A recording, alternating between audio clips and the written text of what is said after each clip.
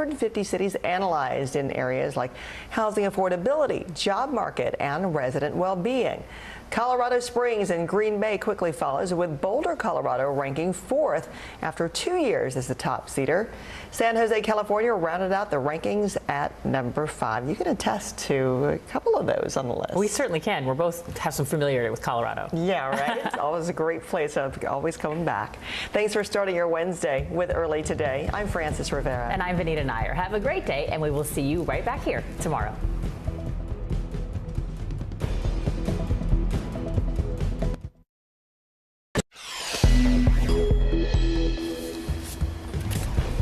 President Biden took a forceful stand against racism and white supremacy as he and the First Lady lent their support to a shaken Buffalo and nation. House Democrats focusing on the baby formula shortage, both at home and abroad, as we look to import more for struggling families. Results from Primary Tuesday are in with some surprises and a few nail-biters that are too close to call.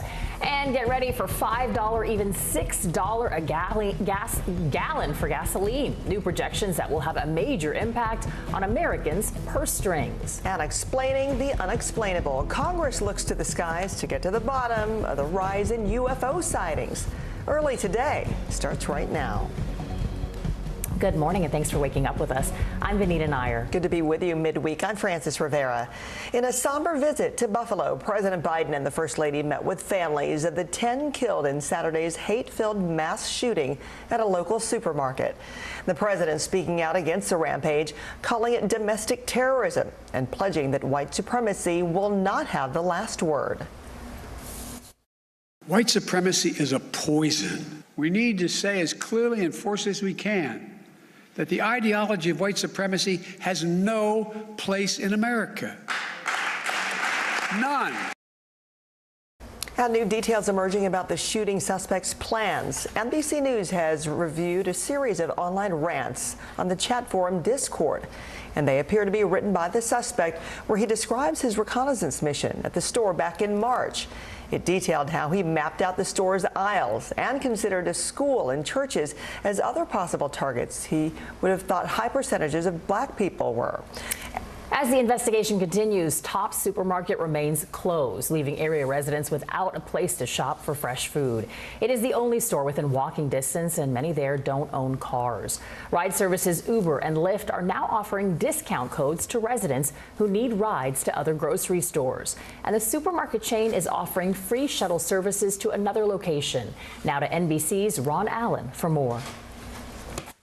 Would you like a juice? In this neighborhood still grieving, makeshift food pantries popping up for residents in desperate need of fresh food. It's really, really important. People have to come together to help one another. Tops, the only big grocery store for miles, remains a closed crime scene, what was an oasis in a food desert. I stumbled and got knocked to the floor and, just was crawling. Manager Fragrance Harris Stanfield was near the front when the gunman blasted in and says Tops was more than a grocery store, a meeting place, a community hub. This is our only major chain grocery store in the area, so we need this, and it's been here for 20 years. The only market with fresh produce and meats in a neighborhood where many residents walk and don't have cars. Nationwide, some 50 million people, 17% of Americans, live more than half a mile from a grocery store. What if this grocery store stays closed for a time? Honestly, I don't know what we'll do. Today, volunteers pitching in to help. Does being here help deal with what happened? Absolutely. There's a lot of senior citizens that lost their lives, and it's just very sad. Despite the horror they witnessed, Tops workers like Fragrance say they will return to work. You sound determined. I am, because this is our store and this is our community. Investigators continue their work at the store that's still a crime scene, with no indication from officials when it might reopen. Our thanks to Ron Allen for that report. Results are still coming in for some critical primary races. Former President Trump's choice for Pennsylvania governor will be on the November ballot. On day one, any mandates are gone.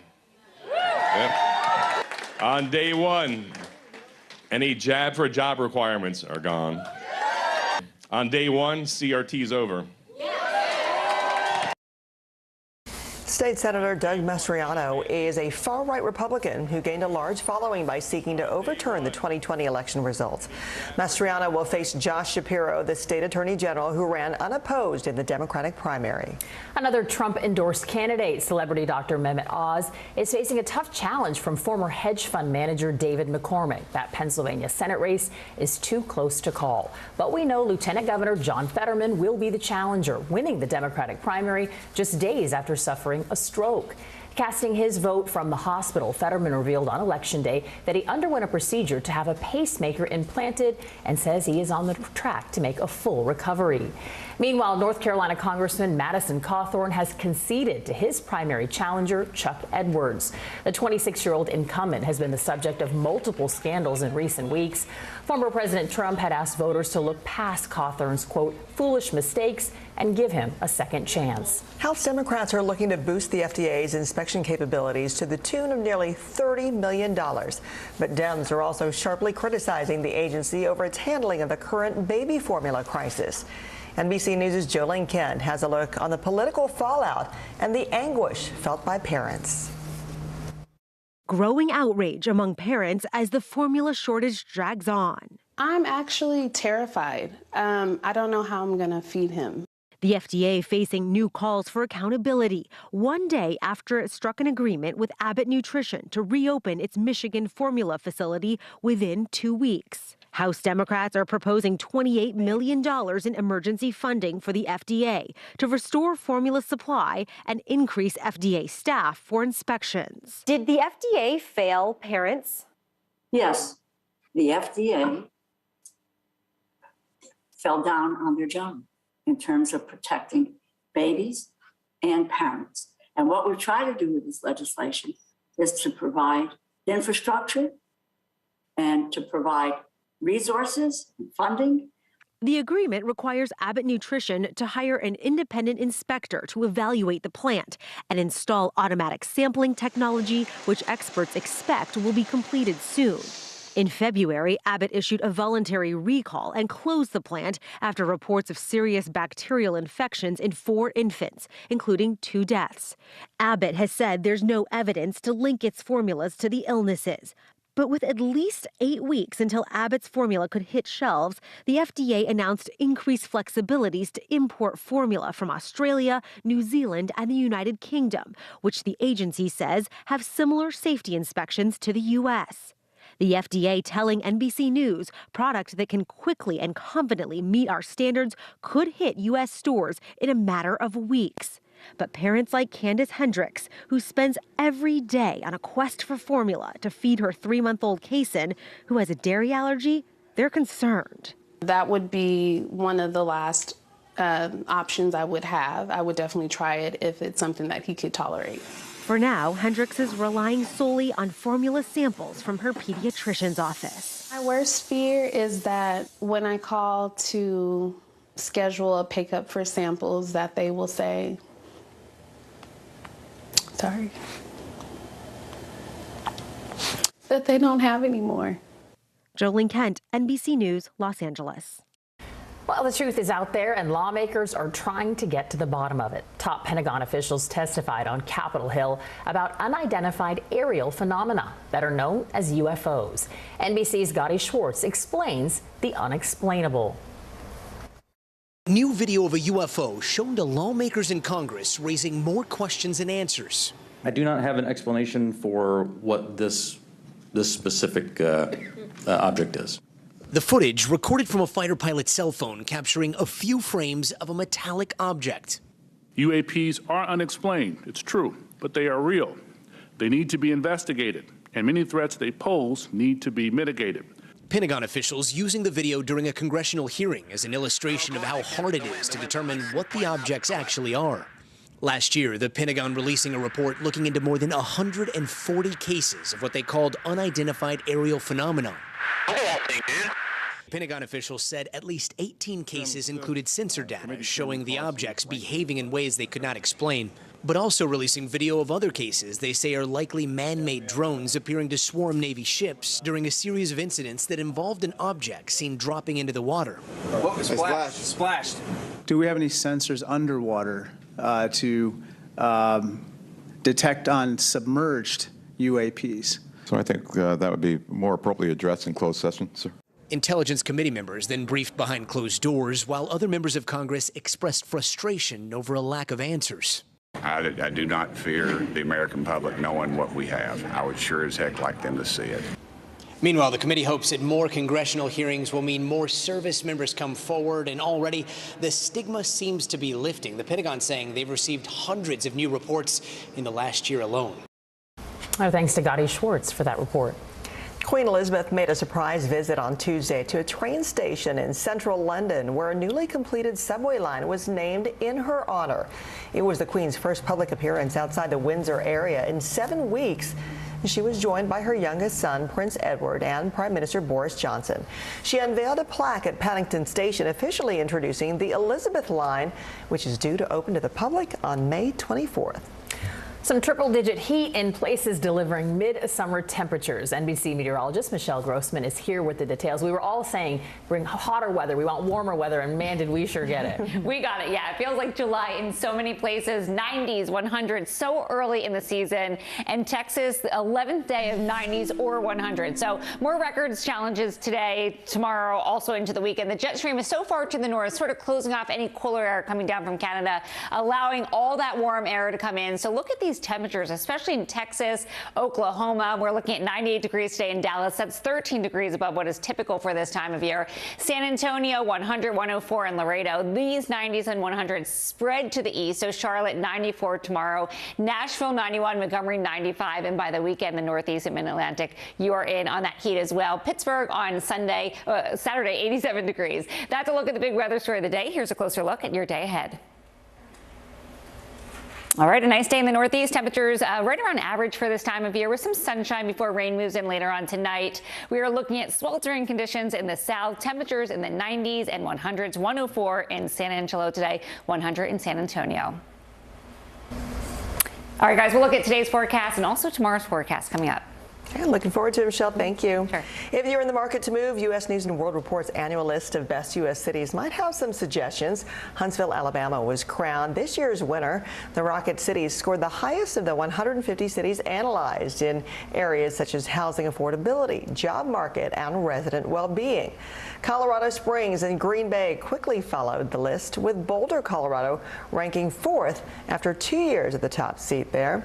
San Jose, California rounded out the rankings at number 5. Housing affordability is getting harder and harder to find in this market, isn't it? Across the board. Yep. All right, coming up, no relief down the road for gas prices. Just how high could they soar this summer? And a blow to Ukraine. Russia seizes the key port city of Mariupol after months of intense fighting.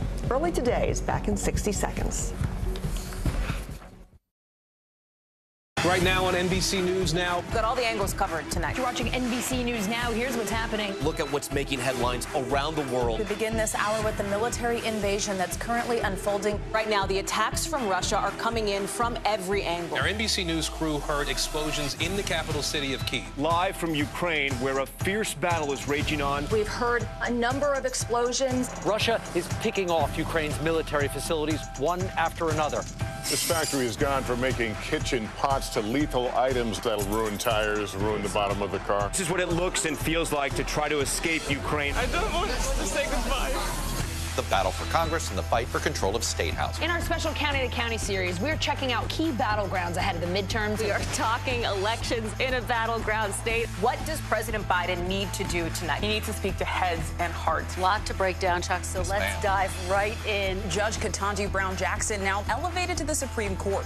Let's zoom out a bit to our changing climate. What do we think that the new normal is going to be? We have some stunning new findings about COVID-19. This new variant is more contagious. Have you seen a demand for mental health services increase among Latinos? The people of the Chamizal neighborhood aren't the only ones experiencing what they call environmental injustice. We're here to try to start conversation. A lot to talk about as we continue our rolling coverage. We're coming on the air with the news NBC Scoop. Bringing the news to you is not only a job, it's an honor. When was the last time you made space to listen to somebody?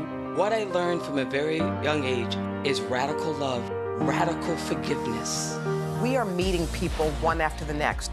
who have made profound changes. It showed a lot of personal strength for me. Why am I trying to make other people happy over myself? So many life lessons that are going on in these conversations. We're watching a transformation. Join Hoda Kotb for her podcast, Making Space. Listen now. After months of intense fighting in Mariupol, hundreds of Ukrainian soldiers who hunkered down in a steel mill have surrendered to Russian forces. The port city marks a major victory for Russia. NBC's Richard Engel has the latest.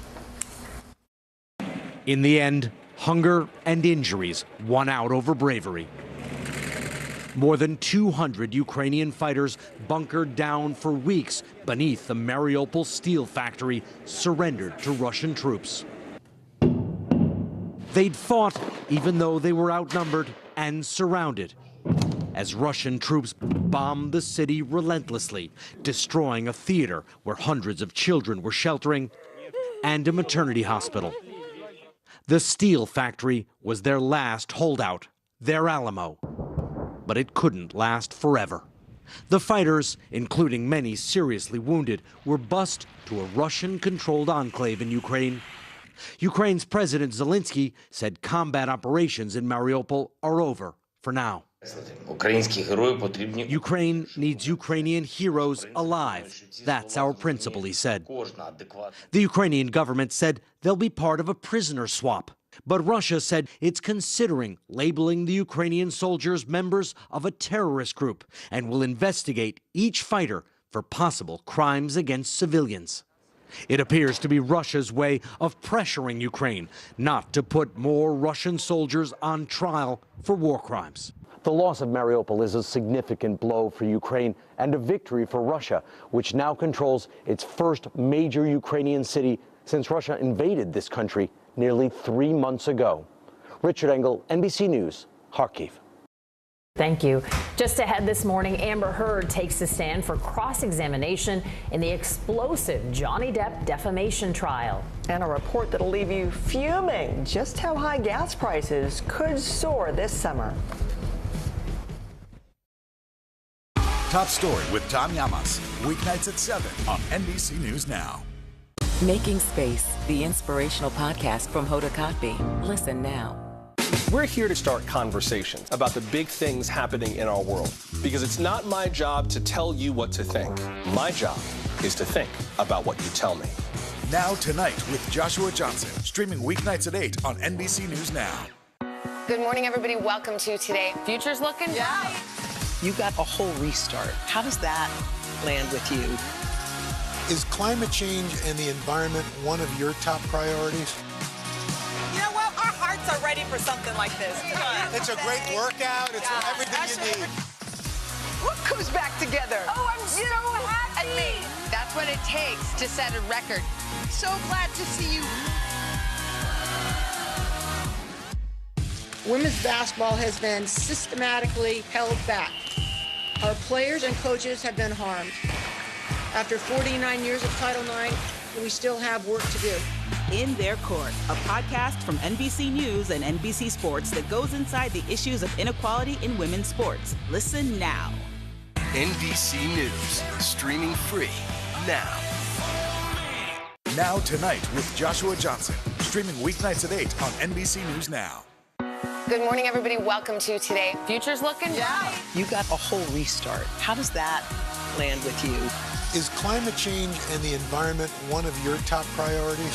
Sounds so good. Love it. News is happening now. Look at what's making headlines around the world. Whenever it happens, wherever you are, it's here now.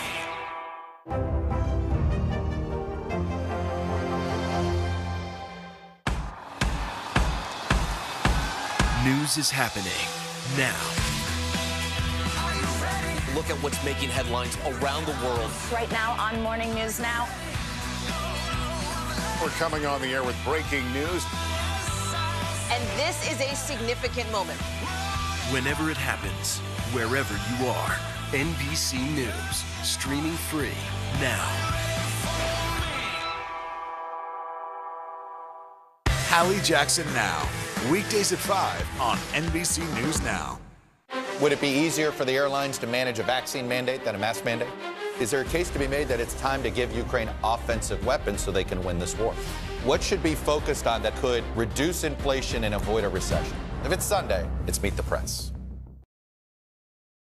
You weren't scared of him at all, were you?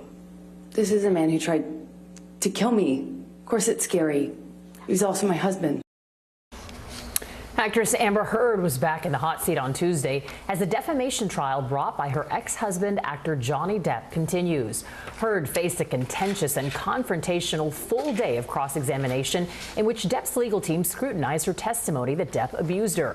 The 58-year-old's lawyers painted a picture that Heard abused Depp during their marriage and fueled fights. They also questioned the severity of the injuries she says Depp inflicted. Your nose doesn't appear to be injured in any of these pictures, does it, Ms. Heard? That's why I'm wearing makeup. Right. And makeup covers up swelling, right?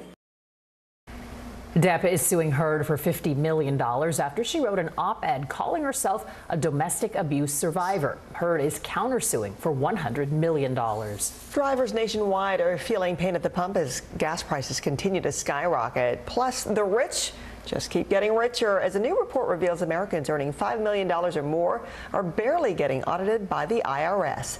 Joining us from London is CNBC's Karen Cho. And Karen, let's start off with these high gas prices. Francis, good morning. Well, drivers are still facing heat at the pump with all-time records again breached across the United States. The average price of gas is now $4.52. That is up 15 cents just in the past week. So a short, sharp spike again for drivers. When it comes to prices across every state, they're now hovering above $4. And don't forget, in Midwest, those states did have cheaper gas prices. Those prices now soared above the $4 mark. Where are we going? Well, some experts say $5 could be a price that is paid over the course of this year. The war in Ukraine, again, with those embargoes on Russian oil, the main catalyst here.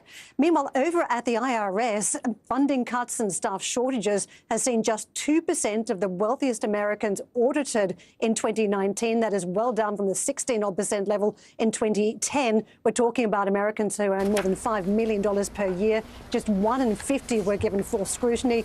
And their estimates now from the federal watchdog that the underreporting is $245 billion a year over 2012 and 2013. Apparently, auditing does keep people honest. Back to you, Francis and Benita. All right, Karen, thank you. Coming up, Michelle has got your midweek forecast. And still ahead, why you can color Dr. Swift. Taylor adds a new title to her resume. We're here to start conversations about the big things happening in our world, because it's not my job to tell you what to think. My job is to think about what you tell me. Now Tonight with Joshua Johnson, streaming weeknights at 8 on NBC News Now. Women's basketball has been systematically held back. After 49 years of Title IX, we still have work to do. In Their Court, a podcast from NBC News and NBC Sports that goes inside the issues of inequality in women's sports. Listen now. This is a very different kind of program. We're here to start conversations about the big things happening in our world. Professor, I'm not asking you to predict the future, but what do we think that the new normal is going to be? Is part of this that everyone's rethinking their jobs during this pandemic and their relationship to their employers? What is your biggest tip for any parent who's concerned about this? It's not my job to tell you what to think. My job is to think about what you tell me. Now Tonight with Joshua Johnson, streaming weeknights at 8 on NBC News Now. Good morning, everybody. Welcome to Today. Future's looking bright. You got a whole restart. How does that land with you? Is climate change and the environment one of your top priorities? Sounds so good. Love it. Live from Ukraine, from Mayfield, Kentucky, from Waukesha, Wisconsin. To cover the news, you have to be in it. This is how so many towns and cities are protecting themselves. You can actually see they're pushing the gates open. I also want to get home. You'll get home. You'll get home. Do you remember any tornado as bad as this one? You look at this and you're thinking, we're not going to have power for weeks, if not months. Exactly. Every night, it's your news playlist.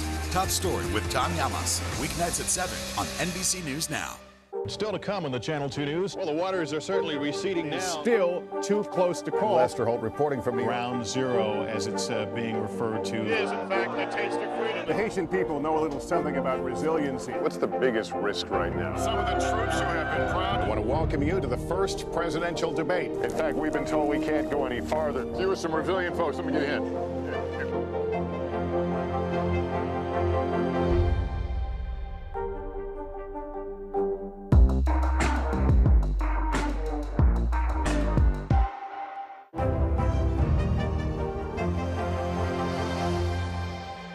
Now Tonight with Joshua Johnson, streaming weeknights at 8 on NBC News Now. Welcome back on this Wednesday. Well, looking towards the Pacific Northwest, we're looking at lower elevation rain, some higher elevation snow. Meanwhile, we are sweltering once again in the south. Temperatures in the 90s, 100. That's going to contribute to some storms in the Ohio Valley, also the upper Midwest. Looking good in the Northeast. Temperatures right around normal for this time of year. We're going to be warm, though, by tomorrow, 86 in D.C. We'll be right back. We'll meet Ukrainians who are defending their country one block at a time. When you were still in Kiev, could you hear the bombing? My name is Lester. Hey, who's this? Live from Ukraine, from Mayfield, Kentucky, from Waukesha, Wisconsin. To cover the news, you have to be in it. This is how so many towns and cities are protecting themselves. You can actually see they're pushing the gates open. I also want to get home. You'll get home. You'll get home. Do you remember any tornado as bad as this one? You look at this and you're thinking, we're not going to have power for weeks, if not months. Exactly. Every night, it's your news playlist. Top Story with Tom Yamas, weeknights at 7 on NBC News Now. We'll meet Ukrainians who are defending their country one block at a time. When you were still in Kiev, could you hear the bombing? My name is Lester. Hey, who's this? Top Story with Tom Yamas is your news playlist on NBC News Now. And now, you can listen to it as a podcast. Available anytime and anywhere. Good morning, everybody. Welcome to Today. Future's looking bright. You got a whole restart. How does that land with you? Is climate change and the environment one of your top priorities? You know what? Our hearts are ready for something like this. Come on. It's a great workout. It's everything you need. What comes back together? Oh, I'm so happy. And me.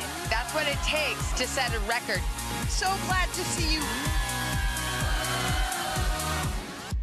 News is happening now. Look at what's making headlines around the world. Whenever it happens, wherever you are, it's here now.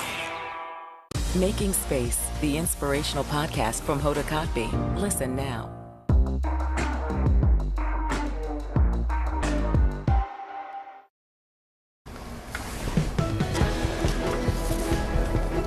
In today's Quick Hits, NBA champion Steph Curry is now adding college graduate to his long list of accolades. 13 years after leaving Davidson College to enter the NBA draft, Curry completed his degree in sociology. The school said Curry re-enrolled to complete his last semester of his undergraduate degree. Rapper Travis Scott announced $1 million in scholarships that will be given to 100 HBCU students graduating the class of 2022. In a statement, Scott says the scholarships grant up to $10,000 each to 100 students with a GPA above 3.5 who need financial help to graduate. Morgan State University is set to honor Colin Kaepernick with a degree at its commencement ceremony. The school said Kaepernick will receive an honorary Doctorate of Human Letters degree, calling the quarterback a, quote, social impact torchbearer. And today is the day Taylor Swift receives an honorary degree from New York University. Swift will be given an honorary Doctorate of Fine Arts and will address NYU's grads during commencement at Yankee Stadium. Learning to walk is never easy for infants, but for one newborn at the San Diego Zoo, it was a matter of life and death. Here's Maggie Vespa. Painfully adorable and just plain painful, baby Satuni struggles with every step. What do you remember about the first time you saw her? And we realized that her limbs were abnormal. After her birth in February, veterinarians at the San Diego Zoo Safari Park discovered the little giraffe suffered from a range of ailments, including hyperextended joints. The biggest concern was her right forelimb. So the joint that's equivalent to her wrist was bending in an abnormal direction. What would happen to her if she was in the wild? And this probably would have been a life or death. In came the Hanger Clinic, a group of specialists who build orthotics for humans. This is the first animal I've ever worked with. It was pretty surreal. They performed 2 procedures to fabricate a mold of Situni's legs, the basis for a custom stainless steel brace. All that engineering plus flair with the giraffe pattern. Yes. Yeah. Correct. And now, just 10 days after wearing the custom brace for the first time, Situni is adjusting to roaming free. Oh, she's thinking about it. Come on, darling. She's back with her herd, healed, and as you can see, hungry. It's absolutely inspiring, and now to see her back with adult giraffe living in a herd, it's just, it makes you almost emotional.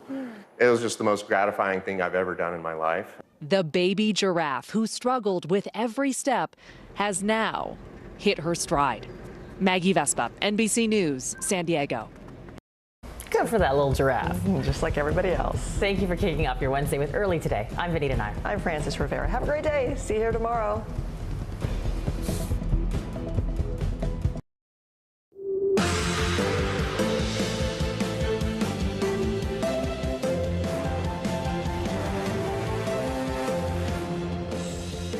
Good morning, I'm Joe Fryer. And I'm Savannah Sellers. Right now on Morning News Now, evil will not win. President Biden bringing that message to the people of Buffalo following the supermarket shooting that killed 10 people in a predominantly black community. The president and the First Lady honoring the victims at a memorial right outside the store. In America, evil will not win, I promise you. Hate will not prevail, and white supremacy will not have the last word. Also this morning, we're learning more details about the alleged gunman's plot, the other targets police say he considered before attacking the grocery store. Counting the ballots. This morning, we're still awaiting the results of a key Senate primary race that could shake up the balance of power on Capitol Hill. The latest on the Pennsylvania GOP Senate race, with votes too close to call between former President Trump's pick, Dr. Oz, and David McCormick. Plus, we'll break down the other big wins and losses of the night.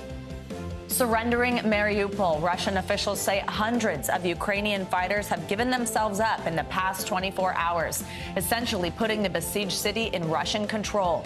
The situation for people still in Mariupol, plus in a big hit to Russia, Sweden and Finland formally applied to join NATO. What this could mean for tensions in the Baltic. And life-changing voice. A former student is giving back to the debate teacher who inspired him. How he used social media to help the next generation of debate students succeed beyond expectations. So nice when we get to tease one of those really good stories coming up later. You got to raise a lot of money, it looks like, too. Exactly. So. Yeah, it's awesome. And it's good to have you back with us this morning. We start, though, with the latest on that racist attack at a Buffalo supermarket. President Joe Biden met with victims' families Tuesday and blasted the white supremacist ideology behind the shooting. In a strong rebuke, the president called the attack an act of terrorism and called on all of America to reject white supremacy and those who enable it. White supremacy is a poison. We need to say as clearly and forcefully as we can that the ideology of white supremacy has no place in America. None. NBC News Now correspondent Maura Barrett joins us now from Buffalo. Maura, good morning to you. So we know 10 people were killed in Saturday's shooting. President Biden visited with the families of the victims. What did he say to them, and how did he pay tribute to those lives lost?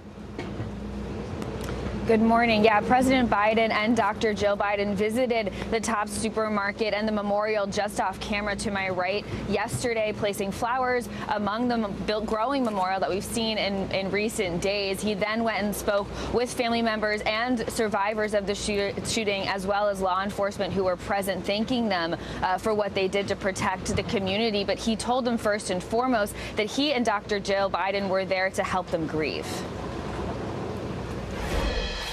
Jill and I bring you this message from deep in our nation's soul.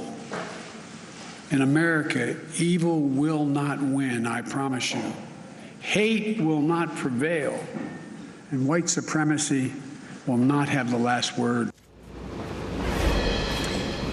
Biden called the attack a murderous, racist rampage, and he spoke about the need to get assault weapons off of the streets. Obviously, we've seen a lot of push for gun legislation through Congress in recent years and have gotten nowhere. And so he also noted, though, that he thinks that the hate and extremism that we've seen spread online is something that can be controlled and can prevent further radicalization of other terrorists. And so that's something that he focused on while also providing empathy to the community here. Let's talk more about one point you just brought up. President Biden calling for Congress to act on gun violence. But Buffalo City Council President Pastor Darius Pridgen told us that the community's sadness really has shifted to frustration because the nation just hasn't seen any movement on gun legislation following so many other mass shootings in this country, despite many calls for action. What are you hearing from the community after the president's visit?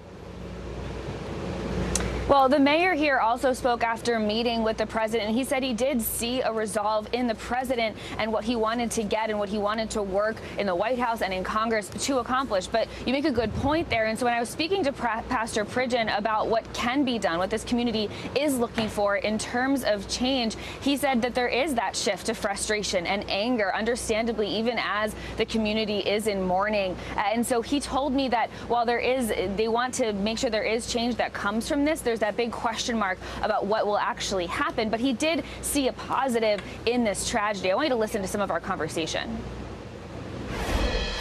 But now people are like, okay, is anything really going to change on a government level? Is the president really going to go back home and work with, Congress to do something for our neighborhood? I think that by this murderer live streaming his actions, putting up online his manifesto, I think that it's really hard for Americans who try to act as if there is no racism anymore in America.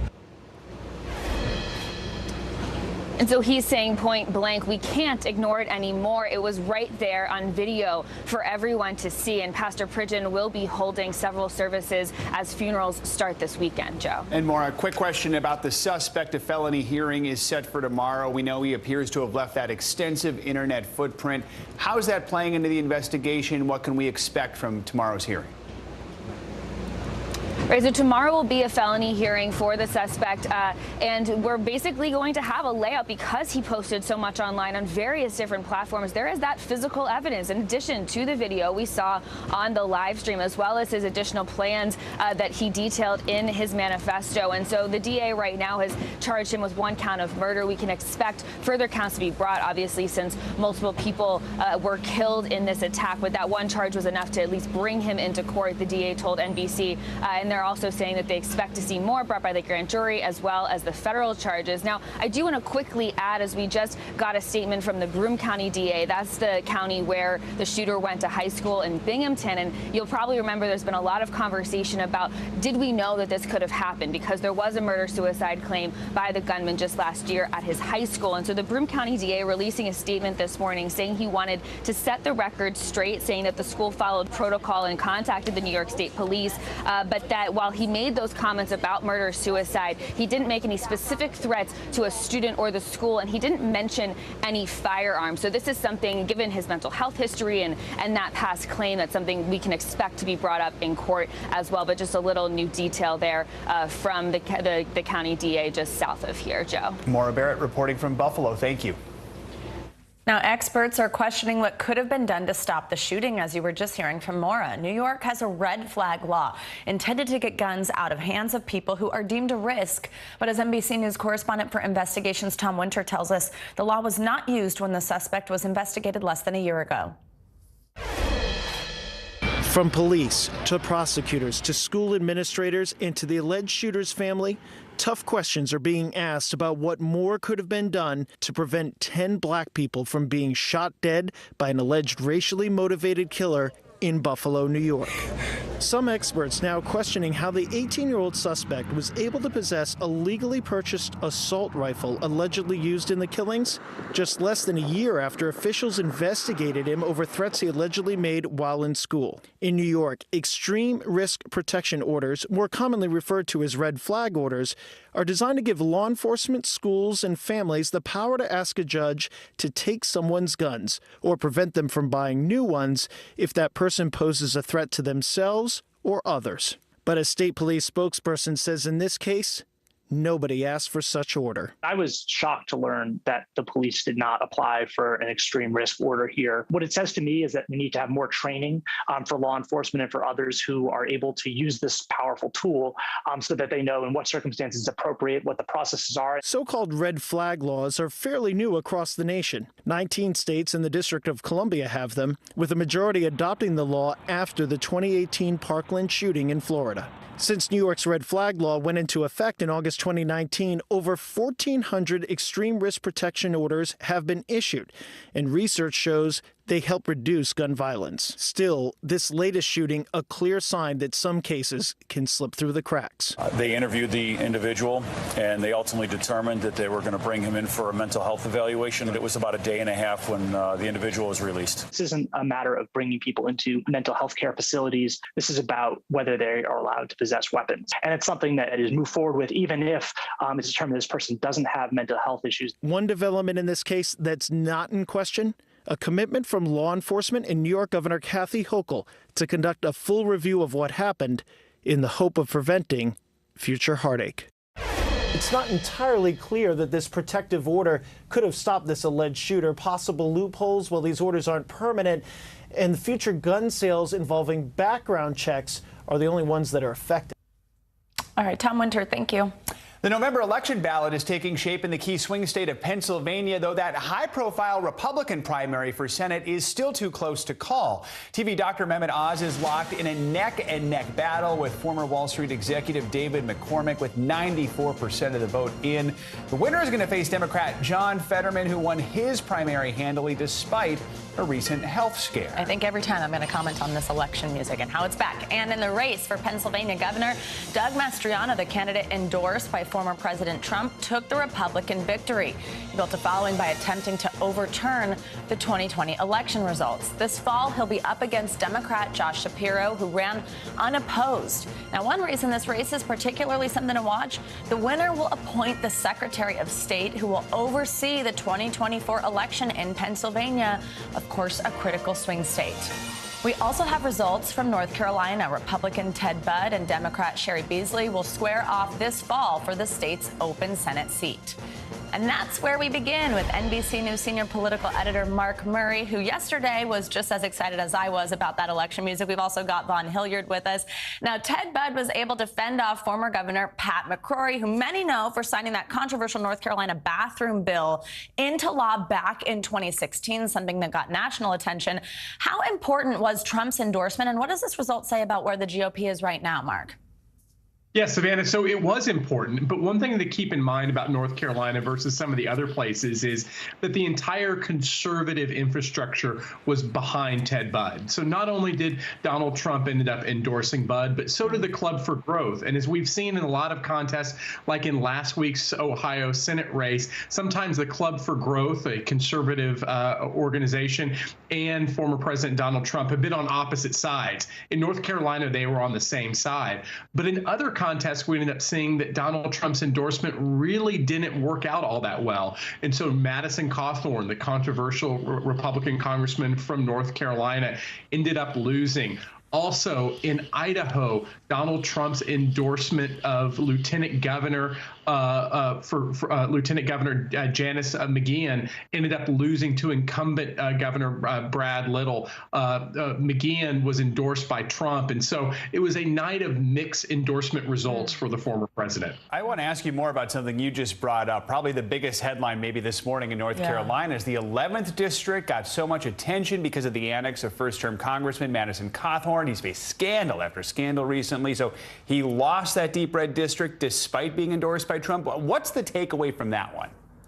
Sometimes, Joe, there are just too many scandals, too many controversies that it overwhelms you. What really did stand out to me, the incumbent Senator Tom Tillis ended up endorsing Chuck Edwards, the candidate who ended up defeating Madison Cawthorn. And so a lot of members of the Republican establishment basically moved in to defeat Cawthorn despite Donald Trump's endorsement. And so sometimes, Joe, we ended up seeing the Donald Trump presidency over 4 years. There were scandal after scandal. A lot of people would say, whatever ended up happening? Well, Donald Trump ended up losing re-election in 2020. And sometimes, like in North Carolina, even with a freshman congressman like Madison Cawthorn, there just become too many scandals and too many controversies. Let's now bring Vaughn in here and get to Pennsylvania, obviously a major state to watch. Vaughn is in Philadelphia. Now that GOP Senate race, as Joe mentioned, is still too close to call, but this is the one with Dr. Oz. So Vaughn, that contest that was shaken up in the final weeks by the surprising rise of a conservative commentator, Kathy Barnett, how much did that particular surge affect the outcome, and how is it looking this morning, though too close to call? Yeah, Savannah and Joe, I think we were up late last night. I think probably we were going to bed right as you guys were getting up here for the show. This is a race that we're looking at within, 2,000, 3,000 votes right now is the margin.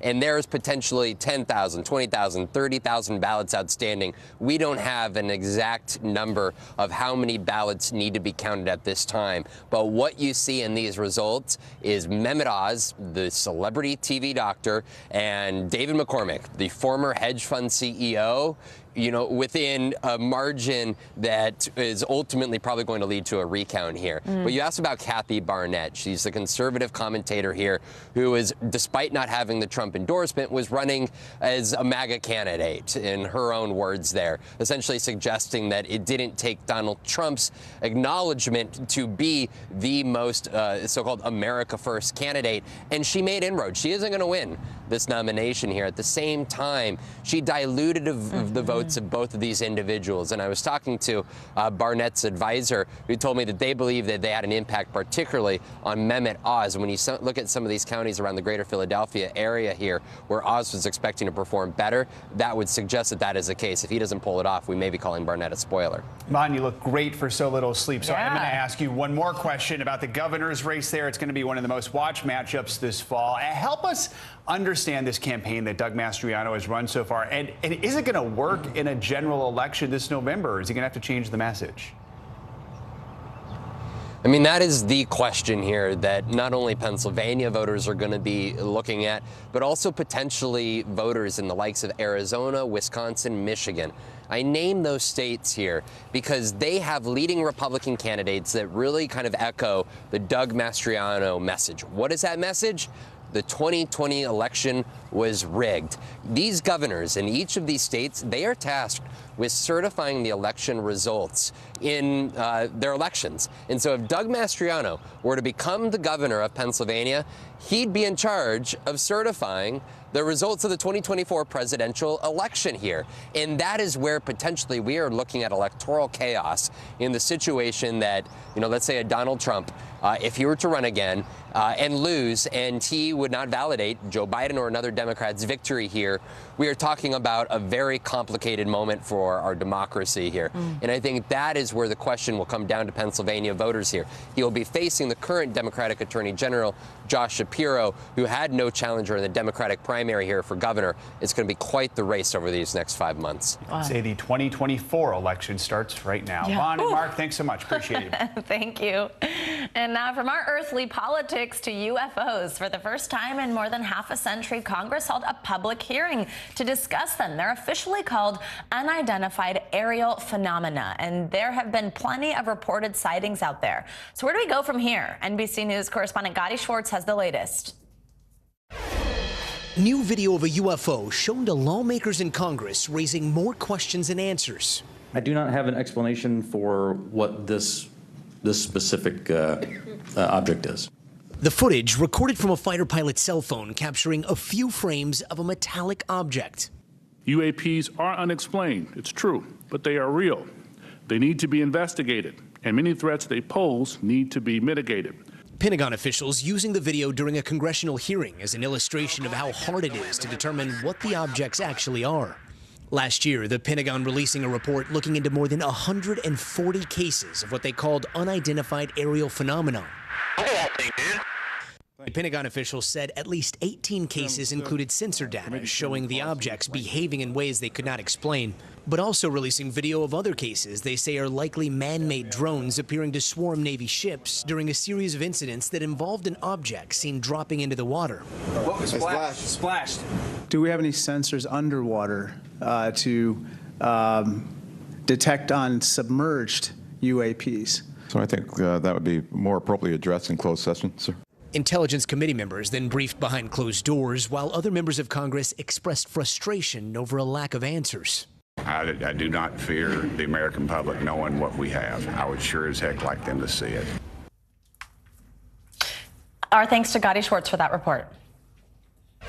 Joining us now to dive further into all of this phenomena is Greg E. Gigian. He is a professor of history at Penn State University. Good morning, Professor. Thanks so much for joining us. So this hearing we were just talking about, were you surprised by anything that came out of it? What stood out to you? Well, you know, in many ways, not a lot. I thought we went over a lot of territory we've been over before. And we got to remember what this was really about. I mean, what it was back in December, the National Defense Authorization Act had said that by the end of June, an office needs to be set up that is relatively permanent and dedicated to the study of these unidentified flying objects, or UAP. And so the subcommittee was really just mostly interested in saying, where are we? Are we getting there? Are we at this point? So a lot of what we heard really in the session was a lot of stuff we've kind of heard before. Maybe what was new was to hear that a director of that program has now been named, though the person was not publicly named. And we've heard that the folks who are looking into this in intelligence are setting up a whole set of really rigorous protocols for collecting data, storing the data, analyzing the data, and try to get behind this. But beyond that, we didn't get a lot of answers. So, Professor, I mean, you were featured in a Showtime docuseries about UFOs. You've acknowledged that many discussions around this topic are rooted in conspiracy theories. Here you are, a legitimate expert who focuses on the science. How do you deal with conspiracy theories? And what's your advice to the rest of us who are learning about this topic and really want, like you, the most accurate information? Well, you know, of course, I look at conspiracy theories as part of really the whole social and political culture surrounding this phenomenon, and surrounding a whole bunch of different phenomena for that matter. It's something that is so enmeshed and entangled in the UFO question. It started already in just the earliest years of the so-called flying saucer sightings in the 1940s. And it's something that's there, and it's always going to, I think, be there and be part of it. But I think, as you're hinting at, what it does, and in fact, both officials yesterday flagged this and said, what it does is it clouds the subject up. It makes it a little difficult to know what's reliable and what's not reliable. And what I would have to say is that, unfortunately, it's a very, very difficult thing to be able to disentangle what are reputable, reliable sources of information and what might be less reputable. And that's one of the things you have to sort of manage through yourself. Quickly on this last one, which isn't terribly fair considering the topic, but where do you stand in terms of the presence of UFOs? Is there life out there? Well, no one knows for sure, right? I consider myself an open-minded, skeptical agnostic, is the way I put it. We don't have anything definitive at this point in time, nothing that's convinced a whole wide range of independent investigators, so we're still waiting for answers. All right, Professor, thanks so much for joining us this morning. We do appreciate it. Sure. All right, time to get a check on your morning news now. Weather? Which means Michelle Grossman joins us in studio. Hi, Michelle. Good morning, you guys. And we are looking at a summer sizzler. It feels like summer at least, and it's still spring. We have that jet stream so far to the north. It's kind of keeping that cool Canadian air up to the north and allowing that warm air coming in. So more records challenged today. We've had 11 straight days of 90s and 100s in the state of Texas, and we're going to do it again today. So San Antonio, 100 degrees. That is 13 degrees above what is typical for this time of year. Dallas, you're close to to 102, 98 today, Laredo 104, 92 in Little Rock, and 93 in Jackson. And then as we go throughout tomorrow, this heat, the 90s are going to spread to the east. So we're 10, 20 degrees above what is typical for this time of year. Charlotte 94 tomorrow. That's 15 degrees above average for this time of year. And Savannah, you are at 95. Not you, Savannah. This Savannah. You're at 10. By the weekend, we're looking at temperatures in the 80s for Pittsburgh Friday and Saturday, and 71 by Sunday. So we are going to cool down as we head towards the weekend. So as we go throughout today, also, we're looking at those May storms, right? It's severe weather season, so we're seeing a cold front after cold front after cold front. That will be the story today. That's your trigger mechanism along with that warm air in place. So as we go throughout today, we're seeing that cold front swinging into the Ohio Valley, late day storms with that second cold front developing across the Midwest. And we could see some hail, some gusty winds, also some flooding rains with these storms. Then tomorrow, here's another cold front right on the heels. New severe threat for Minnesota, Iowa, also Wisconsin. Heavy rain possible with some flooding, even up to 3 inches in some spots. We've had so much rain there, guys. We're going to continue to watch that. And then the bullseye for the storms this afternoon will be in parts of Kentucky. All right. Wow. Heat across the country. Yeah. I kind of like summer. Me too. And you're a 10 too. Yeah. So. So are you, Joe. So smart. 10s all around. Look at us all in our Wednesday pink. 10 for that. Especially those pants the other day. Those, yes. Yes. Joe's red carpet look. Celebrity. You can Google it if you don't know what we're talking about. All right. Thank you so much, Michelle. Thanks, Michelle. We'll see you in a bit. Yeah. And coming up, a historic moment in Europe as Sweden and Finland formally apply to join NATO. Russia previously warned those countries against joining the alliance. So what could this mean for the war in Ukraine? That's next. You're watching Morning News Now. Right now on NBC News Now. Got all the angles covered tonight. You're watching NBC News Now. Here's what's happening. Look at what's making headlines around the world. We begin this hour with the military invasion that's currently unfolding. Right now, the attacks from Russia are coming in from every angle. Our NBC News crew heard explosions in the capital city of Kyiv. Live from Ukraine, where a fierce battle is raging on. We've heard a number of explosions. Russia is picking off Ukraine's military facilities one after another. This factory has gone from making kitchen pots to lethal items that'll ruin tires, ruin the bottom of the car. This is what it looks and feels like to try to escape Ukraine. I don't want to say goodbye. The battle for Congress and the fight for control of state housing. In our special County to County series, we're checking out key battlegrounds ahead of the midterms. We are talking elections in a battleground state. What does President Biden need to do tonight? He needs to speak to heads and hearts. A lot to break down, Chuck, so let's dive right in. Judge Ketanji Brown Jackson now elevated to the Supreme Court. Let's zoom out a bit to our changing climate. What do we think that the new normal is going to be? We have some stunning new findings about COVID-19. This new variant is more contagious. Have you seen a demand for mental health services increase among Latinos? The people of the Chamizal neighborhood aren't the only ones experiencing what they call environmental injustice. We're here to try to start conversation. A lot to talk about as we continue our rolling coverage. We're coming on the air with the news NBC Scoop. Bringing the news to you is not only a job, it's an honor.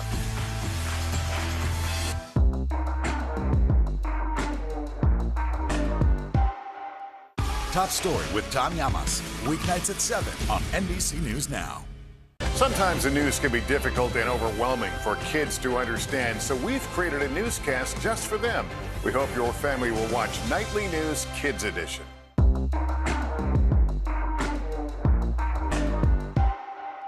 Now Tonight with Joshua Johnson, streaming weeknights at 8 on NBC News Now. This morning, Russia's defense ministry says more Ukrainian fighters who had been trapped inside that besieged steel plant in Mariupol have surrendered.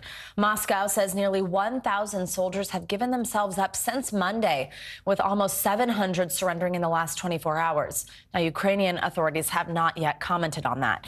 It comes amid mounting uncertainty over the fate of the first group of fighters who were evacuated on Monday and taken to Russian-held territory. Meanwhile, Finland and Sweden have officially submitted applications to join NATO today. Speaking to reporters, NATO's Secretary General said their membership request was, quote, warmly welcomed. You are our closest partners, and your membership in NATO would increase our shared security. The applications you have made today are an historic step. Allies will now consider the next steps on their path to NATO. The security interests of all allies have to be taken into account. And we are determined to work through all issues and reach rapid conclusions. NBC News senior national correspondent Jay Gray joins us now from Lviv. So, Jay, I want to start with what we were talking about at that steel plant, actually. So there's a lot of uncertainty over what's going to happen to all these Ukrainian fighters. What do we know about what's going on, and why are some in Russia opposed specifically to a prisoner exchange, which is essentially what Ukraine is putting forward? Yes, Savannah, a lot of conflicting messages coming out of the Kremlin. Let's start with remembering that this was a relatively small group of Ukraine fighters that held off the Russian army for nearly 3 months in what's described as one of the longest and bloodiest battles in Europe's history. Now, Vladimir Putin has personally said that he will make sure these prisoners are treated humanely and that the process goes as has been discussed. But there are several politicians in Moscow now saying that, first of all, they don't think there should be a prisoner exchange, calling this group of fighters Nazis, and some saying they should be executed. It's a big concern for a lot of people here in Ukraine who consider this group heroes for what they've done and are anxious to see them get back home. Oh, absolutely. Now let's move away from Mariupol, and it does seem like there is some better news for Ukraine in certain places, especially near its second largest city, Kharkiv. Tell us the latest on Russia's offensive in the east in that Donbas region. You know what? Frankly, when you talk to intelligence officials, including those in the U.S., there is not much progress. The Ukraine fighters have done an excellent job of pushing those battalions back almost to the Russian border, in some cases possibly past the border there. What we're hearing and what we're seeing is that the shelling continues. They're really pummeling the region from both the sea with missiles and from the air with bombs. But the ground games have been minimal at best. It's a real strong point for the Ukraine army, and one that they're desperately trying to keep hold of. Jay, also today we'll see the start of Ukraine's first war crimes trial. It's of a Russian soldier accused of killing an unarmed civilian. And this comes after the U.S. actually announced a new program to document Russian war crimes. It's called Conflict Observatory. What are the aims of that program, and what does that mean the role of the U.S. will be here? It's kind of interesting. The State Department put a $6 million initial investment into all of this. It'll get support from other European partners, but they're basically cataloging and maintaining an evidence chain of things like satellite imagery, posts on social media, pictures, anything that may be a potential war crime, and making sure that it's valid for use in court as Ukraine goes forward in prosecuting these crimes. It's an important step, and one that the U.S. believes will help to, again, show their support of the Ukraine fighters and what's happening here in this country. Jay Gray, we always are grateful for your reporting. Thanks for joining us. Stay safe. Thank you. Let's bring in Jamil Jaffer. He's the founder and executive director of the National Security Institute and the former associate White House counsel to President George W. Bush. Good to have you with us, Jamil. So let's start off in Mariupol. That long battle there appears to be all but over following the surrenders at the steel plant, and this could be Russia's real first major victory in this war. Help us understand, how significant is this moment? Could it boost Russia's attack in the Donbas region?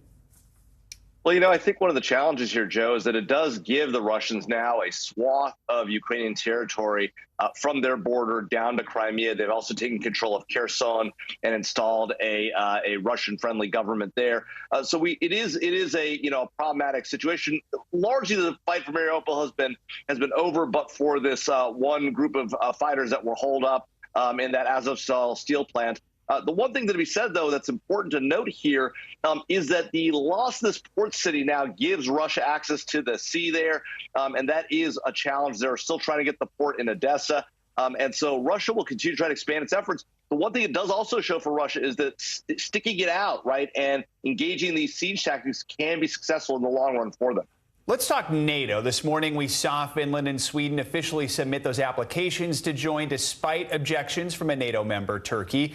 Russia's foreign minister appeared to downplay these historically neutral countries joining the alliance. He said it makes no difference, and he also said NATO has been using their territory for military drills for years. So 2 questions for you here. First, do you think NATO can overcome Turkey's opposition? And second, do you think this could have any impact at all on the war in Ukraine? Well, I think there's two things to be said about that. One is I think NATO has to overcome Turkey's objections. The idea that Turkey, under a fairly authoritarian government with President Erdogan, could stand in the way of the accession of two very important nations, Finland and Sweden. Finland with an 800-mile border with Russia would be problematic.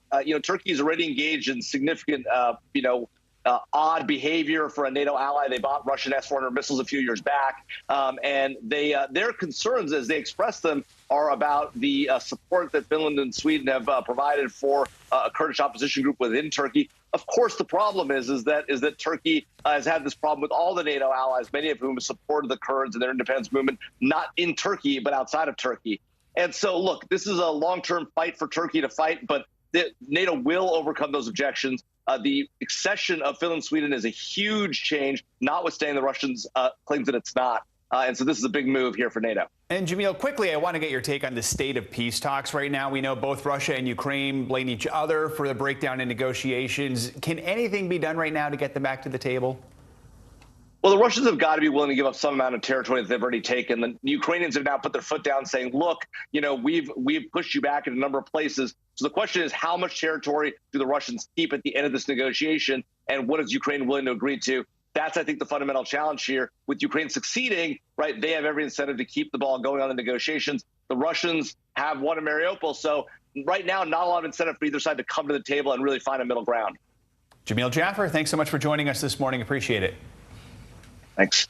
Now, coming up, COVID cases are rising nationwide, and a lot of people are getting reinfected. So how many times can you get the virus? Well, we're going to bring that question to a doctor next, including the impact that COVID can have on people in the long term. Plus, the benefits of working out. We know it can help our heart and our mental health, but turns out it can help improve our bones, too. The disease exercise can prevent. That's up next.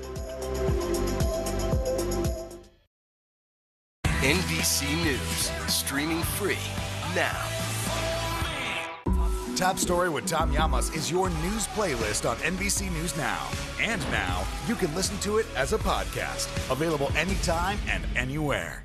Still to come on the Channel 2 News. Well, the waters are certainly receding now. Still too close to call. Lester Holt reporting from Ground Zero, as it's being referred to. It is, in fact, the taste of freedom. The Haitian people know a little something about resiliency. What's the biggest risk right now? Some of the troops who have been proud. I want to welcome you to the first presidential debate. In fact, we've been told we can't go any farther. You with some resilient folks, let me get a hint.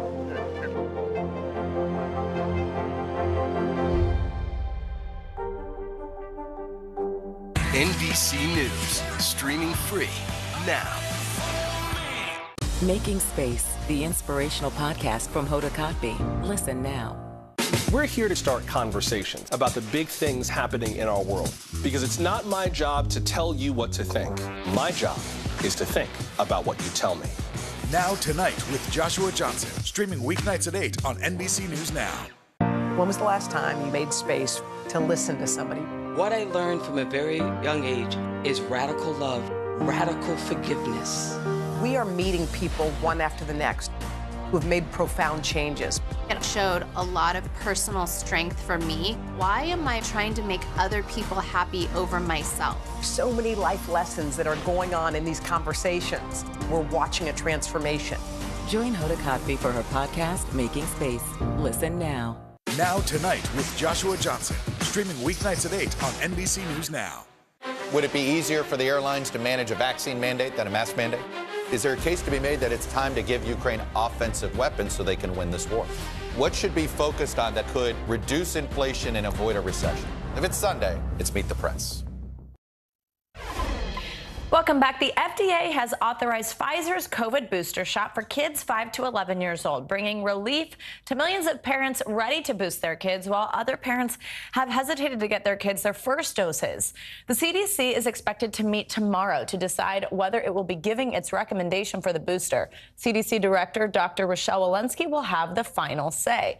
Dr. Bob Lahita joins us now for more on this. He's the director of the Institute for Autoimmune and Rheumatic Diseases at St. Joseph Health and a professor of medicine at Hackensack Meridian School of Medicine. Dr. Lahita, I feel like our viewers could probably recite those titles at this point because you're such a friend of the show. It's great to see you. So the FDA commissioner says more kids have been getting sick and hospitalized with the virus, specifically since the Omicron variant was first detected.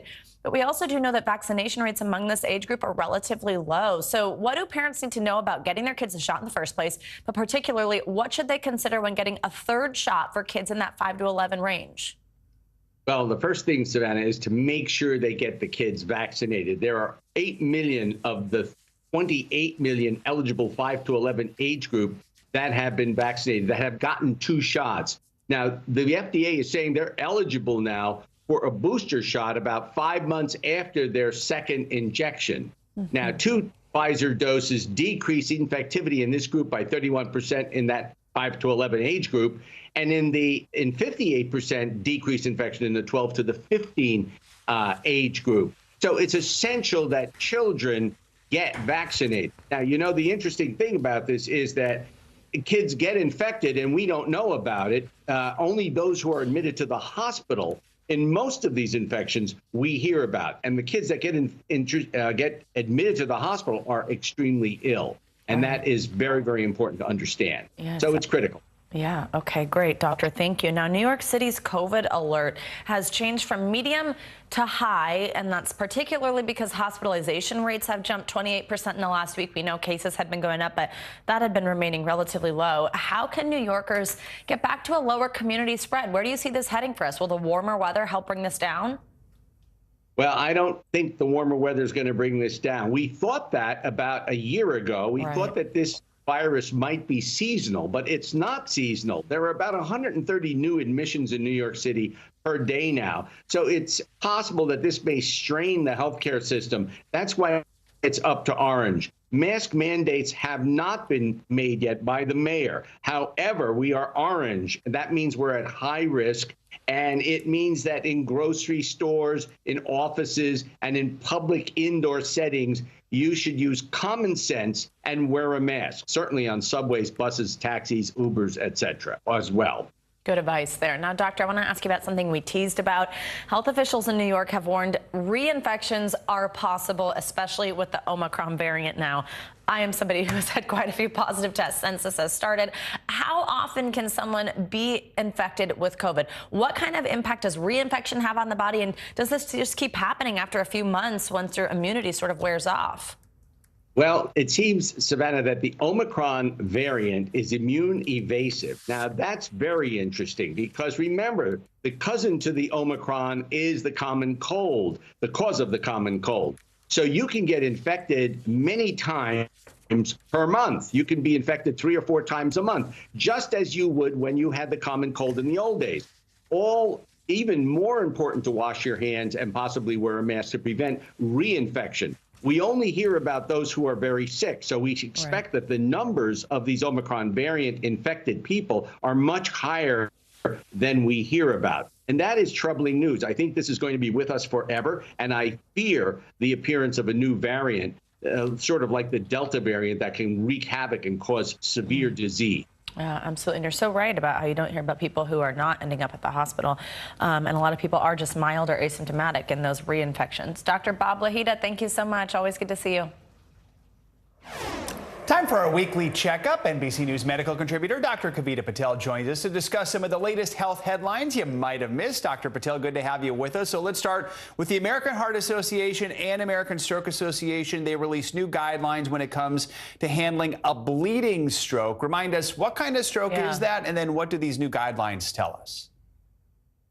Yeah, Joe. So about 800,000 individuals suffer from a stroke each year, and 10% of those, a significant number, are what we call bleeding strokes. So these are technically bleeding within the brain. They can often be fatal, and they can often leave, like other strokes, people with serious symptoms. So what we understand and know is growing. And it's interesting. We see that certain treatments that we thought were really effective in these types of strokes, anti-seizure medications, antidepressant medications, unless someone has seizures or depression, are not as effective. And then some other things that I was doing traditionally in these patients, such as compression stockings, those really tight stockings to prevent deep vein clots, are also not as effective. But here's the takeaway, the doctor's orders, if you will. We really want to try to emphasize recognizing signs and symptoms of stroke.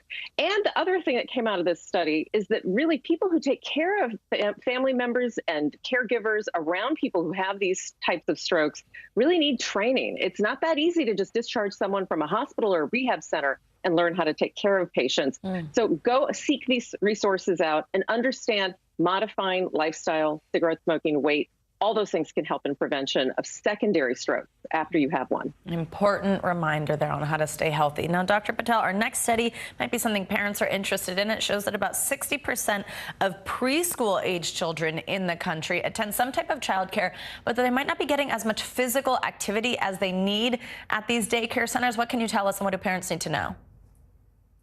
Yeah, so national recommendations, my children are in this category, recommend that you get some sort of physical activity at least twice a week for a total of about 60 to 90 minutes. Now, you would just think, oh, it's beautiful weather, that's a natural and it's a given. But as you point out, this study really looked into whether physical activity was literally happening. And this means not just walking desk to chair, but also getting out and getting some moderate impact. And so here are kind of our takeaway doctor's orders for this one. Number one, be a role model, because look, when my kids come home, if they see me doing something active, if I take them with me on walks, modeling that behavior reinforces that behavior. And then number two, talk to your child care provider. We're all so stressed and strapped for time right now, but even just a brief email or a conversation to just say, I really want to know if you're helping our children get moving. That can emphasize this very important recommendation. Some good advice there. Yeah. All right. I also want to ask you about osteoporosis. We know it can cause weaker bones, especially in older women, but that doesn't mean people with the condition should avoid exercise. In fact, a new study shows quite the opposite for them. So what are experts recommending? Yeah, this is one of my favorite topics because, first of all, over about 10 million men and women have a diagnosis of osteoporosis, which is really just, it's one of the leading bone diseases in our world, but it also is a weakening of the bones that can lead to a risk of fractures. But a lot of people have misinterpreted it, that if they do heavy exercise, that's lifting weights, or even things like Zumba or like jogging, that they could increase their chances of fractures. The study puts that to rest. That is not true. So the takeaway orders, number one, lift weights. Don't be afraid, men and women, because men do get osteoporosis. And if you're going for it, have good form, lift those weights. Don't be scared. It can actually help your bone cartilage. And then number two, making sure that you understand that osteoporosis, just increasing activity, light activity, even jogging, Zumba, will not increase your risk of fractures and can be protective. And it's a good thing. And if you can do it while you're modeling that in front of a daycare child that's around, all the better. Two birds with one stone. In the parking lot of the preschool. I like that. Doctor's orders. Zumba. Yeah, all right. at least Zumba's fun. Dr. Kavita Patel, thank you so much. Appreciate Thank you. Now, later this summer, the first black woman will be sworn into the nation's highest court. Coming up here, we're taking a look back at the pioneers who paved the way for judges like Ketanji Brown Jackson. The story behind the first black woman to become a lawyer in Texas. That's next. Women's basketball has been systematically held back. After 49 years of Title IX, we still have work to do. In Their Court, a podcast from NBC News and NBC Sports that goes inside the issues of inequality in women's sports. Listen now.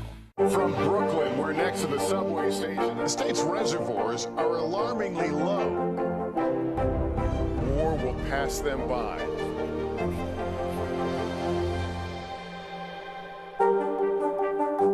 NBC News, streaming free now. Let's go. This is a critical choke point for this fire.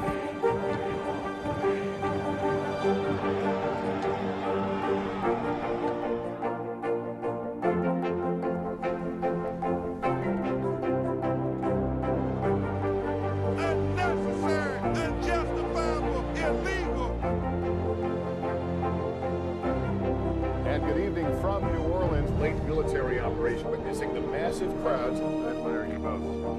Nice to really spend some time with you. Appreciate it.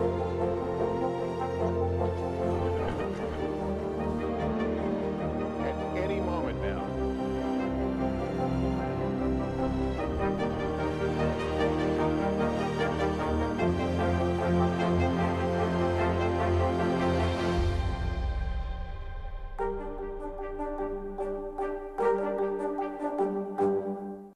Good morning, everybody. Welcome to Today. Future's looking bright. You got a whole restart. How does that land with you?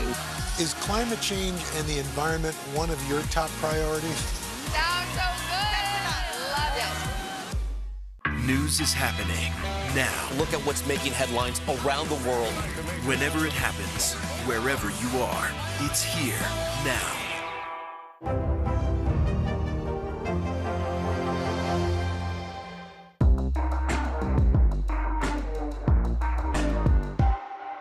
NBC News, streaming free now. We'll meet Ukrainians who are defending their country one block at a time. When you were still in Kiev, could you hear the bombing? My name is Lester. Hey, who's this? Now Tonight with Joshua Johnson, streaming weeknights at 8 on NBC News Now. News is happening now. Look at what's making headlines around the world. We're coming on the air with breaking news. This is a significant moment. Whenever it happens, wherever you are, NBC News, streaming free now. Making Space, the inspirational podcast from Hoda Kotb. Listen now. NBC News, streaming free now. Welcome back. Wall Street's recent roller coaster appears to be pulling back into the station, at least for now. Yeah, Silvana Henao joins us with what's hopefully a little bit of a deep breath for some people and more financial headlines to start your morning. Hey, Silvana. Hey guys, good morning. Well, it does look like Wall Street could take a step back after yesterday's solid rally. That saw the Dow rise 431 points, while the S&P gained 2% and the Nasdaq was up nearly 3%. Stocks have been pressured by inflation and the Federal Reserve's attempt to tamp down rising prices with rate hikes, which has fueled concerns about a possible recession. In focus today, a report on housing starts and earnings from Target and Lowe's. The nation's biggest flight attendants union is throwing its support behind Frontier Airlines' bid to buy rival Spirit Airlines. The Association of Flight Attendants represents crews at both airlines. It says it has a deal that will protect members from furloughs during the merger process. JetBlue announced a hostile takeover offer for Spirit earlier this week. Flight attendants at JetBlue are represented by a different union. Walmart will host a one-weekend-only event exclusively for Walmart Plus members from June 2nd through the 5th. The retail giant says members liked getting early access on Black Friday, so it was inspired to create this new weekend event. Walmart Plus members will have access to the deepest discounts on thousands of hot summer items, such as a Shark vacuum and a Samsung Galaxy S7. Walmart Plus costs $98 a year, and customers who sign up during this special weekend will get a $20 promo code off their next online purchase, guys. All right, Silvana, thanks so much. Appreciate it. Thank you. Now, Ketanji Brown Jackson will make history this summer when she is sworn in as the first Black female Supreme Court justice. As we near that milestone, we're taking a look back and remembering those who have paved the way. That includes Charlie Ferris, who shattered the glass ceiling by becoming the first Black female lawyer ever in Texas. NBC News Now's correspondent Priscilla Thompson has her story. Perseverant, relentless, door opener. Those words used to describe the legacy of Charlie Ferris, the first Black woman to become a lawyer in Texas. Charlie grew up in Wichita Falls, Texas, and attended the segregated Booker T. Washington High School. After graduating as valedictorian at age 15, she enrolled at Prairie View A&M University. The local school here, Midwestern University at that time, was not an option. It was segregated. In 1947, Charlie graduated college at the age of 18 with a degree in political science. She spent a year teaching before starting law school at the University of Denver. She then transferred to Howard University in Washington, D.C., where her class worked on the landmark Brown versus Board of Education case. Thurgood Marshall practiced his Supreme Court arguments in front of her class. She graduated from Howard in 1953, passed the bar exam, and was sworn in on November 12th, becoming the first Black woman lawyer in Texas. There were no parties. There was no celebration. It was like, Charlie, you have done what was expected of you. And that's the way Charlie approached it as well. She was extremely selfless. Just a few months later, in July 1954, Charlie Ferris was unanimously elected to serve as county judge pro tem in Wichita County, Texas, becoming one of the first black judges in the South since Reconstruction. Our local newspaper at the time would not publish, would not print pictures of blacks. But that discrimination continued inside, where there were segregated bathrooms and drinking fountains. The courthouse didn't desegregate until 1962, years after Charlie left the building. Charlie's family and friends say she never allowed the discrimination and challenges to make her bitter. She worked within the system. She took it on, and she was not going to let those things that she knew were wrong stop her from her practice and representing her clients. In 1955, Charlie opened her own law practice.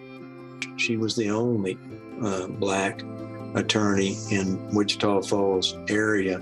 Her legacy lives on in Texas today, where Charlie has been featured in a traveling exhibition as part of the Legends Project, created by the Wichita Falls Alliance for Arts and Culture.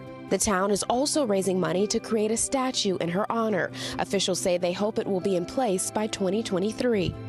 Ms. Ferris actually opened an office in our downtown area where she'd previously not been able to do so. Her office was there for decades, staring right at the courthouse front steps. And that's where we'd like to honor her with our sculpture, with a monument to her legacy.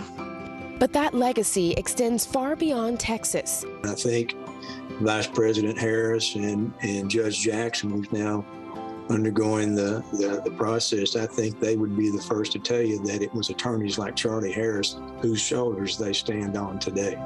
In 2006, Charlie was appointed to serve on the Board of Regents at Midwestern State University, a school she was barred from attending decades earlier. She continued to serve on the Board of Regents until 2010, the same year she died.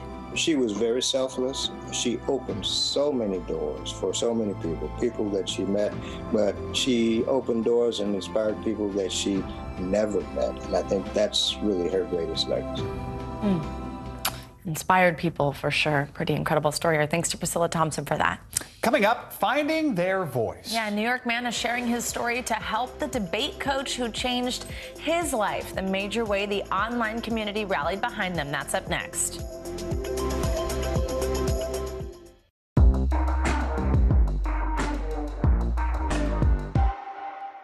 When was the last time you made space to listen to somebody? What I learned from a very young age is radical love, radical forgiveness. We are meeting people one after the next who have made profound changes. It showed a lot of personal strength for me. Why am I trying to make other people happy over myself? So many life lessons that are going on in these conversations. We're watching a transformation. Join Hoda Kotb for her podcast, Making Space. Listen now. Now Tonight with Joshua Johnson, streaming weeknights at 8 on NBC News Now.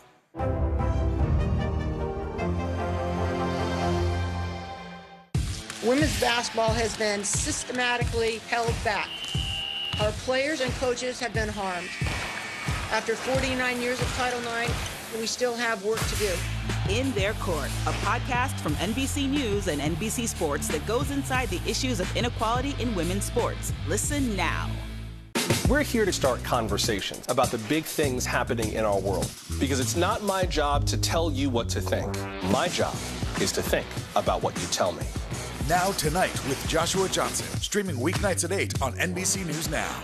We'll meet Ukrainians who are defending their country one block at a time. When you were still in Kiev, could you hear the bombing? My name is Lester. Who's this? To cover the news, you have to be in it. These are families trying to board those trains to Poland. I also want to get home. You'll get home. Every night, it's your news playlist. Top Story with Tom Yamas, weeknights at 7 on NBC News Now.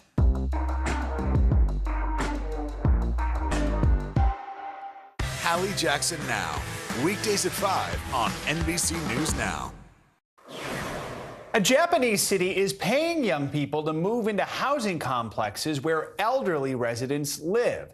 Chiba City, which is just outside Tokyo, announced that it will pay newlyweds under the age of 39 up to 300,000 yen, that's about $2,300, to move in. Vice reports that LGBTQ couples can also apply despite the country's ban on gay marriage.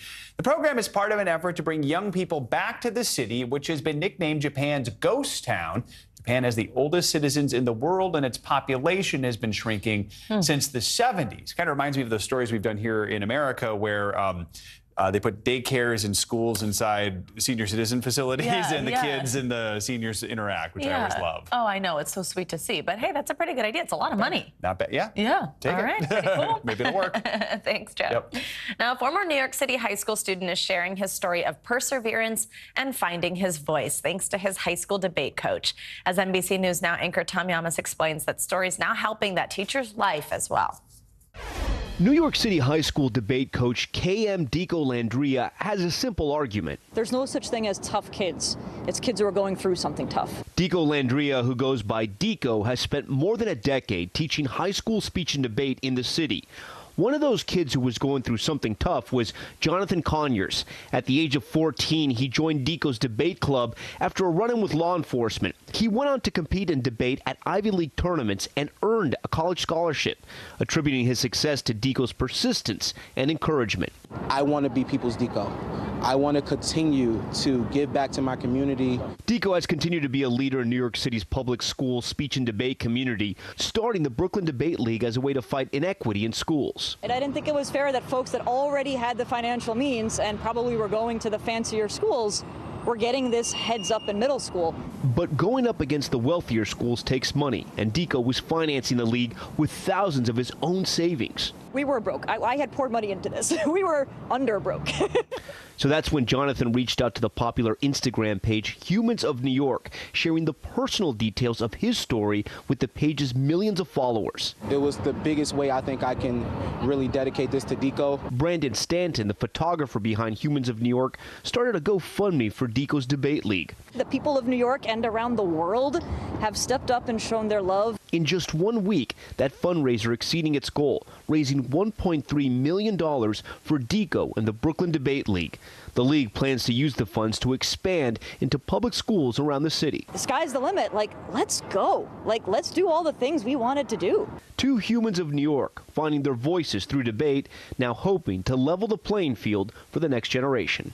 Oh, I always love those stories that come out of Humans of New York. So cool to see. Very cool. Especially since we live here. Good humans. You're like, Good humans. Exactly. Very good humans. And our thanks, of course, to Tom Yamas for that. That does it for this hour of Morning News Now. But the news continues right now.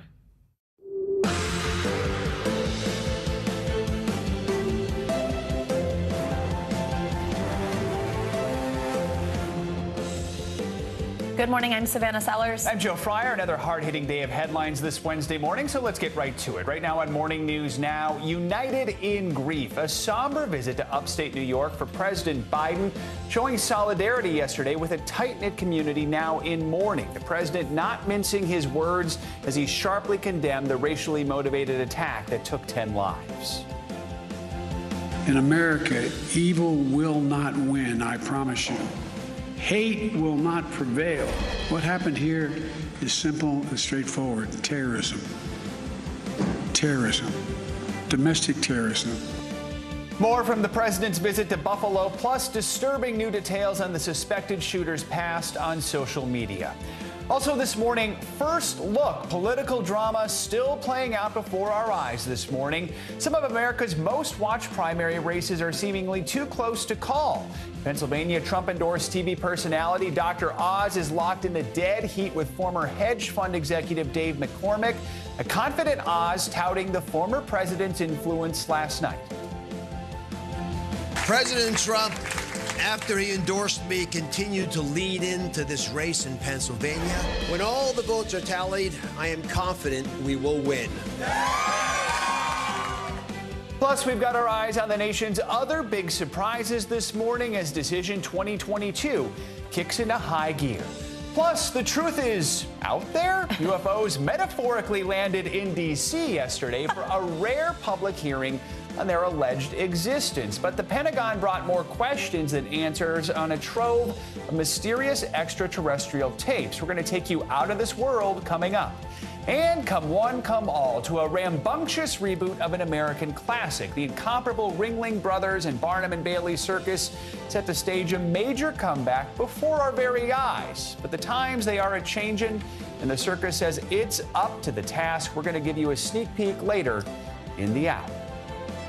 Barry Sanders will bring us that story and a new look and new feel for the circus. Maybe he'll be, on that on a trapeze. Around. Maybe he'll be on a trapeze. We'll see. Or walking a high He will wire. probably have something up his sleeve. He will. We'll wait and see. All right.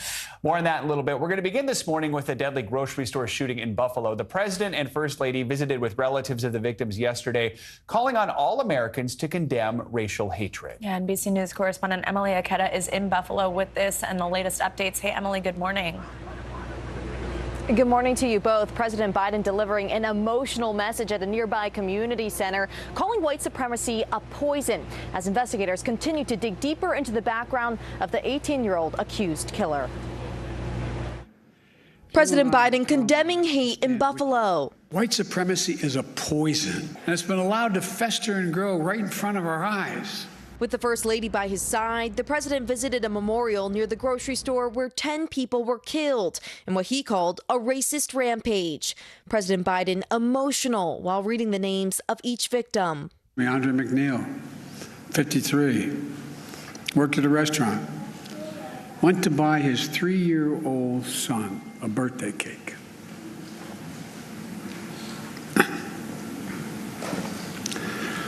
His son's selling a birthday. Ask him where's daddy. This morning, investigators combing through the 18-year-old suspect's extensive internet history, including a 180-page manifesto referencing other mass shooters and a series of online rants reviewed by NBC News on the chat forum Discord, which appear to be written by the gunman. In those rants, he describes mapping out the store's aisles ahead of the attack and also indicates that he considered a school and churches as additional targets because he thought they would have large numbers of black people. A year ago, the Buffalo shooting suspect underwent a mental health evaluation after he allegedly made disturbing comments regarding murder and suicide at his high school. The district attorney in Broome County now saying school officials and the police followed the procedures and protocols that were in place at that time. President Biden also called for stricter gun control laws. While some in Buffalo are skeptical that change will come, others, like Wayne Jones, who lost his mother, reassured by the president's presence. Was there anything that the president said that really resonated with you? I see you got a lot of family, Wayne. It's just gonna make you make it through this. Your family. So just hold on tight to your family. And as investigators continue to comb through the suspect's digital footprint, we're learning he referenced several Jewish communities in New Jersey, which prompted them to ramp up police patrols as a precaution. Joe and Savannah, so many communities impacted by this horrific attack. Absolutely. Emily Aketa, thank you for the latest. The results from key primary elections are giving us a clearer view of the direction of both political parties and of the influence of former President Trump. NBC News Chief White House correspondent Peter Alexander has the latest from North Carolina and Pennsylvania, where the GOP race for Senate is still too close to call. Good day to you. The marquee race of the night was also the most expensive in Pennsylvania, and this one is a nail-biter. Starting the day, roughly 2,600 votes separated the top two candidates, with Dr. Oz clinging to a narrow lead, and it could be headed to a statewide recount in a race where former President Trump was a central figure. In Pennsylvania, a state that could determine control of the Senate this fall, Trump-backed doctor turned celebrity talk show host Mehmet Oz running neck and neck for the Republican primary this morning with former hedge fund CEO David McCormick. When all the votes are tallied, I am confident we will win. We can see victory ahead. Mr. Trump repeatedly praised Oz on the campaign trail. Dr. Oz has led an enormously successful career on television, and now he's running to save our country. Falling short, conservative commentator Kathy Barnett, who tweeted anti-Muslim and anti-gay comments.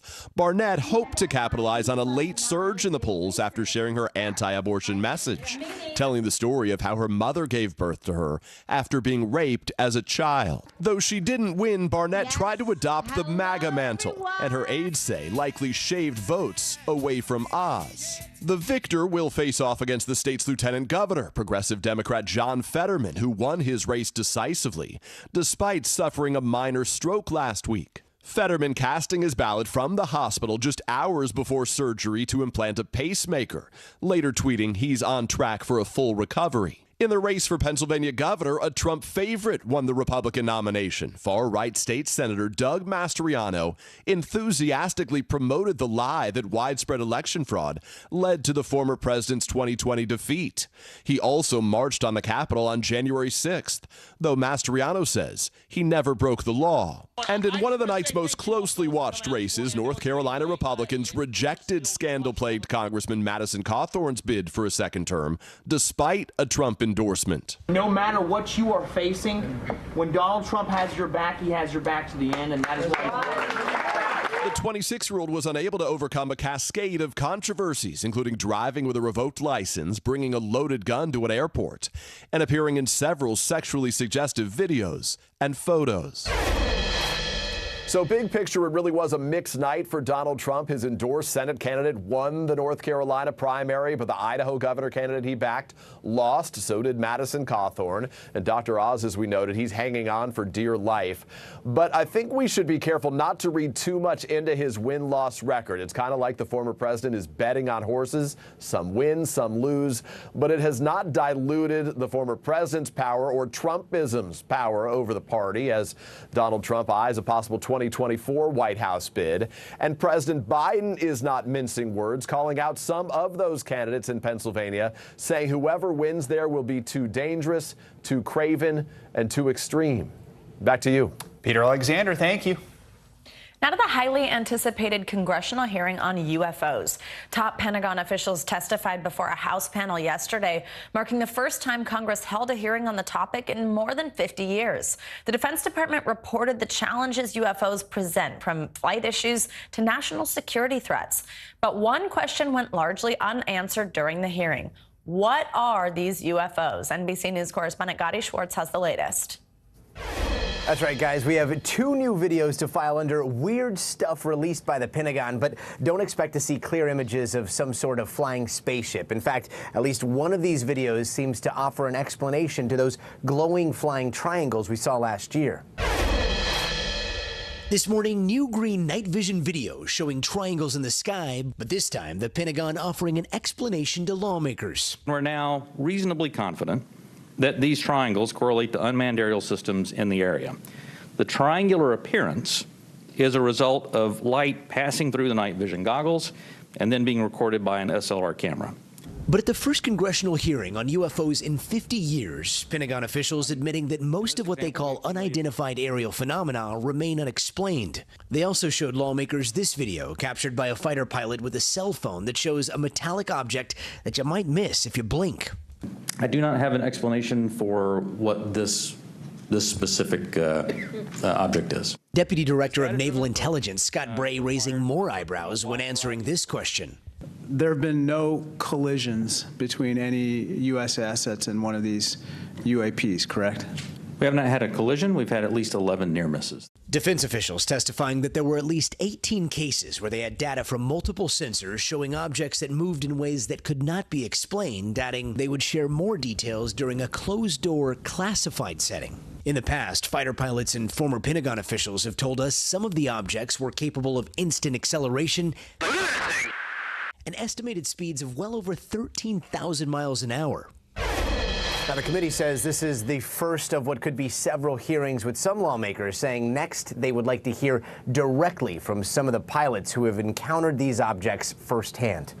Back to you. All right, Gotti Schwartz, thank you so much. So the aura behind UFOs is something that we've seen on TV and in the movies for decades. But where did our obsession with the unknown come from? Well, NBC News Now anchor Hallie Jackson takes a closer look. Shrouded in mystery and made famous by Hollywood, unidentified aerial phenomena, or UAPs, which you probably know as UFOs, have a long history in the U.S. These are things in the sky that observers just can't explain. They got attention all across the country when these videos taken by the U.S. Navy were revealed in 2017 by Lou Elizondo, who investigated the phenomena for the Pentagon.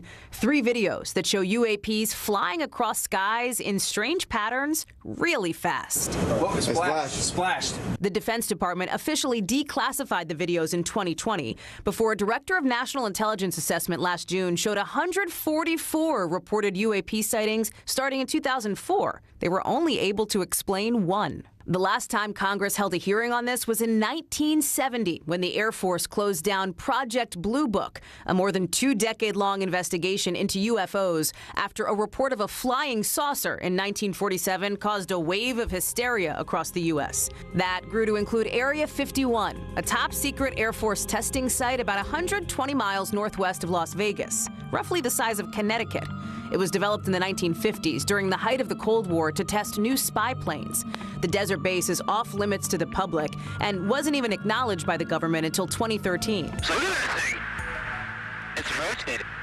Now, more than 50 years later, the questions remain. How do you explain the unexplained? The truth just may be out there.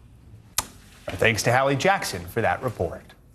Now to the ongoing nationwide shortage of baby formula, something we've been talking about every day. Congress is taking steps to help increase supply with a new bill that would give the FDA $28 million to ramp up inspections at baby formula plants. But the quickest solution might be importing more formula from overseas. NBC News business and tech correspondent Jolene Kent has the latest.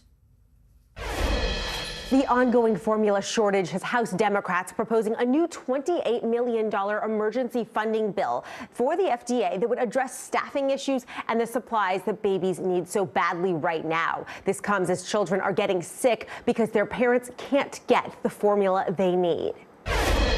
Outrage and anxiety ballooning for parents nationwide amid signs that babies are suffering as this formula shortage drags on. This is a crisis for us in healthcare. At this Memphis, Tennessee hospital, 2 children were hospitalized for intestinal illnesses after their parents could not find the formula they needed. This is not every child, it's not normal children, but literally the formula recall has led to these children requiring hospitalization. This comes as the hunt for formula intensifies for millions of parents. This dad says he went to 9 stores, desperately trying to find formula for his 2-month-old son. It's pretty scary because he can't eat real food yet. So it's like, if we don't have no milk, then we don't know what we're going to do. Now the FDA telling NBC News that thanks to loosened restrictions for formula imported from abroad, more supply could hit shelves in a matter of weeks. The shortage stemming from soaring demand and supply chain issues and the closure of a key plant. But newly imported formula stresses out some parents like Candace Hendricks, whose 3-month-old son has a dairy allergy. I actually attempted to get him a different type of formula. I wasn't aware of the extent of his allergen, and he had a terrible allergic reaction. Right now, Hendricks is relying on formula samples from her pediatrician. My worst fear is that when I call to schedule a pickup for samples that they will say, sorry, that they don't have any more.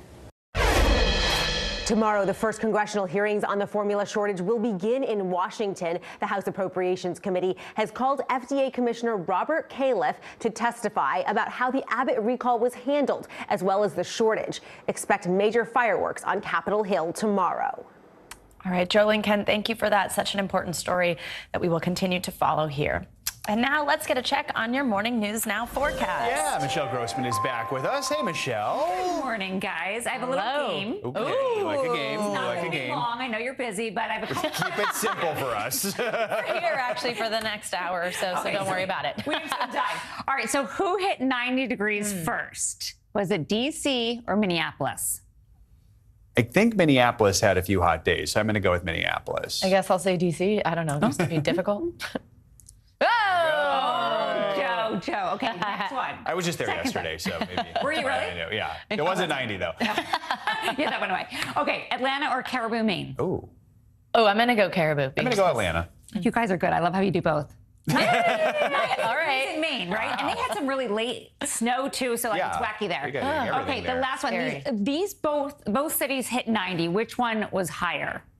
Oh, okay. Which one was higher? Well, I'm going to go Chicago since we're going with the. Feels like a trick question, yeah. Yeah, I'm going to go Miami. All right. Dun dun. Is it a tie? Trick. Oh, no, not Miami. You win. You won the first. You got the first one. I'll bring your prize later. All right.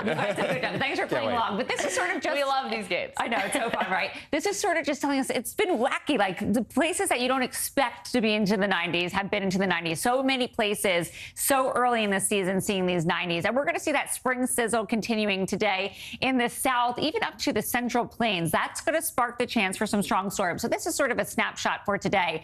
And then what's weird, too, off to the Pacific Northwest, we have low elevation rain. That's normal. And then higher elevation snow. We could see up to 10 inches in some spots in the Pacific Northwest and some parts of the Rockies. They're going to see snow later on this weekend. We have that storm in the Ohio Valley. We have a second front that's going to bring some stormy weather in the upper Midwest. Looking really nice along the East Coast today, but we're going to heat up there too. So afternoon highs, 100s, 90s in Texas, 80s into the Central Plains. We even have 80s into parts of the Carolinas. So it's starting to expand. Again, that's going to spark the chance for some storms. So winds gusting to 60 miles per hour in some spots. Somehow a low risk for tornadoes, not zero, but still low. So that's better news. And where you see the yellow here, that's your slight risk. That's where we could likely see some severe weather later on this afternoon. As we go throughout Thursday, 7 million now at risk for some hail, some damaging winds, also a few tornadoes possible. Minneapolis, you are included. It looks like Minneapolis is the city of the day. And then we'll end here with 34 million at risk with winds gusting on Friday up to 60 miles per hour. All right. Yeah, thanks, kids. Yes, Minneapolis is always the city of the day. So. Yeah. Are you from Minneapolis? Yes. How'd you guess? Yeah. You'll learn. I knew that. You'll learn. All right. Thank you, Michelle. Thanks, Michelle. All right. Coming up. New developments out of Eastern Europe this morning with Nordic neighbors Finland and Sweden jointly filing their applications to join NATO. Our Richard Engel is next with the latest. Plus, muted celebrations of birthdays in war-torn Ukraine, underscored by somber celebrations of survival. Growing up in a besieged nation, the stories of children. Next. We're here to start conversations about the big things happening in our world, because it's not my job to tell you what to think. My job is to think about what you tell me. Now Tonight with Joshua Johnson, streaming weeknights at 8 on NBC News Now. We'll meet Ukrainians who are defending their country one block at a time. When you were still in Kiev, could you hear the bombing? My name is Lester. Who's this? Would it be easier for the airlines to manage a vaccine mandate than a mask mandate? Is there a case to be made that it's time to give Ukraine offensive weapons so they can win this war? What should be focused on that could reduce inflation and avoid a recession? If it's Sunday, it's Meet the Press. Women's basketball has been systematically held back. After 49 years of Title IX, we still have work to do. In Their Court, a podcast from NBC News and NBC Sports that goes inside the issues of inequality in women's sports. Listen now. We're here to start conversations about the big things happening in our world, because it's not my job to tell you what to think. My job is to think about what you tell me. Now Tonight with Joshua Johnson, streaming weeknights at 8 on NBC News Now. Women's basketball has been systematically held back.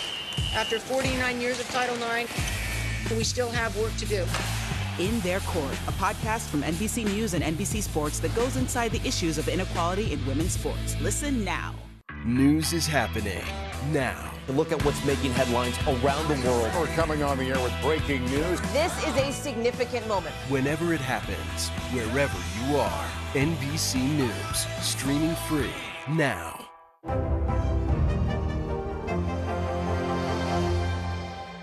Sometimes the news can be difficult and overwhelming for kids to understand, so we've created a newscast just for them. We hope your family will watch Nightly News Kids Edition. This morning in the Ukrainian city of Mariupol, Russia appears to be closing in on its first major victory in the war. Moscow says since Monday, nearly 1,000 fighters who were trapped inside that steel plant have surrendered. But what happens to them next remains unclear. Outside of Ukraine, NATO could soon expand its footprint after Finland and Sweden officially applied to join the alliance. NBC News chief foreign correspondent Richard Engel has more from Kharkiv and a warning. Some viewers may find the images in his report distressing. Joe, Savannah, good morning. Finland and Sweden made it official, formally submitting their bids to join NATO. Both nations are expected to be accepted. The process could take just a matter of months, and it has the potential to redefine the security balance in Europe. And it is a personal blow to Vladimir Putin, who said that his so-called special military operation here in Ukraine would shrink NATO, pushing it farther from Russia's borders. Instead, it appears to be bringing NATO closer to Russia. While in Ukraine, the fate of those Ukrainian fighters who've been surrounded in the city of Mariupol is increasingly uncertain. In Ukraine, more buses evacuated Ukrainian fighters from a steel plant in Mariupol. Ukraine wants to swap them for Russian prisoners. But Russia now says it is investigating the fighters for possible war crimes and may designate them as members of a terrorist group. Russia appears to be sending a message pressuring Ukraine and the United States not to pursue war crimes cases against Russian soldiers, or Ukrainian troops could face similar charges. But there's one key difference: evidence. When Ukrainian troops drove the Russians back from around Kyiv last month, Ukrainians told us how Russian forces had carried out summary executions. They uncovered mass graves. The bodies of Ukrainians lay scattered in the streets. And now more evidence is coming to light in eastern Ukraine, where Ukrainian troops are driving Russian forces away from the nation's second largest city, Kharkiv. Not much is left of the main street in Olhovka. Russian forces carpet bombed this village. Nearly every house is destroyed or badly damaged. Nikolai never left. He stayed in the wreck of his home, living on canned food and pickles. What happened here? What did you see? The Russians came and said they were liberating us, he says. The Russians here didn't go house to house carrying out executions. Instead, residents say they encouraged Ukrainians to leave and move to Russia. Tatiana, a teacher, stayed, but her husband did leave. Your husband has now found a job, presumably safe and somewhat comfortable in Russia. You're living here now. Do you think you made the right choice? When I looked at it and weighed the options, I love my husband, but I also love my land and my country, so I stayed. It's this determination that's perhaps been the biggest surprise of this war for the Russian president, who now faces a country that won't give in and a NATO alliance that appears set to grow right on Russia's doorstep. Even though Russia now seems to be taking steps to try and protect its soldiers from charges of war crimes, here in this village on the outskirts of Kharkiv, investigators are already gathering evidence. Joe, Savannah. Richard Engel, thank you so much. Now, the war in Ukraine, as you're seeing, is taking a heavy toll on civilians. Hospitals in the relatively safe city of Lviv in the west are treating a growing number of injured children who have fled conflict zones in the east. NBC News senior national correspondent Jay Gray got unique access to one of those hospitals, and he's back with us this hour. Hi, Jay. Hey, Savannah. Yeah, and it's amazing. The doctors at the hospital say that over the last few weeks, they've seen the number of injured grow 2 to 3 times more than they had been seeing at this hospital, one that treats some of the most severely injured from the battlefield, including the youngest and most vulnerable victims caught in the crossfire. On her 10th birthday, Veronica is learning to use her hand again. After Russian tanks firing on her apartment in Donetsk left her with a brain injury and damage to her right side. But there are deeper wounds. All her family died, and she only one who survived. With an uncle and cousins from Kyiv now by her side, they celebrate not only her birthday, but survival. Veronica, just one of a growing number of civilians and soldiers showing up at this Lviv hospital.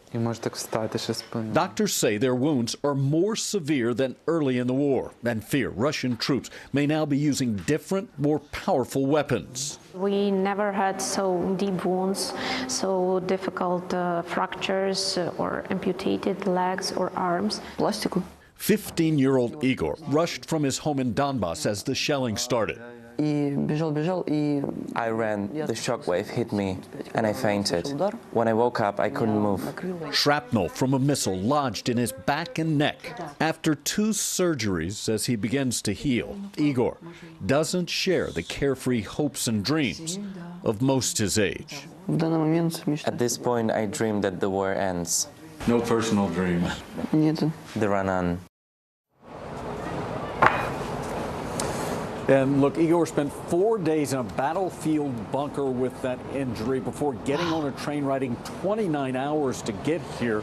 Doctors tell us that the long trip from the battlefield is adding to increased problems, including infections for some of those with the most severe injuries. Jay, just so hard to see, but so important to shed a light on the realities of this war. Thank you so much. Yeah. Coming up, some promising news on the COVID front as cases continue to rise nationwide. Now, a critical approval from the FDA on Pfizer's booster shot in children ages 5 to 11. It now goes to the CDC for that final okay when we could see shots in arms. Plus, a second day of whirlwind cross-examination for actress Amber Heard expected today. We'll bring you the courtroom drama from day one that's setting the stage for even more contentious moments. That's next. This is a very different kind of program. We're here to start conversation about the big things happening in our world. Professor, I'm not asking you to predict the future, but what do we think that the new normal is going to be?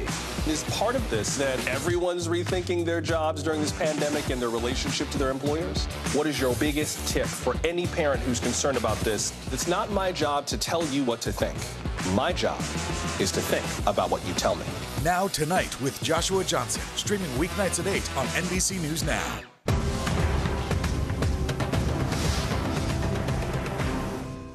To cover the news, you have to be in it. These are families trying to board those trains to Poland. I also want to get home. You'll get home. Every night, it's your news playlist. Top Story with Tom Llamas, weeknights at 7 on NBC News Now.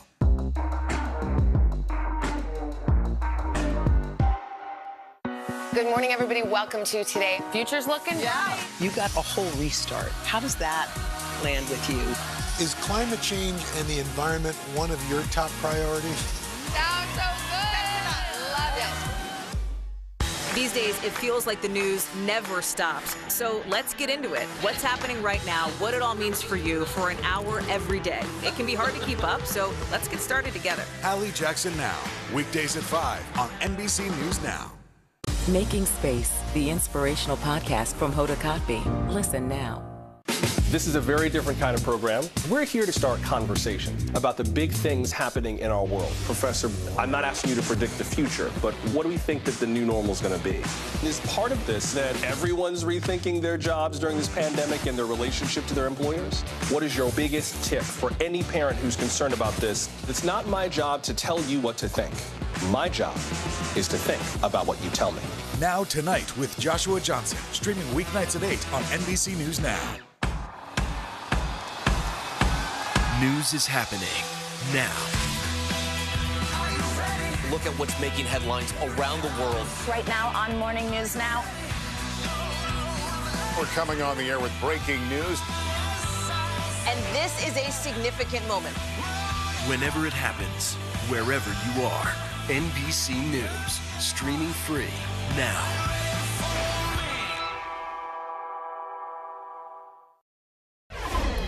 As COVID cases continue to rise around the country, parents are getting some good news. Yesterday, the FDA announced that it's authorizing a booster of the Pfizer COVID vaccine for kids age 5 to 11. The CDC is expected to discuss the booster when it meets on Thursday.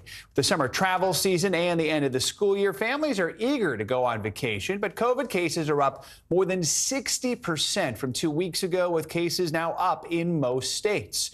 Joining us now to discuss this and the latest COVID news is Dr. Natasha Bouillon. She's the National Medical Director for One Medical. Doctor, good to have you with us. So Pfizer last month announced its booster raises antibodies against the original COVID strain and Omicron. Do you think this booster dose will be just as effective for kids as it is for adults, or might younger children perhaps need to get vaccinated more frequently?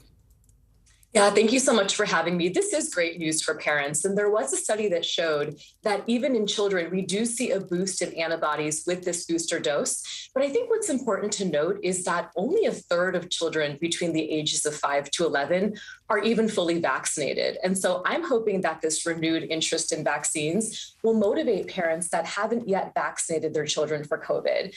And, you know, we know that vaccines are great in preventing serious illness and death. And while COVID is much more severe in adults, 350 children between the ages of 5 to 11 have died from COVID. And we still don't know the long-term consequences of things like long COVID in children. So I do encourage parents that have any questions about vaccines, reach out to your primary care physician. This is good news. It'll be interesting to see how parents address this as they prepare for next school year this fall. I want to ask you about what's happening in Shanghai, China. We've been reporting on this for weeks. On Tuesday, the city said it reached what it calls zero COVID. That's 3 straight days of no new cases outside of quarantine zones. Do you think these strict policies are effective, or do you think they're just causing more harm than good in the long term?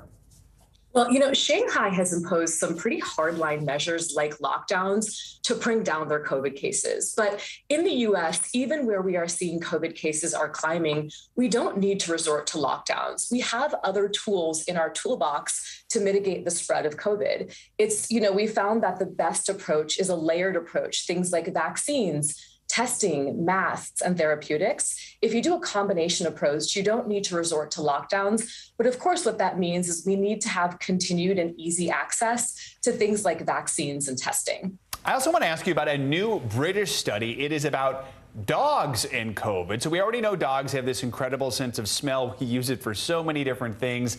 This study suggests that the TSA dogs you see at airports might be able to sniff out COVID in passengers in the terminal. I realize you're not a vet, but can you help walk us through this and explain some of these findings?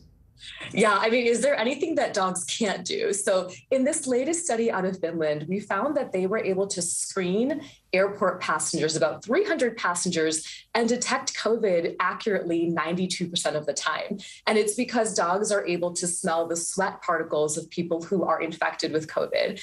It's important to note that in this study, there wasn't a high prevalence of COVID. So more studies need to be done to see if we can use this. But I agree. I think this is a really great way, a non-invasive way to screen hundreds of people for COVID. So we might see this coming to airports, concerts, or even sports events in the future. Wondering how someone would respond while they're standing in line and suddenly the dog tells them they have COVID. All right, Dr. Bouillon, thanks so much for joining us. We really appreciate it. That's a good point. Thank you so much. Now, testimony is set to resume this morning in the defamation trial involving actor Johnny Depp and his ex-wife Amber Heard. She wrapped up a couple days on the stand after being cross-examined by Depp's legal team. NBC News correspondent Steve Patterson, who has been following the trial, has the latest for us. Amber Heard entering court under siege, greeted with a hail of boos from bystanders and a barrage of questioning from Depp's legal team. You testified that your forearms were cut. My forearms and my feet. And your feet were sliced up. That's correct. And you testified you had a bruise across your jaw. That is correct. And there is not a single medical record reflecting treatment for any of those injuries, is there, Ms. Heard? I didn't seek treatment. Tensions boiling over on day 2 of Heard's cross-examination in the high-profile defamation suit brought on by Johnny Depp. TMZ is the same outlet that you released the video of Mr. Depp attacking the kitchen cabinets the day before this deposition was taken, wasn't it? I didn't do that. I don't know how to do that. TMZ owns the copyright to that video now, doesn't it? I have no idea. Depp's team digging up past allegations of abuse in a prior relationship, which Heard denies. You assaulted her at a Seattle airport in 2009, didn't you? No, I did not. And people saw that. That's not true. And it was covered in the press. Isn't that true? It was planted in the press by Johnny's team 2 days after I got the TRO. And pressing her on photos that Heard claims showed signs of abuse. You just edited these photographs? No, I've never edited a photograph. Didn't you just enhance the saturation for one of these photos to make your face look more red? No, that's incorrect. Depp's attorneys playing more audio of the couple fighting, painting Heard as the aggressor. You didn't mean to hit me in the head with the door, but you meant to punch me in the jaw. I meant to hit you, and I did not do this thing with the door. I did mean to hit you. And then you punched him in the defended jaw. myself in that audio. You can hear it for yourself. Right. And then you punched him in the jaw. I also did not do that. And sharing video of Heard listening to the same audio in a 2016 deposition, smiling and rolling her eyes. Is there something amusing to you about punching your husband in the jaw? That is not what I was smiling about, and no, I do not think it's amusing. The redirect eclipsed by a flurry of objections. Guys, Objection, Your Honor. Leading. Objection, Your Honor. Hearsay. Objection, Your Honor.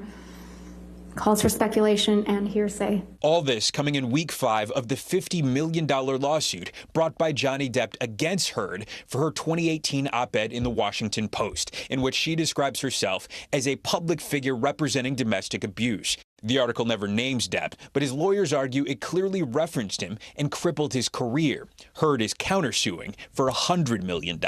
Both Depp and Heard deny abusing each other. I don't have any more questions, Your Honor. All right, thank you. All right. Heard leaving the stand after 4 days of testimony, but not before getting emotional about why she believes Depp can't look at her. Because he's guilty. Because he knows he's lying. Otherwise, why can't he look at me? I survived. I survived that man, and I'm here, and I'm able to look at him. Our thanks to Steve Patterson for that report, and closing arguments in the trial are scheduled for May 27th. Coming up, introducing your kids to this modern era of social media safely. We've got some tips that'll make their entrance to the digital age a little smoother. And a historic victory for women's soccer here in the U.S., but it's not on the pitch. Equal pay is finally on the roster. We're going to tell you all about it up next. Good morning, everybody. Welcome to Today. Future's looking bright. You got a whole restart. How does that land with you? Is climate change and the environment one of your top priorities? You know what? Our hearts are ready for something like this. Come on. It's a great workout. It's everything you need. Look who's back together. Oh, I'm so happy. And me. That's what it takes to set a record. So glad to see you. News is happening now. Look at what's making headlines around the world. Whenever it happens, wherever you are, it's here now. When was the last time you made space to listen to somebody? We are meeting people one after the next who've made profound changes. I think you're going to be blown away by the life lessons. Join Hoda Kotb for her podcast, Making Space. Listen now. From Brooklyn, we're next to the subway station. The state's reservoirs are alarmingly low. War will pass them by.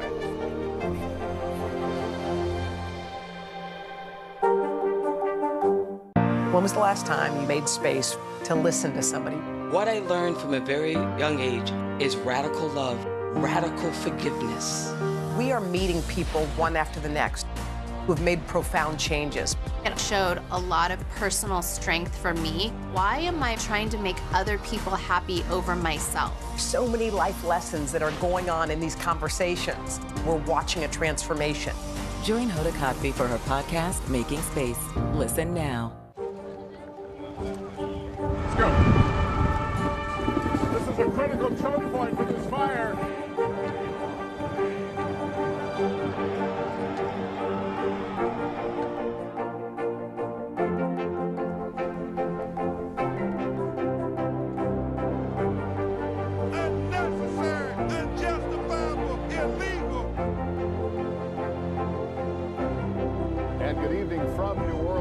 Military operation witnessing the massive crowds. I admire you both.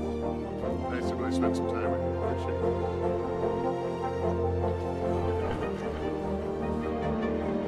At any moment now.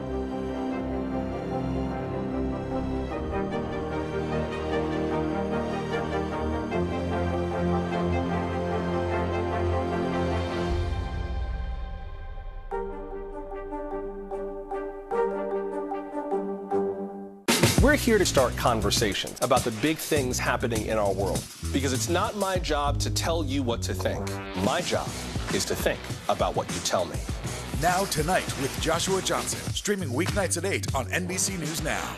NBC News, streaming free now. Welcome back. A nationwide rise in COVID cases is now causing Apple to rethink its return to office plans. Savannah Hanau joins us with that and the other financial headlines you need to start your day. Hey there.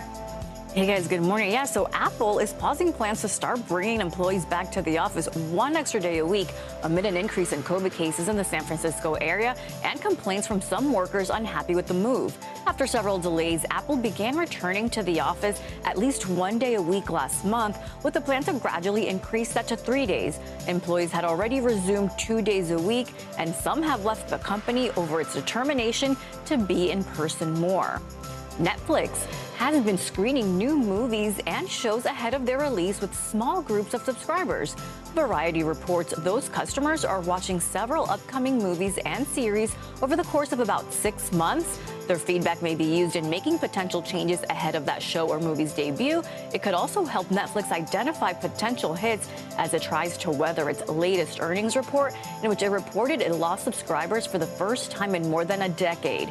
And Disney plans to limit commercials to 4 minutes per hour of programming on its new ad-supported version of Disney+.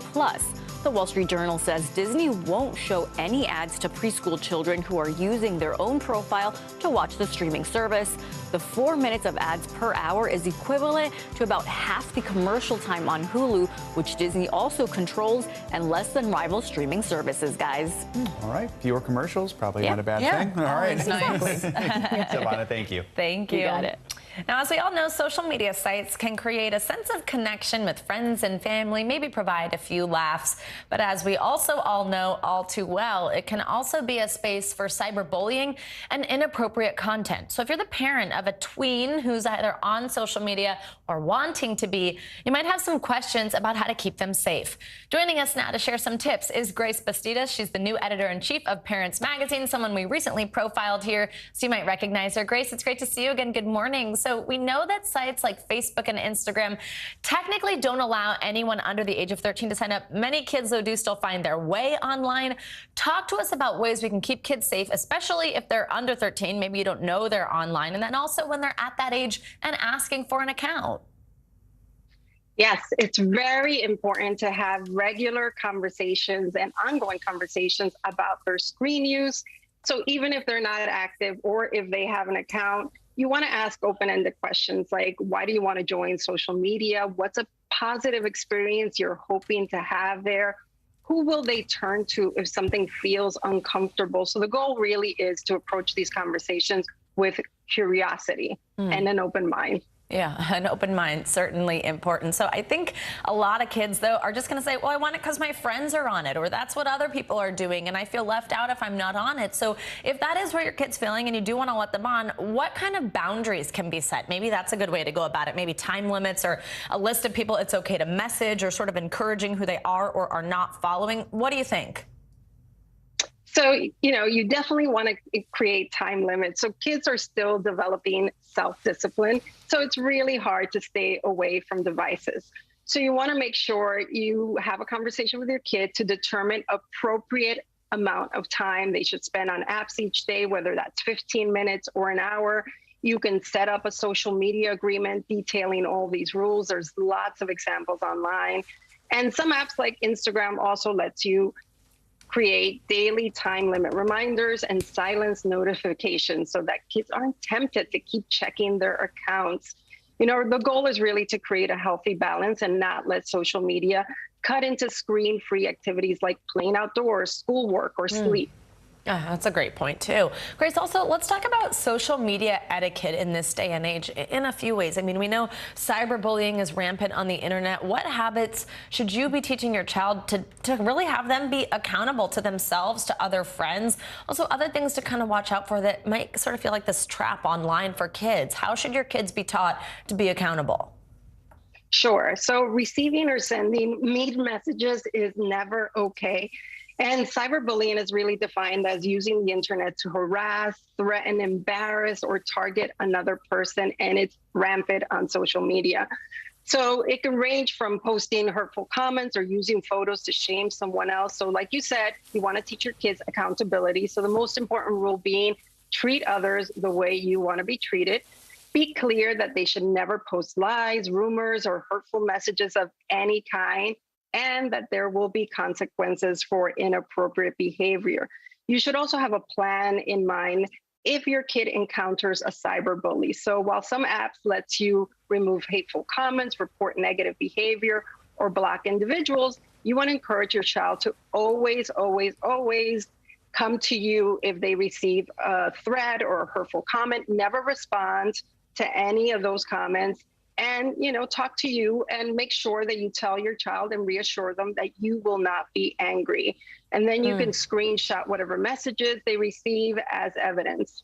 And such a good point, knowing that your kids can come to you feeling like they're not going to be in trouble, but they can come to you for help because it's so important to keep you in the loop. Grace, thank you so much. Appreciate the tips and good to see you. Thanks, Savannah. Good.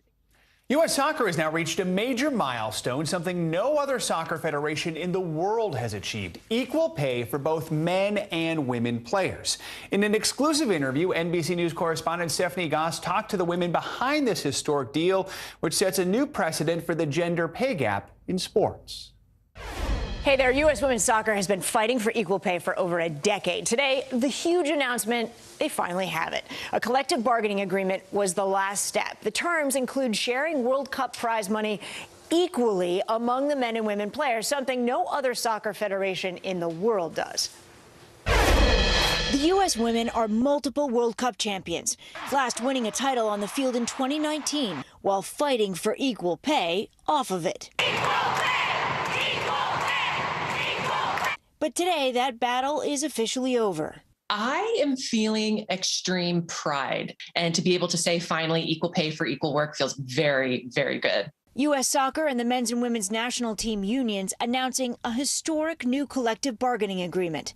Every player, man or woman, will be paid equally. It's equalization of World Cup prize money, identical financial terms, including identical game payments, identical revenue sharing for both teams. So identical in every aspect on that front. They will also equally share any money U.S. Soccer makes commercially and at events. Defender Becky Sauerbrunn has been in the fight for equal pay from the beginning. There has been a lot of frustration. Is that over? I mean, it's tough to get so excited about something that we really should have had all along. She and 4 teammates filed a federal wage complaint in 2016, telling Today at the time, the pay disparity between the men and women is just too large. In 2019, more women joined the push. 28 players filed a lawsuit against U.S. Soccer. It was settled earlier this year, awarding the women with $22 million in back pay. Megan Rapinoe celebrating that victory on Today. I'm just so proud of the way we stuck together and really just kind of put our foot down. This is a huge win for us. With this new agreement, U.S. Soccer will now do something no other soccer federation in the world does. World Cup prize money will be pooled between the men and women's teams and split equally among all players. The men's World Cup winner in 2018, France, received $38 million. The U.S. women only took home $4 million for their win the next year. It does mean that the men are giving up a little bit of money, though. Potentially, right? Not potentially, for sure. And I think we need to give the men a lot of credit. They came to the table and were very collaborative and worked together with the women's PA first, and then came together with U.S. Soccer. They hope this landmark agreement sends a strong message. But I think this is going to have international ramifications in sport in general, and hopefully into the business world as well. We should mention the U.S. men have qualified for this year's World Cup in Qatar. Qualifying for the 2023 Women's World Cup in Australia and New Zealand begins in July. Back to you. Stephanie Goss, thank you so much. Coming up, it's a revival that frankly not a lot of people saw coming in 2022, but the Ringling Brothers Circus is setting the stage to make the comeback of all comebacks with a few twists. We'll explain. Plus, you might have seen this absolutely adorable clip making the rounds on the internet. We've got the story behind this newborn baby giraffe at the San Diego Zoo finding its footing with the help of humanity after the break.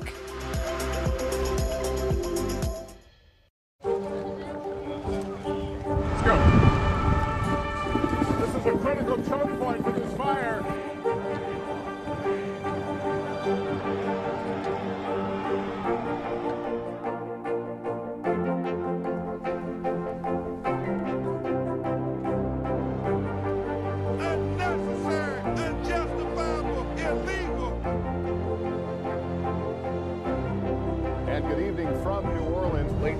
security operation, witnessing the massive crowds. I admire you both.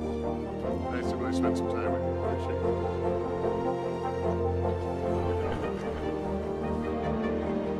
At any moment now.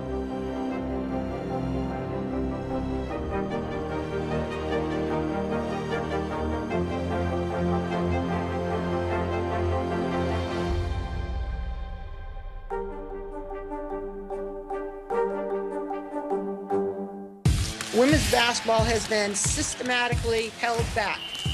Our players and coaches have been harmed. After 49 years of Title IX, we still have work to do.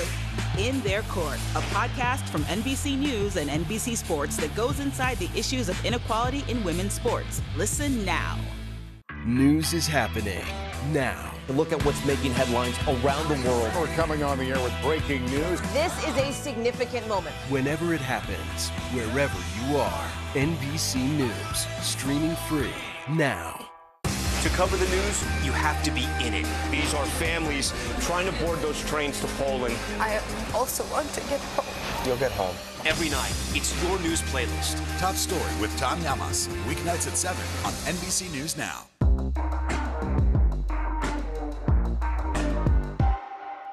Making Space, the inspirational podcast from Hoda Kotb. Listen now. News is happening now. Look at what's making headlines around the world. Right now on Morning News Now. We're coming on the air with breaking news. And this is a significant moment. Whenever it happens, wherever you are, NBC News, streaming free now. When was the last time you made space to listen to somebody? What I learned from a very young age is radical love, radical forgiveness. We are meeting people one after the next who've made profound changes. It showed a lot of personal strength for me. Why am I trying to make other people happy over myself? So many life lessons that are going on in these conversations. We're watching a transformation. Join Hoda Kotb for her podcast, Making Space. Listen now. Okay, a warning. I don't think I'm going to get through this one without giggling. If you ever get the feeling your cat is listening to you, you might be right.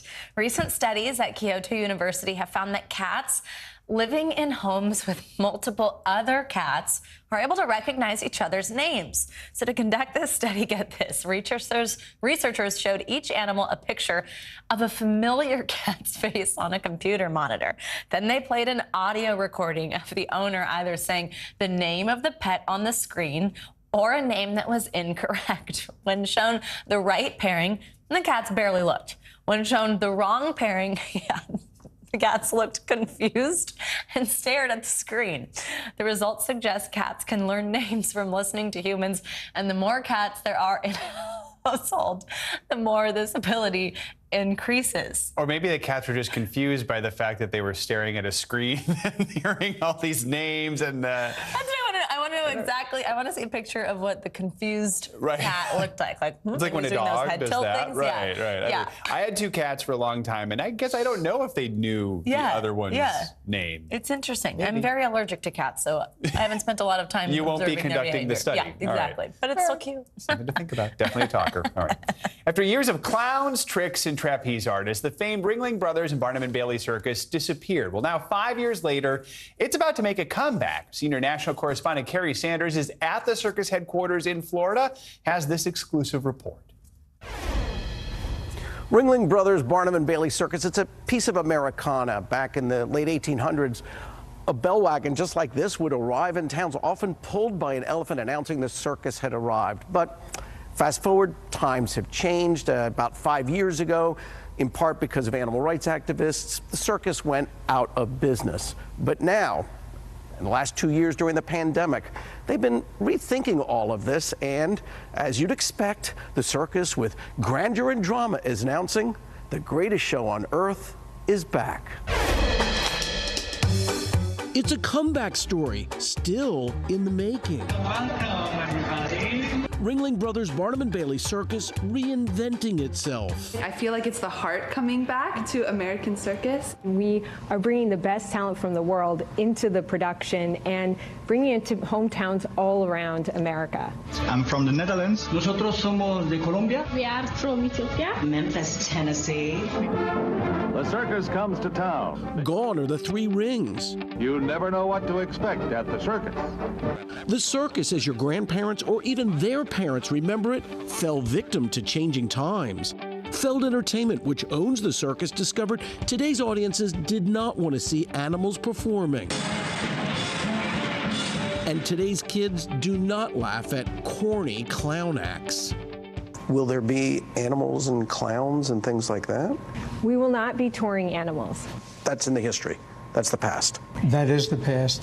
And, you know, the great thing is that we've had a blank piece of paper to reimagine.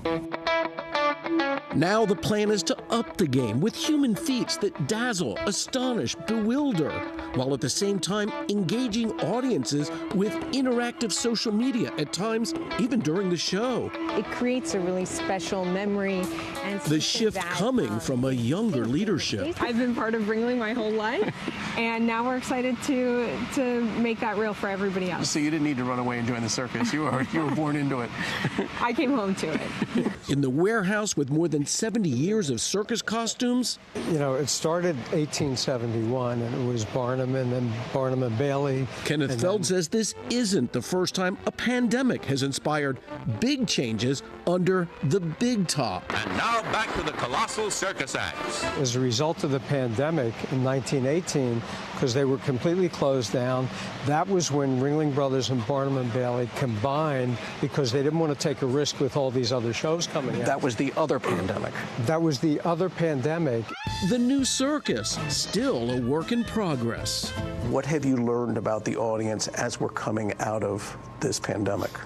What we're seeing is huge demand for people to be in person and to see things that are real. Ringling is back.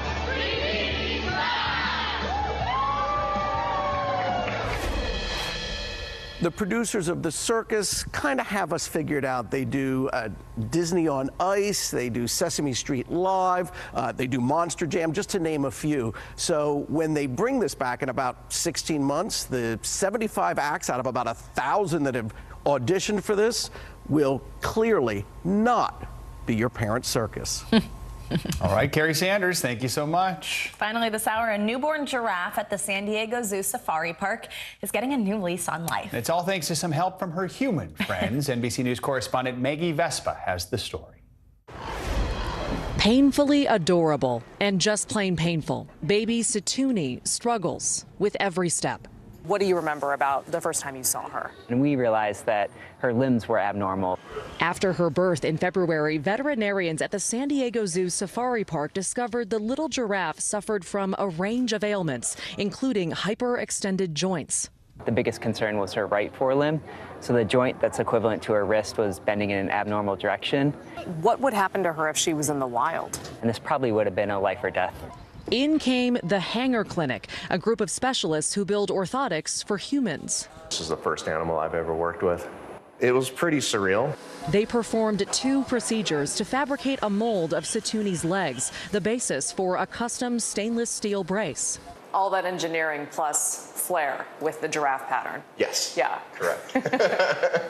And now, just 10 days after wearing the custom brace for the first time, Situni is adjusting to roaming free. Oh, she's thinking about it. Come on, darling. She's back with her herd, healed, and as you can see, hungry. It's absolutely inspiring. And now to see her back with adult giraffe living in a herd, it's just, it makes you almost emotional. It was just the most gratifying thing I've ever done in my life. The baby giraffe, who struggled with every step, has now hit her stride. Maggie Vespa, NBC News, San Diego. That is so cool to see. That was amazing. Scientifically and just to watch. Amazing. All right. That does it for this hour of Morning News Now. But the news continues right now.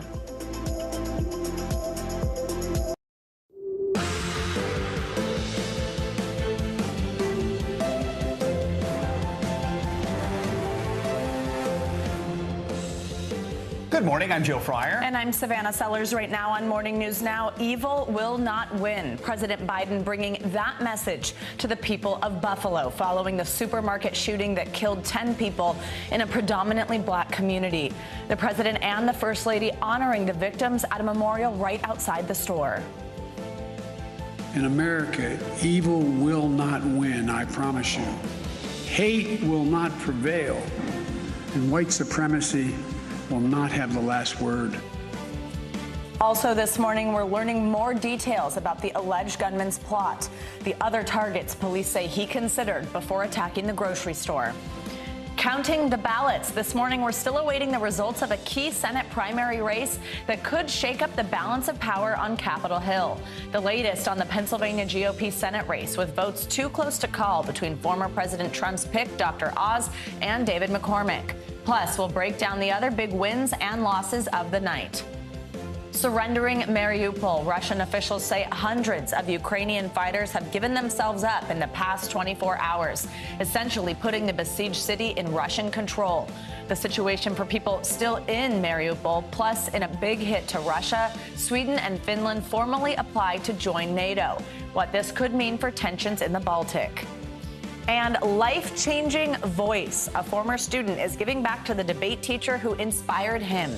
How he used social media to help the next generation of debate students succeed beyond expectations.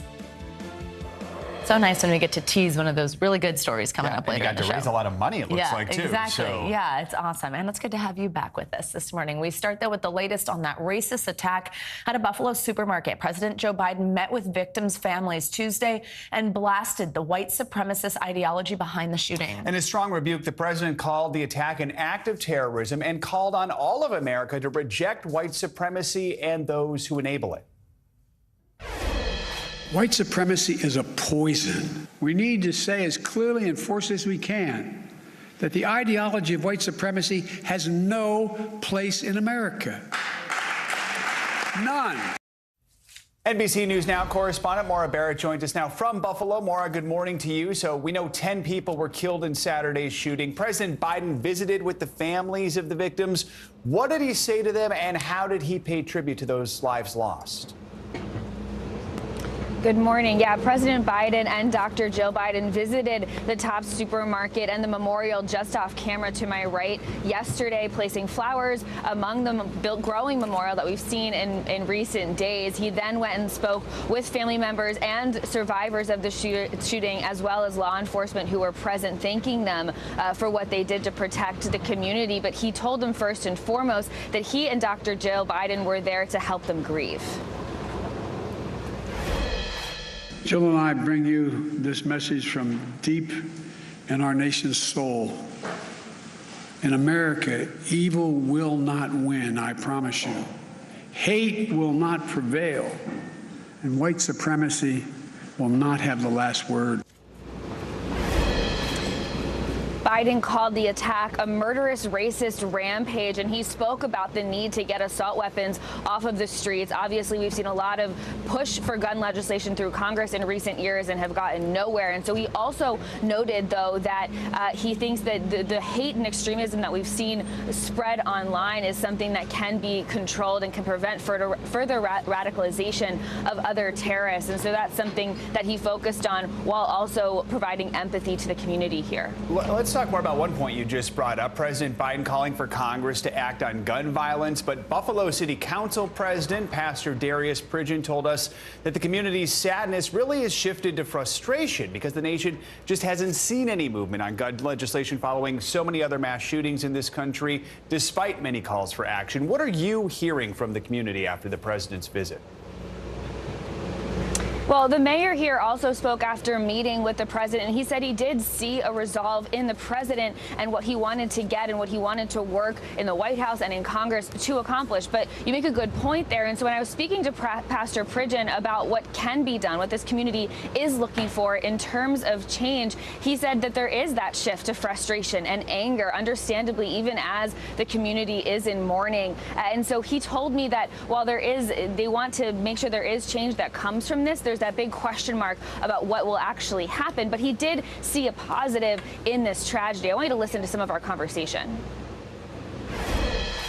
But now people are like, okay, is anything really going to change on a government level? Is the president really going to go back home and work with, Congress to do something for our neighborhood? I think that by this murderer live streaming his actions, putting up online his manifesto, I think that it's really hard for Americans who try to act as if there is no racism anymore in America.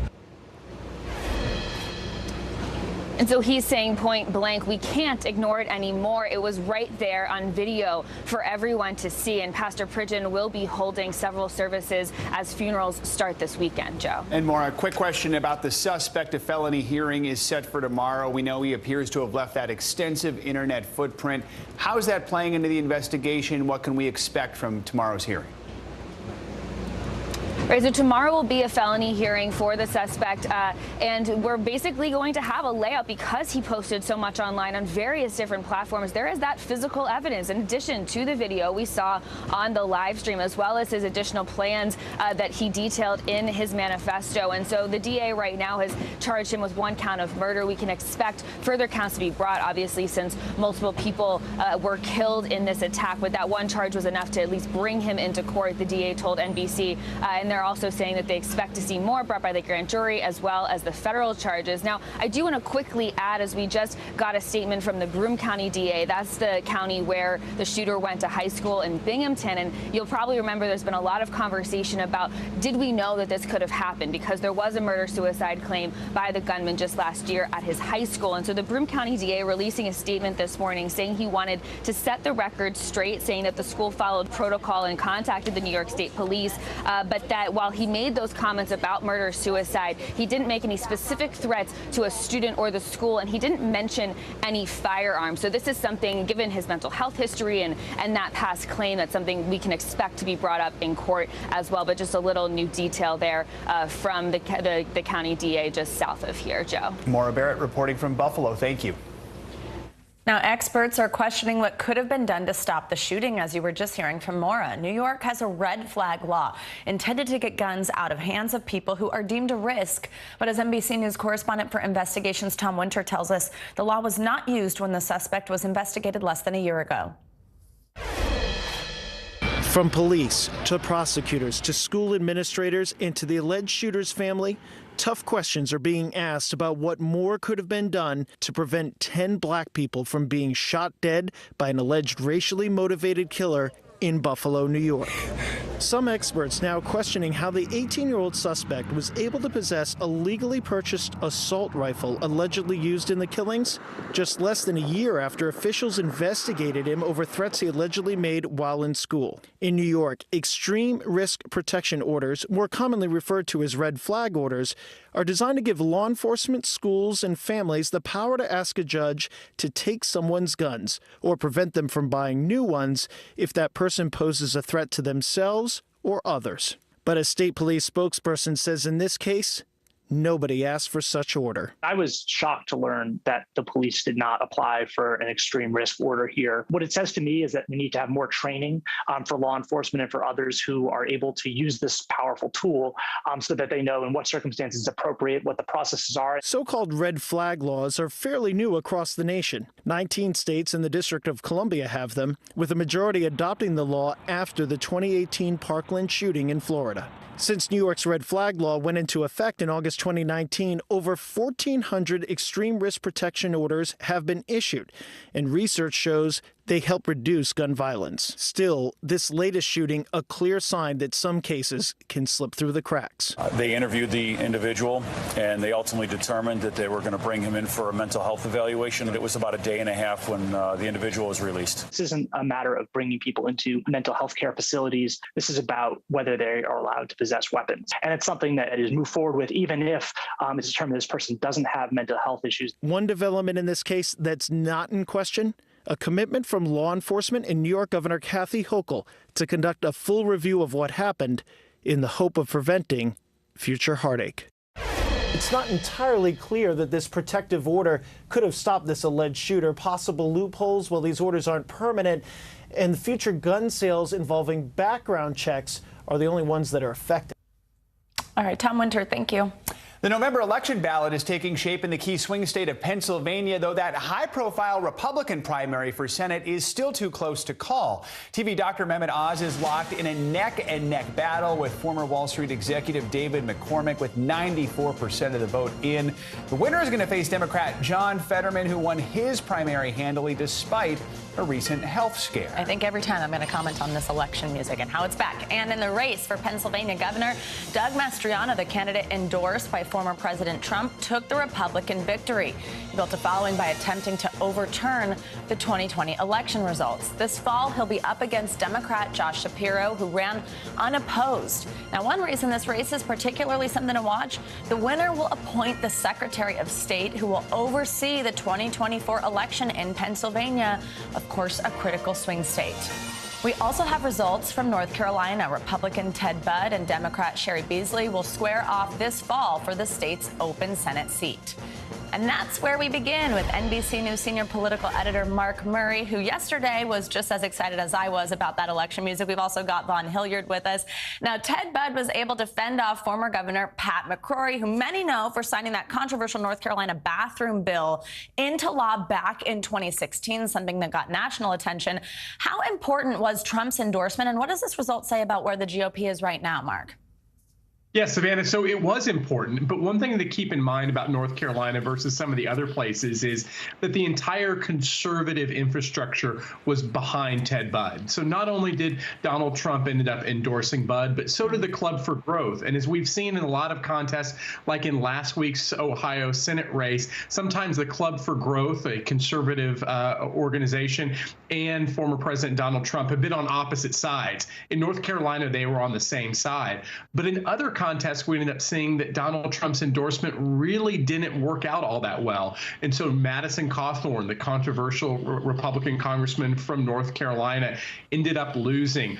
Also, in Idaho, Donald Trump's endorsement of Lieutenant Governor Lieutenant Governor Janice McGeachin ended up losing to incumbent Governor Brad Little. McGeachin was endorsed by Trump, and so it was a night of mixed endorsement results for the former president. I want to ask you more about something you just brought up. Probably the biggest headline maybe this morning in North Carolina is the 11th district got so much attention because of the annex of first-term Congressman Madison Cawthorn. He's faced scandal after scandal recently, so he lost that deep red district despite being endorsed by Trump. What's the takeaway from that one?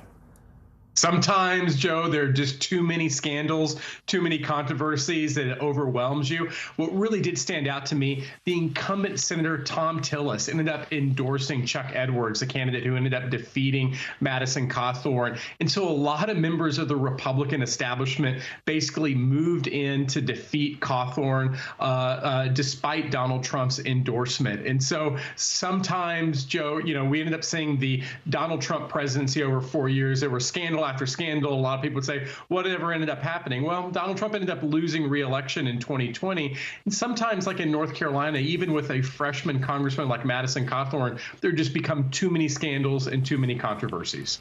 Let's now bring Vaughn in here and get to Pennsylvania, obviously a major state to watch. Vaughn is in Philadelphia. Now, that GOP Senate race, as Joe mentioned, is still too close to call, but this is the one with Dr. Oz. So, Vaughn, that contest that was shaken up in the final weeks by the surprising rise of a conservative commentator, Kathy Barnett, how much did that particular surge affect the outcome, and how is it looking this morning, though too close to call?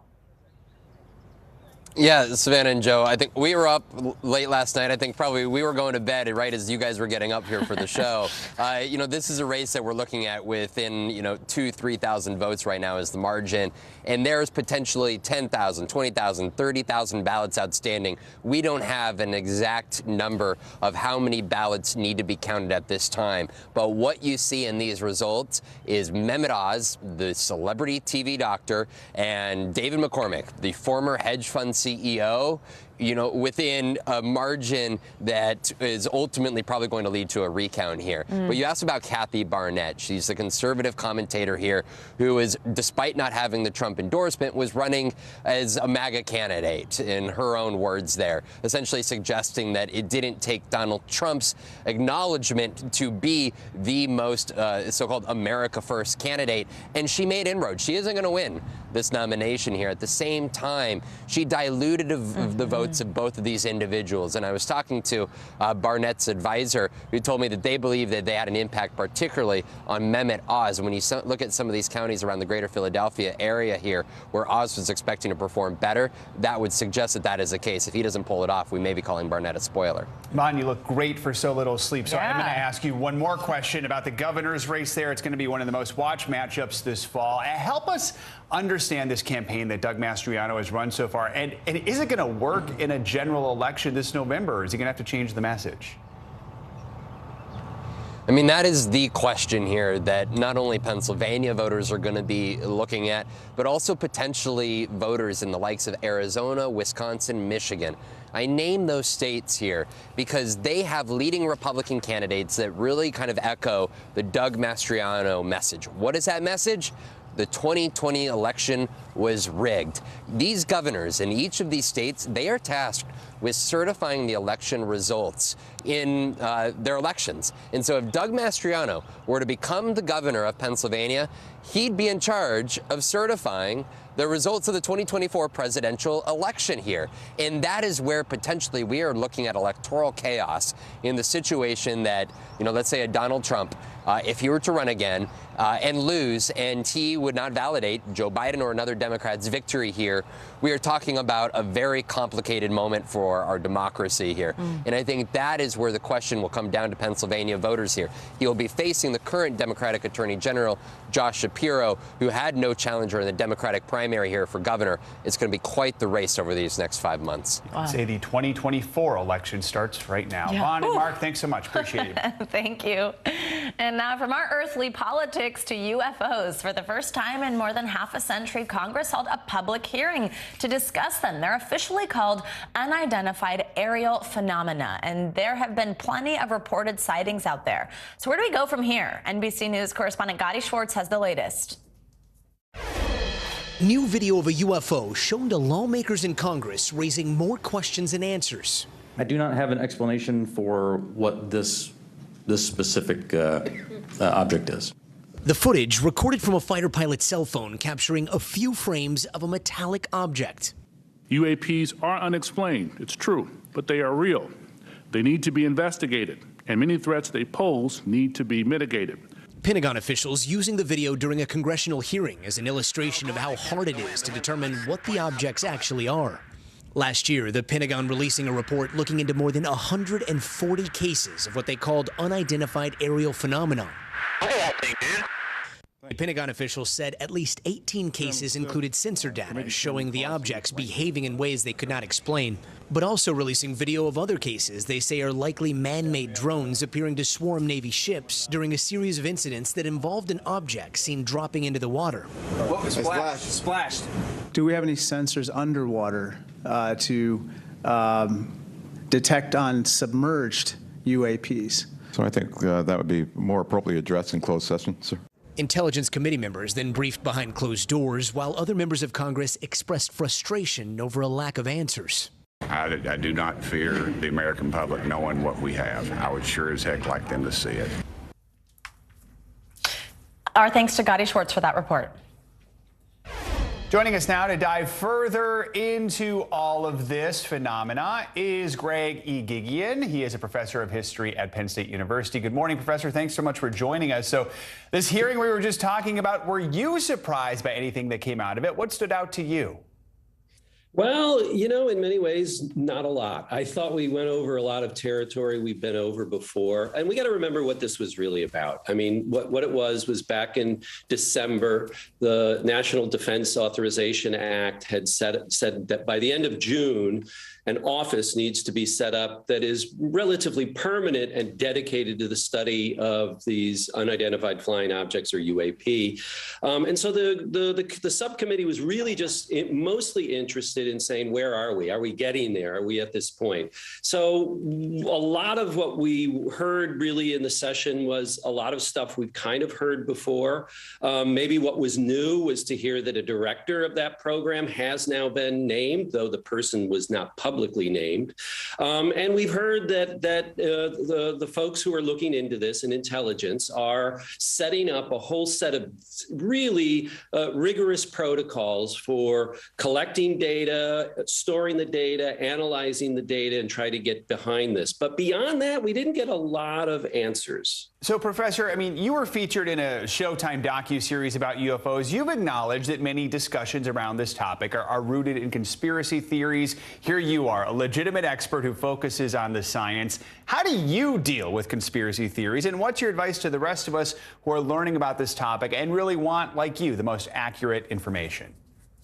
Well, you know, of course, I look at conspiracy theories as part of really the whole social and political culture surrounding this phenomenon, surrounding a whole bunch of different phenomena for that matter. It's something that is so enmeshed and entangled in the UFO question. It started already in just the earliest years of the so-called flying saucer sightings in the 1940s.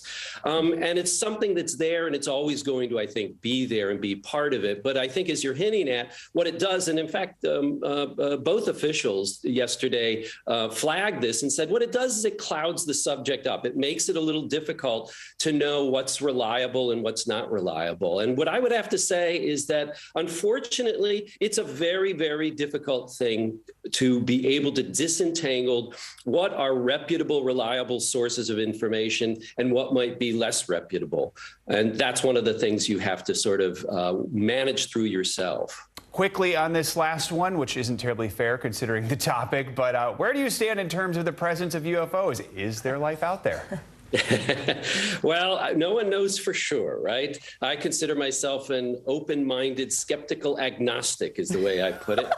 We don't have anything definitive at this point in time, nothing that's convinced a whole wide range of independent investigators, so we're still waiting for answers. All right, Professor, thanks so much for joining us this morning. We do appreciate it. Sure.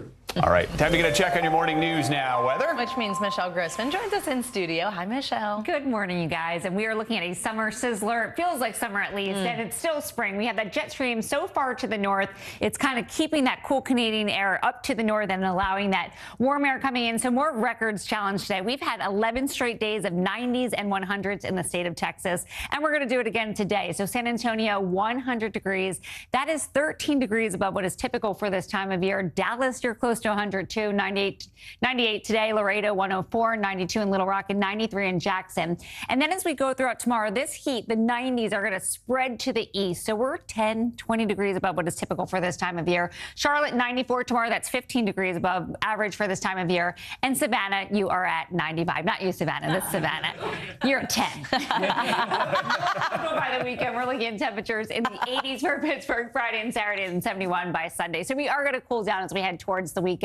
So as we go throughout today, also, we're looking at those May storms, right? It's severe weather season, so we're seeing a cold front after cold front after cold front. That will be the story today. That's your trigger mechanism along with that warm air in place. So as we go throughout today, we're seeing that cold front swinging into the Ohio Valley, late day storms with that second cold front developing across the Midwest. And we could see some hail, some gusty winds, also some flooding rains with these storms. Then tomorrow, here's another cold front right on the heels. New severe threat for Minnesota, Iowa, also Wisconsin. Heavy rain possible with some flooding, even up to 3 inches in some spots. We've had so much rain there, guys. We're going to continue to watch that. And then the bullseye for the storms this afternoon will be in parts of Kentucky. All right. Wow. Heat across the country. Yeah. I kind of like it. Summer. Me too. And you're a 10 too. Yeah, so. We're so smart. 10s all around. Look at us all in our Wednesday pink. 10 for that. Especially in those pants the other day. Those, yes. Yes. Joe's red carpet look. Celebrity. You can Google it if you don't know what we're talking about. All right. Thank you so much, Michelle. Thanks, Michelle. See you in a bit. Yeah. And coming up, a historic moment in Europe as Sweden and Finland formally apply to join NATO. Russia previously warned those countries against joining the alliance. So what could this mean for the war in Ukraine? That's next. You're watching Morning News Now.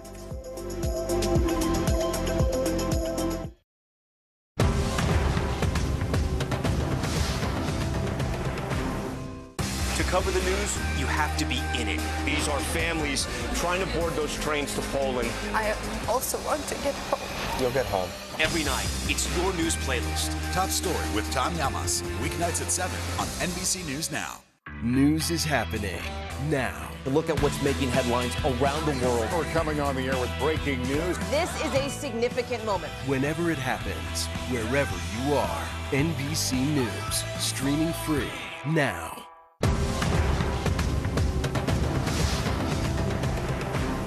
Sometimes the news can be difficult and overwhelming for kids to understand. Ukraine and Russia. Could you help me understand what's going on? So to help make sense of it, we've created a newscast just for them. We hope your family will watch Nightly News Kids Edition.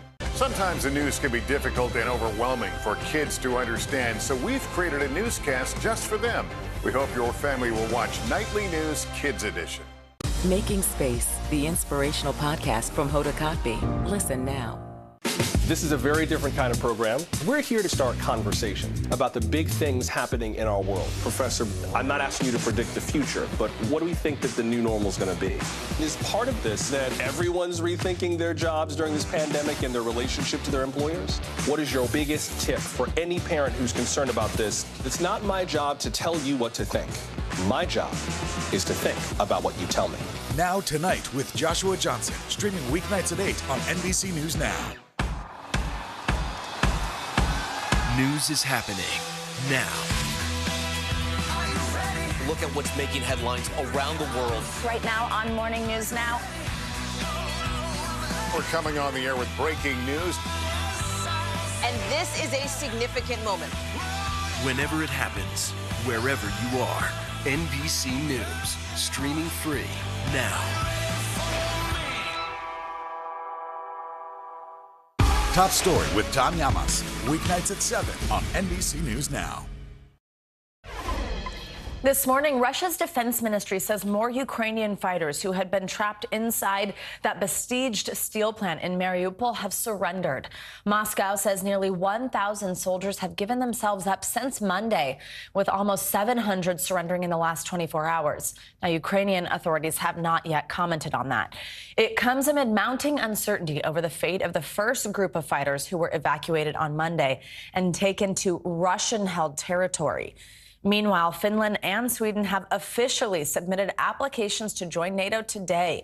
Speaking to reporters, NATO's Secretary General said their membership request was, quote, warmly welcomed.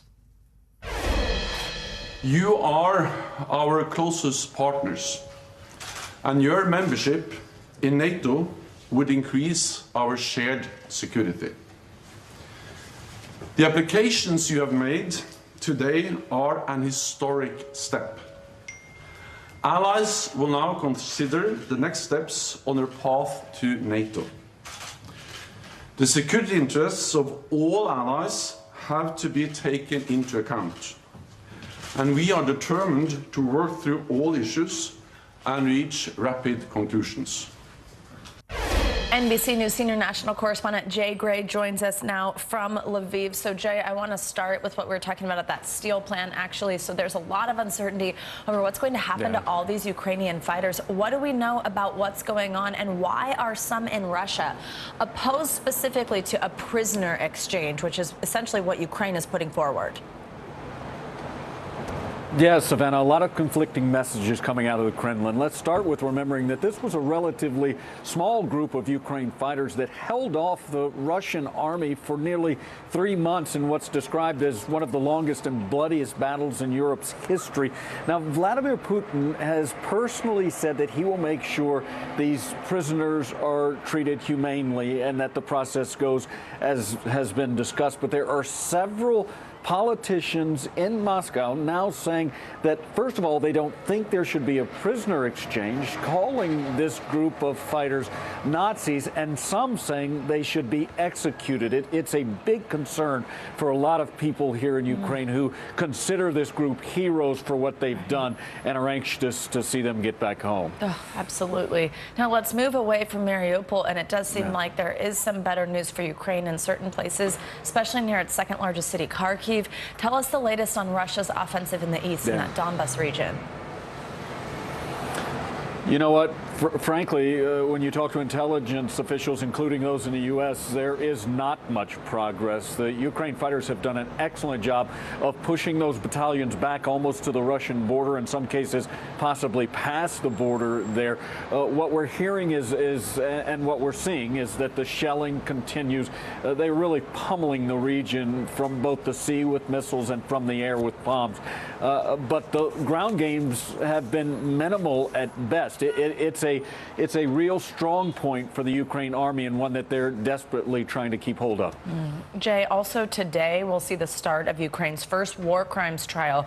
It's of a Russian soldier accused of killing an unarmed civilian. And this comes after the U.S. actually announced a new program to document Russian war crimes. It's called Conflict Observatory. What are the aims of that program, and what does that mean the role of the U.S. will be here? It's kind of interesting. The State Department put a $6 million initial investment into all of this. It'll get support from other European partners, but they're basically cataloging and maintaining an evidence chain of things like satellite imagery, posts on social media, pictures, anything that may be a potential war crime, and making sure that it's valid for use in court as Ukraine goes forward in prosecuting these crimes. It's an important step, and one that the U.S. believes will help to, again, show their support of the Ukraine fighters and what's happening here in this country. Jay Gray, we always are grateful for your reporting. Thanks for joining us. Stay safe. Thank you. Let's bring in Jamil Jaffer. He's the founder and executive director of the National Security Institute and the former associate White House counsel to President George W. Bush. Good to have you with us, Jamil. So let's start off in Mariupol. That long battle there appears to be all but over following the surrenders at the steel plant, and this could be Russia's real first major victory in this war. Help us understand, how significant is this moment? Could it boost Russia's attack in the Donbass region?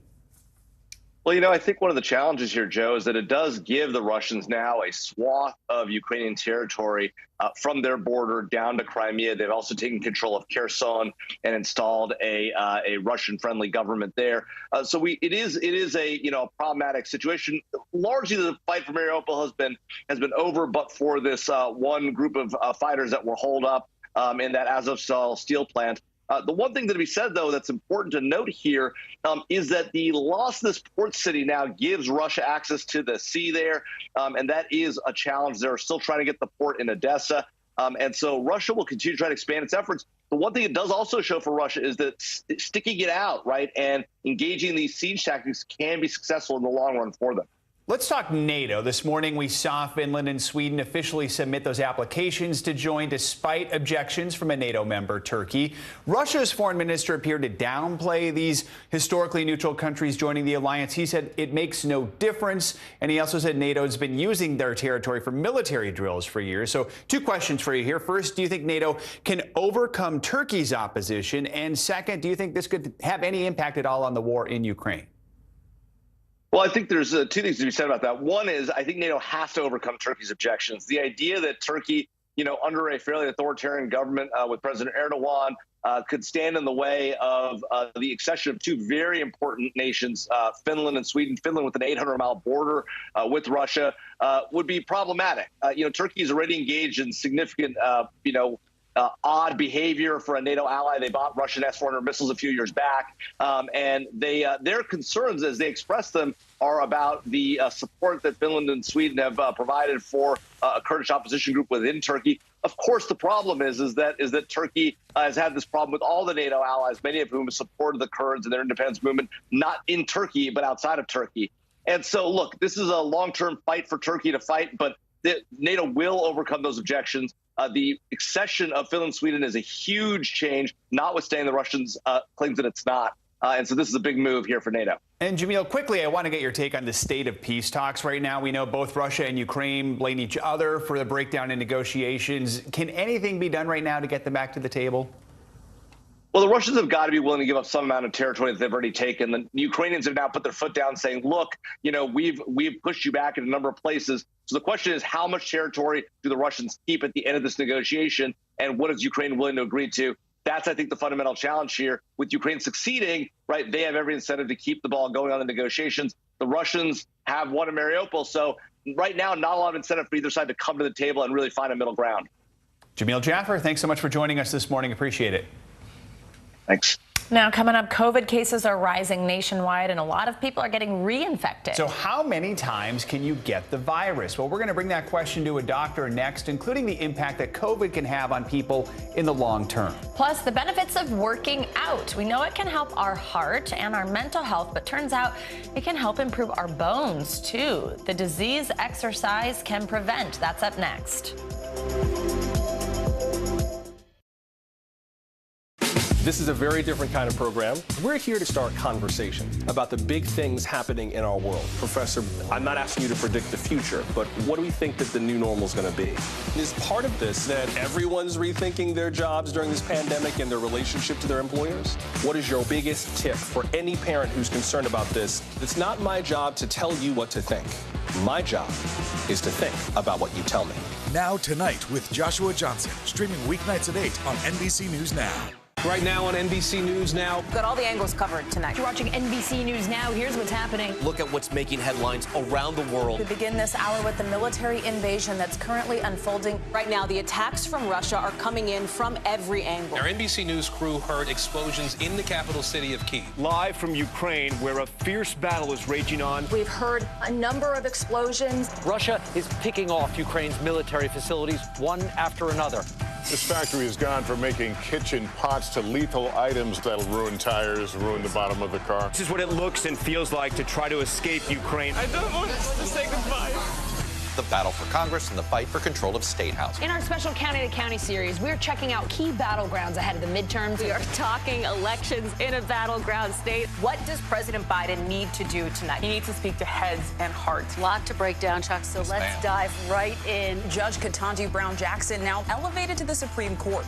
Let's zoom out a bit to our changing climate. What do we think that the new normal is going to be? We have some stunning new findings about COVID-19. This new variant is more contagious. Have you seen a demand for mental health services increase among Latinos? The people of the Chamizal neighborhood aren't the only ones experiencing what they call environmental injustice. We're here to try to start conversation. A lot to talk about as we continue our rolling coverage. We're coming on the air with the news NBC Scoop. Bringing the news to you is not only a job, it's an honor. Welcome back. The FDA has authorized Pfizer's COVID booster shot for kids 5 to 11 years old, bringing relief to millions of parents ready to boost their kids, while other parents have hesitated to get their kids their first doses. The CDC is expected to meet tomorrow to decide whether it will be giving its recommendation for the booster. CDC Director Dr. Rochelle Walensky will have the final say. Dr. Bob Lahita joins us now for more on this. He's the director of the Institute for Autoimmune and Rheumatic Diseases at St. Joseph Health and a professor of medicine at Hackensack Meridian School of Medicine. Dr. Lahita, I feel like our viewers could probably recite those titles at this point because you're such a friend of the show. It's great to see you. So the FDA commissioner says more kids have been getting sick and hospitalized with the virus, specifically since the Omicron variant was first detected. But we also do know that vaccination rates among this age group are relatively low. So what do parents need to know about getting their kids a shot in the first place, but particularly what should they consider when getting a third shot for kids in that 5 to 11 range? Well, the first thing, Savannah, is to make sure they get the kids vaccinated. There are 8 million of the 28 million eligible 5 to 11 age group that have been vaccinated, that have gotten 2 shots. Now, the FDA is saying they're eligible now for a booster shot about 5 months after their second injection. Now, 2 Pfizer doses decrease infectivity in this group by 31% in that 5 to 11 age group, and in 58% decrease infection in the 12 to the 15 age group. So it's essential that children get vaccinated. Now, you know, the interesting thing about this is that kids get infected and we don't know about it. Only those who are admitted to the hospital in most of these infections we hear about, and the kids that get admitted to the hospital are extremely ill, and that is very, very important to understand. Yes. So it's critical. Yeah. Okay, great, doctor. Thank you. Now, New York City's COVID alert has changed from medium to high, and that's particularly because hospitalization rates have jumped 28% in the last week. We know cases had been going up, but that had been remaining relatively low. How can New Yorkers get back to a lower community spread? Where do you see this heading for us? Will the warmer weather help bring this down? Well, I don't think the warmer weather is going to bring this down. We thought that about a year ago. We thought that this virus might be seasonal, but it's not seasonal. There are about 130 new admissions in New York City per day now. So it's possible that this may strain the healthcare system. That's why it's up to orange. Mask mandates have not been made yet by the mayor. However, we are orange. That means we're at high risk. And it means that in grocery stores, in offices, and in public indoor settings, you should use common sense and wear a mask, certainly on subways, buses, taxis, Ubers, etc. as well. Good advice there. Now, doctor, I want to ask you about something we teased about. Health officials in New York have warned reinfections are possible, especially with the Omicron variant now. I am somebody who has had quite a few positive tests since this has started. How often can someone be infected with COVID? What kind of impact does reinfection have on the body? And does this just keep happening after a few months once your immunity sort of wears off? Well, it seems, Savannah, that the Omicron variant is immune evasive. Now, that's very interesting because remember, the cousin to the Omicron is the common cold, the cause of the common cold. So you can get infected many times per month. You can be infected 3 or 4 times a month, just as you would when you had the common cold in the old days. Even more important to wash your hands and possibly wear a mask to prevent reinfection. We only hear about those who are very sick, so we expect that the numbers of these Omicron variant infected people are much higher than we hear about. And that is troubling news. I think this is going to be with us forever, and I fear the appearance of a new variant, sort of like the Delta variant, that can wreak havoc and cause severe disease. Absolutely. And you're so right about how you don't hear about people who are not ending up at the hospital. And a lot of people are just mild or asymptomatic in those reinfections. Dr. Bob Lahita, thank you so much. Always good to see you. Time for our weekly checkup. NBC News medical contributor Dr. Kavita Patel joins us to discuss some of the latest health headlines you might have missed. Dr. Patel, good to have you with us. So let's start with the American Heart Association and American Stroke Association. They released new guidelines when it comes to handling a bleeding stroke. Remind us, what kind of stroke is that? And then what do these new guidelines tell us? Yeah, Joe. So about 800,000 individuals suffer from a stroke each year, and 10% of those, a significant number, are what we call bleeding strokes. So these are technically bleeding within the brain. They can often be fatal, and they can often leave, like other strokes, people with serious symptoms. So what we understand and know is growing. And it's interesting. We see that certain treatments that we thought were really effective in these types of strokes, anti-seizure medications, antidepressant medications, unless someone has seizures or depression, are not as effective. And then some other things that I was doing traditionally in these patients, such as compression stockings, those really tight stockings to prevent deep vein clots, are also not as effective. But here's the takeaway, the doctor's orders, if you will. We really want to try to emphasize recognizing signs and symptoms of stroke. And the other thing that came out of this study is that really people who take care of family members and caregivers around people who have these types of strokes really need training. It's not that easy to just discharge someone from a hospital or a rehab center and learn how to take care of patients. So go seek these resources out and understand modifying lifestyle, cigarette smoking, weight. All those things can help in prevention of secondary strokes after you have one. An important reminder there on how to stay healthy. Now, Dr. Patel, our next study might be something parents are interested in. It shows that about 60% of preschool-age children in the country attend some type of childcare, but they might not be getting as much physical activity as they need at these daycare centers. What can you tell us, and what do parents need to know? Yeah, so national recommendations, my children are in this category, recommend that you get some sort of physical activity at least twice a week for a total of about 60 to 90 minutes. Now, you would just think, oh, it's beautiful weather, that's a natural and it's a given. But as you point out, this study really looked into whether physical activity was literally happening. And this means not just walking desk to chair, but also getting out and getting some moderate impact. And so here are kind of our takeaway doctor's orders for this one. Number one, be a role model, because look, when my kids come home, if they see me doing something active, if I take them with me on walks, modeling that behavior reinforces that behavior. And then number two, talk to your child care provider. We're all so stressed and strapped for time right now. But even just a brief email or a conversation to just say, I really want to know if you're helping our children get moving, that can emphasize this very important recommendation. Some good advice there. All right. I also want to ask you about osteoporosis. We know it can cause weaker bones, especially in older women, but that doesn't mean people with the condition should avoid exercise. In fact, a new study shows quite the opposite for them. So what are experts recommending? Yeah, this is one of my favorite topics because, first of all, over about 10 million men and women have a diagnosis of osteoporosis, which is really it's one of the leading bone diseases in our world, but it also is a weakening of the bones that can lead to a risk of fractures. But a lot of people have misinterpreted it, that if they do heavy exercise, that's lifting weights, or even things like Zumba or light jogging, that they could increase their chances of fractures. The study puts that to rest. That is not true. So the takeaway orders, number one, lift weights. Don't be afraid, men and women, because men do get osteoporosis. And if you're going for it, have good form, lift those weights. Don't be scared. It can actually help your bone cartilage. And then number two, making sure that you understand that osteoporosis, just increasing activity, light activity, even jogging, Zumba, will not increase your risk of fractures and can be protective. And it's a good thing. And if you can do it while you're modeling that in front of a daycare child that's around, all the better. Two birds with one stone. In the parking lot of the preschool. Yeah. I like that. Doctor's orders. Zumba. Yeah, all right. At least Zumba's fun. Dr. Kavita Patel, thank you so much. Appreciate Thank you. Now, later this summer, the first black woman will be sworn into the nation's highest court. Coming up here, we're taking a look back at the pioneers who paved the way for judges like Ketanji Brown Jackson. The story behind the first black woman to become a lawyer in Texas. That's next.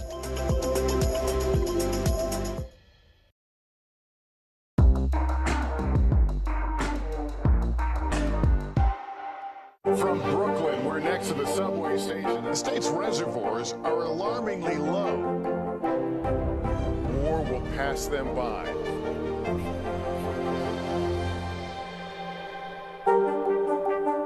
Sometimes the news can be difficult and overwhelming for kids to understand. Ukraine and Russia. Could you help me understand what's going on? So to help make sense of it, we've created a newscast just for them. We hope your family will watch Nightly News Kids Edition. We'll meet Ukrainians who are defending their country one block at a time.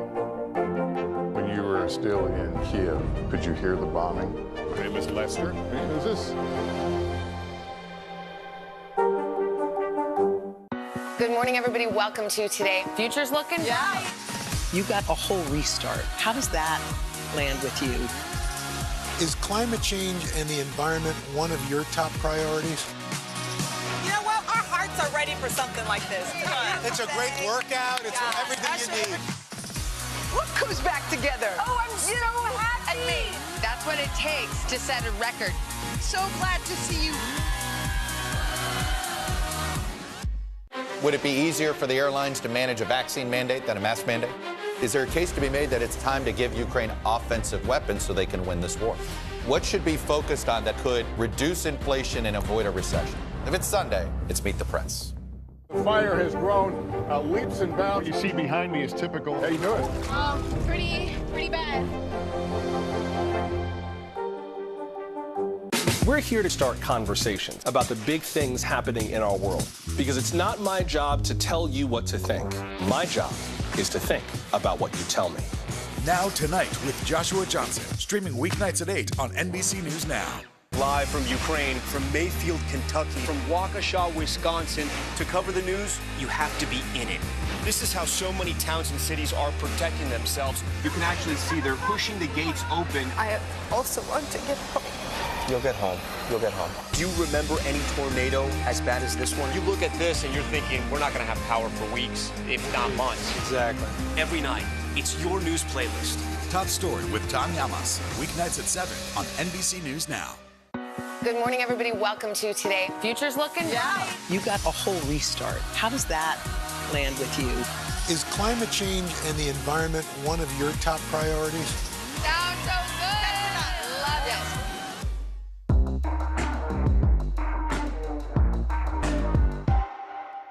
Top Story with Tom Llamas, weeknights at 7 on NBC News Now. Making Space, the inspirational podcast from Hoda Kotb. Listen now. Welcome back. Wall Street's recent roller coaster appears to be pulling back into the station, at least for now. Yeah, Silvana Henao joins us with what's hopefully a little bit of a deep breath for some people and more financial headlines to start your morning. Hey, Silvana. Hey guys, good morning. Well, it does look like Wall Street could take a step back after yesterday's solid rally.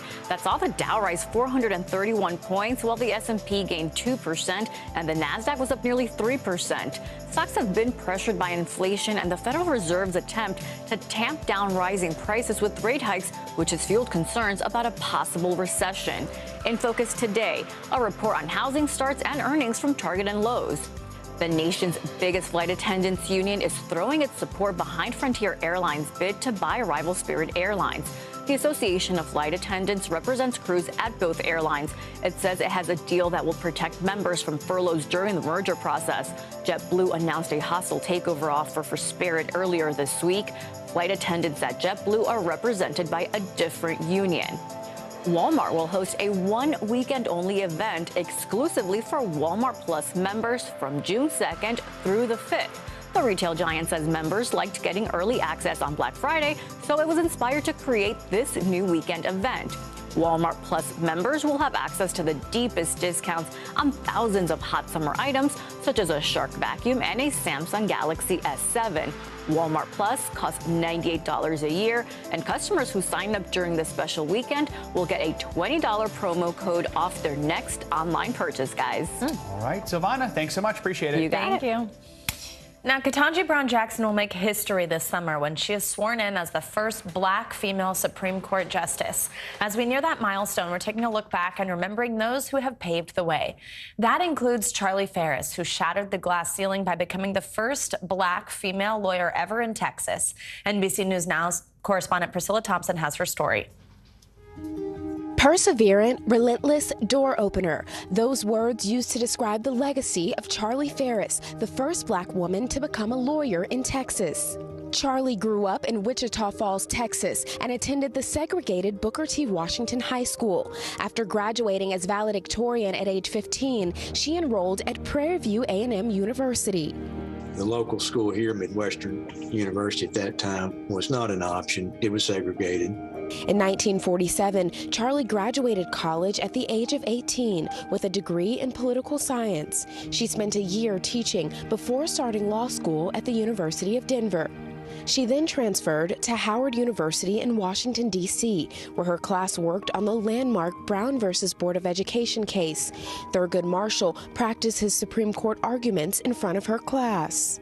She graduated from Howard in 1953, passed the bar exam, and was sworn in on November 12th, becoming the first Black woman lawyer in Texas. There were no parties.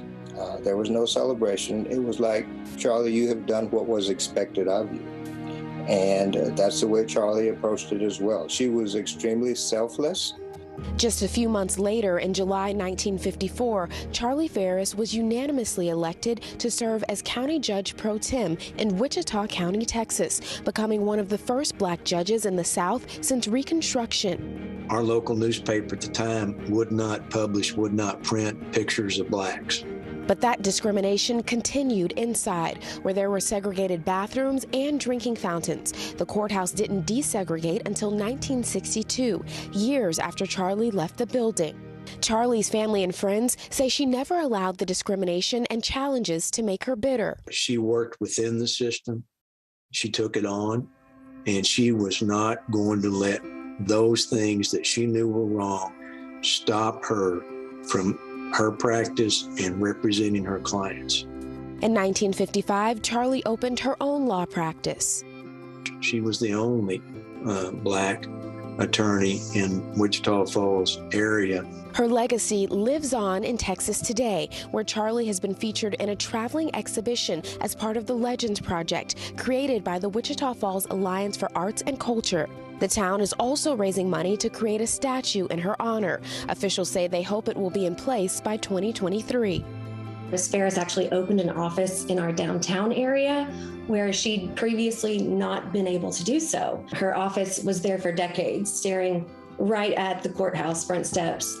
And that's where we'd like to honor her with our sculpture, with a monument to her legacy. But that legacy extends far beyond Texas. I think Vice President Harris and Judge Jackson, who's now undergoing the process, I think they would be the first to tell you that it was attorneys like Charlie Harris whose shoulders they stand on today.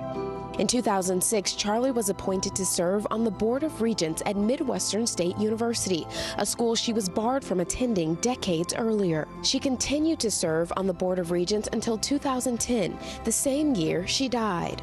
She was very selfless. She opened so many doors for so many people that she met, but she opened doors and inspired people that she never met. And I think that's really her greatest legacy.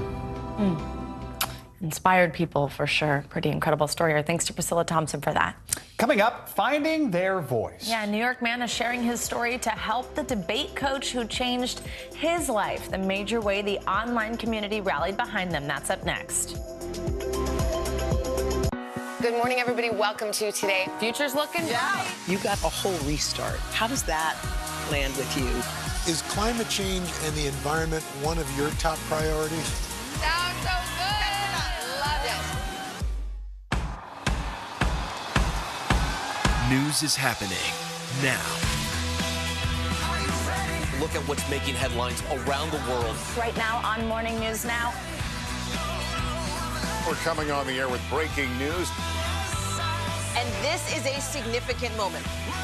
Whenever it happens, wherever you are, NBC News, streaming free now. To cover the news, you have to be in it. This is how so many towns and cities are protecting themselves. You can actually see they're pushing the gates open every night. It's your news playlist. Top Story with Tom Llamas, weeknights at 7 on NBC News Now. News is happening now. Look at what's making headlines around the world. Whenever it happens, wherever you are, it's here now. The fire has grown leaps and bounds. You see behind me is typical. How you doing? Pretty bad.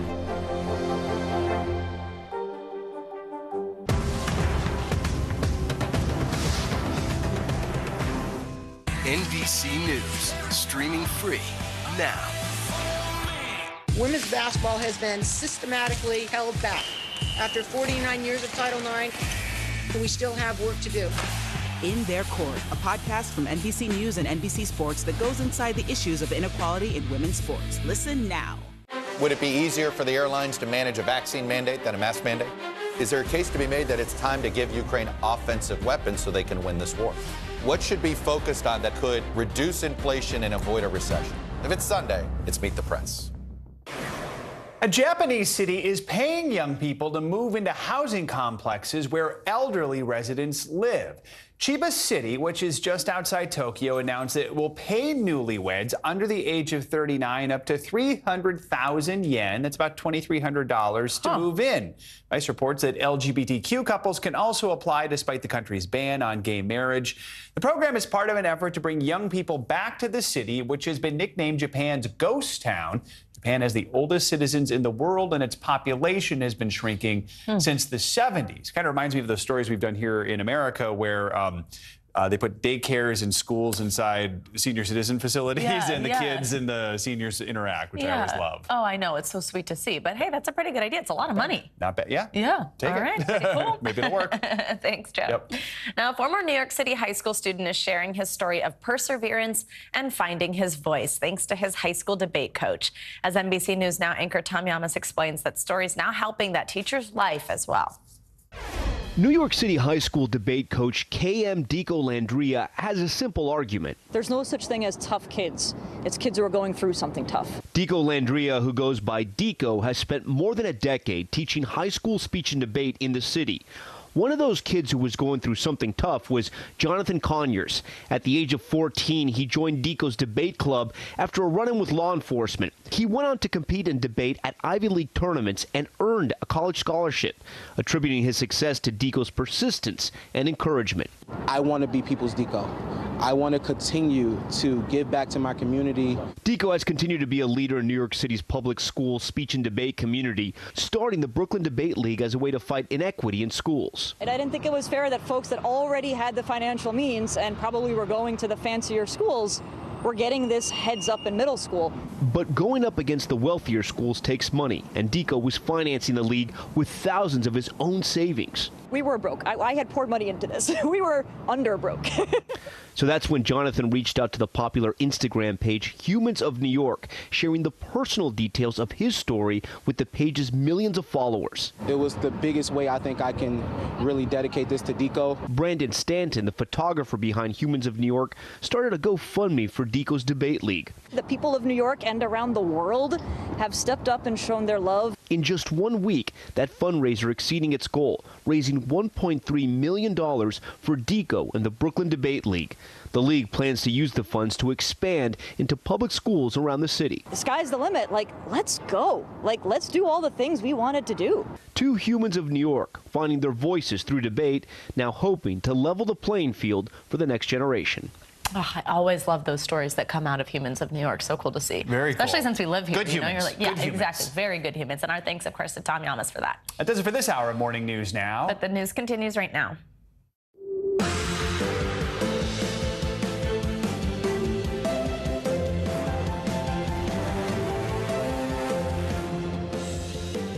Good morning, I'm Savannah Sellers. I'm Joe Fryer. Another hard-hitting day of headlines this Wednesday morning, so let's get right to it. Right now on Morning News Now, united in grief. A somber visit to upstate New York for President Biden, showing solidarity yesterday with a tight-knit community now in mourning. The president not mincing his words as he sharply condemned the racially motivated attack that took 10 lives. In America, evil will not win, I promise you. Hate will not prevail. What happened here is simple and straightforward. Terrorism. Terrorism. Domestic terrorism. More from the president's visit to Buffalo, plus disturbing new details on the suspected shooter's past on social media. Also this morning, first look, political drama still playing out before our eyes this morning. Some of America's most watched primary races are seemingly too close to call. Pennsylvania Trump-endorsed TV personality Dr. Oz is locked in the dead heat with former hedge fund executive Dave McCormick. A confident Oz touting the former president's influence last night. President Trump, after he endorsed me, continued to lead into this race in Pennsylvania. When all the votes are tallied, I am confident we will win. Plus, we've got our eyes on the nation's other big surprises this morning as Decision 2022 kicks into high gear. Plus, the truth is out there. UFOs metaphorically landed in D.C. yesterday for a rare public hearing on their alleged existence. But the Pentagon brought more questions than answers on a trove of mysterious extraterrestrial tapes. We're going to take you out of this world coming up. And come one, come all to a rambunctious reboot of an American classic. The incomparable Ringling Brothers and Barnum and Bailey Circus set to stage a major comeback before our very eyes. But the times, they are a-changin', and the circus says it's up to the task. We're going to give you a sneak peek later in the hour. Harry Sanders will bring us that story and a new look and new feel for the circus. Maybe he'll be, on that on a trapeze. Maybe yeah. he'll be on a trapeze. We'll see. Or walking a high He will wire. probably have something up his sleeve. He will. We'll wait and see. All right. More on that in a little bit. We're going to begin this morning with a deadly grocery store shooting in Buffalo. The president and first lady visited with relatives of the victims yesterday, calling on all Americans to condemn racial hatred. Yeah, NBC News correspondent Emily Aketa is in Buffalo with this and the latest updates. Hey, Emily, good morning. Good morning to you both. President Biden delivering an emotional message at a nearby community center, calling white supremacy a poison as investigators continue to dig deeper into the background of the 18-year-old accused killer. President Biden condemning hate in Buffalo. White supremacy is a poison, and it's been allowed to fester and grow right in front of our eyes. With the First Lady by his side, the president visited a memorial near the grocery store where 10 people were killed in what he called a racist rampage. President Biden emotional while reading the names of each victim. Andre McNeil, 53, worked at a restaurant, went to buy his 3-year-old son a birthday cake.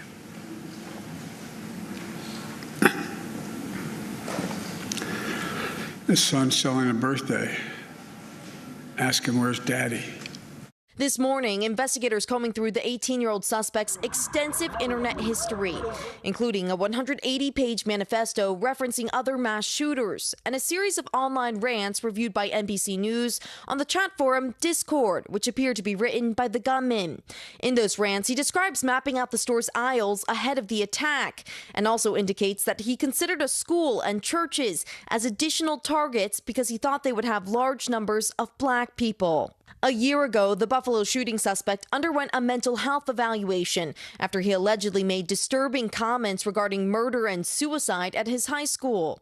The district attorney in Broome County now saying school officials and the police followed the procedures and protocols that were in place at that time. President Biden also called for stricter gun control laws. While some in Buffalo are skeptical that change will come, others, like Wayne Jones, who lost his mother, reassured by the president's presence. Was there anything that the president said that really resonated with you? I see you got a lot of family, Wayne. It's just gonna make you make it through this. Your family. So just hold on tight to your family. And as investigators continue to comb through the suspect's digital footprint, we're learning he referenced several Jewish communities in New Jersey, which prompted them to ramp up police patrols as a precaution. Joe and Savannah, so many communities impacted by this horrific attack. Absolutely. Emily Aketa, thank you for the latest. The results from key primary elections are giving us a clearer view of the direction of both political parties and of the influence of former President Trump. NBC News Chief White House correspondent Peter Alexander has the latest from North Carolina and Pennsylvania, where the GOP race for Senate is still too close to call. Good day to you. The marquee race of the night was also the most expensive in Pennsylvania, and this one is a nail-biter. Starting the day, roughly 2,600 votes separated the top two candidates, with Dr. Oz clinging to a narrow lead, and it could be headed to a statewide recount in a race where former President Trump was a central figure. In Pennsylvania, a state that could determine control of the Senate this fall, Trump-backed doctor turned celebrity talk show host Mehmet Oz running neck and neck for the Republican primary this morning with former hedge fund CEO David McCormick. When all the votes are tallied, I am confident we will win. We can see victory ahead. Mr. Trump repeatedly praised Oz on the campaign trail. Dr. Oz has led an enormously successful career on television, and now he's running to save our country. Falling short, conservative commentator Kathy Barnett, who tweeted anti-Muslim and anti-gay comments. Barnett hoped to capitalize on a late surge in the polls after sharing her anti-abortion message, telling the story of how her mother gave birth to her after being raped as a child. Though she didn't win, Barnett tried to adopt the MAGA mantle, and her aides say likely shaved votes away from Oz. The victor will face off against the state's lieutenant governor, progressive Democrat John Fetterman, who won his race decisively, despite suffering a minor stroke last week. Fetterman casting his ballot from the hospital just hours before surgery to implant a pacemaker, later tweeting he's on track for a full recovery. In the race for Pennsylvania governor, a Trump favorite won the Republican nomination. Far-right state senator Doug Mastriano enthusiastically promoted the lie that widespread election fraud led to the former president's 2020 defeat. He also marched on the Capitol on January 6th, though Mastriano says he never broke the law. And in one of the night's most closely watched races, North Carolina Republicans rejected scandal-plagued Congressman Madison Cawthorn's bid for a second term, despite a Trump endorsement. No matter what you are facing, when Donald Trump has your back, he has your back to the end, and that is why. The 26-year-old was unable to overcome a cascade of controversies, including driving with a revoked license, bringing a loaded gun to an airport, and appearing in several sexually suggestive videos and photos. So big picture, it really was a mixed night for Donald Trump. His endorsed Senate candidate won the North Carolina primary, but the Idaho governor candidate he backed lost. So did Madison Cawthorn. And Dr. Oz, as we noted, he's hanging on for dear life. But I think we should be careful not to read too much into his win-loss record. It's kind of like the former president is betting on horses. Some win, some lose. But it has not diluted the former president's power or Trumpism's power over the party, as Donald Trump eyes a possible 2024 White House bid. And President Biden is not mincing words, calling out some of those candidates in Pennsylvania, saying whoever wins there will be too dangerous, too craven, and too extreme. Back to you. Peter Alexander, thank you. Now to the highly anticipated congressional hearing on UFOs. Top Pentagon officials testified before a House panel yesterday, marking the first time Congress held a hearing on the topic in more than 50 years. The Defense Department reported the challenges UFOs present, from flight issues to national security threats. But one question went largely unanswered during the hearing. What are these UFOs? NBC News correspondent Gadi Schwartz has the latest. That's right, guys. We have 2 new videos to file under weird stuff released by the Pentagon, but don't expect to see clear images of some sort of flying spaceship. In fact, at least one of these videos seems to offer an explanation to those glowing flying triangles we saw last year. This morning, new green night vision video showing triangles in the sky, but this time the Pentagon offering an explanation to lawmakers. We're now reasonably confident that these triangles correlate to unmanned aerial systems in the area. The triangular appearance is a result of light passing through the night vision goggles and then being recorded by an SLR camera. But at the first congressional hearing on UFOs in 50 years, Pentagon officials admitting that most of what they call unidentified aerial phenomena remain unexplained. They also showed lawmakers this video captured by a fighter pilot with a cell phone that shows a metallic object that you might miss if you blink. I do not have an explanation for what this specific object is. Deputy Director of Naval Intelligence Scott Bray raising more eyebrows when answering this question. There have been no collisions between any U.S. assets and one of these UAPs, correct? We have not had a collision. We've had at least 11 near misses. Defense officials testifying that there were at least 18 cases where they had data from multiple sensors showing objects that moved in ways that could not be explained, adding they would share more details during a closed-door classified setting. In the past, fighter pilots and former Pentagon officials have told us some of the objects were capable of instant acceleration and estimated speeds of well over 13,000 miles an hour. Now, the committee says this is the first of what could be several hearings, with some lawmakers saying next they would like to hear directly from some of the pilots who have encountered these objects firsthand. Back to you. All right, Gadi Schwartz, thank you so much. So the aura behind UFOs is something that we've seen on TV and in the movies for decades. But where did our obsession with the unknown come from? Well, NBC News Now anchor Hallie Jackson takes a closer look. Shrouded in mystery and made famous by Hollywood, unidentified aerial phenomena, or UAPs, which you probably know as UFOs, have a long history in the U.S.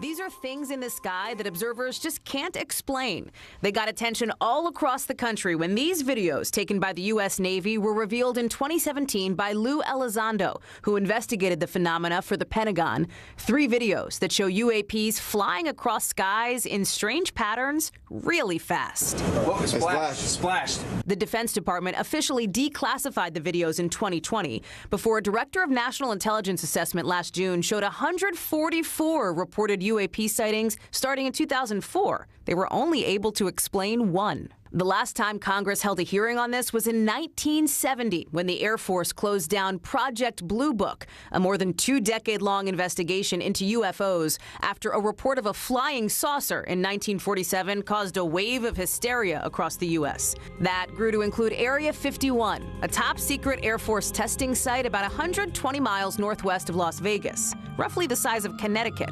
It was developed in the 1950s during the height of the Cold War to test new spy planes. The desert base is off limits to the public and wasn't even acknowledged by the government until 2013. Now, more than 50 years later, the questions remain. How do you explain the unexplained? The truth just may be out there. Thanks to Hallie Jackson for that report. Now to the ongoing nationwide shortage of baby formula, something we've been talking about every day. Congress is taking steps to help increase supply with a new bill that would give the FDA $28 million to ramp up inspections at baby formula plants. But the quickest solution might be importing more formula from overseas. NBC News business and tech correspondent Jolene Kent has the latest. The ongoing formula shortage has House Democrats proposing a new $28 million emergency funding bill for the FDA that would address staffing issues and the supplies that babies need so badly right now. This comes as children are getting sick because their parents can't get the formula they need. Outrage and anxiety ballooning for parents nationwide amid signs that babies are suffering as this formula shortage drags on. This is a crisis for us in healthcare. At this Memphis, Tennessee hospital, 2 children were hospitalized for intestinal illnesses after their parents could not find the formula they needed. This is not every child, it's not normal children, but literally the formula recall has led to these children requiring hospitalization. This comes as the hunt for formula intensifies for millions of parents. This dad says he went to 9 stores, desperately trying to find formula for his 2-month-old son. It's pretty scary because he can't eat real food yet. So it's like, if we don't have no milk, then we don't know what we're going to do. Now the FDA telling NBC News that thanks to loosened restrictions for formula imported from abroad, more supply could hit shelves in a matter of weeks. The shortage stemming from soaring demand and supply chain issues and the closure of a key plant. But newly imported formula stresses out some parents like Candace Hendricks, whose 3-month-old son has a dairy allergy. I actually attempted to get him a different type of formula. I wasn't aware of the extent of his allergen, and he had a terrible allergic reaction. Right now, Hendricks is relying on formula samples from her pediatrician. My worst fear is that when I call to schedule a pickup for samples, that they will say, sorry, that they don't have any more. Tomorrow, the first congressional hearings on the formula shortage will begin in Washington. The House Appropriations Committee has called FDA Commissioner Robert Califf to testify about how the Abbott recall was handled, as well as the shortage. Expect major fireworks on Capitol Hill tomorrow. All right, Jolene, Ken, thank you for that. Such an important story that we will continue to follow here. And now let's get a check on your Morning News Now forecast. Yeah, Michelle Grossman is back with us. Hey, Michelle. Good morning, guys. I have a little game. Okay, you like a game. It's You not like a gonna be game. long. I know you're busy, but I have a couple. Keep it simple for us. We're here actually for the next hour or so, so don't worry about it. We have some time. All right, so who hit 90 degrees first? Was it D.C. or Minneapolis? I think Minneapolis had a few hot days, so I'm going to go with Minneapolis. I guess I'll say DC. I don't know, just to be difficult.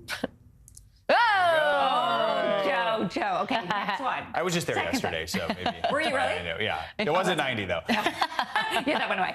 Okay, Atlanta or Caribou, Maine? Ooh. Oh, I'm going to go Caribou. I'm going to go Atlanta. You guys are good. I love how you do both. All right. In Maine, right? Wow. And they had some really late snow too, so it's wacky there. Okay, the last one. These both cities hit 90. Which one was higher? Oh, okay. Which one was higher? Well, I'm going to go Chicago since we're going with the. Feels like a trick question, yeah. Yeah, I'm going to go Miami. All right. Dun dun. Is it a tie? Trick. Oh, no, not Miami. You win. You won the first. You got the first one. I'll bring your prize later. All right. You guys have good time. Thanks for playing along. But this is sort of just. We love these games. I know, it's so fun, right? This is sort of just telling us it's been wacky. Like the places that you don't expect to be into the 90s have been into the 90s. So many places so early in the season seeing these 90s. And we're going to see that spring sizzle continuing today in the south, even up to the central plains. That's going to spark the chance for some strong storms. So this is sort of a snapshot for today.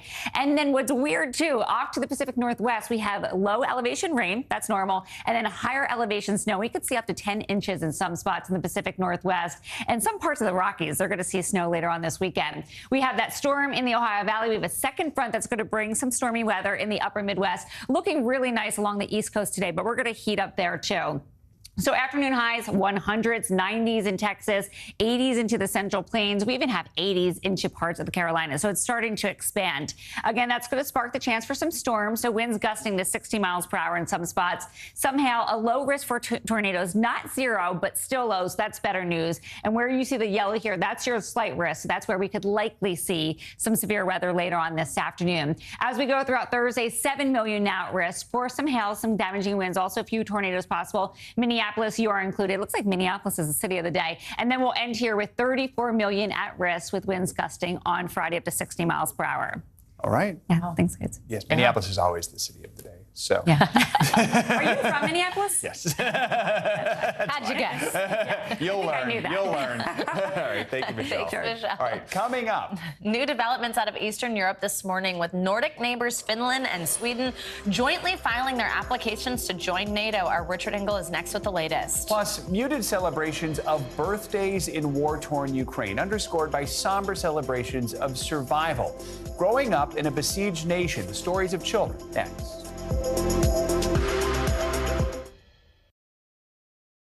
We'll meet Ukrainians who are defending their country one block at a time. When you were still in Kiev, could you hear the bombing? My name is Lester. Who's this?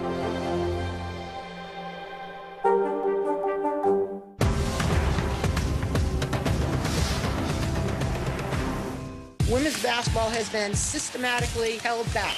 After 49 years of Title IX, we still have work to do.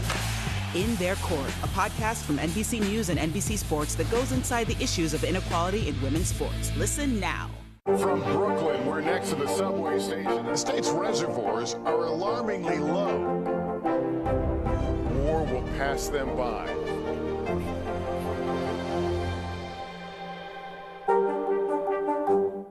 Top Story with Tom Llamas is your news playlist on NBC News Now. And now, you can listen to it as a podcast. Available anytime and anywhere. These days, it feels like the news never stops. So let's get into it. What's happening right now, what it all means for you for an hour every day. It can be hard to keep up, so let's get started together. Hallie Jackson Now, weekdays at 5 on NBC News Now.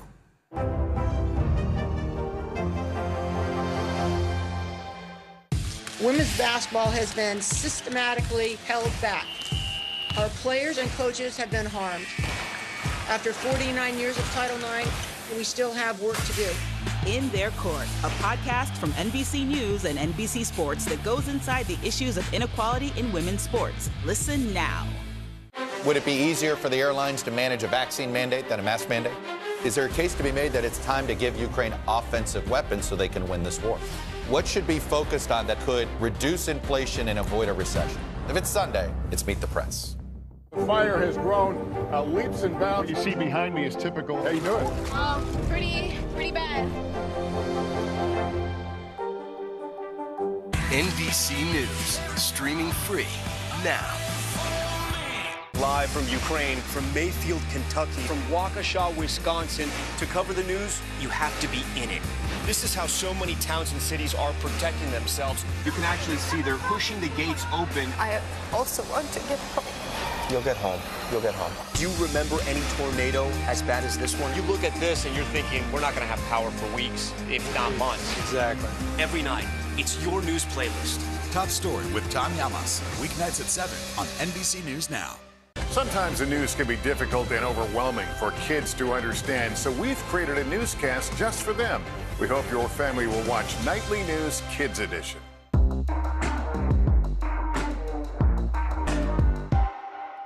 Hallie Jackson Now, weekdays at 5 on NBC News Now. This morning in the Ukrainian city of Mariupol, Russia appears to be closing in on its first major victory in the war. Moscow says since Monday, nearly 1,000 fighters who were trapped inside that steel plant have surrendered. But what happens to them next remains unclear. Outside of Ukraine, NATO could soon expand its footprint after Finland and Sweden officially applied to join the alliance. NBC News chief foreign correspondent Richard Engel has more from Kharkiv and a warning. Some viewers may find the images in his report distressing. Joe, Savannah, good morning. Finland and Sweden made it official, formally submitting their bids to join NATO. Both nations are expected to be accepted. The process could take just a matter of months, and it has the potential to redefine the security balance in Europe. And it is a personal blow to Vladimir Putin, who said that his so-called special military operation here in Ukraine would shrink NATO, pushing it farther from Russia's borders. Instead, it appears to be bringing NATO closer to Russia. While in Ukraine, the fate of those Ukrainian fighters who've been surrounded in the city of Mariupol is increasingly uncertain. In Ukraine, more buses evacuated Ukrainian fighters from a steel plant in Mariupol. Ukraine wants to swap them for Russian prisoners. But Russia now says it is investigating the fighters for possible war crimes and may designate them as members of a terrorist group. Russia appears to be sending a message pressuring Ukraine and the United States not to pursue war crimes cases against Russian soldiers, or Ukrainian troops could face similar charges. But there's one key difference: evidence. When Ukrainian troops drove the Russians back from around Kyiv last month, Ukrainians told us how Russian forces had carried out summary executions. They uncovered mass graves. The bodies of Ukrainians lay scattered in the streets. And now more evidence is coming to light in eastern Ukraine, where Ukrainian troops are driving Russian forces away from the nation's second largest city, Kharkiv. Not much is left of the main street in Olhovka. Russian forces carpet bombed this village. Nearly every house is destroyed or badly damaged. Nikolai never left. He stayed in the wreck of his home, living on canned food and pickles. What happened here? What did you see? The Russians came and said they were liberating us, he says. The Russians here didn't go house to house carrying out executions. Instead, residents say they encouraged Ukrainians to leave and move to Russia. Tatiana, a teacher, stayed, but her husband did leave. Your husband has now found a job, presumably safe and somewhat comfortable in Russia. You're living here now. Do you think you made the right choice? When I looked at it and weighed the options, I love my husband, but I also love my land and my country, so I stayed. It's this determination that's perhaps been the biggest surprise of this war for the Russian president, who now faces a country that won't give in and a NATO alliance that appears set to grow right on Russia's doorstep. Even though Russia now seems to be taking steps to try and protect its soldiers from charges of war crimes, here in this village on the outskirts of Kharkiv, investigators are already gathering evidence. Joe, Savannah. Richard Dingle, thank you so much. Now, the war in Ukraine, as you're seeing, is taking a heavy toll on civilians. Hospitals in the relatively safe city of Lviv in the west are treating a growing number of injured children who have fled conflict zones in the east. NBC News senior national correspondent Jay Gray got unique access to one of those hospitals, and he's back with us this hour. Hi, Jay. Hey, Savannah. Yeah, and it's amazing. The doctors at the hospital say that over the last few weeks, they've seen the number of injured grow 2 to 3 times more than they had been seeing at this hospital, one that treats some of the most severely injured from the battlefield, including the youngest and most vulnerable victims caught in the crossfire. On her 10th birthday, Veronica is learning to use her hand again. After Russian tanks firing on her apartment in Donetsk left her with a brain injury and damage to her right side. But there are deeper wounds. All her family died, and she only one who survived. With an uncle and cousins from Kyiv now by her side, they celebrate not only her birthday, but survival. Veronica, just one of a growing number of civilians and soldiers showing up at this Lviv hospital. Doctors say their wounds are more severe than early in the war and fear Russian troops may now be using different, more powerful weapons. We never had so deep wounds, so difficult fractures or amputated legs or arms. 15-year-old Igor rushed from his home in Donbass as the shelling started. I ran, the shockwave hit me, and I fainted. When I woke up, I couldn't move. Shrapnel from a missile lodged in his back and neck. After 2 surgeries, as he begins to heal, Igor doesn't share the carefree hopes and dreams of most his age. At this point, I dream that the war ends. No personal dream. The run on. And look, Igor spent 4 days in a battlefield bunker with that injury before getting on a train, riding 29 hours to get here. Doctors tell us that the long trip from the battlefield is adding to increased problems, including infections for some of those with the most severe injuries. Jay, just so hard to see, but so important to shed a light on the realities of this war. Thank you so much. Coming up, some promising news on the COVID front as cases continue to rise nationwide. Now, a critical approval from the FDA on Pfizer's booster shot in children ages 5 to 11. Now goes to the CDC for that final okay when we could see shots in arms. Plus, another whirlwind day of cross-examination for actress Amber Heard will bring you the fireworks from the stand up next.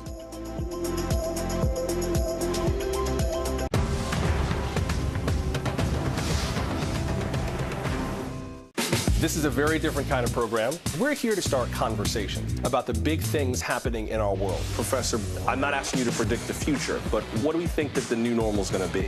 Is part of this that everyone's rethinking their jobs during this pandemic and their relationship to their employers? What is your biggest tip for any parent who's concerned about this? It's not my job to tell you what to think.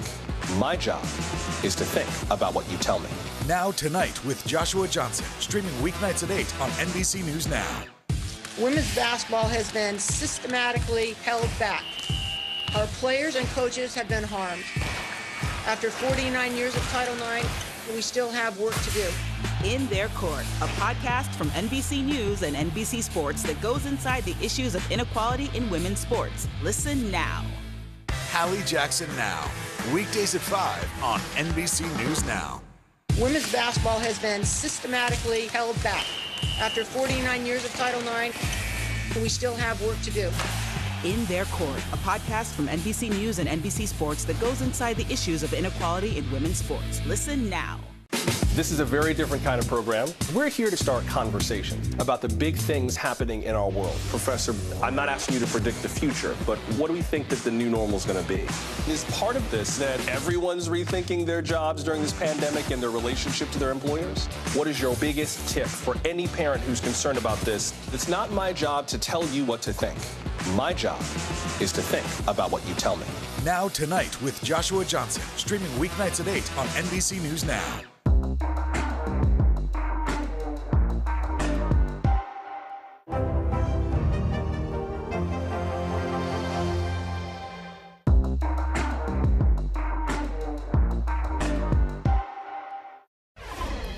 As COVID cases continue to rise around the country, parents are getting some good news. Yesterday, the FDA announced that it's authorizing a booster of the Pfizer COVID vaccine for kids age 5 to 11. The CDC is expected to discuss the booster when it meets on Thursday.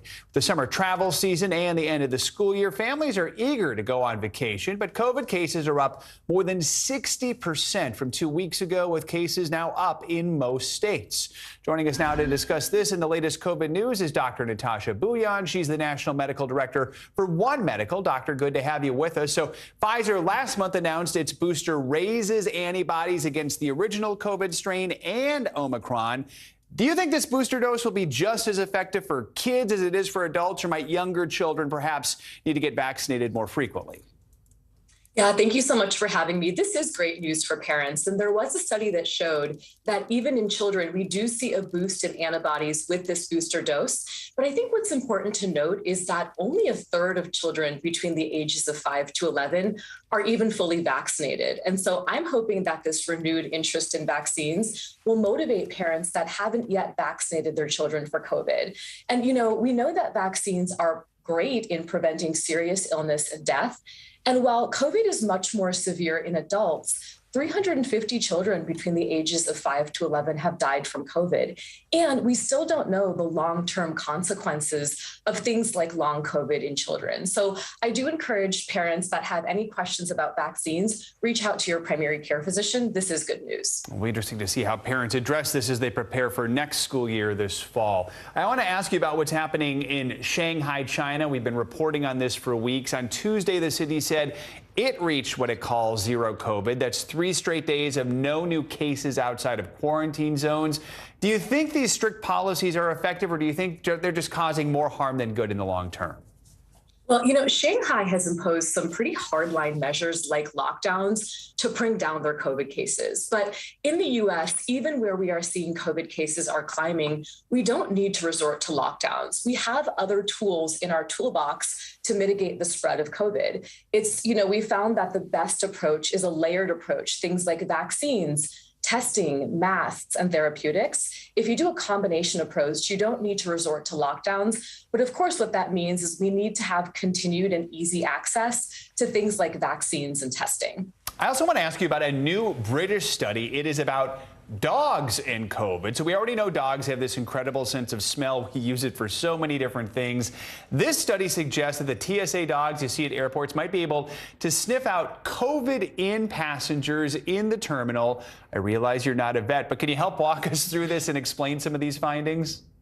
Yeah, I mean, is there anything that dogs can't do? So in this latest study out of Finland, we found that they were able to screen airport passengers, about 300 passengers, and detect COVID accurately 92% of the time. And it's because dogs are able to smell the sweat particles of people who are infected with COVID.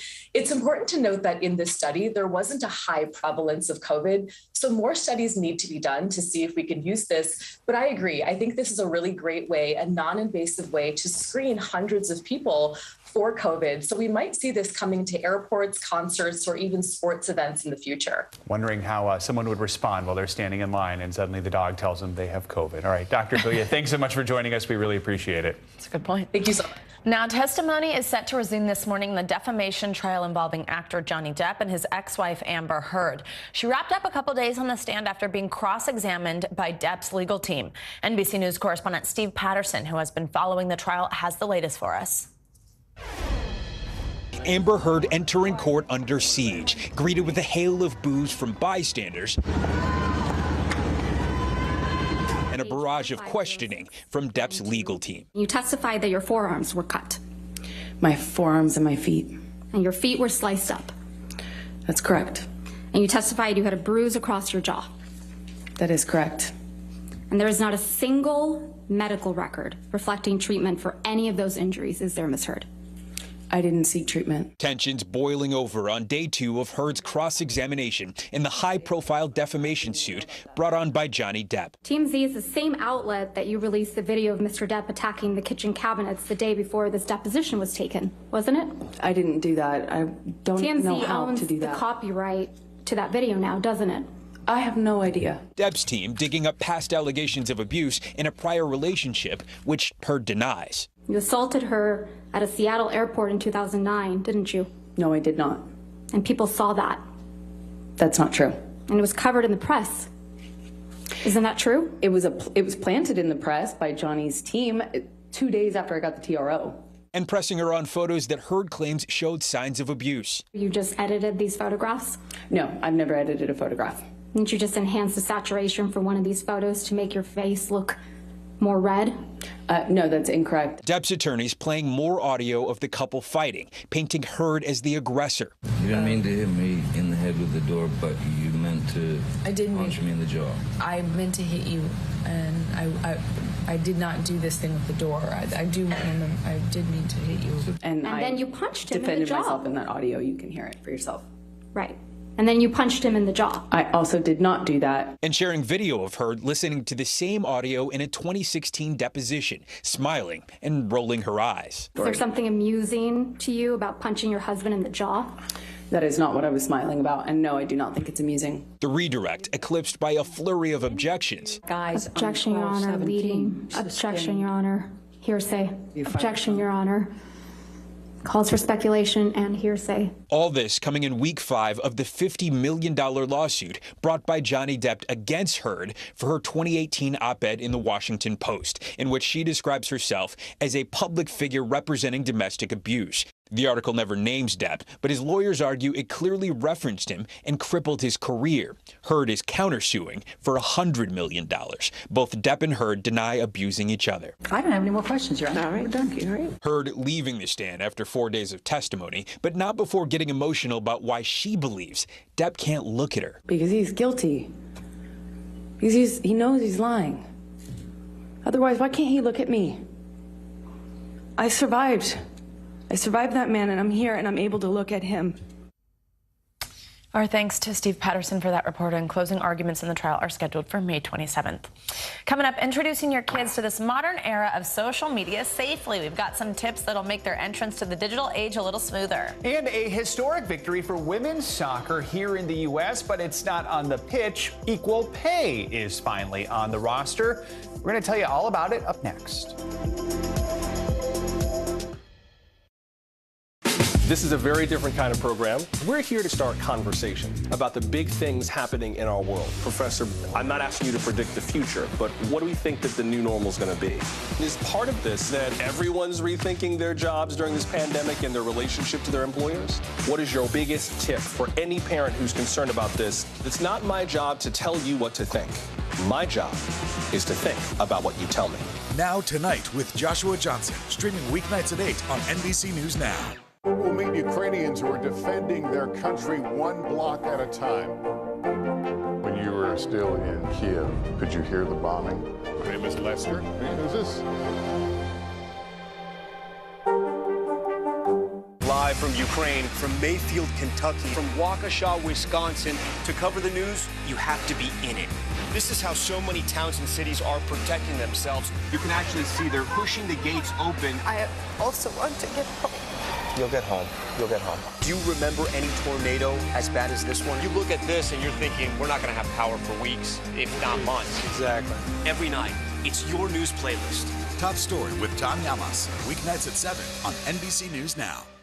These days, it feels like the news never stops. So let's get into it. What's happening right now, what it all means for you for an hour every day. It can be hard to keep up, so let's get started together. Hallie Jackson Now, weekdays at 5 on NBC News Now. Let's go. This is a critical choke point for this fire.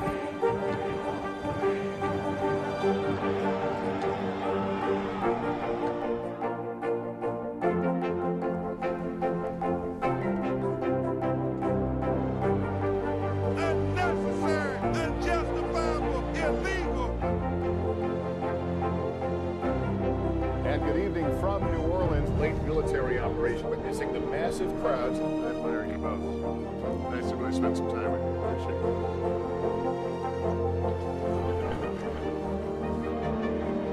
At any moment now.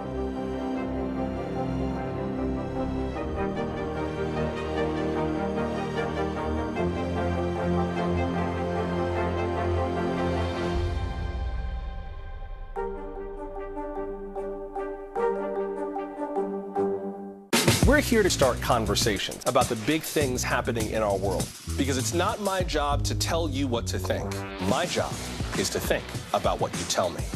Now Tonight with Joshua Johnson, streaming weeknights at 8 on NBC News Now. Sometimes the news can be difficult and overwhelming for kids to understand, so we've created a newscast just for them. We hope your family will watch Nightly News Kids Edition. Top Story with Tom Llamas, weeknights at 7 on NBC News Now. Welcome back. A nationwide rise in COVID cases is now causing Apple to rethink its return to office plans. Savannah Hanau joins us with that and the other financial headlines you need to start your day. Hey there. Hey guys, good morning. Yeah, so Apple is pausing plans to start bringing employees back to the office one extra day a week amid an increase in COVID cases in the San Francisco area and complaints from some workers unhappy with the move. After several delays, Apple began returning to the office at least one day a week last month, with a plan to gradually increase that to 3 days. Employees had already resumed 2 days a week, and some have left the company over its determination to be in person more. Netflix has been screening new movies and shows ahead of their release with small groups of subscribers. Variety reports those customers are watching several upcoming movies and series over the course of about 6 months. Their feedback may be used in making potential changes ahead of that show or movie's debut. It could also help Netflix identify potential hits as it tries to weather its latest earnings report, in which it reported it lost subscribers for the first time in more than a decade. And Disney plans to limit commercials to 4 minutes per hour of programming on its new ad-supported version of Disney+. The Wall Street Journal says Disney won't show any ads to preschool children who are using their own profile to watch the streaming service.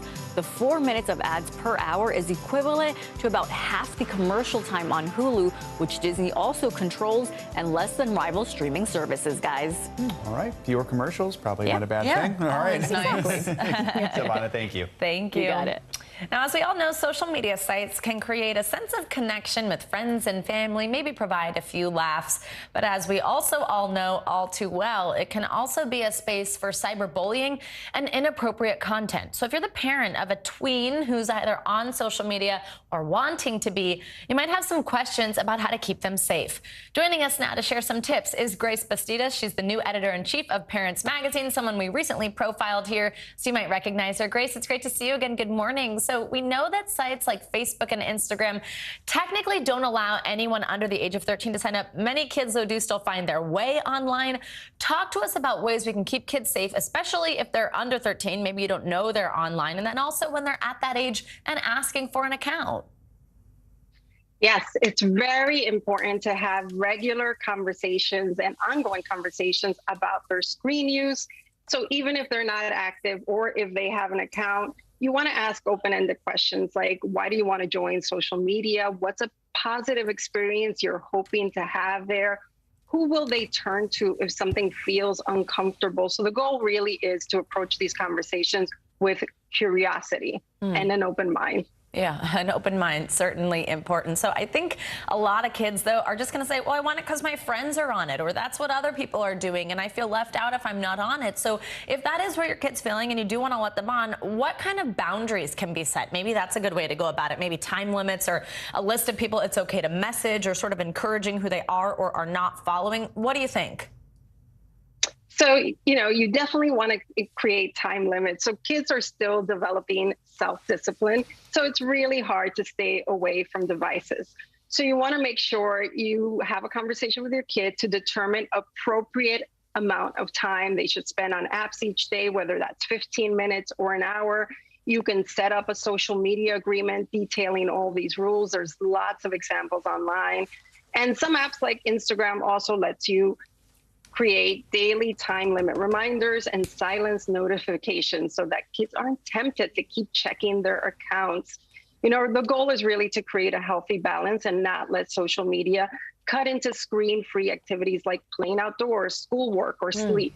That's a great point, too. Grace, also, let's talk about social media etiquette in this day and age in a few ways. I mean, we know cyberbullying is rampant on the internet. What habits should you be teaching your child to really have them be accountable to themselves, to other friends?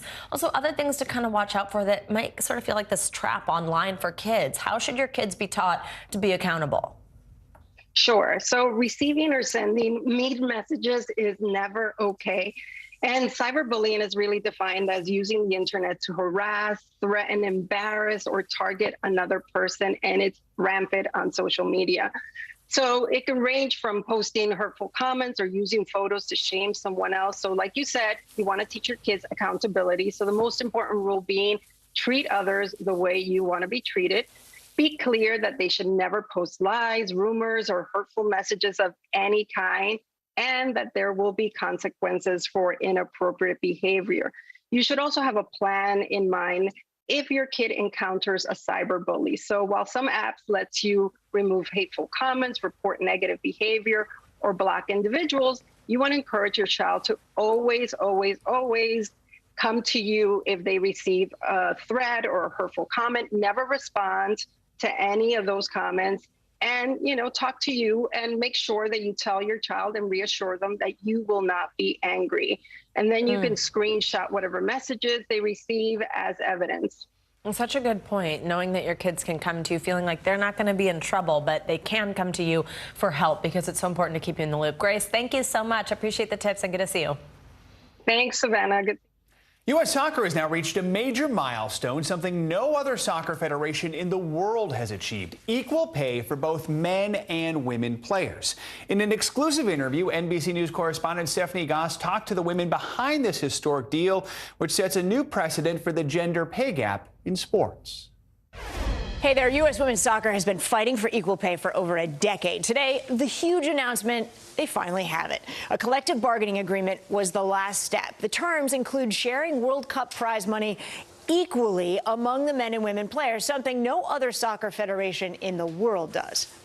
The U.S. women are multiple World Cup champions, last winning a title on the field in 2019 while fighting for equal pay off of it. But today, that battle is officially over. I am feeling extreme pride, and to be able to say finally equal pay for equal work feels very, very good. U.S. Soccer and the men's and women's national team unions announcing a historic new collective bargaining agreement.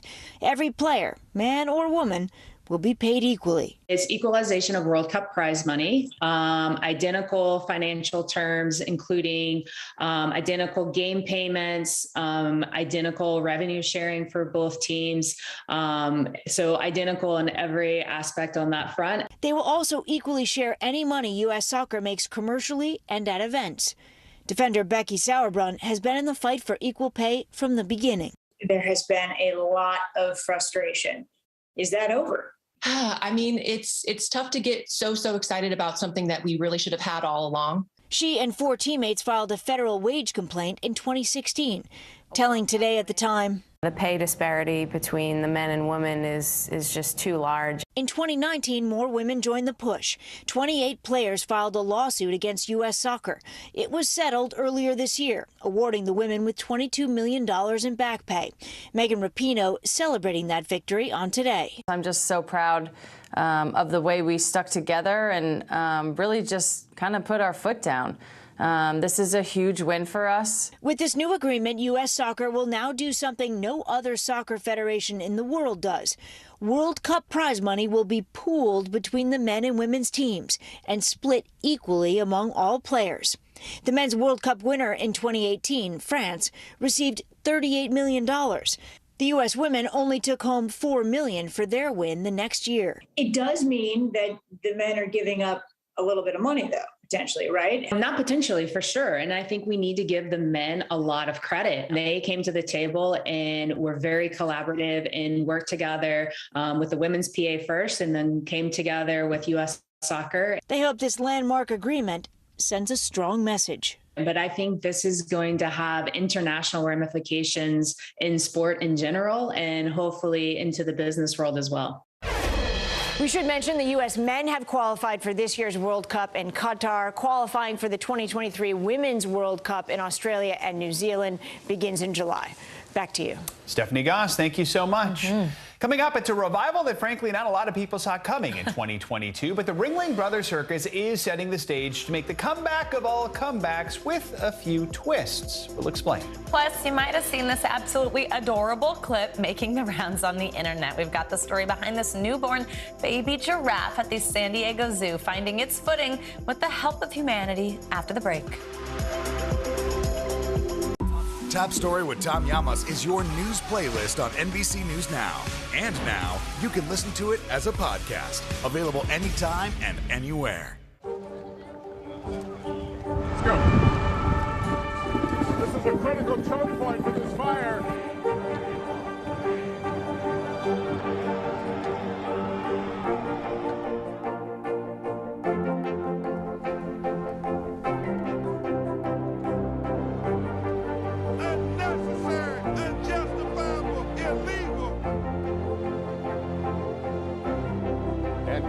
From New Orleans, late military operation, witnessing the massive crowds. I admire you both.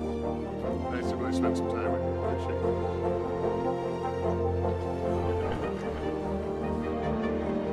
At any moment now.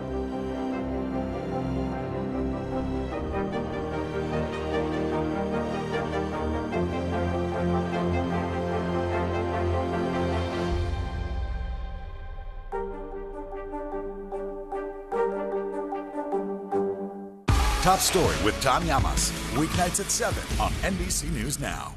Sometimes the news can be difficult and overwhelming for kids to understand. Ukraine and Russia. Could you help me understand what's going on? So to help make sense of it, we've created a newscast just for them. We hope your family will watch Nightly News Kids Edition.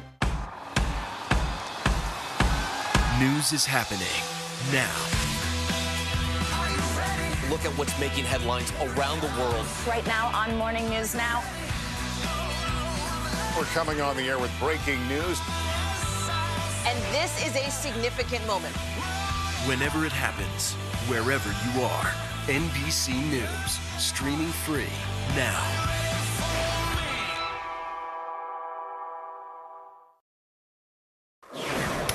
Okay, a warning. I don't think I'm going to get through this one without giggling. If you ever get the feeling your cat is listening to you, you might be right.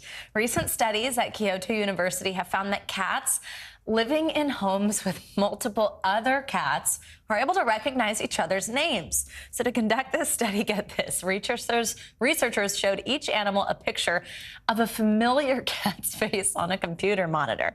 Then they played an audio recording of the owner either saying the name of the pet on the screen or a name that was incorrect. When shown the right pairing, the cats barely looked. When shown the wrong pairing, the cats looked confused and stared at the screen. The results suggest cats can learn names from listening to humans, and the more cats there are in a household, the more this ability increases. Or maybe the cats were just confused by the fact that they were staring at a screen and hearing all these names and That's what I want to know exactly. I want to see a picture of what the confused cat looked like. It's like when a dog does that. Things. Right. Yeah. I had two cats for a long time, and I guess I don't know if they knew the other one's name. It's interesting. I'm very allergic to cats, so I haven't spent a lot of time You won't be observing their conducting the behavior. study. Yeah, exactly. Right. But it's so cute. Something to think about. Definitely a talker. All right. After years of clowns, tricks, and trapeze artists, the famed Ringling Brothers and Barnum and Bailey Circus disappeared. Well, now 5 years later, it's about to make a comeback. Senior national correspondent Carrie Sanders is at the circus headquarters in Florida, has this exclusive report. Ringling Brothers, Barnum and Bailey Circus, it's a piece of Americana. Back in the late 1800s, a bell wagon just like this would arrive in towns, often pulled by an elephant announcing the circus had arrived. But fast forward, times have changed. About 5 years ago, in part because of animal rights activists, the circus went out of business. But now, in the last 2 years during the pandemic, they've been rethinking all of this. And as you'd expect, the circus with grandeur and drama is announcing the greatest show on earth is back. It's a comeback story, still in the making. Welcome, everybody. Ringling Brothers Barnum and Bailey Circus reinventing itself. I feel like it's the heart coming back to American circus. We are bringing the best talent from the world into the production and bringing it to hometowns all around America. I'm from the Netherlands. Nosotros somos de Colombia. We are from Ethiopia. Memphis, Tennessee. The circus comes to town. Gone are the three rings. You never know what to expect at the circus. The circus, as your grandparents or even their parents remember it, fell victim to changing times. Feld Entertainment, which owns the circus, discovered today's audiences did not want to see animals performing. And today's kids do not laugh at corny clown acts. Will there be animals and clowns and things like that? We will not be touring animals. That's in the history. That's the past. That is the past. And, you know, the great thing is that we've had a blank piece of paper to reimagine. Now the plan is to up the game with human feats that dazzle, astonish, bewilder, while at the same time engaging audiences with interactive social media at times, even during the show. It creates a really special memory. And the shift coming from a younger leadership. I've been part of Ringling my whole life, and now we're excited to make that real for everybody else. So you didn't need to run away and join the circus. You were born into it. I came home to it. In the warehouse with more than 70 years of circus costumes. You know, it started 1871, and it was Barnum and then Barnum and Bailey. Kenneth Feld says this isn't the first time a pandemic has inspired big changes under the big top. And now back to the colossal circus acts. As a result of the pandemic in 1918, because they were completely closed down. That was when Ringling Brothers and Barnum and Bailey combined because they didn't want to take a risk with all these other shows coming out. That was the other pandemic. That was the other pandemic. The new circus, still a work in progress. What have you learned about the audience as we're coming out of this pandemic? What we're seeing is huge demand for people to be in person and to see things that are real. Ringling is back.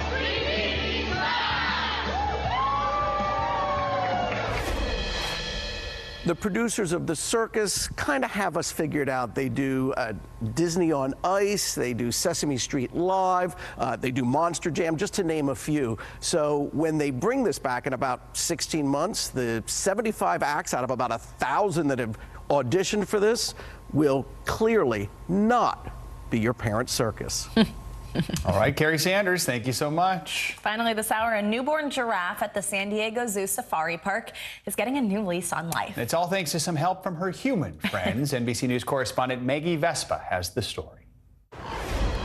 Painfully adorable and just plain painful. Baby Situni struggles with every step.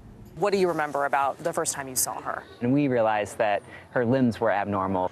After her birth in February, veterinarians at the San Diego Zoo Safari Park discovered the little giraffe suffered from a range of ailments, including hyperextended joints.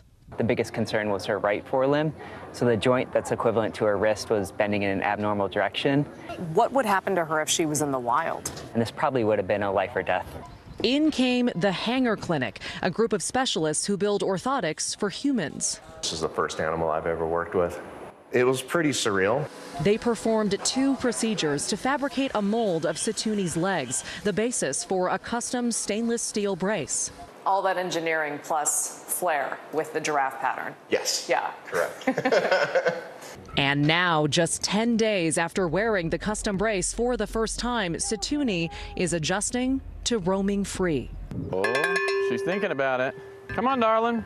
She's back with her herd, healed, and as you can see, hungry. It's absolutely inspiring. And now to see her back with adult giraffe living in a herd, it's just, it makes you almost emotional. It was just the most gratifying thing I've ever done in my life. The baby giraffe, who struggled with every step, has now hit her stride. Maggie Vespa, NBC News, San Diego. That is so cool to see. That was amazing. Scientifically and just to watch. Amazing. All right. That does it for this hour of Morning News Now. But the news continues right now.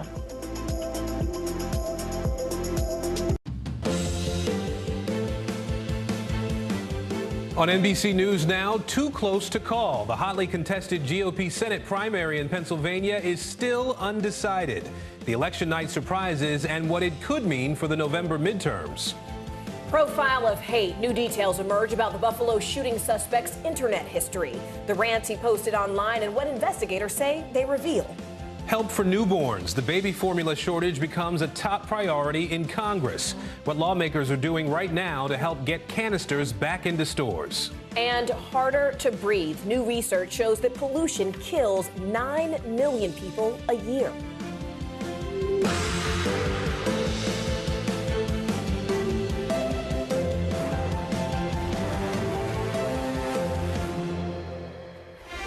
Hi there, everyone. Thank you so much for joining us. I'm Morgan Radford. And good Wednesday, everybody. I'm Aaron Gilchrist. We begin with that critical Pennsylvania primary with one race still too close to call at this hour. Take a look. TV personality Mehmet Oz currently leading David McCormick by fewer than 3,000 votes. Now, this closely watched race could end up deciding the balance of power in the U.S. Senate in November. Meanwhile, Trump-backed candidate Doug Mastriano is the projected winner in that state's Republican primary for governor. Mastriano has been an avid supporter of former President Trump and has also spread conspiracies about the 2020 election. Meanwhile, Congressman Madison Cawthorn lost the Republican primary for his House seat in North Carolina. The 26-year-old lawmaker was the youngest member of Congress who also had the backing of the former president. Now, our correspondents are covering every angle of these primary results for you. Dasha Burns in Pennsylvania. Antonia Hilton is in North Carolina. Dasha, first to you here. Let's start with that GOP Senate race we've been talking about. Mehmet Oz, David McCormick, separated now by fewer than just a few thousand votes, I should say. What votes are still to be counted there, and what reaction are you hearing from voters? Yeah, Aaron, it was a wild ride of a night, and I have to tell you, I'm not surprised that it is this close. We always knew this was going to be a tight race, and with that last-minute surge of Kathy Barnett, it complicated things even more here. But look, there is a reason that Pennsylvania has been so closely watched, not just because it could decide the balance of power in Congress, but because it is perhaps the biggest Trump test yet. And here's why. You could look at what's happening right now in two different ways, right? About 2/3 of Republican voters did wind up casting their ballot for a candidate that Trump did not endorse, McCormick or Barnett. But as I've been on the ground here talking to voters for months, most of the voters I've been talking to have been undecided. Most of them expressed skepticism of Oz. But as I've talked to voters just this morning and late last night, last minute, many of them decided to go for the candidate that Trump supported. They said there's a reason he threw his support behind him, and some of them weren't even expecting that that was who they were going to vote for. I talked to a gentleman named Bruce Fine who was going to go for Jeff Bartos, but then he called me today and said, I did something I wasn't expecting to do. I voted for Oz because I think he can win, and I think there's a reason that he got the Trump endorsement. So we have to remember these voters are, their opinions, their moves that they make are very idiosyncratic. And in the end, here we are, not unexpectedly, with a question mark here. Yeah, never know what happens once you get in front of that ballot box sometimes. I do want to ask about the Democrats, too, on this, Dasha. The lieutenant governor there, John Fetterman, is going to be the nominee for Pennsylvania's open Senate seat. What kind of reaction are you hearing about his win? Sorry, we've got a little traffic here. Well, look, there was a lot of question about whether the stroke would have any impact on the primary. It did not. He swept just about every single county. Whether or not it will have an impact in November, that's a different question. Whether the Republicans will use those health issues potentially against him. But his wife, Giselle, sort of stepped into the spotlight in his stead. She was actually on Morning Joe this morning talking about the race. Take a listen. Politically, what's the biggest difference between your husband and the Republicans, whoever it is, the Republicans that he's going to face in the general election? I mean, I think it's night and day. It's going to be the difference between being able to codify Roe v. Wade or work to raise the minimum wage or address climate issues. It really is two different sides of a coin. John Fetterman and his wife Giselle have very much been running this campaign as a package deal, so it was kind of natural for her to step into that spotlight, and voters seem to really respond to the two of them as a pair, kind of a opposites attract situation there, Aaron. All right, Dasha Burns for us in Pennsylvania today. Dasha, thank you.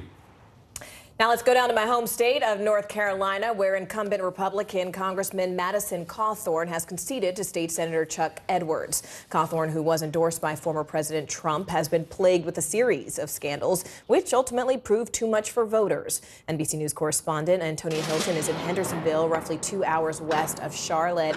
Antonia, first off, welcome to Carolina. Madison Cawthorn has sort of been dredging up a lot of controversy in the state, and he did have the endorsement of former President Trump. What are voters there on the ground, though, telling you about why he did not ultimately pull off a win?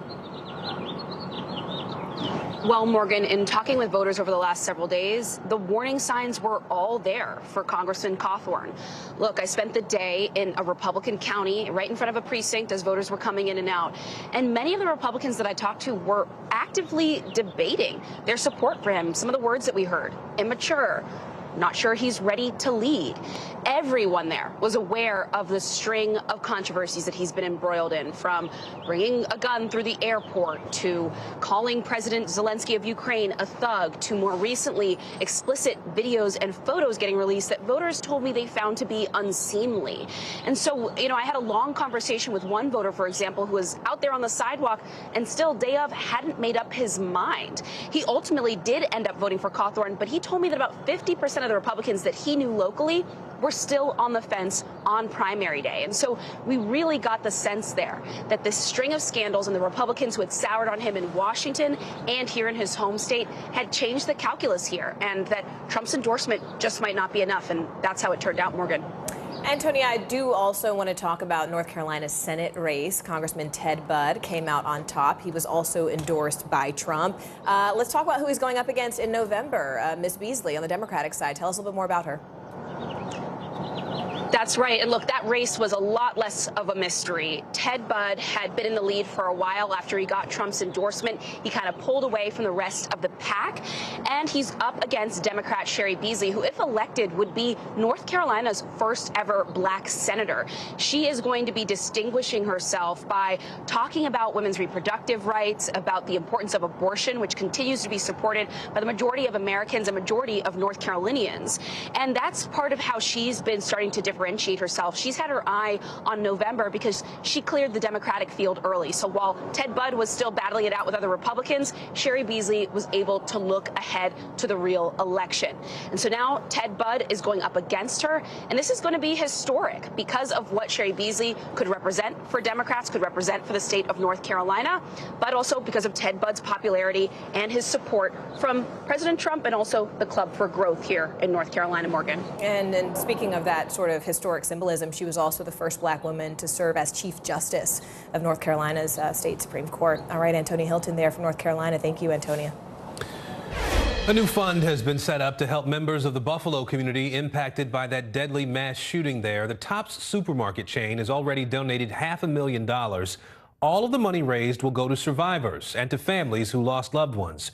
Meanwhile, new reaction pouring in following President Biden's call for all Americans to condemn racial hatred. NBC News correspondent Emily Ikeda joins us now from Buffalo with those details. Hi, Emily. Hey there. Well, President Biden first stopped here outside of the Top supermarket alongside the First Lady. They paid their respects at a memorial just outside of where that horrific tragedy unfolded. They then went on to share remarks. President Biden really giving an emotional response, calling white supremacy a poison as investigators continue to dig deeper into the background of the 18-year-old accused killer. President Biden condemning hate in Buffalo. White supremacy is a poison, and it's been allowed to fester and grow right in front of our eyes. With the First Lady by his side, the president visited a memorial near the grocery store where 10 people were killed in what he called a racist rampage. President Biden emotional while reading the names of each victim. Leandra McNeil, 53, worked at a restaurant, went to buy his 3-year-old son a birthday cake.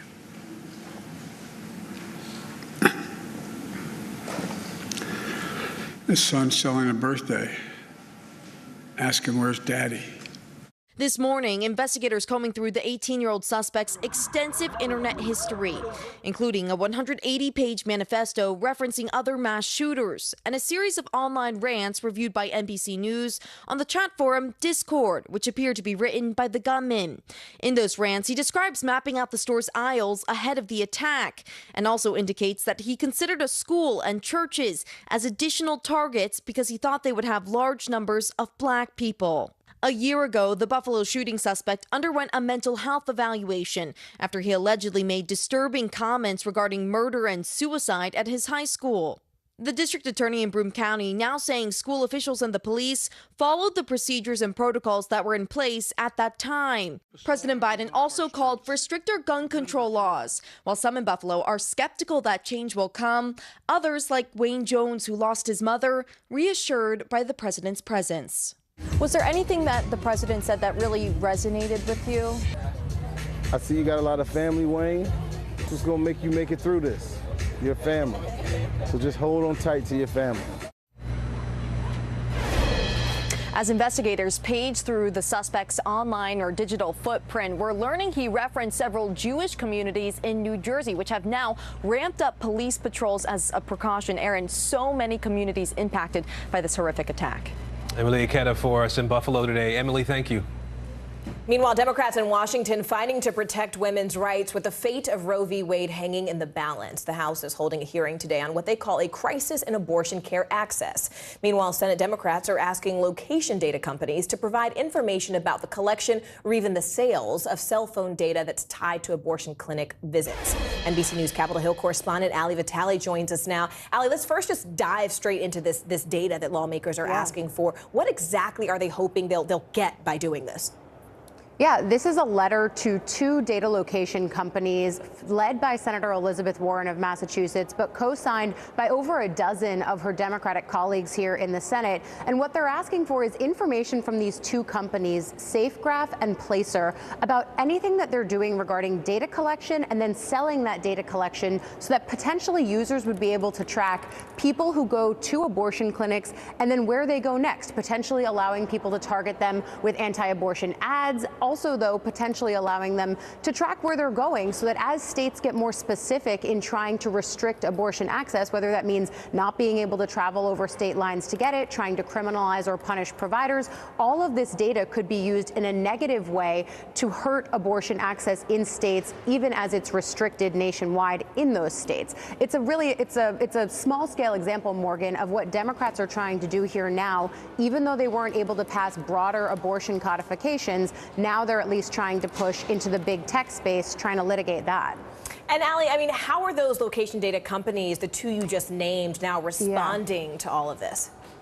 Well, look, Morgan, after reports surfaced that this was happening, those companies said that they were able to change some of their practices and even pushed back on the idea that there was anything nefarious that was happening here. For example, I'll pull up for you. SafeGraph said, in light of potential federal changes in family planning access, referencing, of course, that leaked draft opinion from the Supreme Court, they said they're removing patterns of data for locations classified as family planning centers to curtail any potential misuse. They then go on to say that they acknowledge the decision to take down these patterns could negatively impact the valuable research that they do, but they think that it's the right decision given the current climate. And Placer actually told us something similar in the late hours last night after we were putting this story together. So these companies are taking the steps. That being said, Senator Warren and others want to see the information from them presented by May 31st at the end of the month. The way that I'm thinking about this, Morgan, is it's one early step in the way that they could bring this into a legislative process here on the Hill. Well, speaking of those steps, I do want to ask you, while I have you, Allie, to talk a little bit about today's abortion hearing in the House. What is the focus there today?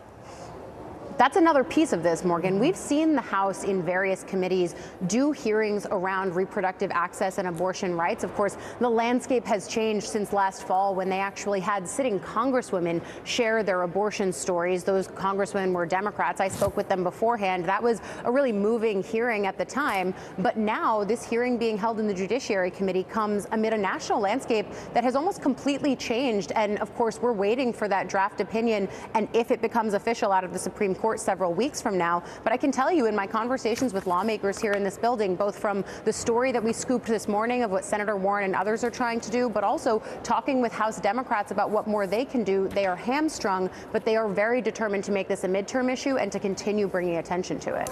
Well, Allie, speaking of scoops, I hope you don't mind if I put you on the spot here. A little birdie scooped me a story that your book, Electable, Why America Hasn't Put a Woman in the White House Yet, is finally out for order and is available in August. So I hope you do not mind my shameless plug, because I know this is your baby. I know you've been working on this for years, and I know there is no one who has been covering this topic of women, their place in history and their place in Congress, and perhaps their place in the White House one day more than you. So, Allie, thanks for your reporting, and I hope our viewers can support you in your work and your continued journalism. I appreciate this. Thanks, Allie.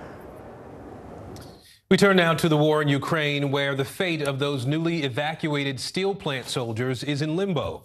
They've been moved to Russian-controlled territory after Ukraine surrendered in Mariupol. It's now unclear, though, whether Moscow wants to swap them for Russian prisoners of war. The Kremlin's lead investigative body says it will interrogate these steel plant fighters about whether they committed crimes against civilians. Now, the International Criminal Court is also looking into all of this, except it's investigating alleged Russian war crimes on Ukrainians. Meanwhile, Sweden and Finland have officially applied for NATO membership. Every nation has the right to choose its own path. You have both made your choice after thorough democratic processes. And I warmly welcome the requests by Finland and Sweden to join NATO.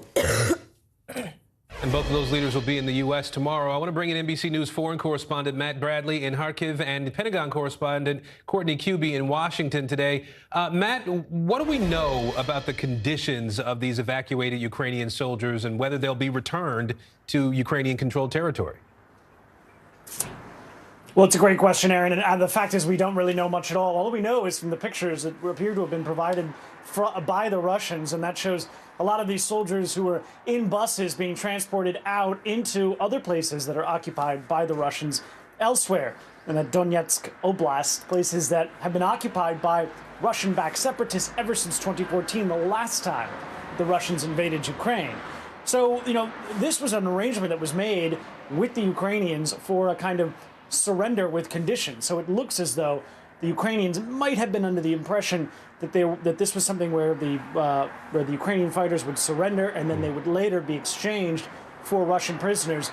Now that's not so clear. We're hearing from the Russian Supreme Court that prosecutors want to make a law against the Azov Brigade, this fighting unit that is with the Ukrainian military that has a right-wing past, a kind of neo-Nazi aligned past. And it looks as though the Russians want to prosecute them as war criminals or as something for crimes that they perceive to have committed. So this is a really dangerous moment. It looks as though now that these more than 200 men, or now it looks like more than nearly 1,000 fighters, could be facing actual charges in Russia, and they would have little recourse to their own defense.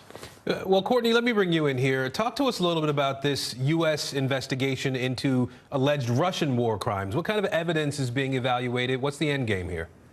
So they're looking primarily in open source material. So that means everything from social media posts to commercial satellite images, which is something that we have seen a lot of since the invasion of Ukraine by the Russian military.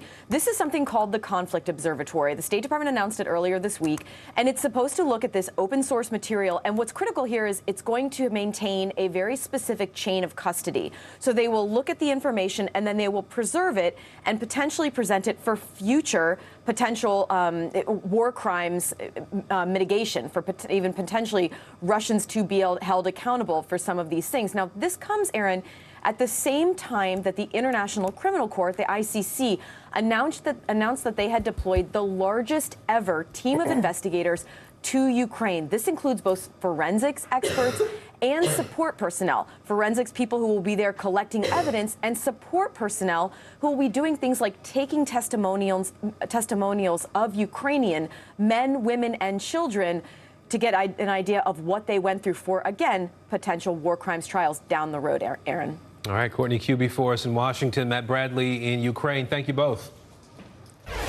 A new superseding indictment alleges that former President Trump's inaugural committee chair tried to secure hundreds of millions of dollars in investments from the United Arab Emirates. This all allegedly happened while he was simultaneously lobbying for the country illegally. 75-year-old Thomas Barrack has pleaded not guilty and is awaiting trial. His spokesperson has declined to comment, and a Trump spokesperson has not responded to NBC's request for comment. NBC News senior investigative producer Anna Schechter joins us now. Anna, first off, can you just tell us a little bit more about this case and how closely does it actually involve the former president himself? Morgan, this case is interesting and unique for a variety of reasons. One, Tom Barrack was a well-known billionaire, really respected for his business acumen. And yet, when the FBI asked for his cell phone and he turned it over to them, they found dozens of text messages showing that he was lobbying and working on behalf of the United Arab Emirates. And when they asked him about his work on behalf of the United Arab Emirates, he lied about it. He said they never asked him for anything, when in fact, he had gotten President Trump to insert some of their talking points into a speech Donald Trump gave. He also arranged for phone calls between top UAE officials and President-elect Donald Trump in 2016, then during that interim period after the election and before the inauguration, and again once he was elected president. So Donald Trump shows up in the indictment throughout. Well, Anna, the reality of it is this is not the only investigation looking into alleged wrongdoing involving Americans and foreign business dealings. So how does this all compare to the Hunter Biden case that the Justice Department is looking into? So Hunter Biden is also being investigated for lobbying on behalf of foreign countries like China and the Ukraine. And this all, it centers around not registering with the United States government You can lobby. That's not illegal. What is illegal is to work on behalf of a foreign government and not register and say and report that that is what you're doing. And so it's not just Hunter Biden. Just yesterday, Steve Wynn was sued by the Department of Justice for lobbying on behalf of China and failing to register as well. So it seems to be the hot allegation of the moment. Steve Wynn, Hunter Biden, and then Tom Barrack actually has been charged. He's awaiting sentencing. We expect that in the fall. All right, Anna Schechter for us. Anna, thank you. 2 children admitted to the hospital as a result of the baby formula shortage. Yeah, coming up, just how long before we'll see that formula back on the shelves?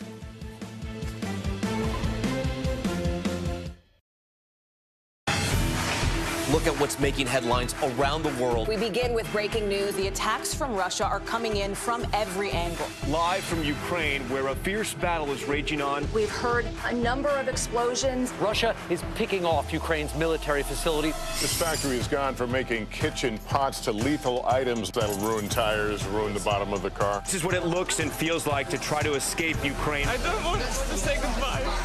The battle for Congress and the fight for control of State House. In our special County to County series, we're checking out key battlegrounds. We are talking elections in a battleground state. What does President Biden need to do tonight? He needs to speak to heads and hearts. A lot to break down, Chuck, so let's dive right in. Official confirmation of Judge Ketanji Brown Jackson. Let's zoom out a bit to our changing climate. We have some stunning new findings about COVID-19. A lot to talk about as we continue our rolling coverage. We're coming on the air with the news NBC Scoop. Bringing the news to you is not only a job, it's an honor.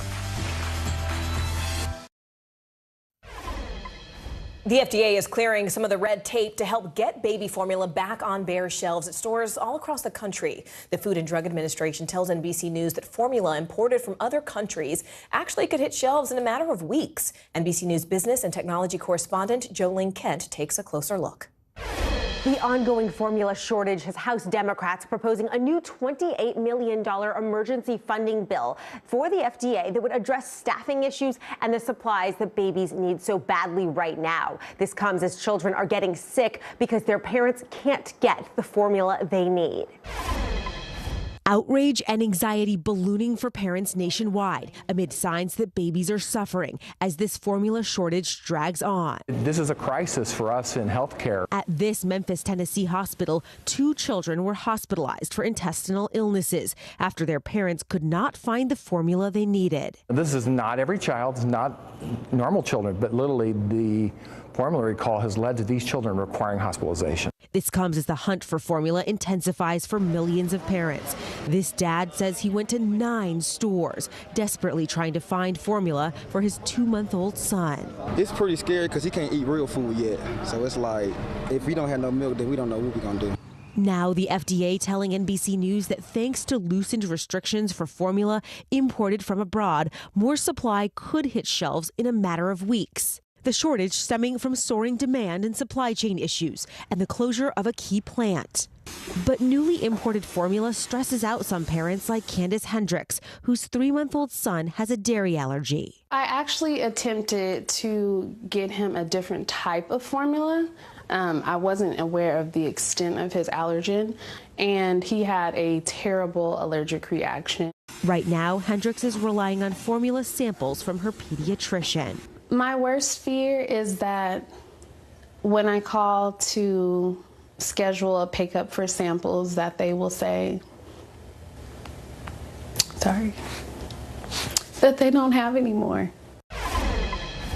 Tomorrow, the first congressional hearings on the formula shortage will begin in Washington. The House Appropriations Committee has called FDA Commissioner Robert Califf to testify about how the Abbott recall was handled, as well as the shortage. Expect major fireworks on Capitol Hill tomorrow.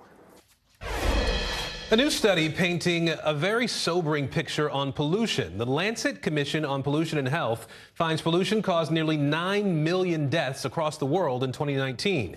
That's about 1 in every 6 deaths and more than war, terrorism, malaria, HIV, and drugs.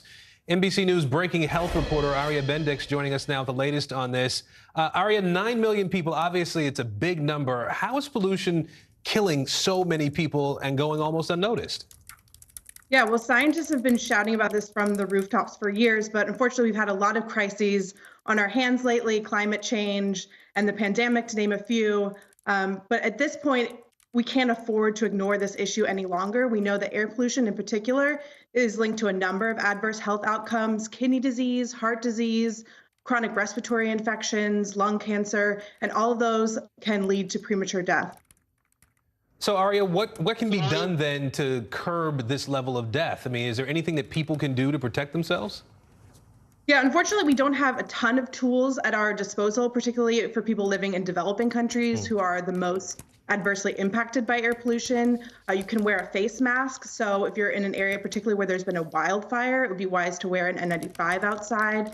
You can install an air filter in your home, but probably the best thing to do, according to scientists, is to monitor the air quality outside. So if it's poor quality, maybe you defer that morning jog or your outdoor picnic for another day. All right, Aria Bendix, we appreciate the heads up on this. Thank you. A plane crash that killed more than 100 people may not have been an accident. Up next, what we're now learning about the final moments before that passenger plane went down. Let's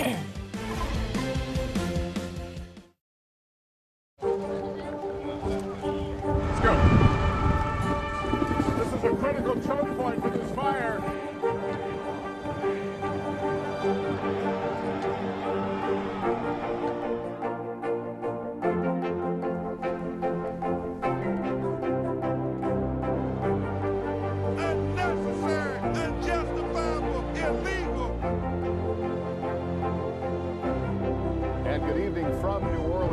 Military operation, witnessing the massive crowds. I admire you both.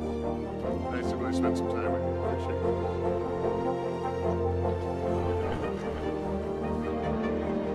At any moment now.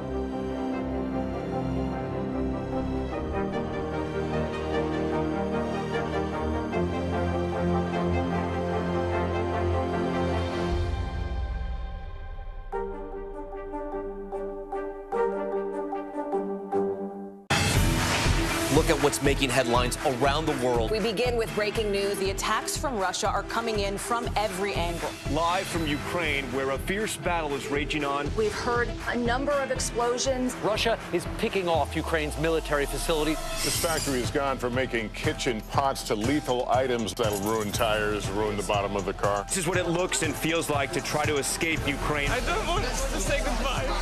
The battle for Congress and the fight for control of State House. In our special County to County series, we're checking out key battlegrounds. We are talking elections in a battleground state. What does President Biden need to do tonight? He needs to speak to heads and hearts. A lot to break down, Chuck, so let's dive right in. Official confirmation of Judge Ketanji Brown Jackson. Let's zoom out a bit to our changing climate. We have some stunning new findings about COVID-19. A lot to talk about as we continue our rolling coverage. We're coming on the air with the news NBC Scoop. Bringing the news to you is not only a job, it's an honor.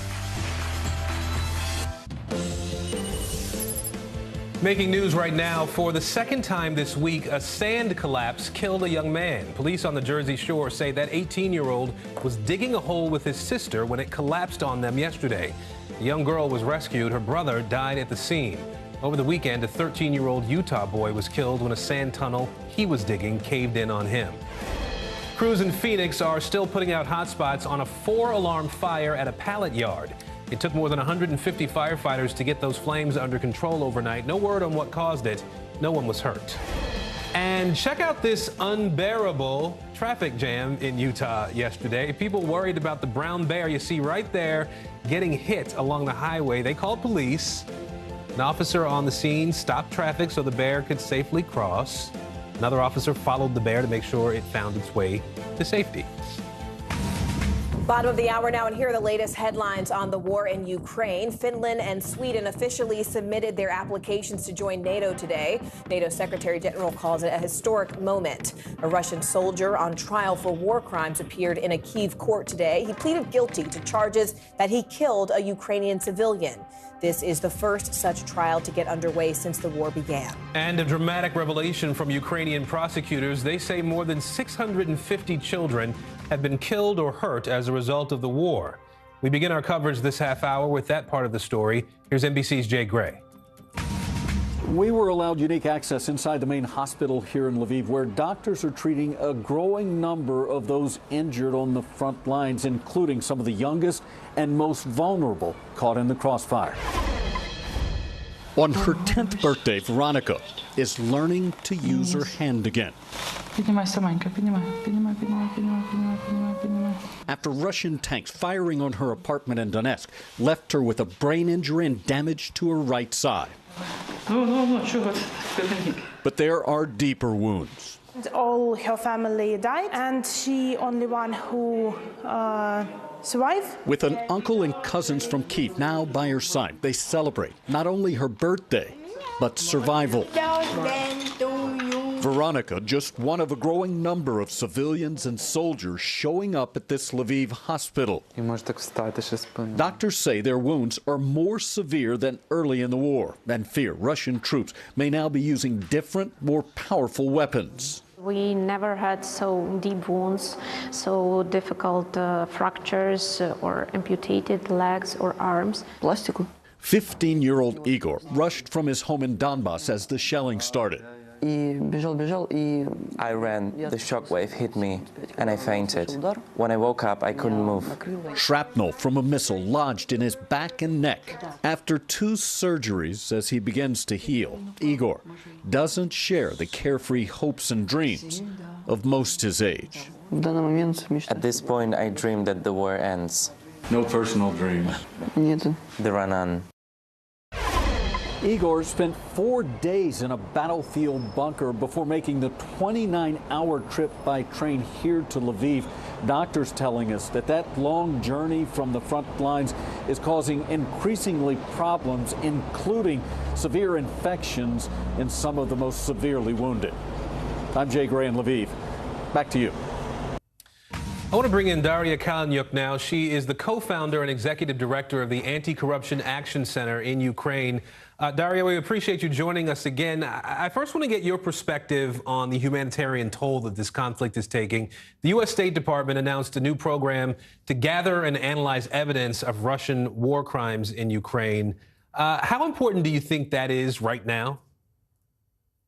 Well, it's very important. It's part of the recipe for Ukrainian victory in this war, because every Russian soldier and every Russian officer who is committing war crimes, torturing our people, killing them, raping them, has to be held accountable and has to see fair justice in Ukraine and in the International Criminal Court. So it is important to collect evidence. However, it will take time. We have to understand that. Now, you have said that Ukraine won the first phase of the war here, the battle for Kyiv, and now has to win the second phase of the war. Can you talk a little bit about that and what you think that would mean for Ukraine?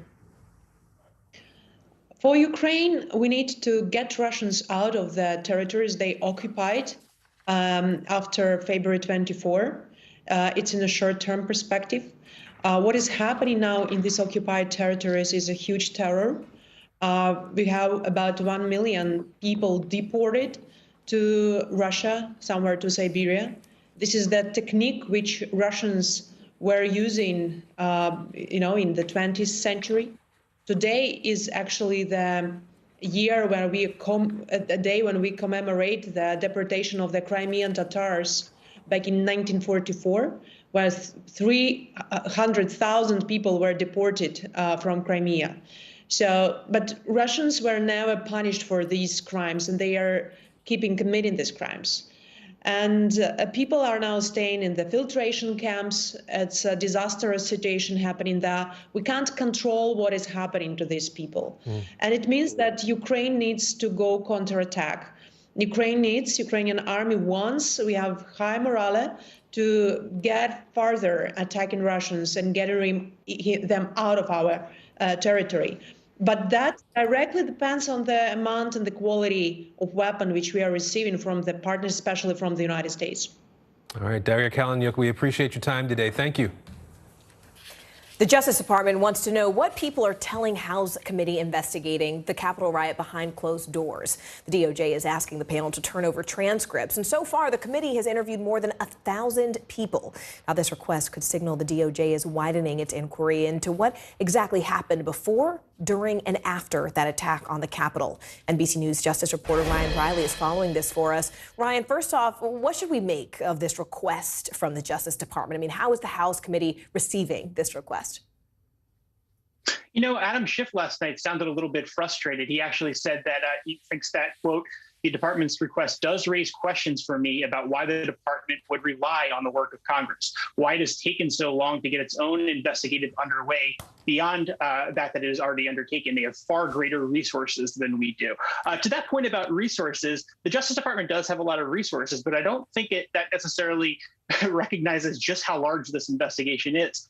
The department has charged nearly 800 people so far. There's still roughly 2,000 potential cases sitting out there based on people who either entered the Capitol or who assaulted law enforcement members outside of the Capitol, but still haven't been arrested. So there's a long, long, long road ahead. And going to Congress directly and getting this testimony directly from Congress actually is a little bit of a cheat code for DOJ, because they don't have to have these long slog fights on the other branch of government, on the judiciary branch, to figure out whether or not they can access certain pieces of information. They can just back end on go through what Congress has already obtained, which makes it a little easier for them to speed up the prosecutions. Not only that, they can also look at these cases and prosecute individuals who may have lied to Congress. So I think that those are going to be critical to this investigation going forward. Well, speaking of that, I guess the real question is, can the DOJ sort of pick up where Congress leaves off? I mean, that's especially important if Republicans do win the House in November and shut down the committee's investigation.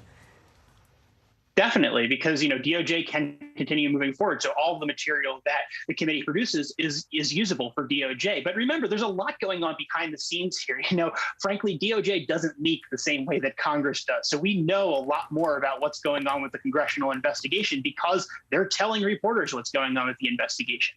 DOJ, that's pretty frowned upon in terms of leaking out ongoing investigations. So, we don't have the visibility that we do, but there's a lot happening behind the scenes just based on all of that we've seen so far. Remember, DOJ has already secured 3 different seditious conspiracy guilty pleas and has a ton of these cases in the works, major cases all the way down to these very minor cases. So it's really going to be interesting to see how DOJ uses this information going forward. And finally, Ryan, there's new reporting today that the House January 6th committee is unlikely to call former President Trump to actually testify. What do we know about that? Yeah, that's what the members are sort of saying, is that they're not going to call him. There have been some calls to say, hey, give him this shot to sort of tell his story, right?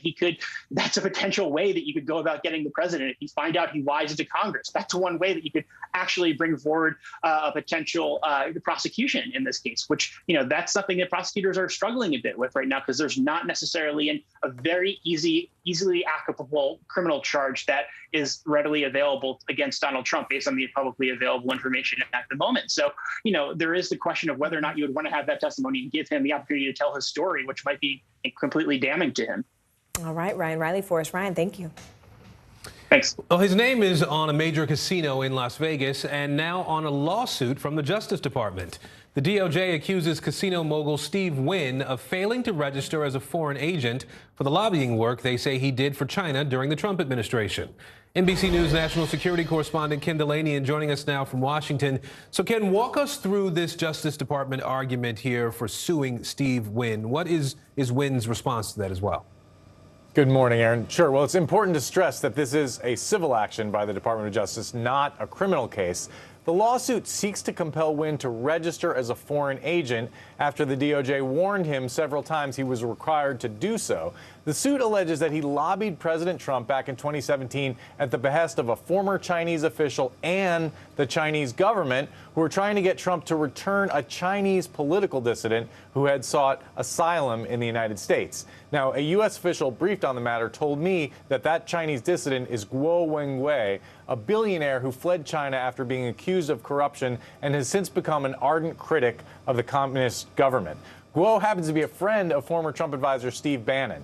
The suit says Wynn had casino interests in China at the time this was all going on, and by lobbying the Trump administration on this, he was acting as an agent of a foreign power. And the suit says he should have filed the paperwork and declared it. Now, Wynn's lawyers didn't dispute any of the factual allegations, but they said he never acted as an agent of the Chinese government, had no obligation to register under the Foreign Agents Registration Act, and they said they will fight this in court, Aaron.